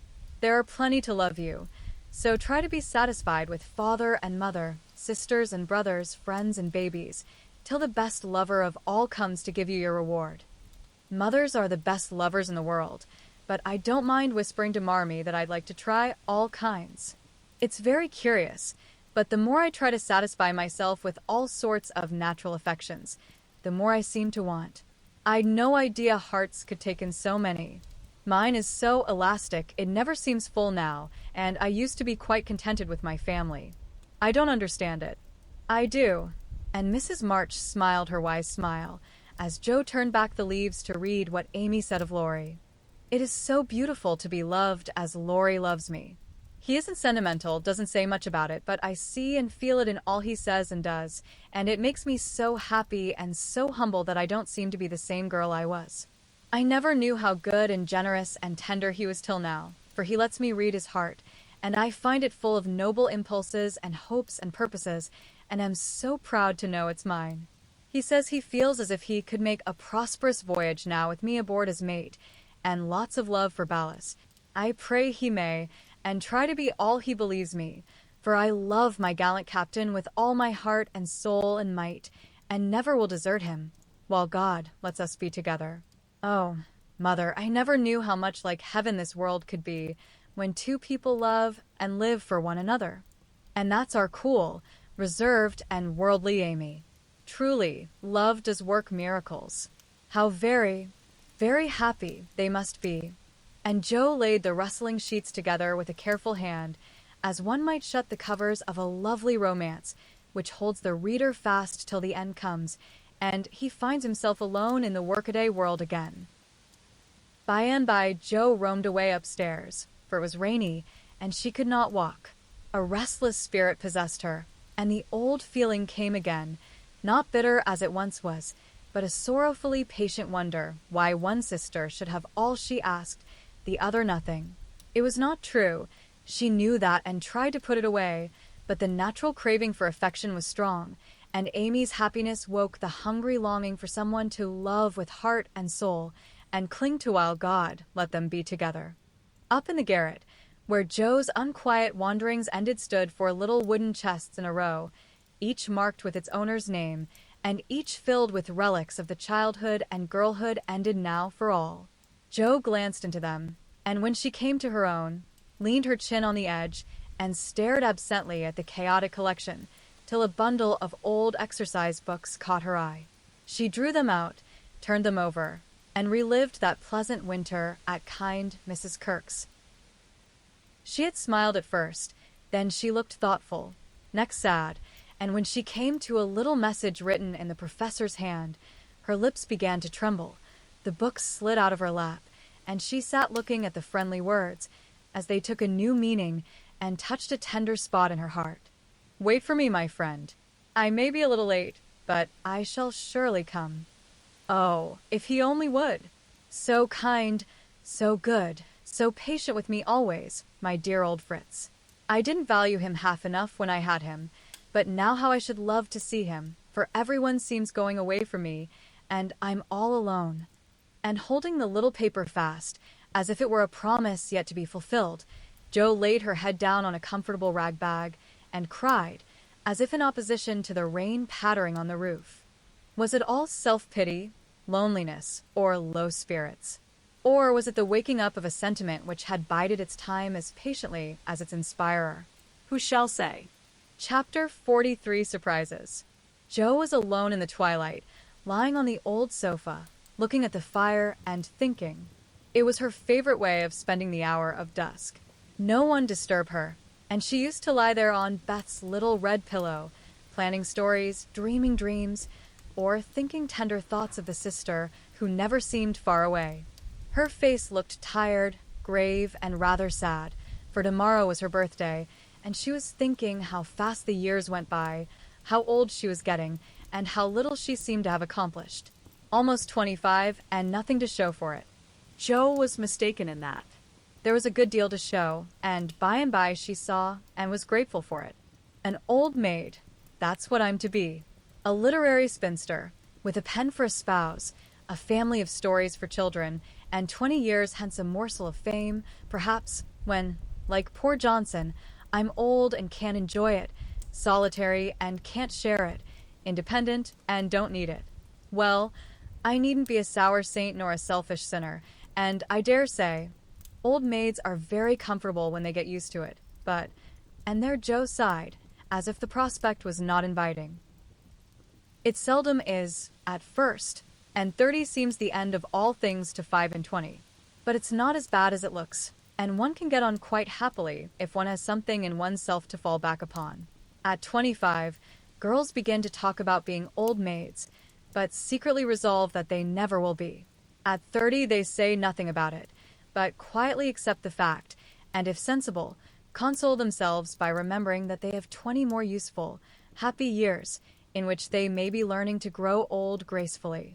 Don't laugh at the spinsters, dear girls, for often very tender, tragic romances are hidden away in the hearts that beat so quietly under the sober gowns, and many silent sacrifices of youth, health, ambition, love itself, make the faded faces beautiful in God's sight. Even the sad, sour sisters should be kindly dealt with, because they have missed the sweetest part of life, if for no other reason. And looking at them with compassion, not contempt, girls in their bloom should remember that they too may miss the blossom time. That rosy cheeks don't last forever, that silver threads will come in the bonny brown hair, and that, by and by, kindness and respect will be as sweet as love and admiration now. Gentlemen, which means boys, be courteous to the old maids, no matter how poor and plain and prim, For the only chivalry worth having is that which is the readiest to pay deference to the old, protect the feeble, and serve womankind, regardless of rank, age, or color. Just recollect the good aunts who have not only lectured and fussed, but nursed and petted, too often without thanks, the scrapes they have helped you out of, the tips they have given you from their small store, the stitches the patient old fingers have set for you, the steps the willing old feet have taken, and gratefully pay the dear old ladies the little attentions that women love to receive as long as they live. The bright-eyed girls are quick to see such traits, and will like you all the better for them. And if death, almost the only power that can part mother and son, should rob you of yours, you will be sure to find a tender welcome and maternal cherishing from some Aunt Priscilla, who has kept the warmest corner of her lonely old heart for the best nevy in the world. Jo must have fallen asleep, as I dare say my reader has during this little homily, for suddenly Laurie's ghost seemed to stand before her, a substantial, lifelike ghost, leaning over her with the very look he used to wear when he felt a good deal and didn't like to show it. But, like Jenny in the ballad, she could not think it he, and lay staring up at him in startled silence till he stooped and kissed her. Then she knew him, and flew up, crying joyfully, "Oh, my Teddy! Oh, my Teddy! Dear Jo, you are glad to see me, then?" "Glad, my blessed boy. Words can't express my gladness. Where's Amy?" "Your mother has got her down at Meg's. We stopped there by the way, and there was no getting my wife out of their clutches." "Your what?" cried Jo, for Laurie uttered those two words with an unconscious pride and satisfaction which betrayed him. "Oh, the dickens. Now I've done it." And he looked so guilty that Jo was down on him like a flash. "You've gone and got married." "Yes, please, but I never will again." And he went down upon his knees, with a penitent clasping of hands, and a face full of mischief, mirth, and triumph. "Actually married?" "Very much so. Thank you. Mercy on us. What dreadful thing will you do next?" And Jo fell into her seat with a gasp.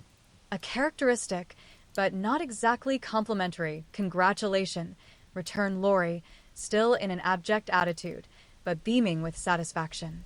"What can you expect, when you take one's breath away, creeping in like a burglar, and letting cats out of bags like that?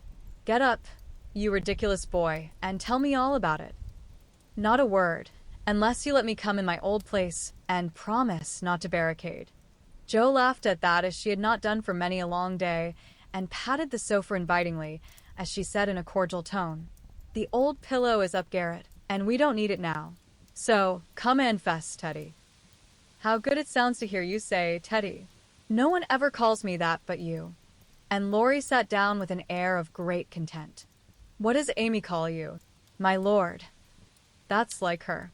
Well, you look it," and Jo's eye plainly betrayed that she found her boy comelier than ever.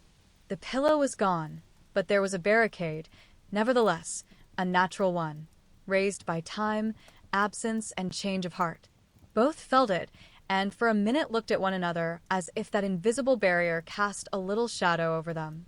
It was gone directly, however, for Laurie said, with a vain attempt at dignity, "Don't I look like a married man, and the head of a family? Not a bit, and you never will. You've grown bigger and bonnier, but you are the same scapegrace as ever." "Now really, Jo, you ought to treat me with more respect," began Laurie, who enjoyed it all immensely. "How can I, when the mere idea of you, married and settled, is so irresistibly funny that I can't keep sober?" answered Jo, smiling all over her face, so infectiously that they had another laugh, and then settled down for a good talk, quite in the pleasant old fashion. "It's no use your going out in the cold to get Amy, for they are all coming up presently. I couldn't wait. I wanted to be the one to tell you the grand surprise and have first skim, as we used to say when we squabbled about the cream. Of course you did, and spoiled your story by beginning at the wrong end. Now start right and tell me how it all happened. I'm pining to know." "Well, I did it to please Amy," began Laurie, with a twinkle that made Jo exclaim, "Fib number one. Amy did it to please you. Go on, and tell the truth, if you can, sir." "Now she's beginning to marmot. "Isn't it jolly to hear her?" said Laurie to the fire, and the fire glowed and sparkled as if it quite agreed. "It's all the same, she and I being one. We planned to come home with the Carrolls a month or more ago, but they suddenly changed their minds and decided to pass another winter in Paris.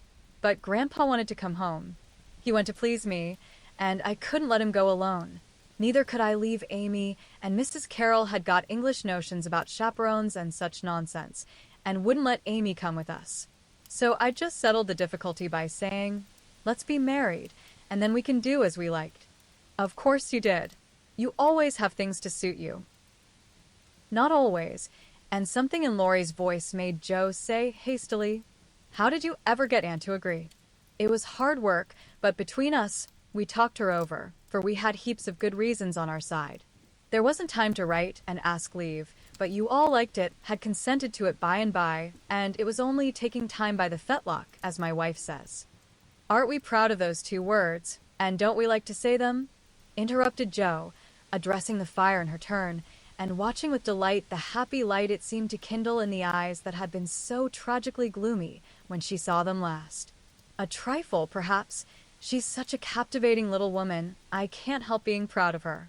Well, then Uncle and Aunt were there to play propriety. We were so absorbed in one another we were of no mortal use apart, and that charming arrangement would make everything easy all round. So we did it. "When, where, how?" asked Joe, in a fever of feminine interest and curiosity, for she could not realize it a particle. "6 weeks ago, at the American Consul's, in Paris. A very quiet wedding, of course, for even in our happiness, we didn't forget dear little Beth." Joe put her hand in his as he said that, and Laurie gently smoothed the little red pillow, which he remembered well. "Why didn't you let us know afterward?" asked Joe, in a quieter tone, when they had sat quite still a minute. "We wanted to surprise you. We thought we were coming directly home, at first, but the dear old gentleman, as soon as we were married, found he couldn't be ready under a month, at least, and sent us off to spend our honeymoon wherever we liked. Amy had once called Valrosa a regular honeymoon home, so we went there, and were as happy as people are but once in their lives. My faith! Wasn't it love among the roses?" Laurie seemed to forget Joe for a minute, and Joe was glad of it, for the fact that he told her these things so freely and so naturally assured her that he had quite forgiven and forgotten. She tried to draw away her hand, but as if he guessed the thought that prompted the half-involuntary impulse, Laurie held it fast and said, with a manly gravity she had never seen in him before, "Joe, dear, I want to say one thing, and then we'll put it by forever. As I told you in my letter when I wrote that Amy had been so kind to me, I never shall stop loving you, but the love is altered, and I have learned to see that it is better as it is. Amy and you changed places in my heart. That's all. I think it was meant to be so, and would have come about naturally if I had waited, as you tried to make me, but I never could be patient, and so I got a heartache. I was a boy then, headstrong and violent, and it took a hard lesson to show me my mistake. For it was one, Joe, as you said, and I found it out after making a fool of myself. Upon my word, I was so tumbled up in my mind at one time that I didn't know which I loved best, you or Amy, and tried to love you both alike. But I couldn't, and when I saw her in Switzerland, everything seemed to clear up all at once. You both got into your right places, and I felt sure that it was well off with the old love before it was on with the new, that I could honestly share my heart between Sister Joe and wife Amy, and love them dearly. Will you believe it, and go back to the happy old times when we first knew one another? I'll believe it, with all my heart, but, Teddy, we never can be boy and girl again. The happy old times can't come back, and we mustn't expect it. We are man and woman now, with sober work to do, for playtime is over, and we must give up frolicking. I'm sure you feel this. I see the change in you, and you'll find it in me. I shall miss my boy, but I shall love the man as much, and admire him more, because he means to be what I hoped he would. We can't be little playmates any longer, but we will be brother and sister, to love and help one another all our lives. Won't we, Laurie? He did not say a word, but took the hand she offered him and laid his face down on it for a minute, feeling that out of the grave of a boyish passion, there had risen a beautiful, strong friendship to bless them both. Presently Jo said cheerfully, for she didn't want the coming home to be a sad one, "I can't make it true that you children are really married and going to set up housekeeping. Why, it seems only yesterday that I was buttoning Amy's pinafore and pulling your hair when you teased. Mercy me, how time does fly." As one of the children is older than yourself, you needn't talk so like a grandma. I flatter myself I'm a gentleman growed, as Peggotty said of David, and when you see Amy, you'll find her rather a precocious infant, said Laurie, looking amused at her maternal air. You may be a little older in years, but I'm ever so much older in feeling, Teddy. Women always are, and this last year has been such a hard one that I feel 40. Poor Jo, we left you to bear it alone, while we went pleasuring. You are older. Here's a line, and there's another. Unless you smile, your eyes look sad, and when I touched the cushion, just now, I found a tear on it. You've had a great deal to bear, and had to bear it all alone. What a selfish beast I've been. And Laurie pulled his own hair, with a remorseful look. But Jo only turned over the traitorous pillow and answered, in a tone which she tried to make more cheerful, "No, I had father and mother to help me, and the dear babies to comfort me, and the thought that you and Amy were safe and happy, to make the troubles here easier to bear. I am lonely, sometimes, but I dare say it's good for me, and—" "You never shall be again," broke in Laurie, putting his arm about her, as if to fence out every human ill.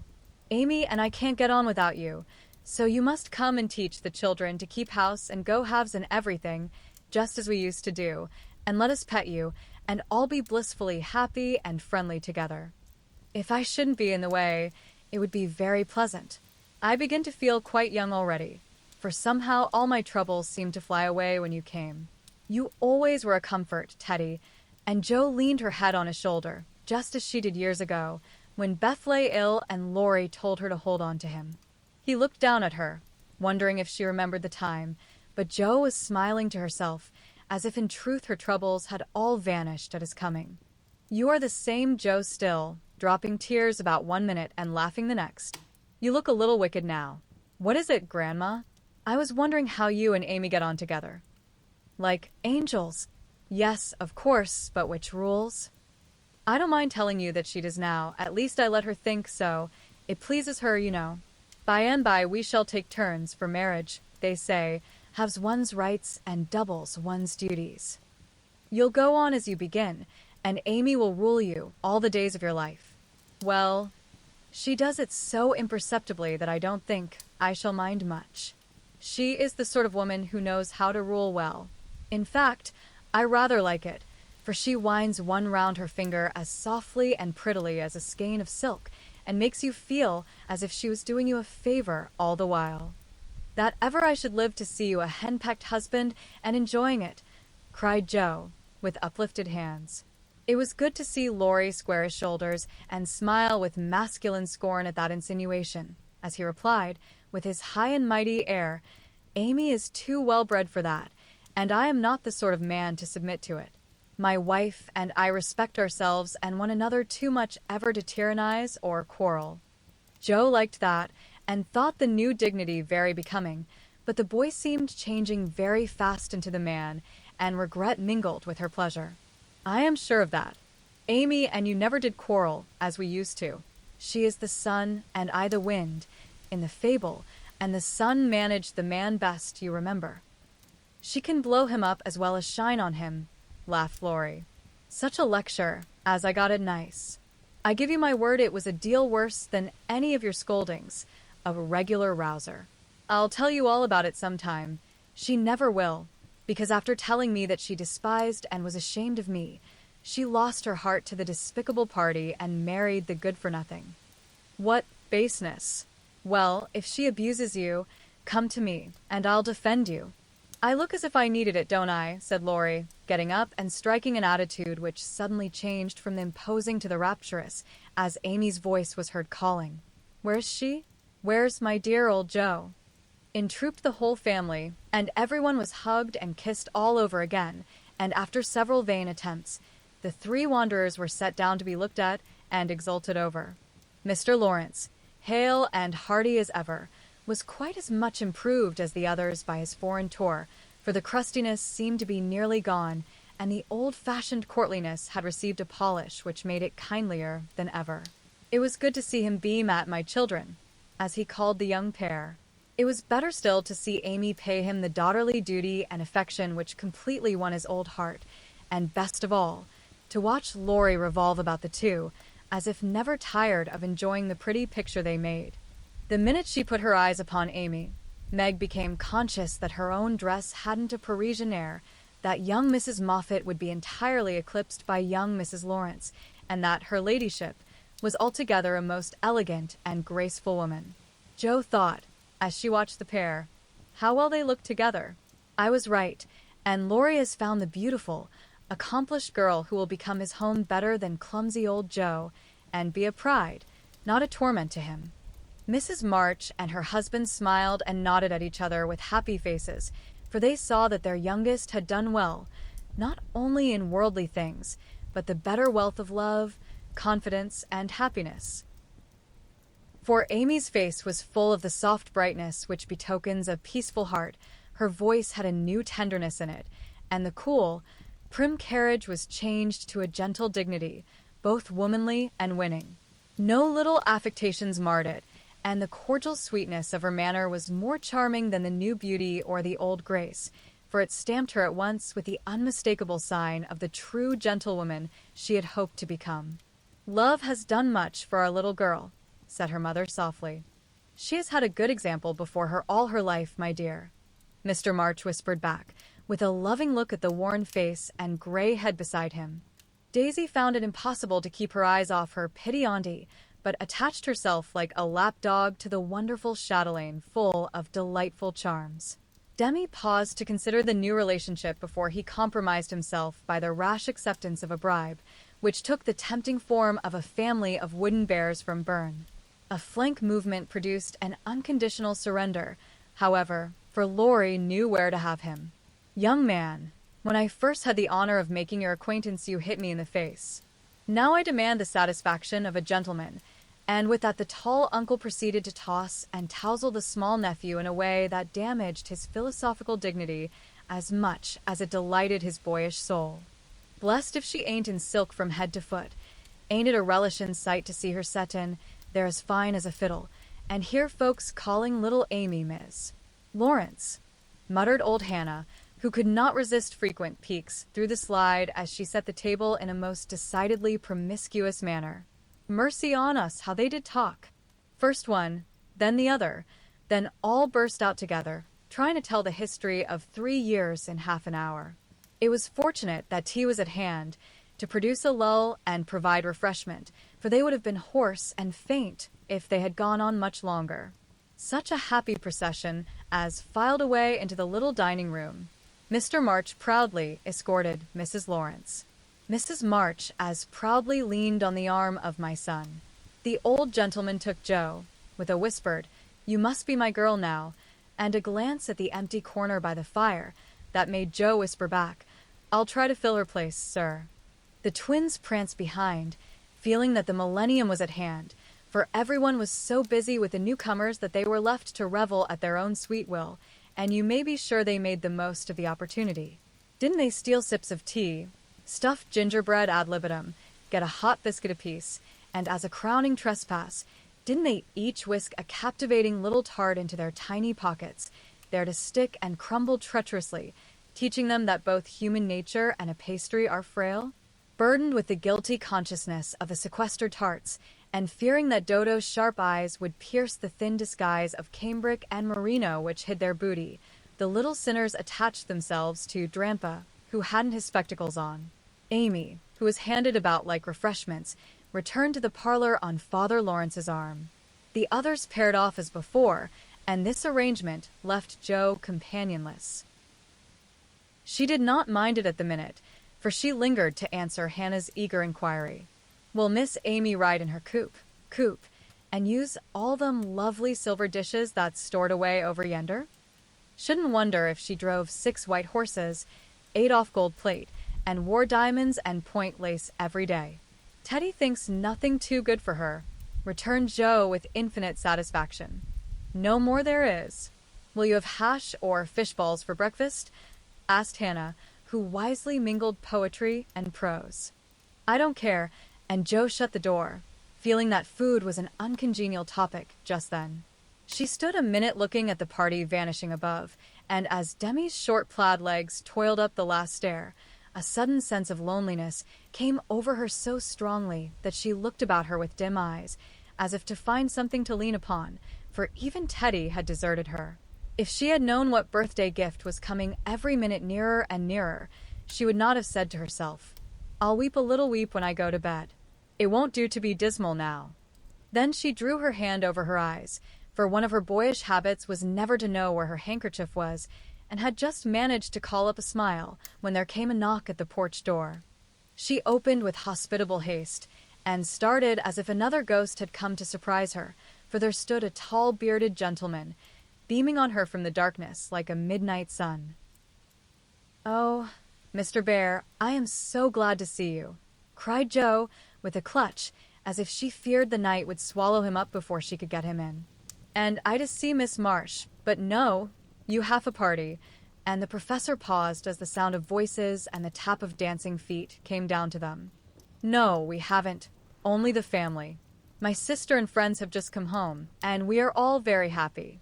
Come in and make one of us." Though a very social man, I think Mr. Bear would have gone decorously away and come again another day, but how could he, when Joe shut the door behind him and bereft him of his hat?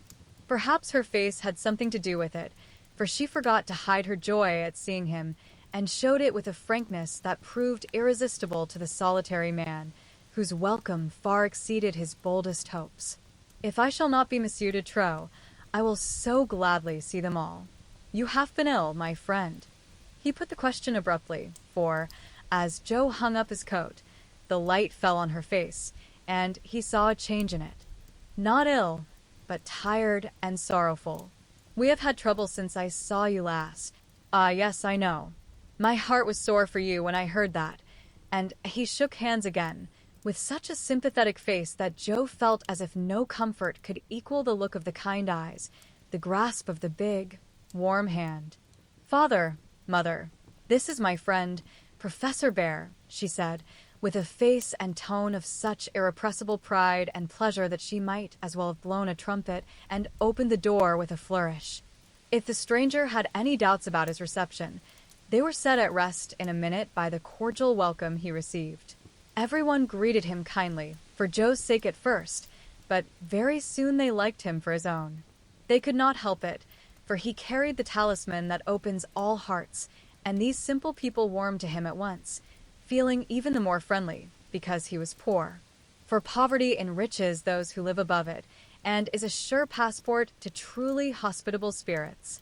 Mr. Bear sat looking about him with the air of a traveler who knocks at a strange door, and when it opens, finds himself at home. The children went to him like bees to a honey pot, and establishing themselves on each knee, proceeded to captivate him by rifling his pockets, pulling his beard, and investigating his watch, with juvenile audacity. The women telegraphed their approval to one another and Mr.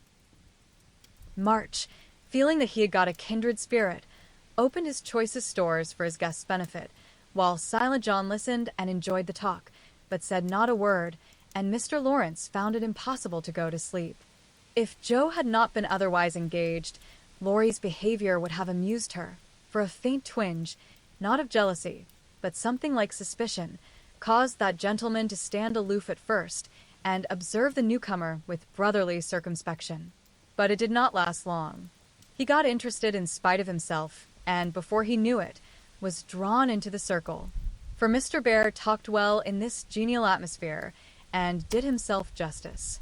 He seldom spoke to Laurie, but he looked at him often, and a shadow would pass across his face, as if regretting his own lost youth, as he watched the young man in his prime.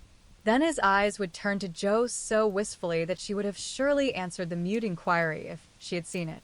But Joe had her own eyes to take care of, and feeling that they could not be trusted, she prudently kept them on the little sock she was knitting, like a model maiden aunt. A stealthy glance now, and then refreshed her like sips of fresh water after a dusty walk, for the sidelong peeps showed her several propitious omens. Mr. Bear's face had lost the absent-minded expression and looked all alive with interest in the present moment. Actually young and handsome, she thought, forgetting to compare him with Laurie, as she usually did strange men, to their great detriment. Then he seemed quite inspired, though the burial customs of the ancients, to which the conversation had strayed, might not be considered an exhilarating topic. Jo quite glowed with triumph when Teddy got quenched in an argument, and thought to herself, as she watched her father's absorbed face, how he would enjoy having such a man as my professor to talk with every day. Lastly, Mr. Bear was dressed in a new suit of black, which made him look more like a gentleman than ever. His bushy hair had been cut and smoothly brushed, but didn't stay in order long, for in exciting moments he rumpled it up in the droll way he used to do, and Jo liked it rampantly erect better than flat, because she thought it gave his fine forehead a Jove-like aspect. Poor Jo! How she did glorify that plain man, as she sat knitting away so quietly, yet letting nothing escape her, not even the fact that Mr. Bear actually had gold sleeve buttons in his immaculate wristbands. Dear old fellow! He couldn't have got himself up with more care if he'd been going a-wooing, said Jo to herself, and then a sudden thought born of the words made her blush so dreadfully that she had to drop her ball, and go down after it to hide her face. The maneuver did not succeed as well as she expected, however, for though just in the act of setting fire to a funeral pyre, the professor dropped his torch, metaphorically speaking, and made a dive after the little blue ball. Of course, they bumped their heads smartly together, saw stars, and both came up flushed and laughing, without the ball, to resume their seats, wishing they had not left them. Nobody knew where the evening went to, for Hannah skillfully abstracted the babies at an early hour, nodding like two rosy poppies, and Mr. Lawrence went home to rest. The others sat round the fire, talking away, utterly regardless of the lapse of time, till Meg, whose maternal mind was impressed with a firm conviction that Daisy had tumbled out of bed, and Demi set his nightgown afire studying the structure of matches, made a move to go. "We must have our sing, in the good old way, for we are all together again once more," said Jo, feeling that a good shout would be a safe and pleasant vent for the jubilant emotions of her soul. They were not all there, but no one found the words thoughtless or untrue, for Beth still seemed among them, a peaceful presence, invisible, but dearer than ever, since death could not break the household league that love made dissoluble. The little chair stood in its old place. The tidy basket, with a bit of work she left unfinished when the needle grew so heavy, was still on its accustomed shelf. The beloved instrument, seldom touched now, had not been moved, and above it Beth's face, serene and smiling, as in the early days, looked down upon them, seeming to say, "Be happy. I am here. Play something, Amy. Let them hear how much you have improved," said Laurie, with pardonable pride in his promising pupil. But Amy whispered, with full eyes, as she twirled the faded stool, "Not tonight, dear. I can't show off tonight." But she did show something better than brilliancy or skill, for she sang Beth's songs with a tender music in her voice which the best master could not have taught, and touched the listeners' hearts with a sweeter power than any other inspiration could have given her. The room was very still, when the clear voice failed suddenly at the last line of Beth's favorite hymn. It was hard to say, "Earth hath no sorrow that heaven cannot heal," and Amy leaned against her husband, who stood behind her, feeling that her welcome home was not quite perfect without Beth's kiss. "Now, we must finish with Mignon's song, for Mr. Bear sings that," said Jo, before the pause grew painful, and Mr. Bear cleared his throat with a gratified hem. As he stepped into the corner where Jo stood, saying, "You will sing with me? We go excellently well together." A pleasing fiction, by the way, for Jo had no more idea of music than a grasshopper. But she would have consented if he had proposed to sing a whole opera and warbled away, blissfully regardless of time and tune. It didn't much matter, for Mr. Bear sang like a true German, heartily and well, and Jo soon subsided into a subdued hum, that she might listen to the mellow voice that seemed to sing for her alone. Knowst thou the land where the citron blooms? Used to be the professor's favorite line, for das Land meant Germany to him, but now he seemed to dwell, with peculiar warmth and melody, upon the words. There, oh there, might I with thee, oh my beloved, go. And one listener was so thrilled by the tender invitation that she longed to say she did know the land, and would joyfully depart thither whenever he liked. The song was considered a great success, and the singer retired covered with laurels. But a few minutes afterward, he forgot his manners entirely and stared at Amy putting on her bonnet, for she had been introduced simply as my sister, and no one had called her by her new name since he came. He forgot himself still further when Laurie said, in his most gracious manner, at parting, "My wife and I are very glad to meet you, sir. Please remember that there is always a welcome waiting for you over the way." Then the professor thanked him so heartily and looked so suddenly illuminated with satisfaction that Laurie thought him the most delightfully demonstrative old fellow he ever met. "I too shall go, but I shall gladly come again, if you will give me leave, dear madam, for a little business in the city will keep me here some days." He spoke to Mrs. March, but he looked at Joe, and the mother's voice gave as cordial an assent as did the daughter's eyes, for Mrs. March was not so blind to her children's interest as Mrs. Moffat supposed. "I suspect that is a wise man," remarked Mr. March, with placid satisfaction, from the hearth-rug, after the last guest had gone. "I know he is a good one," added Mrs. March, with decided approval, as she wound up the clock. "I thought you'd like him," was all Joe said as she slipped away to her bed. She wondered what the business was that brought Mr. Bear to the city, and finally decided that he had been appointed to some great honor, somewhere, but had been too modest to mention the fact. If she had seen his face when, safe in his own room, he looked at the picture of a severe and rigid young lady with a good deal of hair, who appeared to be gazing darkly into futurity, it might have thrown some light upon the subject, especially when he turned off the gas and kissed the picture in the dark. Chapter 44. My Lord and Lady. "Please, Madam Mother, could you lend me my wife for half an hour? The luggage has come, and I've been making hay of Amy's Paris finery, trying to find some things I want," said Laurie, coming in the next day to find Mrs. Lawrence sitting in her mother's lap, as if being made the baby again. "Certainly. Go. Dear, I forgot that you have any home but this," and Mrs. March pressed the white hand that wore the wedding ring, as if asking pardon for her maternal covetousness. "I shouldn't have come over if I could have helped it, but I can't get on without my little woman any more than a weathercock can without the wind," suggested Joe, as he paused for a simile. Joe had grown quite her own saucy self again since Teddy came home. "Exactly, for Amy keeps me pointing due west most of the time, with only an occasional whiffle round to the south, and I haven't had an easterly spell since I was married. Don't know anything about the north, but am altogether salubrious and balmy, hey, my lady? Lovely weather so far. I don't know how long it will last, but I'm not afraid of storms, for I'm learning how to sail my ship. Come home, dear, and I'll find your bootjack. I suppose that's what you are rummaging after among my things." "Men are so helpless, mother," said Amy, with a matronly air, which delighted her husband. "What are you going to do with yourselves after you get settled?" asked Joe, buttoning Amy's cloak as she used to button her pinafores. "We have our plans.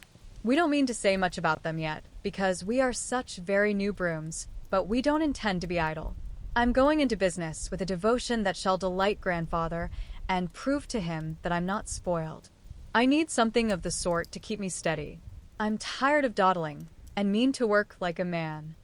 "And Amy, what is she going to do?"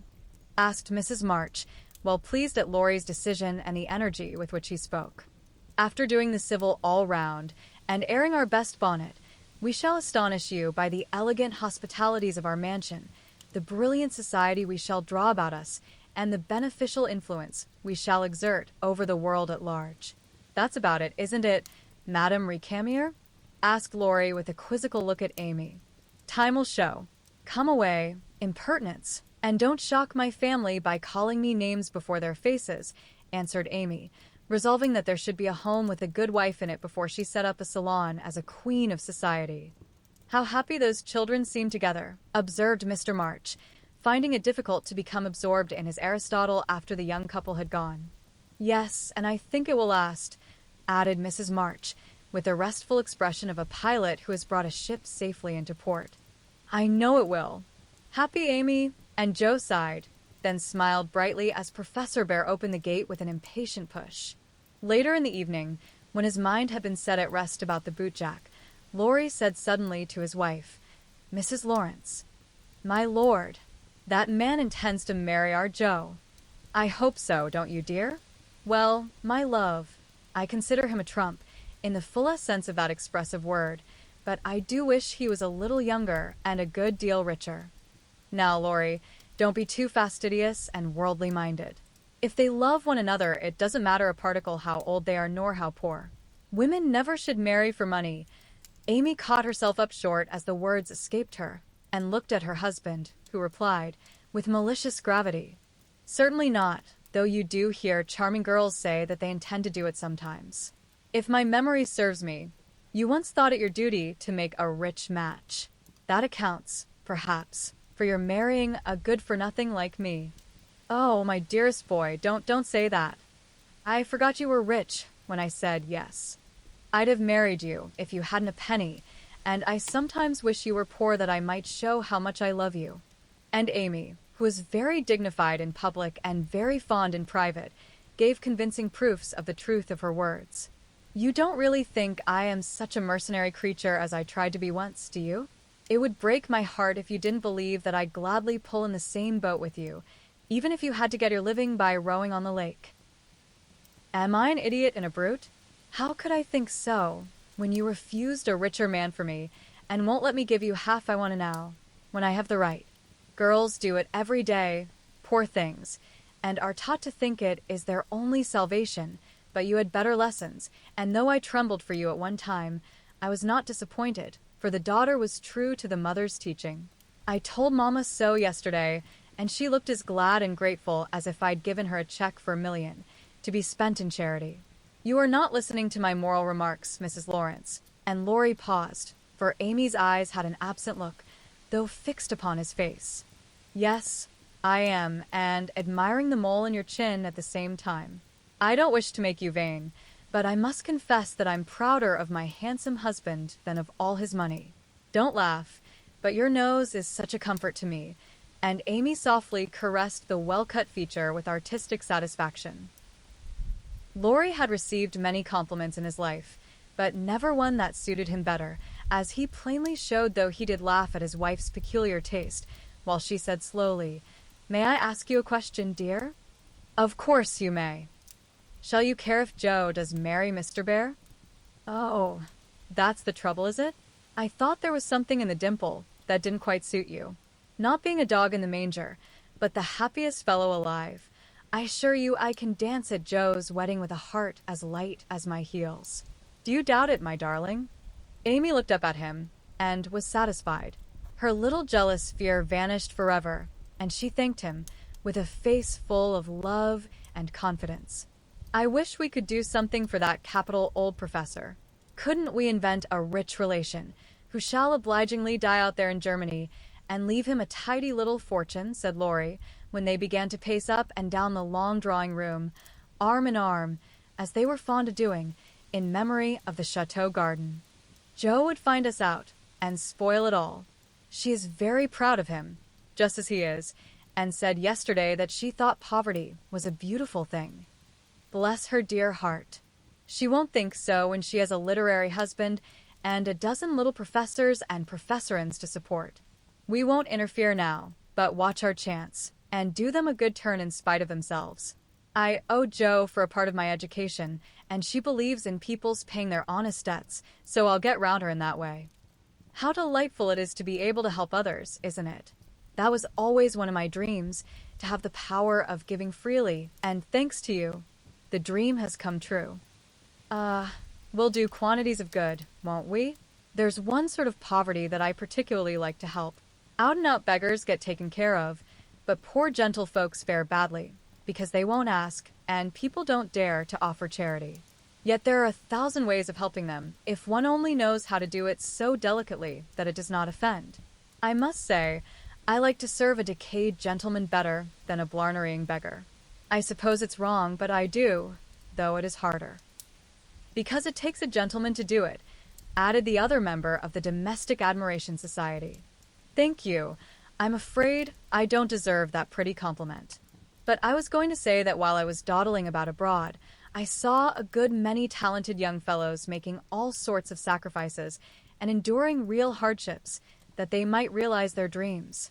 Splendid fellows, some of them, working like heroes, poor and friendless, but so full of courage, patience, and ambition that I was ashamed of myself and longed to give them a right good lift. Those are people whom it's a satisfaction to help, for if they've got genius, it's an honor to be allowed to serve them and not let it be lost or delayed for want of fuel to keep the pot boiling. If they haven't, it's a pleasure to comfort the poor souls and keep them from despair when they find it out. Yes, indeed, and there's another class who can't ask and who suffer in silence. I know something of it, for I belonged to it before you made a princess of me, as the king does the beggar maid in the old story. Ambitious girls have a hard time, Laurie, and often have to see youth, health, and precious opportunities go by, just for want of a little help at the right minute. People have been very kind to me, and whenever I see girls struggling along as we used to do, I want to put out my hand and help them, as I was helped. And so you shall, like an angel as you are, cried Laurie, resolving, with a glow of philanthropic zeal, to found and endow an institution for the express benefit of young women with artistic tendencies. Rich people have no right to sit down and enjoy themselves, or let their money accumulate for others to waste. It's not half so sensible to leave legacies when one dies as it is to use the money wisely while alive, and enjoy making one's fellow creatures happy with it. We'll have a good time ourselves, and add an extra relish to our own pleasure by giving other people a generous taste. Will you be a little Dorcas, going about emptying a big basket of comforts and filling it up with good deeds? With all my heart, if you will be a brave Saint Martin, stopping as you ride gallantly through the world to share your cloak with the beggar. It's a bargain, and we shall get the best of it. So the young pair shook hands upon it, and then paced happily on again, feeling that their pleasant home was more homelike because they hoped to brighten other homes, believing that their own feet would walk more uprightly along the flowery path before them, if they smoothed rough ways for other feet, and feeling that their hearts were more closely knit together by a love which could tenderly remember those less blessed than they. Chapter 45. Daisy and Demi. I cannot feel that I have done my duty as humble historian of the March family without devoting at least one chapter to the two most precious and important members of it. Daisy and Demi had now arrived at years of discretion, for in this fast age babies of 3 or 4 assert their rights and get them, too, which is more than many of their elders do. If there ever were a pair of twins in danger of being utterly spoiled by adoration, it was these prattling brooks. Of course, they were the most remarkable children ever born, as will be shown when I mention that they walked at 8 months, talked fluently at 12 months, and at 2 years they took their places at table, and behaved with a propriety which charmed all beholders. At 3, Daisy demanded a needler, and actually made a bag with 4 stitches in it. She likewise set up housekeeping in the sideboard, and managed a microscopic cooking stove with a skill that brought tears of pride to Hannah's eyes, while Demi learned his letters with his grandfather, who invented a new mode of teaching the alphabet by forming letters with his arms and legs, thus uniting gymnastics for head and heels. The boy early developed a mechanical genius which delighted his father and distracted his mother, for he tried to imitate every machine he saw, and kept the nursery in a chaotic condition with his suinshin, a mysterious structure of string, chairs, clothespins, and spools, for wheels to go, wound and wound. Also a basket hung over the back of a chair, in which he vainly tried to hoist his too confiding sister, who, with feminine devotion, allowed her little head to be bumped till rescued, when the young inventor indignantly remarked, "Why, Mar, dat's my lily waiter," and me's trying to pull her up. Though utterly unlike in character, the twins got on remarkably well together, and seldom quarreled more than thrice a day. Of course, Demi tyrannized over Daisy, and gallantly defended her from every other aggressor, while Daisy made a galley slave of herself and adored her brother as the one perfect being in the world. A rosy, chubby, sunshiny little soul was Daisy, who found her way to everybody's heart and nestled there. One of the captivating children who seemed made to be kissed and cuddled, adorned and adored like little goddesses, and produced for general approval on all festive occasions. Her small virtues were so sweet that she would have been quite angelic if a few small naughtinesses had not kept her delightfully human. It was all fair weather in her world, and every morning she scrambled up to the window in her little nightgown to look out and say, no matter whether it rained or shone, "Oh, pity day! Oh, pity day!" Everyone was a friend, and she offered kisses to a stranger so confidingly that the most inveterate bachelor relented, and baby lovers became faithful worshippers. "Me loves everybody," she once said, opening her arms, with her spoon in one hand and her mug in the other, as if eager to embrace and nourish the whole world. As she grew, her mother began to feel that the dovecot would be blessed by the presence of an inmate as serene and loving as that which had helped to make the old house home, and to pray that she might be spared a loss like that which had lately taught them how long they had entertained an angel unawares.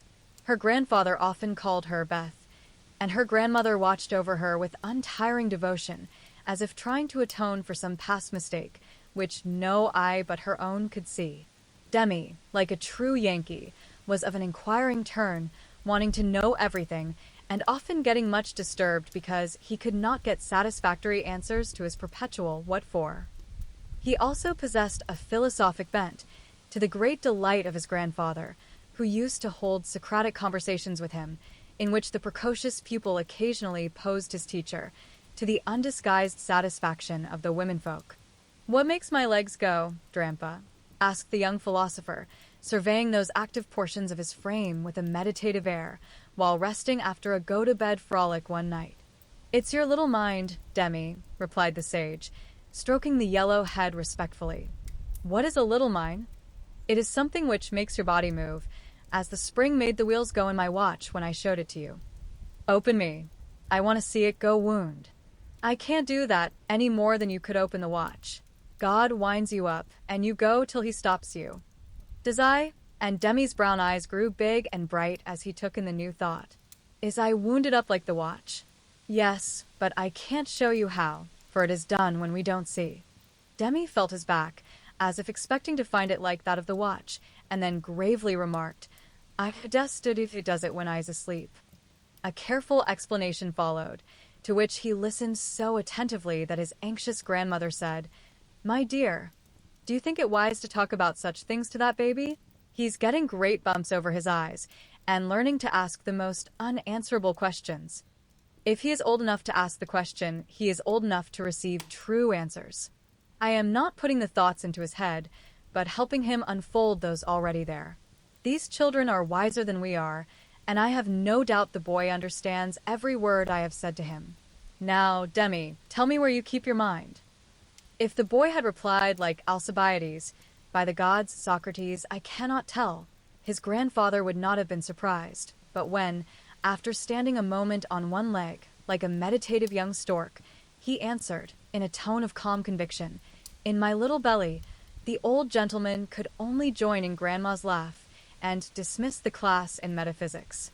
There might have been cause for maternal anxiety if Demi had not given convincing proofs that he was a true boy as well as a budding philosopher, for often, after a discussion which caused Hannah to prophesy, with ominous nods, "That child ain't long for this world," he would turn about and set her fears at rest by some of the pranks with which dear, dirty, naughty little rascals distract and delight their parents' souls. Meg made many moral rules, and tried to keep them, but what mother was ever proof against the winning wiles, the ingenious evasions, or the tranquil audacity of the miniature men and women who so early show themselves accomplished artful dodgers? "No more raisins, Demi. They'll make you sick," says Mama to the young person who offers his services in the kitchen with unfailing regularity on plum pudding day. "Me likes to be sick. I don't want to have you, so run away and help Daisy make patty cakes." He reluctantly departs, but his wrongs weigh upon his spirit, and by, when an opportunity comes to redress them, he outwits Mama by a shrewd bargain. "Now you have been good children, and I'll play anything you like," says Meg, as she leads her assistant cooks upstairs, when the pudding is safely bouncing in the pot. "Truly, Marmar?" asks Demi, with a brilliant idea in his well-powdered head. "Yes, truly. Anything you say," replies the short-sighted parent, preparing herself to sing "The Three Little Kittens half a dozen times over, or to take her family to buy a penny bun, regardless of wind or limb." But Demi corners her by the cool reply, "Then we'll go and eat up all the raisins." Aunt Dodo was chief playmate and confidant of both children, and the trio turned the little house topsy-turvy. Aunt Amy was as yet only a name to them. Aunt Beth soon faded into a pleasantly vague memory, but Aunt Dodo was a living reality, and they made the most of her, for which compliment she was deeply grateful. But when Mr. Bear came, Joe neglected her playfellows, and dismay and desolation fell upon their little souls. Daisy, who was fond of going about peddling kisses, lost her best customer and became bankrupt. Demi, with infantile penetration, soon discovered that Dodo liked to play with the bear man better than she did him, but though hurt, he concealed his anguish, for he hadn't the heart to insult a rival who kept a mine of chocolate drops in his waistcoat pocket and a watch that could be taken out of its case and freely shaken by ardent admirers. Some persons might have considered these pleasing liberties as bribes, but Demi didn't see it in that light, and continued to patronize the bear man with pensive affability, while Daisy bestowed her small affections upon him at the third call, and considered his shoulder her throne, his arm her refuge, his gifts treasures surpassing worth. Gentlemen are sometimes seized with sudden fits of admiration for the young relatives of ladies whom they honor with their regard, but this counterfeit philoprogenitiveness sits uneasily upon them and does not deceive anybody a particle.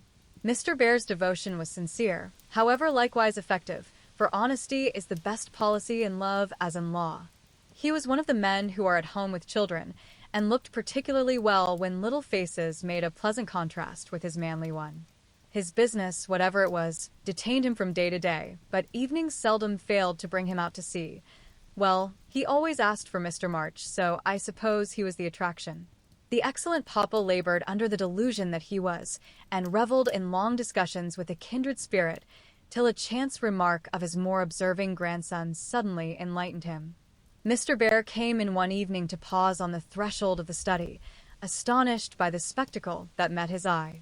Prone upon the floor lay Mr. March, with his respectable legs in the air, and beside him, likewise prone, was Demi, trying to imitate the attitude with his own short, scarlet-stockinged legs, both grovelers so seriously absorbed that they were unconscious of spectators, till Mr. Bear laughed his sonorous laugh, and Joe cried out, with a scandalized face, "Father, father, here's the professor." Down went the black legs and up came the gray head, as the preceptor said, with undisturbed dignity, "Good evening, Mr. Bear. Excuse me for a moment. We are just finishing our lesson. Now, Demi, make the letter and tell its name." I knows him, and after a few convulsive efforts, the red legs took the shape of a pair of compasses, and the intelligent pupil triumphantly shouted, "It's a we, Dranpa, it's a we." "He's a born weller," laughed Joe, as her parent gathered himself up, and her nephew tried to stand on his head, as the only mode of expressing his satisfaction that school was over. "What have you been at today, Bubchen?" asked Mr. Bear, picking up the gymnast. "Me went to see little Mary." "And what did you there?" "I kissed her," began Demi, with artless frankness. "Prut, thou beginnest early. What did the little Mary say to that?"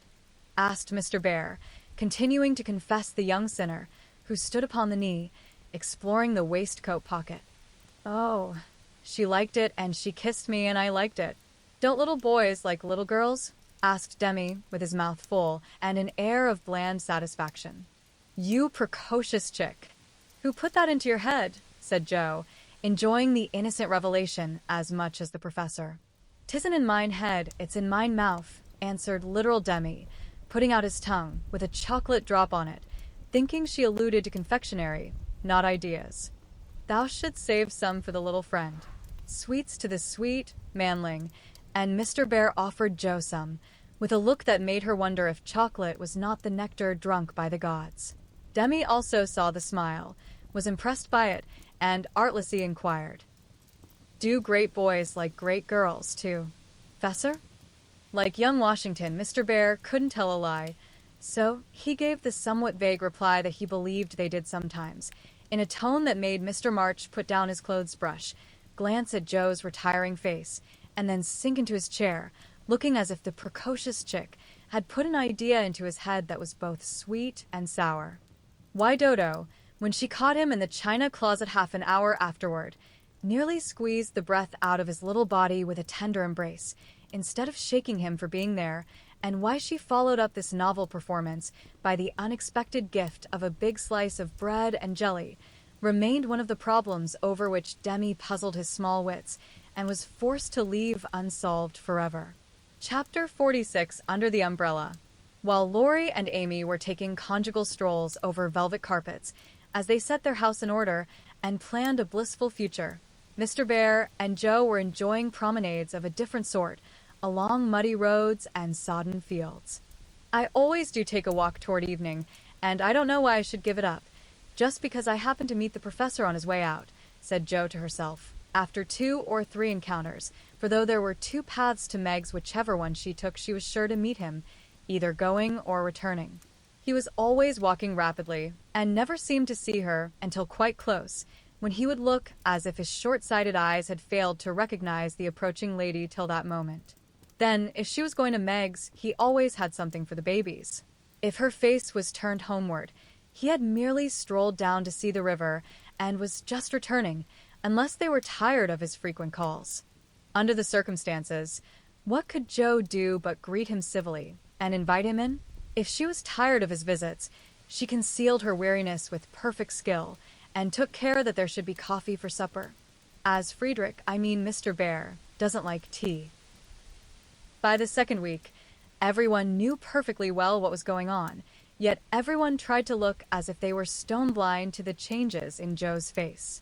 They never asked why she sang about her work, did up her hair 3 times a day, and got so blooming with her evening exercise. And no one seemed to have the slightest suspicion that Professor Bear, while talking philosophy with the father, was giving the daughter lessons in love. Joe couldn't even lose her heart in a decorous manner, but sternly tried to quench her feelings, and failing to do so, led a somewhat agitated life. She was mortally afraid of being laughed at for surrendering after her many and vehement declarations of independence. Laurie was her especial dread, but thanks to the new manager, he behaved with praiseworthy propriety, never called Mr. Bear a capital old fellow in public, never alluded, in the remotest manner, to Joe's improved appearance, or expressed the least surprise at seeing the professor's hat on the March's table nearly every evening. But he exulted in private and longed for the time to come when he could give Joe a piece of plate, with a bear and a ragged staff on it, as an appropriate coat of arms. For a fortnight, the professor came and went with lover-like regularity. Then he stayed away for 3 whole days and made no sign, a proceeding which caused everybody to look sober and Joe to become pensive, at first, and then, alas for romance, very cross. Disgusted, I dare say, and gone home as suddenly as he came. "It's nothing to me, of course, but I should think he would have come and bid us goodbye like a gentleman," she said to herself, with a despairing look at the gate, as she put on her things for the customary walk one dull afternoon. "You'd better take the little umbrella, dear. It looks like rain," said her mother, observing that she had on her new bonnet, but not alluding to the fact. "Yes, Marmee, do you want anything in town?" "I've got to run in and get some paper," returned Joe, pulling out the bow under her chin before the glass as an excuse for not looking at her mother. "Yes, I want some twilled silesia, a paper of number 9 needles, and 2 yards of narrow lavender ribbon. Have you got your thick boots on and something warm under your cloak?" "I believe so," answered Joe absently. "If you happen to meet Mr. Bear, bring him home to tea. I quite long to see the dear man," added Mrs. March. Joe heard that, but made no answer, except to kiss her mother and walk rapidly away, thinking with a glow of gratitude, in spite of her heartache. How good she is to me. What do girls do who haven't any mothers to help them through their troubles? The dry goods stores were not down among the counting houses, banks, and wholesale warerooms, where gentlemen most do congregate, but Jo found herself in that part of the city before she did a single errand, loitering along as if waiting for someone, examining engineering instruments in one window and samples of wool in another, with most unfeminine interest, tumbling over barrels, being half smothered by descending bales, and hustled unceremoniously by busy men who looked as if they wondered, how the deuce she got there. A drop of rain on her cheek recalled her thoughts from baffled hopes to ruined ribbons. For the drops continued to fall, and being a woman as well as a lover, she felt that, though it was too late to save her heart, she might her bonnet. Now she remembered the little umbrella, which she had forgotten to take in her hurry to be off, but regret was unavailing, and nothing could be done but borrow one or submit to a drenching. She looked up at the lowering sky, down at the crimson bough already flecked with black, forward along the muddy street, then one long, lingering look behind, at a certain grimy warehouse, with Hoffman, Swartz, and company over the door, and said to herself, with a sternly reproachful air, "It serves me right. What business had I to put on all my best things and come philandering down here, hoping to see the professor? Jo, I'm ashamed of you. No, you shall not go there to borrow an umbrella, or find out where he is from his friends. You shall trudge away, and do your errands in the rain, and if you catch your death and ruin your bonnet, it's no more than you deserve. Now then." With that she rushed across the street, so impetuously that she narrowly escaped annihilation from a passing truck, and precipitated herself into the arms of a stately old gentleman, who said, "I beg pardon, ma'am," and looked mortally offended. Somewhat daunted, Jo righted herself, spread her handkerchief over the devoted ribbons, and putting temptation behind her, hurried on, with increasing dampness about the ankles, and much clashing of umbrellas overhead. The fact that a somewhat dilapidated blue one remained stationary above the unprotected bonnet attracted her attention, and looking up, she saw Mr. Bear looking down. I feel to know the strong-minded lady who goes so bravely under many horse noses, and so fast through much mud. What are you down here, my friend? I'm shopping. Mr. Bear smiled, as he glanced from the pickle factory on one side to the wholesale hide and leather concern on the other, but he only said politely, "You have no umbrella. May I go also, and take for you the bundles?" "Yes, thank you." Jo's cheeks were as red as her ribbon, and she wondered what he thought of her. But she didn't care, for in a minute she found herself walking away arm in arm with her professor, feeling as if the sun had suddenly burst out with uncommon brilliancy, that the world was all right again, and that one thoroughly happy woman was paddling through the wet that day. "We thought you had gone," said Jo hastily, for she knew he was looking at her. Her bonnet wasn't big enough to hide her face, and she feared he might think the joy it betrayed unmaidenly. "Did you believe that I should go with no farewell to those who have been so heavenly kind to me?" he asked so reproachfully that she felt as if she had insulted him by the suggestion, and answered heartily, "No, I didn't. I knew you were busy about your own affairs, but we rather missed you, father and mother especially. And you. I'm always glad to see you, sir." In her anxiety to keep her voice quite calm, Jo made it rather cool, and the frosty little monosyllable at the end seemed to chill the professor, for his smile vanished, as he said gravely, "I thank you, and come one more time before I go." "You are going, then?" "I have no longer any business here. It is done." "Successfully, I hope?" said Jo, for the bitterness of disappointment was in that short reply of his. "I ought to think so, for I have a way open to me by which I can make my bread and jiff my junglings much help." "Tell me, please. I like to know all about the boys," said Jo eagerly. "That is so kind. I gladly tell you. My friends find for me a place in a college, where I teach as at home, and earn enough to make the way smooth for Franz and Emile. For this I should be grateful, should I not?" "Indeed you should. How splendid it will be to have you doing what you like, and be able to see you often and the boys," cried Jo, clinging to the lads as an excuse for the satisfaction she could not help betraying. Ah, But we shall not meet often, I fear. This place is at the west. So far away, and Jo left her skirts to their fate, as if it didn't matter now what became of her clothes or herself. Mr. Bear could read several languages, but he had not learned to read women yet. He flattered himself that he knew Jo pretty well, and was, therefore, much amazed by the contradictions of voice, face, and manner which she showed him in rapid succession that day, for she was in half a dozen different moods in the course of half an hour. When she met him, she looked surprised, though it was impossible to help suspecting that she had come for that express purpose. When he offered her his arm, she took it with a look that filled him with delight, but when he asked if she missed him, she gave such a chilly, formal reply that despair fell upon him. On learning his good fortune, she almost clapped her hands. Was the joy all for the boys? Then, on hearing his destination, she said, "So far away," in a tone of despair that lifted him on to a pinnacle of hope, but the next minute she tumbled him down again by observing, like one entirely absorbed in the matter, "Here's the place for my errands. Will you come in? It won't take long." Jo rather prided herself upon her shopping capabilities, and particularly wished to impress her escort with the neatness and dispatch with which she would accomplish the business. But owing to the flutter she was in, everything went amiss.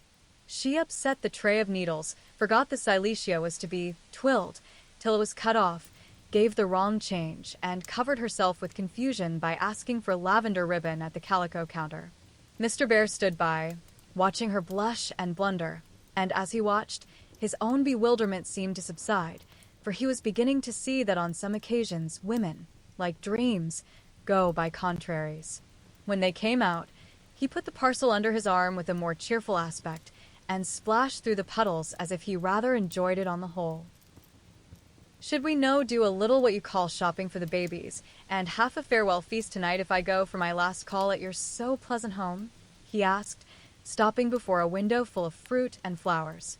"What will we buy?" asked Jo, ignoring the latter part of his speech, and sniffing the mingled odors with an affectation of delight as they went in. "May they have oranges and figs?" asked Mr. Bear, with a paternal air. "They eat them when they can get them." "Do you care for nuts?" "Like a squirrel." "Hamburg grapes?" "Yes, we shall drink to the fatherland in those." Jo frowned upon that piece of extravagance, and asked why he didn't buy a frail of dates, a cask of raisins, and a bag of almonds, and be done with it? Whereat Mr. Bear confiscated her purse, produced his own, and finished the marketing by buying several pounds of grapes, a pot of rosy daisies, and a pretty jar of honey, to be regarded in the light of a demijohn. Then, distorting his pockets with knobby bundles, and giving her the flowers to hold, he put up the old umbrella, and they traveled on again. "Miss Marsh, I have a great favor to ask of you," began the professor after a moist promenade of half a block. "Yes, sir," and Jo's heart began to beat so hard she was afraid he would hear it. "I am bold to say it in spite of the rain, because so short a time remains to me." "Yes, sir," and Jo nearly crushed the small flower pot with the sudden squeeze she gave it. "I wish to get a little dress for my Tina, and I am too stupid to go alone. Will you kindly give me a word of taste and help?" "Yes, sir," and Jo felt as calm and cool all of a sudden as if she had stepped into a refrigerator. "Perhaps also a shawl for Tina's mother. She is so poor and sick, and the husband is such a care." Yes, yes, a thick, warm shawl would be a friendly thing to take the little mother. "I'll do it with pleasure, Mr. Bear. I'm going very fast, and he's getting dearer every minute," added Jo to herself. Then, with a mental shake, she entered into the business with an energy that was pleasant to behold. Mr. Bear left it all to her, so she chose a pretty gown for Tina, and then ordered out the shawls. The clerk, being a married man, condescended to take an interest in the couple, who appeared to be shopping for their family. "Your lady may prefer this. It's a superior article, a most desirable color, quite chaste and genteel," he said, shaking out a comfortable gray shawl and throwing it over Jo's shoulders. "Does this suit you, Mr. Bear?" she asked, turning her back to him and feeling deeply grateful for the chance of hiding her face. Excellently well. We will have it, answered the professor, smiling to himself as he paid for it, while Joe continued to rummage the counters like a confirmed bargain hunter. Now shall we go home? He asked, as if the words were very pleasant to him. Yes, it's late, and I'm so tired. Joe's voice was more pathetic than she knew. For now the sun seemed to have gone in as suddenly as it came out, and the world grew muddy and miserable again, and for the first time she discovered that her feet were cold, her head ached, and that her heart was colder than the former, fuller of pain than the latter. Mr. Bear was going away. He only cared for her as a friend. It was all a mistake, and the sooner it was over the better. With this idea in her head, she hailed an approaching omnibus with such a hasty gesture that the daisies flew out of the pot and were badly damaged. "This is not our omnibus," said the professor, waving the loaded vehicle away and stopping to pick up the poor little flowers. "I beg your pardon. I didn't see the name distinctly. Never mind, I can walk. I'm used to plodding in the mud," returned Joe, winking hard, because she would have died rather than openly wipe her eyes. Mr. Bear saw the drops on her cheeks, though she turned her head away. The sight seemed to touch him very much, for suddenly stooping down, he asked in a tone that meant a great deal, "Heart's dearest, why do you cry?" Now, if Joe had not been new to this sort of thing, she would have said she wasn't crying, had a cold in her head, or told any other feminine fib proper to the occasion. Instead of which, that undignified creature answered, with an irrepressible sob, "Because you are going away."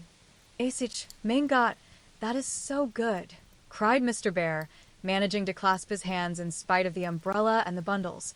"Joe, I have nothing but much love to give you. I came to see if you could care for it, and I waited to be sure that I was something more than a friend. Am I? Can you make a little place in your heart for old Fritz?" he added, all in one breath. "Oh, yes," said Joe, and he was quite satisfied, for she folded both hands over his arm and looked up at him with an expression that plainly showed how happy she would be to walk through life beside him, even though she had no better shelter than the old umbrella, if he carried it. It was certainly proposing under difficulties, for even if he had desired to do so, Mr. Bear could not go down upon his knees, on account of the mud. Neither could he offer Joe his hand, except figuratively, for both were full. Much less could he indulge in tender remonstrations in the open street, though he was near it. So the only way in which he could express his rapture was to look at her, with an expression which glorified his face to such a degree that there actually seemed to be little rainbows in the drops that sparkled on his beard. If he had not loved Joe very much, I don't think he could have done it then, for she looked far from lovely, with her skirts in a deplorable state, her rubber boots splashed to the ankle, and her bonnet a ruin. Fortunately, Mr. Bear considered her the most beautiful woman living, and she found him more Jove-like than ever, though his hat brim was quite limp with the little rills trickling thence upon his shoulders, for he held the umbrella all over Joe, and every finger of his gloves needed mending.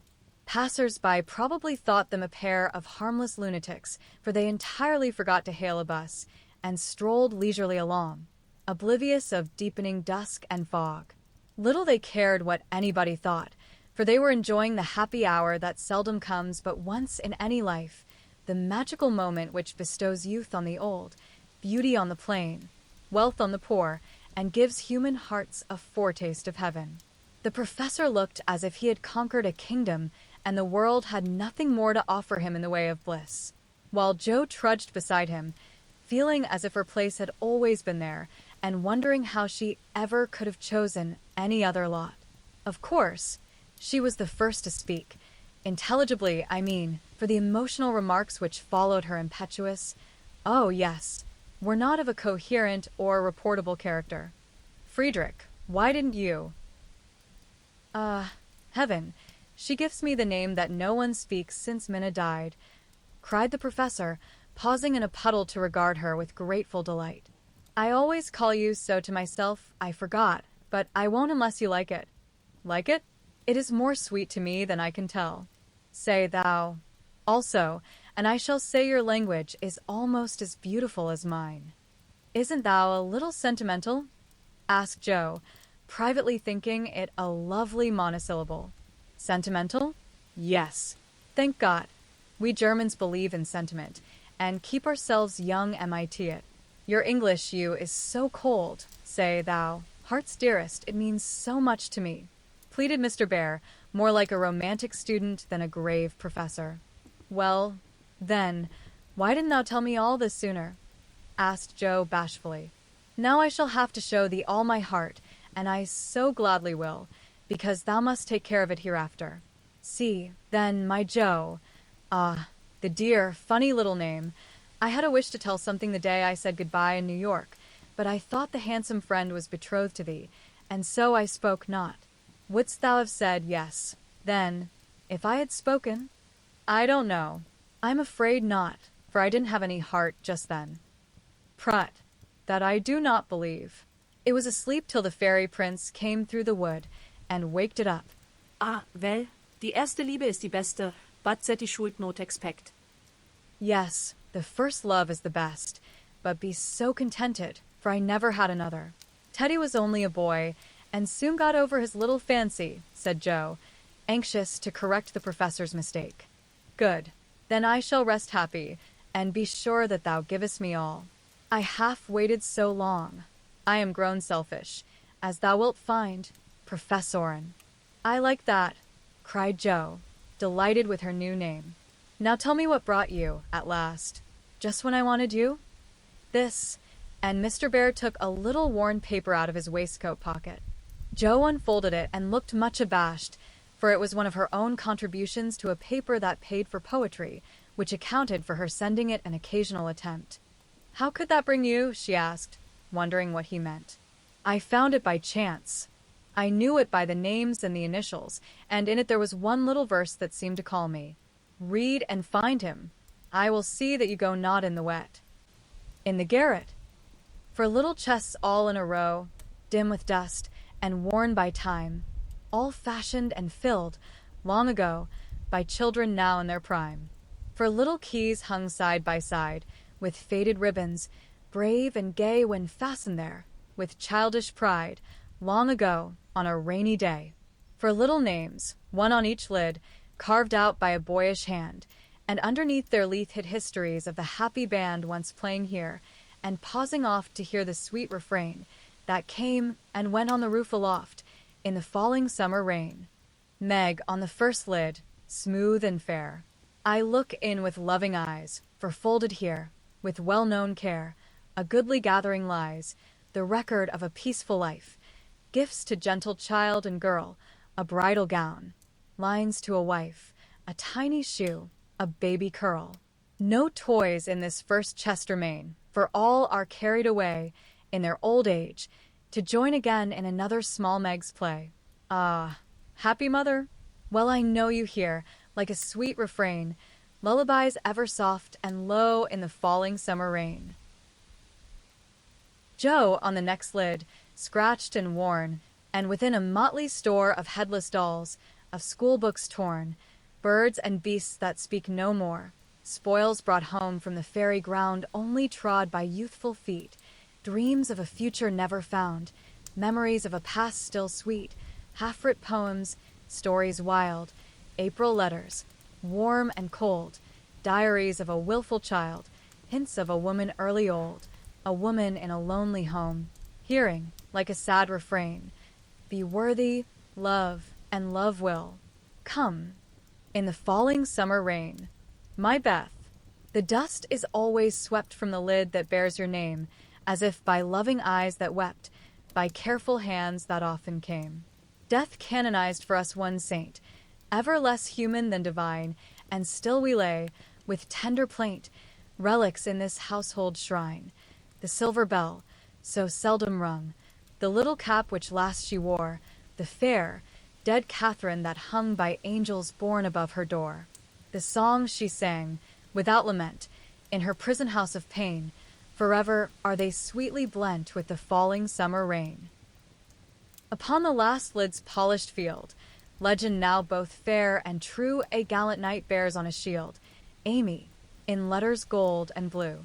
Within lie snoods that bound her hair, slippers that have danced their last, faded flowers laid by with care, fans whose airy toils are past, gay valentines, all ardent flames, trifles that have borne their part in girlish hopes and fears and shames, the record of a maiden heart now learning fairer, truer spells, hearing, like a blithe refrain, the silver sound of bridal bells in the falling summer rain. For little chests all in a row, dim with dust and worn by time, for women, taught by weal and woe to love and labor in their prime. For sisters, parted for an hour, none lost, one only gone before, made by love's immortal power, nearest and dearest evermore. Oh, when these hidden stores of ours lie open to the Father's sight, may they be rich in golden hours, deeds that show fairer for the light, lives whose brave music long shall ring, like a spirit-stirring strain, souls that shall gladly soar and sing in the long sunshine after rain. It's very bad poetry, but I felt it when I wrote it, one day when I was very lonely, and had a good cry on a rag bag. I never thought it would go where it could tell tales, said Joe, tearing up the verses the professor had treasured so long. Let it go.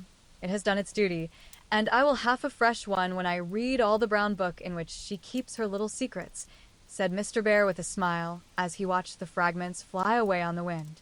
Yes, he added earnestly, I read that, and I think to myself, she is a sorrow, she is lonely, she would find comfort in true love. I have a heart full for her. Shall I not go and say, if this is not too poor a thing to jiff for what I shall hope to receive, take it in God's name? And so you came to find that it was not too poor, but the one precious thing I needed, whispered Joe. I had no courage to think that at first, heavenly kind as was your welcome to me. But soon I began to hope, and then I said, I will have her if I die for it, and so I will, cried Mr. Bear, with a defiant nod, as if the walls of mist closing round them were barriers which he was to surmount or valiantly knock down. Joe thought that was splendid, and resolved to be worthy of her knight, though he did not come prancing on a charger in gorgeous array.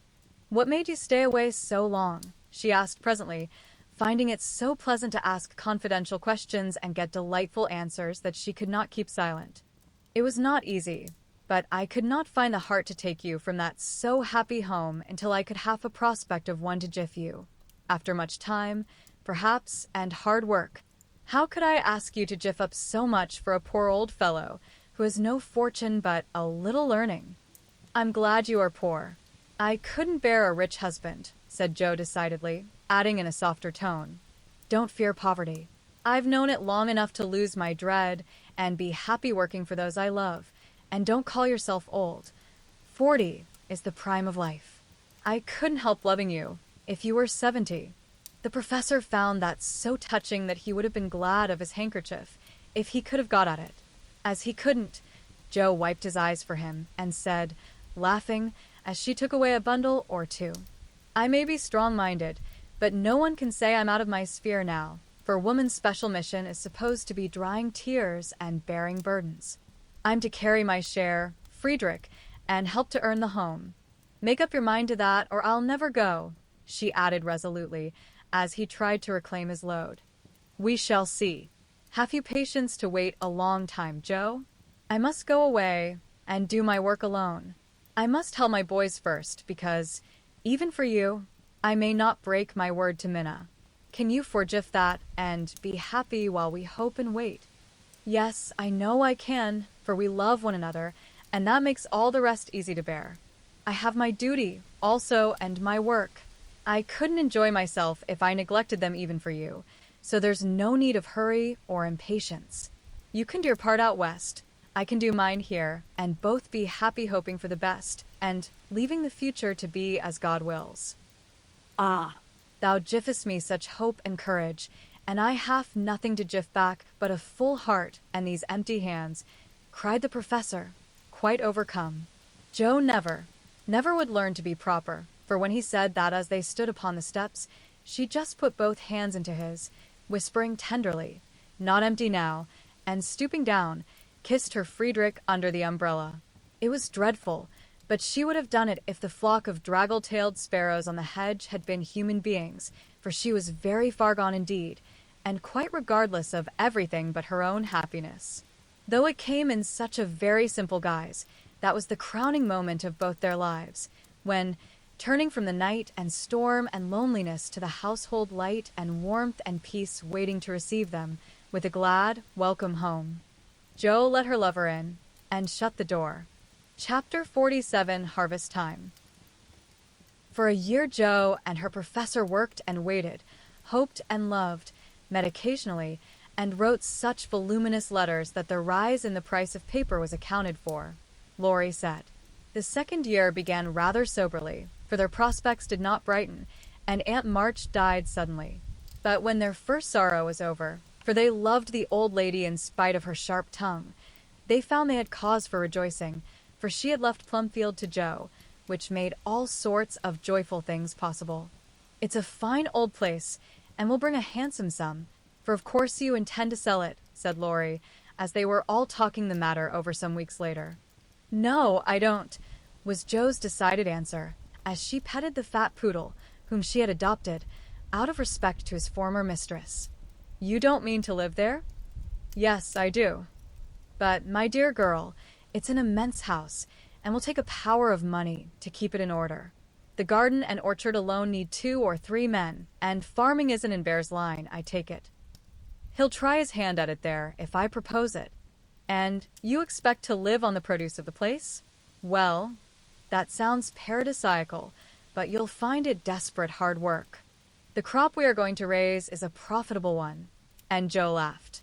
Of what is this fine crop to consist, ma'am? Boys. I want to open a school for little lads, a good, happy, home-like school, with me to take care of them, and Fritz to teach them.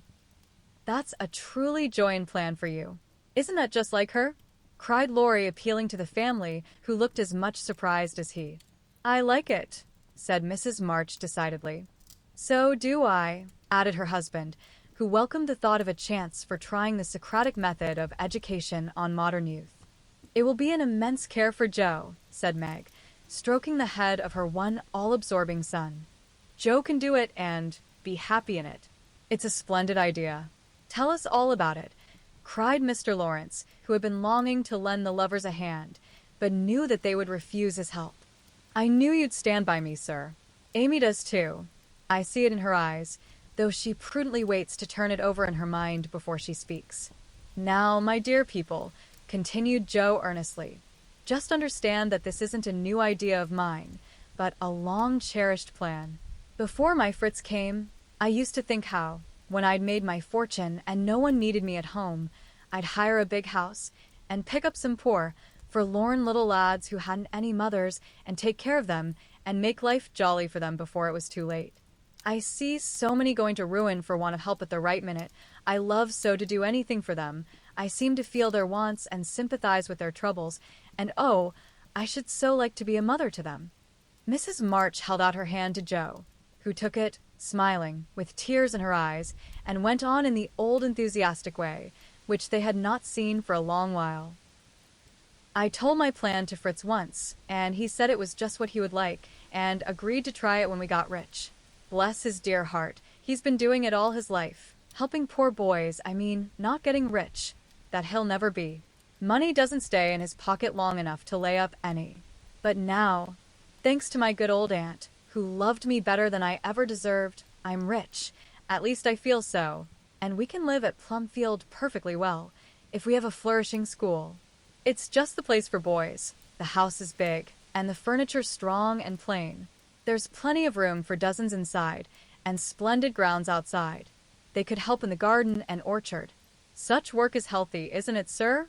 Then Fritz could train and teach in his own way, and father will help him. I can feed and nurse and pet and scold them, and mother will be my standby. I've always longed for lots of boys, and never had enough. Now I can fill the house full and revel in the little dears to my heart's content. Think what luxury, Plumfield my own, and a wilderness of boys to enjoy it with me. As Jo waved her hands and gave a sigh of rapture, the family went off into a gale of merriment, and Mr. Lawrence laughed till they thought he'd have an apoplectic fit. I don't see anything funny, she said gravely, when she could be heard. Nothing could be more natural and proper than for my professor to open a school, and for me to prefer to reside in my own estate. She is putting on airs already, said Laurie, who regarded the idea in the light of a capital joke. But may I inquire how you intend to support the establishment? If all the pupils are little ragamuffins, I'm afraid your crop won't be profitable in a worldly sense, Mrs. Bear. Now don't be a wet blanket, Teddy. Of course I shall have rich pupils, also, perhaps begin with such altogether. Then, when I got a start, I can take in a ragamuffin or two just for a relish. Rich people's children often need care and comfort, as well as poor. I've seen unfortunate little creatures left to servants, or backward ones pushed forward, when it's real cruelty. Some are naughty through mismanagement or neglect, and some lose their mothers. Besides, the best have to get through the hobbledehoy age, and that's the very time they need most patience and kindness. People laugh at them and hustle them about, try to keep them out of sight, and expect them to turn all at once from pretty children into fine young men. They don't complain much, plucky little souls, but they feel it. I've been through something of it, and I know all about it. I've a special interest in such young bears, and like to show them that I see the warm, honest, well-meaning boys' hearts, in spite of the clumsy arms and legs and the topsy-turvy heads. I've had experience, too, for haven't I brought up one boy to be a pride and honor to his family? I'll testify that you tried to do it, said Laurie with a grateful look. And I've succeeded beyond my hopes, for here you are, a steady, sensible businessman, doing heaps of good with your money and laying up the blessings of the poor instead of dollars. But you are not merely a businessman. You love good and beautiful things, enjoy them yourself, and let others go halves, as you always did in the old times. I am proud of you, Teddy, for you get better every year, and everyone feels it, though you won't let them say so. Yes, and when I have my flock, I'll just point to you and say, there's your model, my lads.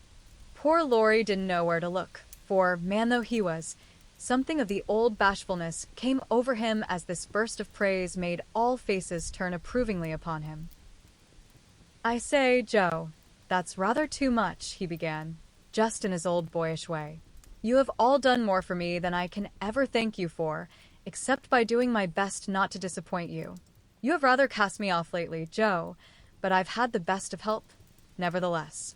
So, if I've got on at all, you may thank these two for it. And he laid one hand gently on his grandfather's head, and the other on Amy's golden one, for the three were never far apart. I do think that families are the most beautiful things in all the world, burst out Joe, who was in an unusually uplifted frame of mind just then. When I have one of my own, I hope it will be as happy as the three I know and love the best.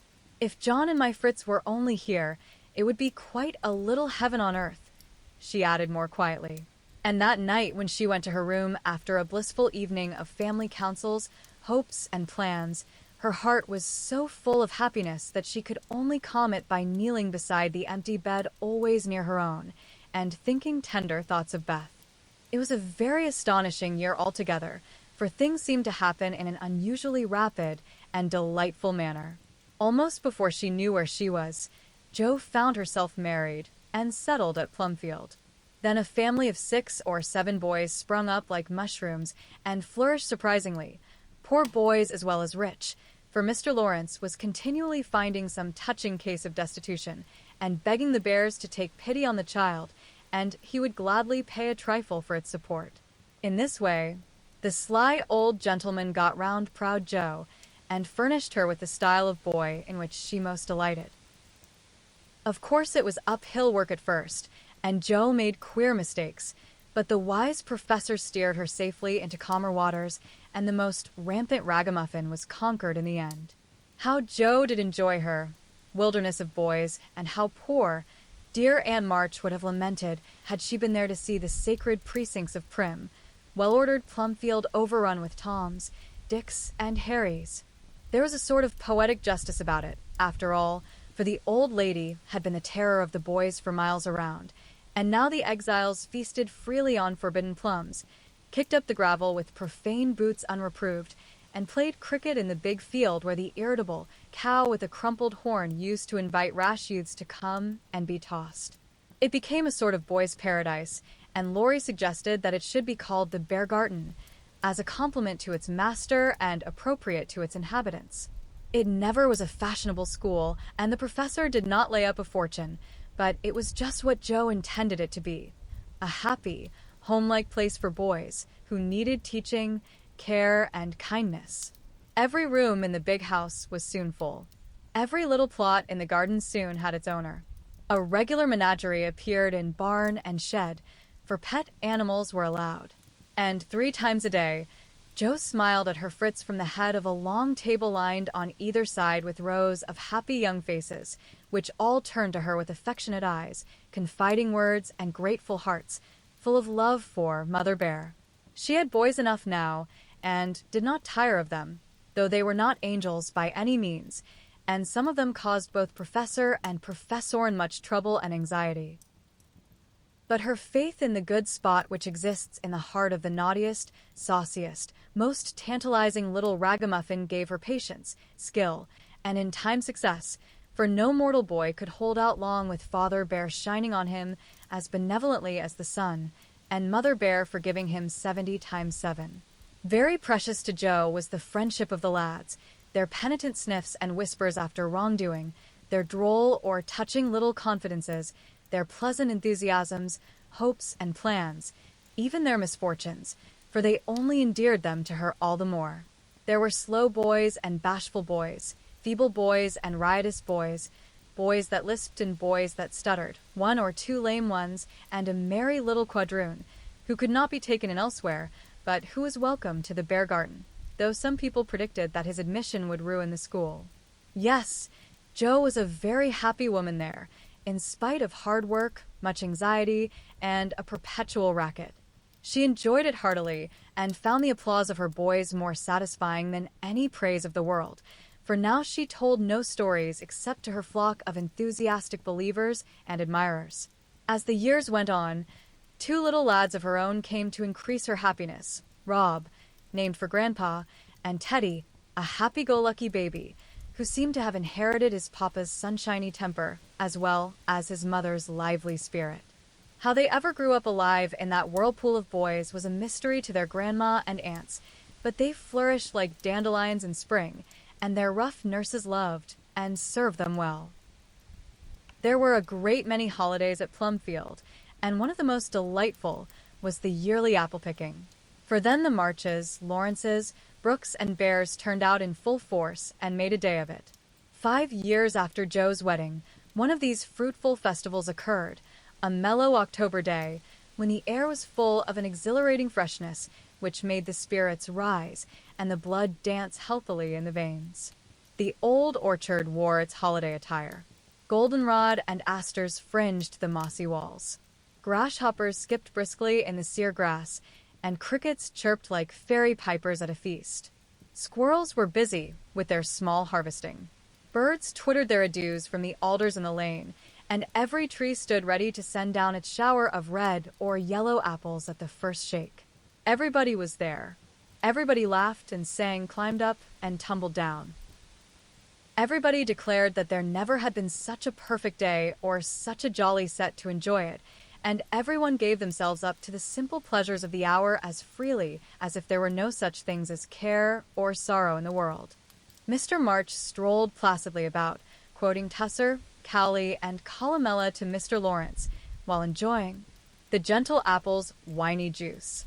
The professor charged up and down the green aisles like a stout Teutonic knight, with a pole for a lance, leading on the boys, who made a hook and ladder company of themselves, and performed wonders in the way of ground and lofty tumbling.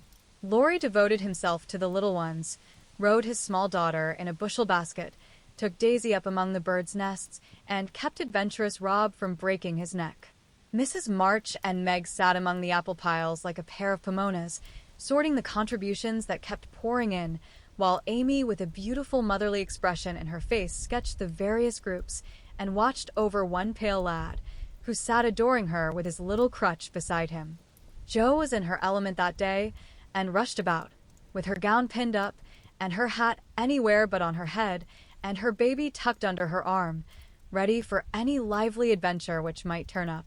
Little Teddy bore a charmed life, for nothing ever happened to him, and Joe never felt any anxiety when he was whisked up into a tree by one lad, galloped off on the back of another, or supplied with sour russets by his indulgent papa, who labored under the Germanic delusion that babies could digest anything, from pickled cabbage to buttons, nails, and their own small shoes.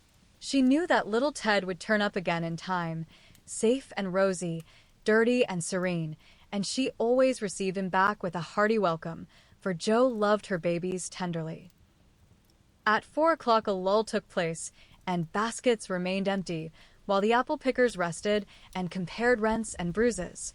Then Joe and Meg, with a detachment of the bigger boys, set forth the supper on the grass, for an out-of-door tea was always the crowning joy of the day.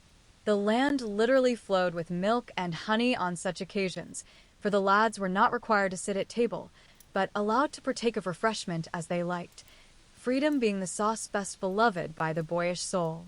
They availed themselves of the rare privilege to the fullest extent, for some tried the pleasing experiment of drinking milk while standing on their heads, others lent a charm to leapfrog by eating pie in the pauses of the game.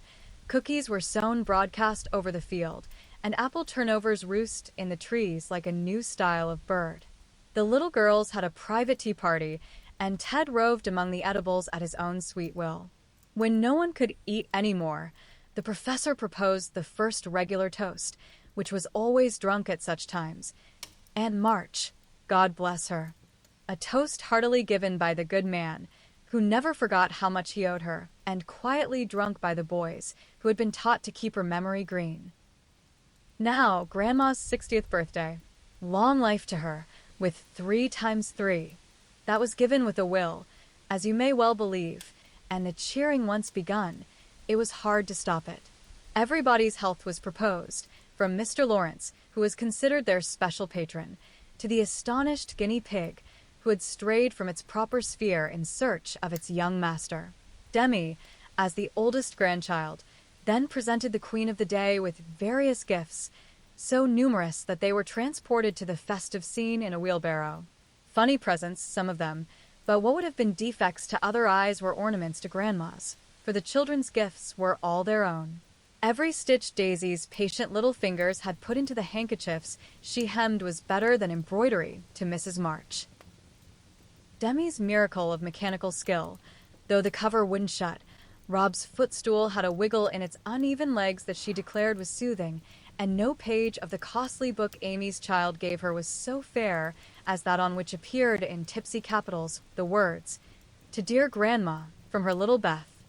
During the ceremony the boys had mysteriously disappeared, and when Mrs. March had tried to thank her children and broken down, while Teddy wiped her eyes on his pinafore, the professor suddenly began to sing. Then, from above him, voice after voice took up the words, and from tree to tree echoed the music of the unseen choir. As the boys sang with all their hearts the little song that Joe had written, Laurie set to music, and the professor trained his lads to give with the best effect. This was something altogether new, and it proved a grand success, for Mrs. March couldn't get over her surprise, and insisted on shaking hands with every one of the featherless birds, from tall Franz and Emile to the little quadroon, who had the sweetest voice of all. After this, the boys dispersed for a final lark, leaving Mrs. March and her daughters under the festival tree. I don't think I ever ought to call myself Unlucky Joe again, when my greatest wish has been so beautifully gratified, said Mrs. Bear, taking Teddy's little fist out of the milk pitcher, in which he was rapturously churning. And yet your life is very different from the one you pictured so long ago. Do you remember our castles in the air? Asked Amy, smiling as she watched Laurie and John playing cricket with the boys. Dear fellows, it does my heart good to see them forget business and frolic for a day, answered Joe, who now spoke in a maternal way of all mankind. Yes, I remember, but the life I wanted then seems selfish, lonely, and cold to me now. I haven't given up the hope that I may write a good book yet, but I can wait, and I'm sure it will be all the better for such experiences and illustrations as these, and Joe pointed from the lively lads in the distance to her father, leaning on the professor's arm, as they walked to and fro in the sunshine, deep in one of the conversations which both enjoyed so much, and then to her mother, sitting enthroned among her daughters. with their children in her lap and at her feet, as if all found help and happiness in the face which never could grow old to them. My castle was the most nearly realized of all. I asked for splendid things, to be sure, but in my heart I knew I should be satisfied if I had a little home, and John, and some dear children like these. I've got them all, thank God, and am the happiest woman in the world. And Meg laid her hand on her tall boy's head, with a face full of tender and devout content. My castle is very different from what I planned, but I would not alter it, though, like Joe, I don't relinquish all my artistic hopes, or confine myself to helping others fulfill their dreams of beauty. I've begun to model a figure of baby, and Laurie says it is the best thing I've ever done. I think so, myself, and mean to do it in marble, so that whatever happens I may at least keep the image of my little angel. As Amy spoke, a great tear dropped on the golden hair of the sleeping child in her arms, for her one well-beloved daughter was a frail little creature, and the dread of losing her was the shadow over Amy's sunshine. This cross was doing much for both father and mother, for one love and sorrow bound them closely together. Amy's nature was growing sweeter, deeper, and more tender. Laurie was growing more serious, strong, and firm, and both were learning that beauty, youth, good fortune, even love itself, cannot keep care and pain, loss and sorrow, from the most blessed four. Into each life some rain must fall, some days must be dark and sad and dreary. She's growing better, I am sure of it, my dear. Don't despond, but hope and keep happy, said Mrs. March, as tender-hearted Daisy stooped from her knee to lay her rosy cheek against her little cousin's pale one. I never ought to, while I have you to cheer me up, Marmee, and Laurie to take more than half of every burden, replied Amy warmly.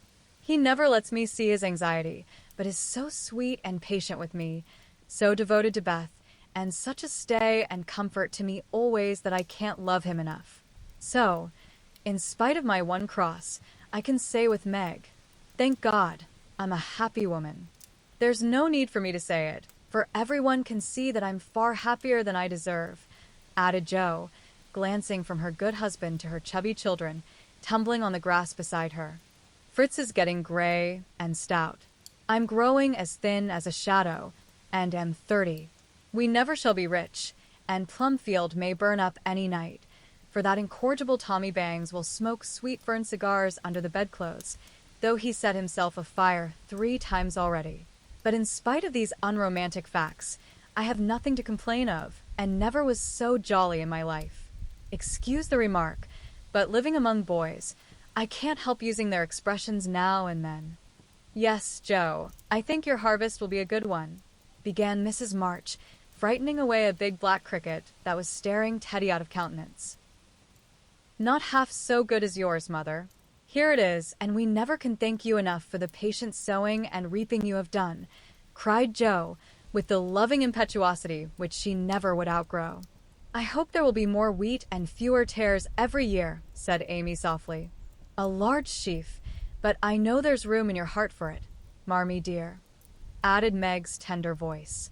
Touched to the heart, Mrs. March could only stretch out her arms, as if to gather children and grandchildren to herself, and say, with face and voice full of motherly love, gratitude, and humility, "Oh, my girls, however long you may live, I never can wish you a greater happiness than this."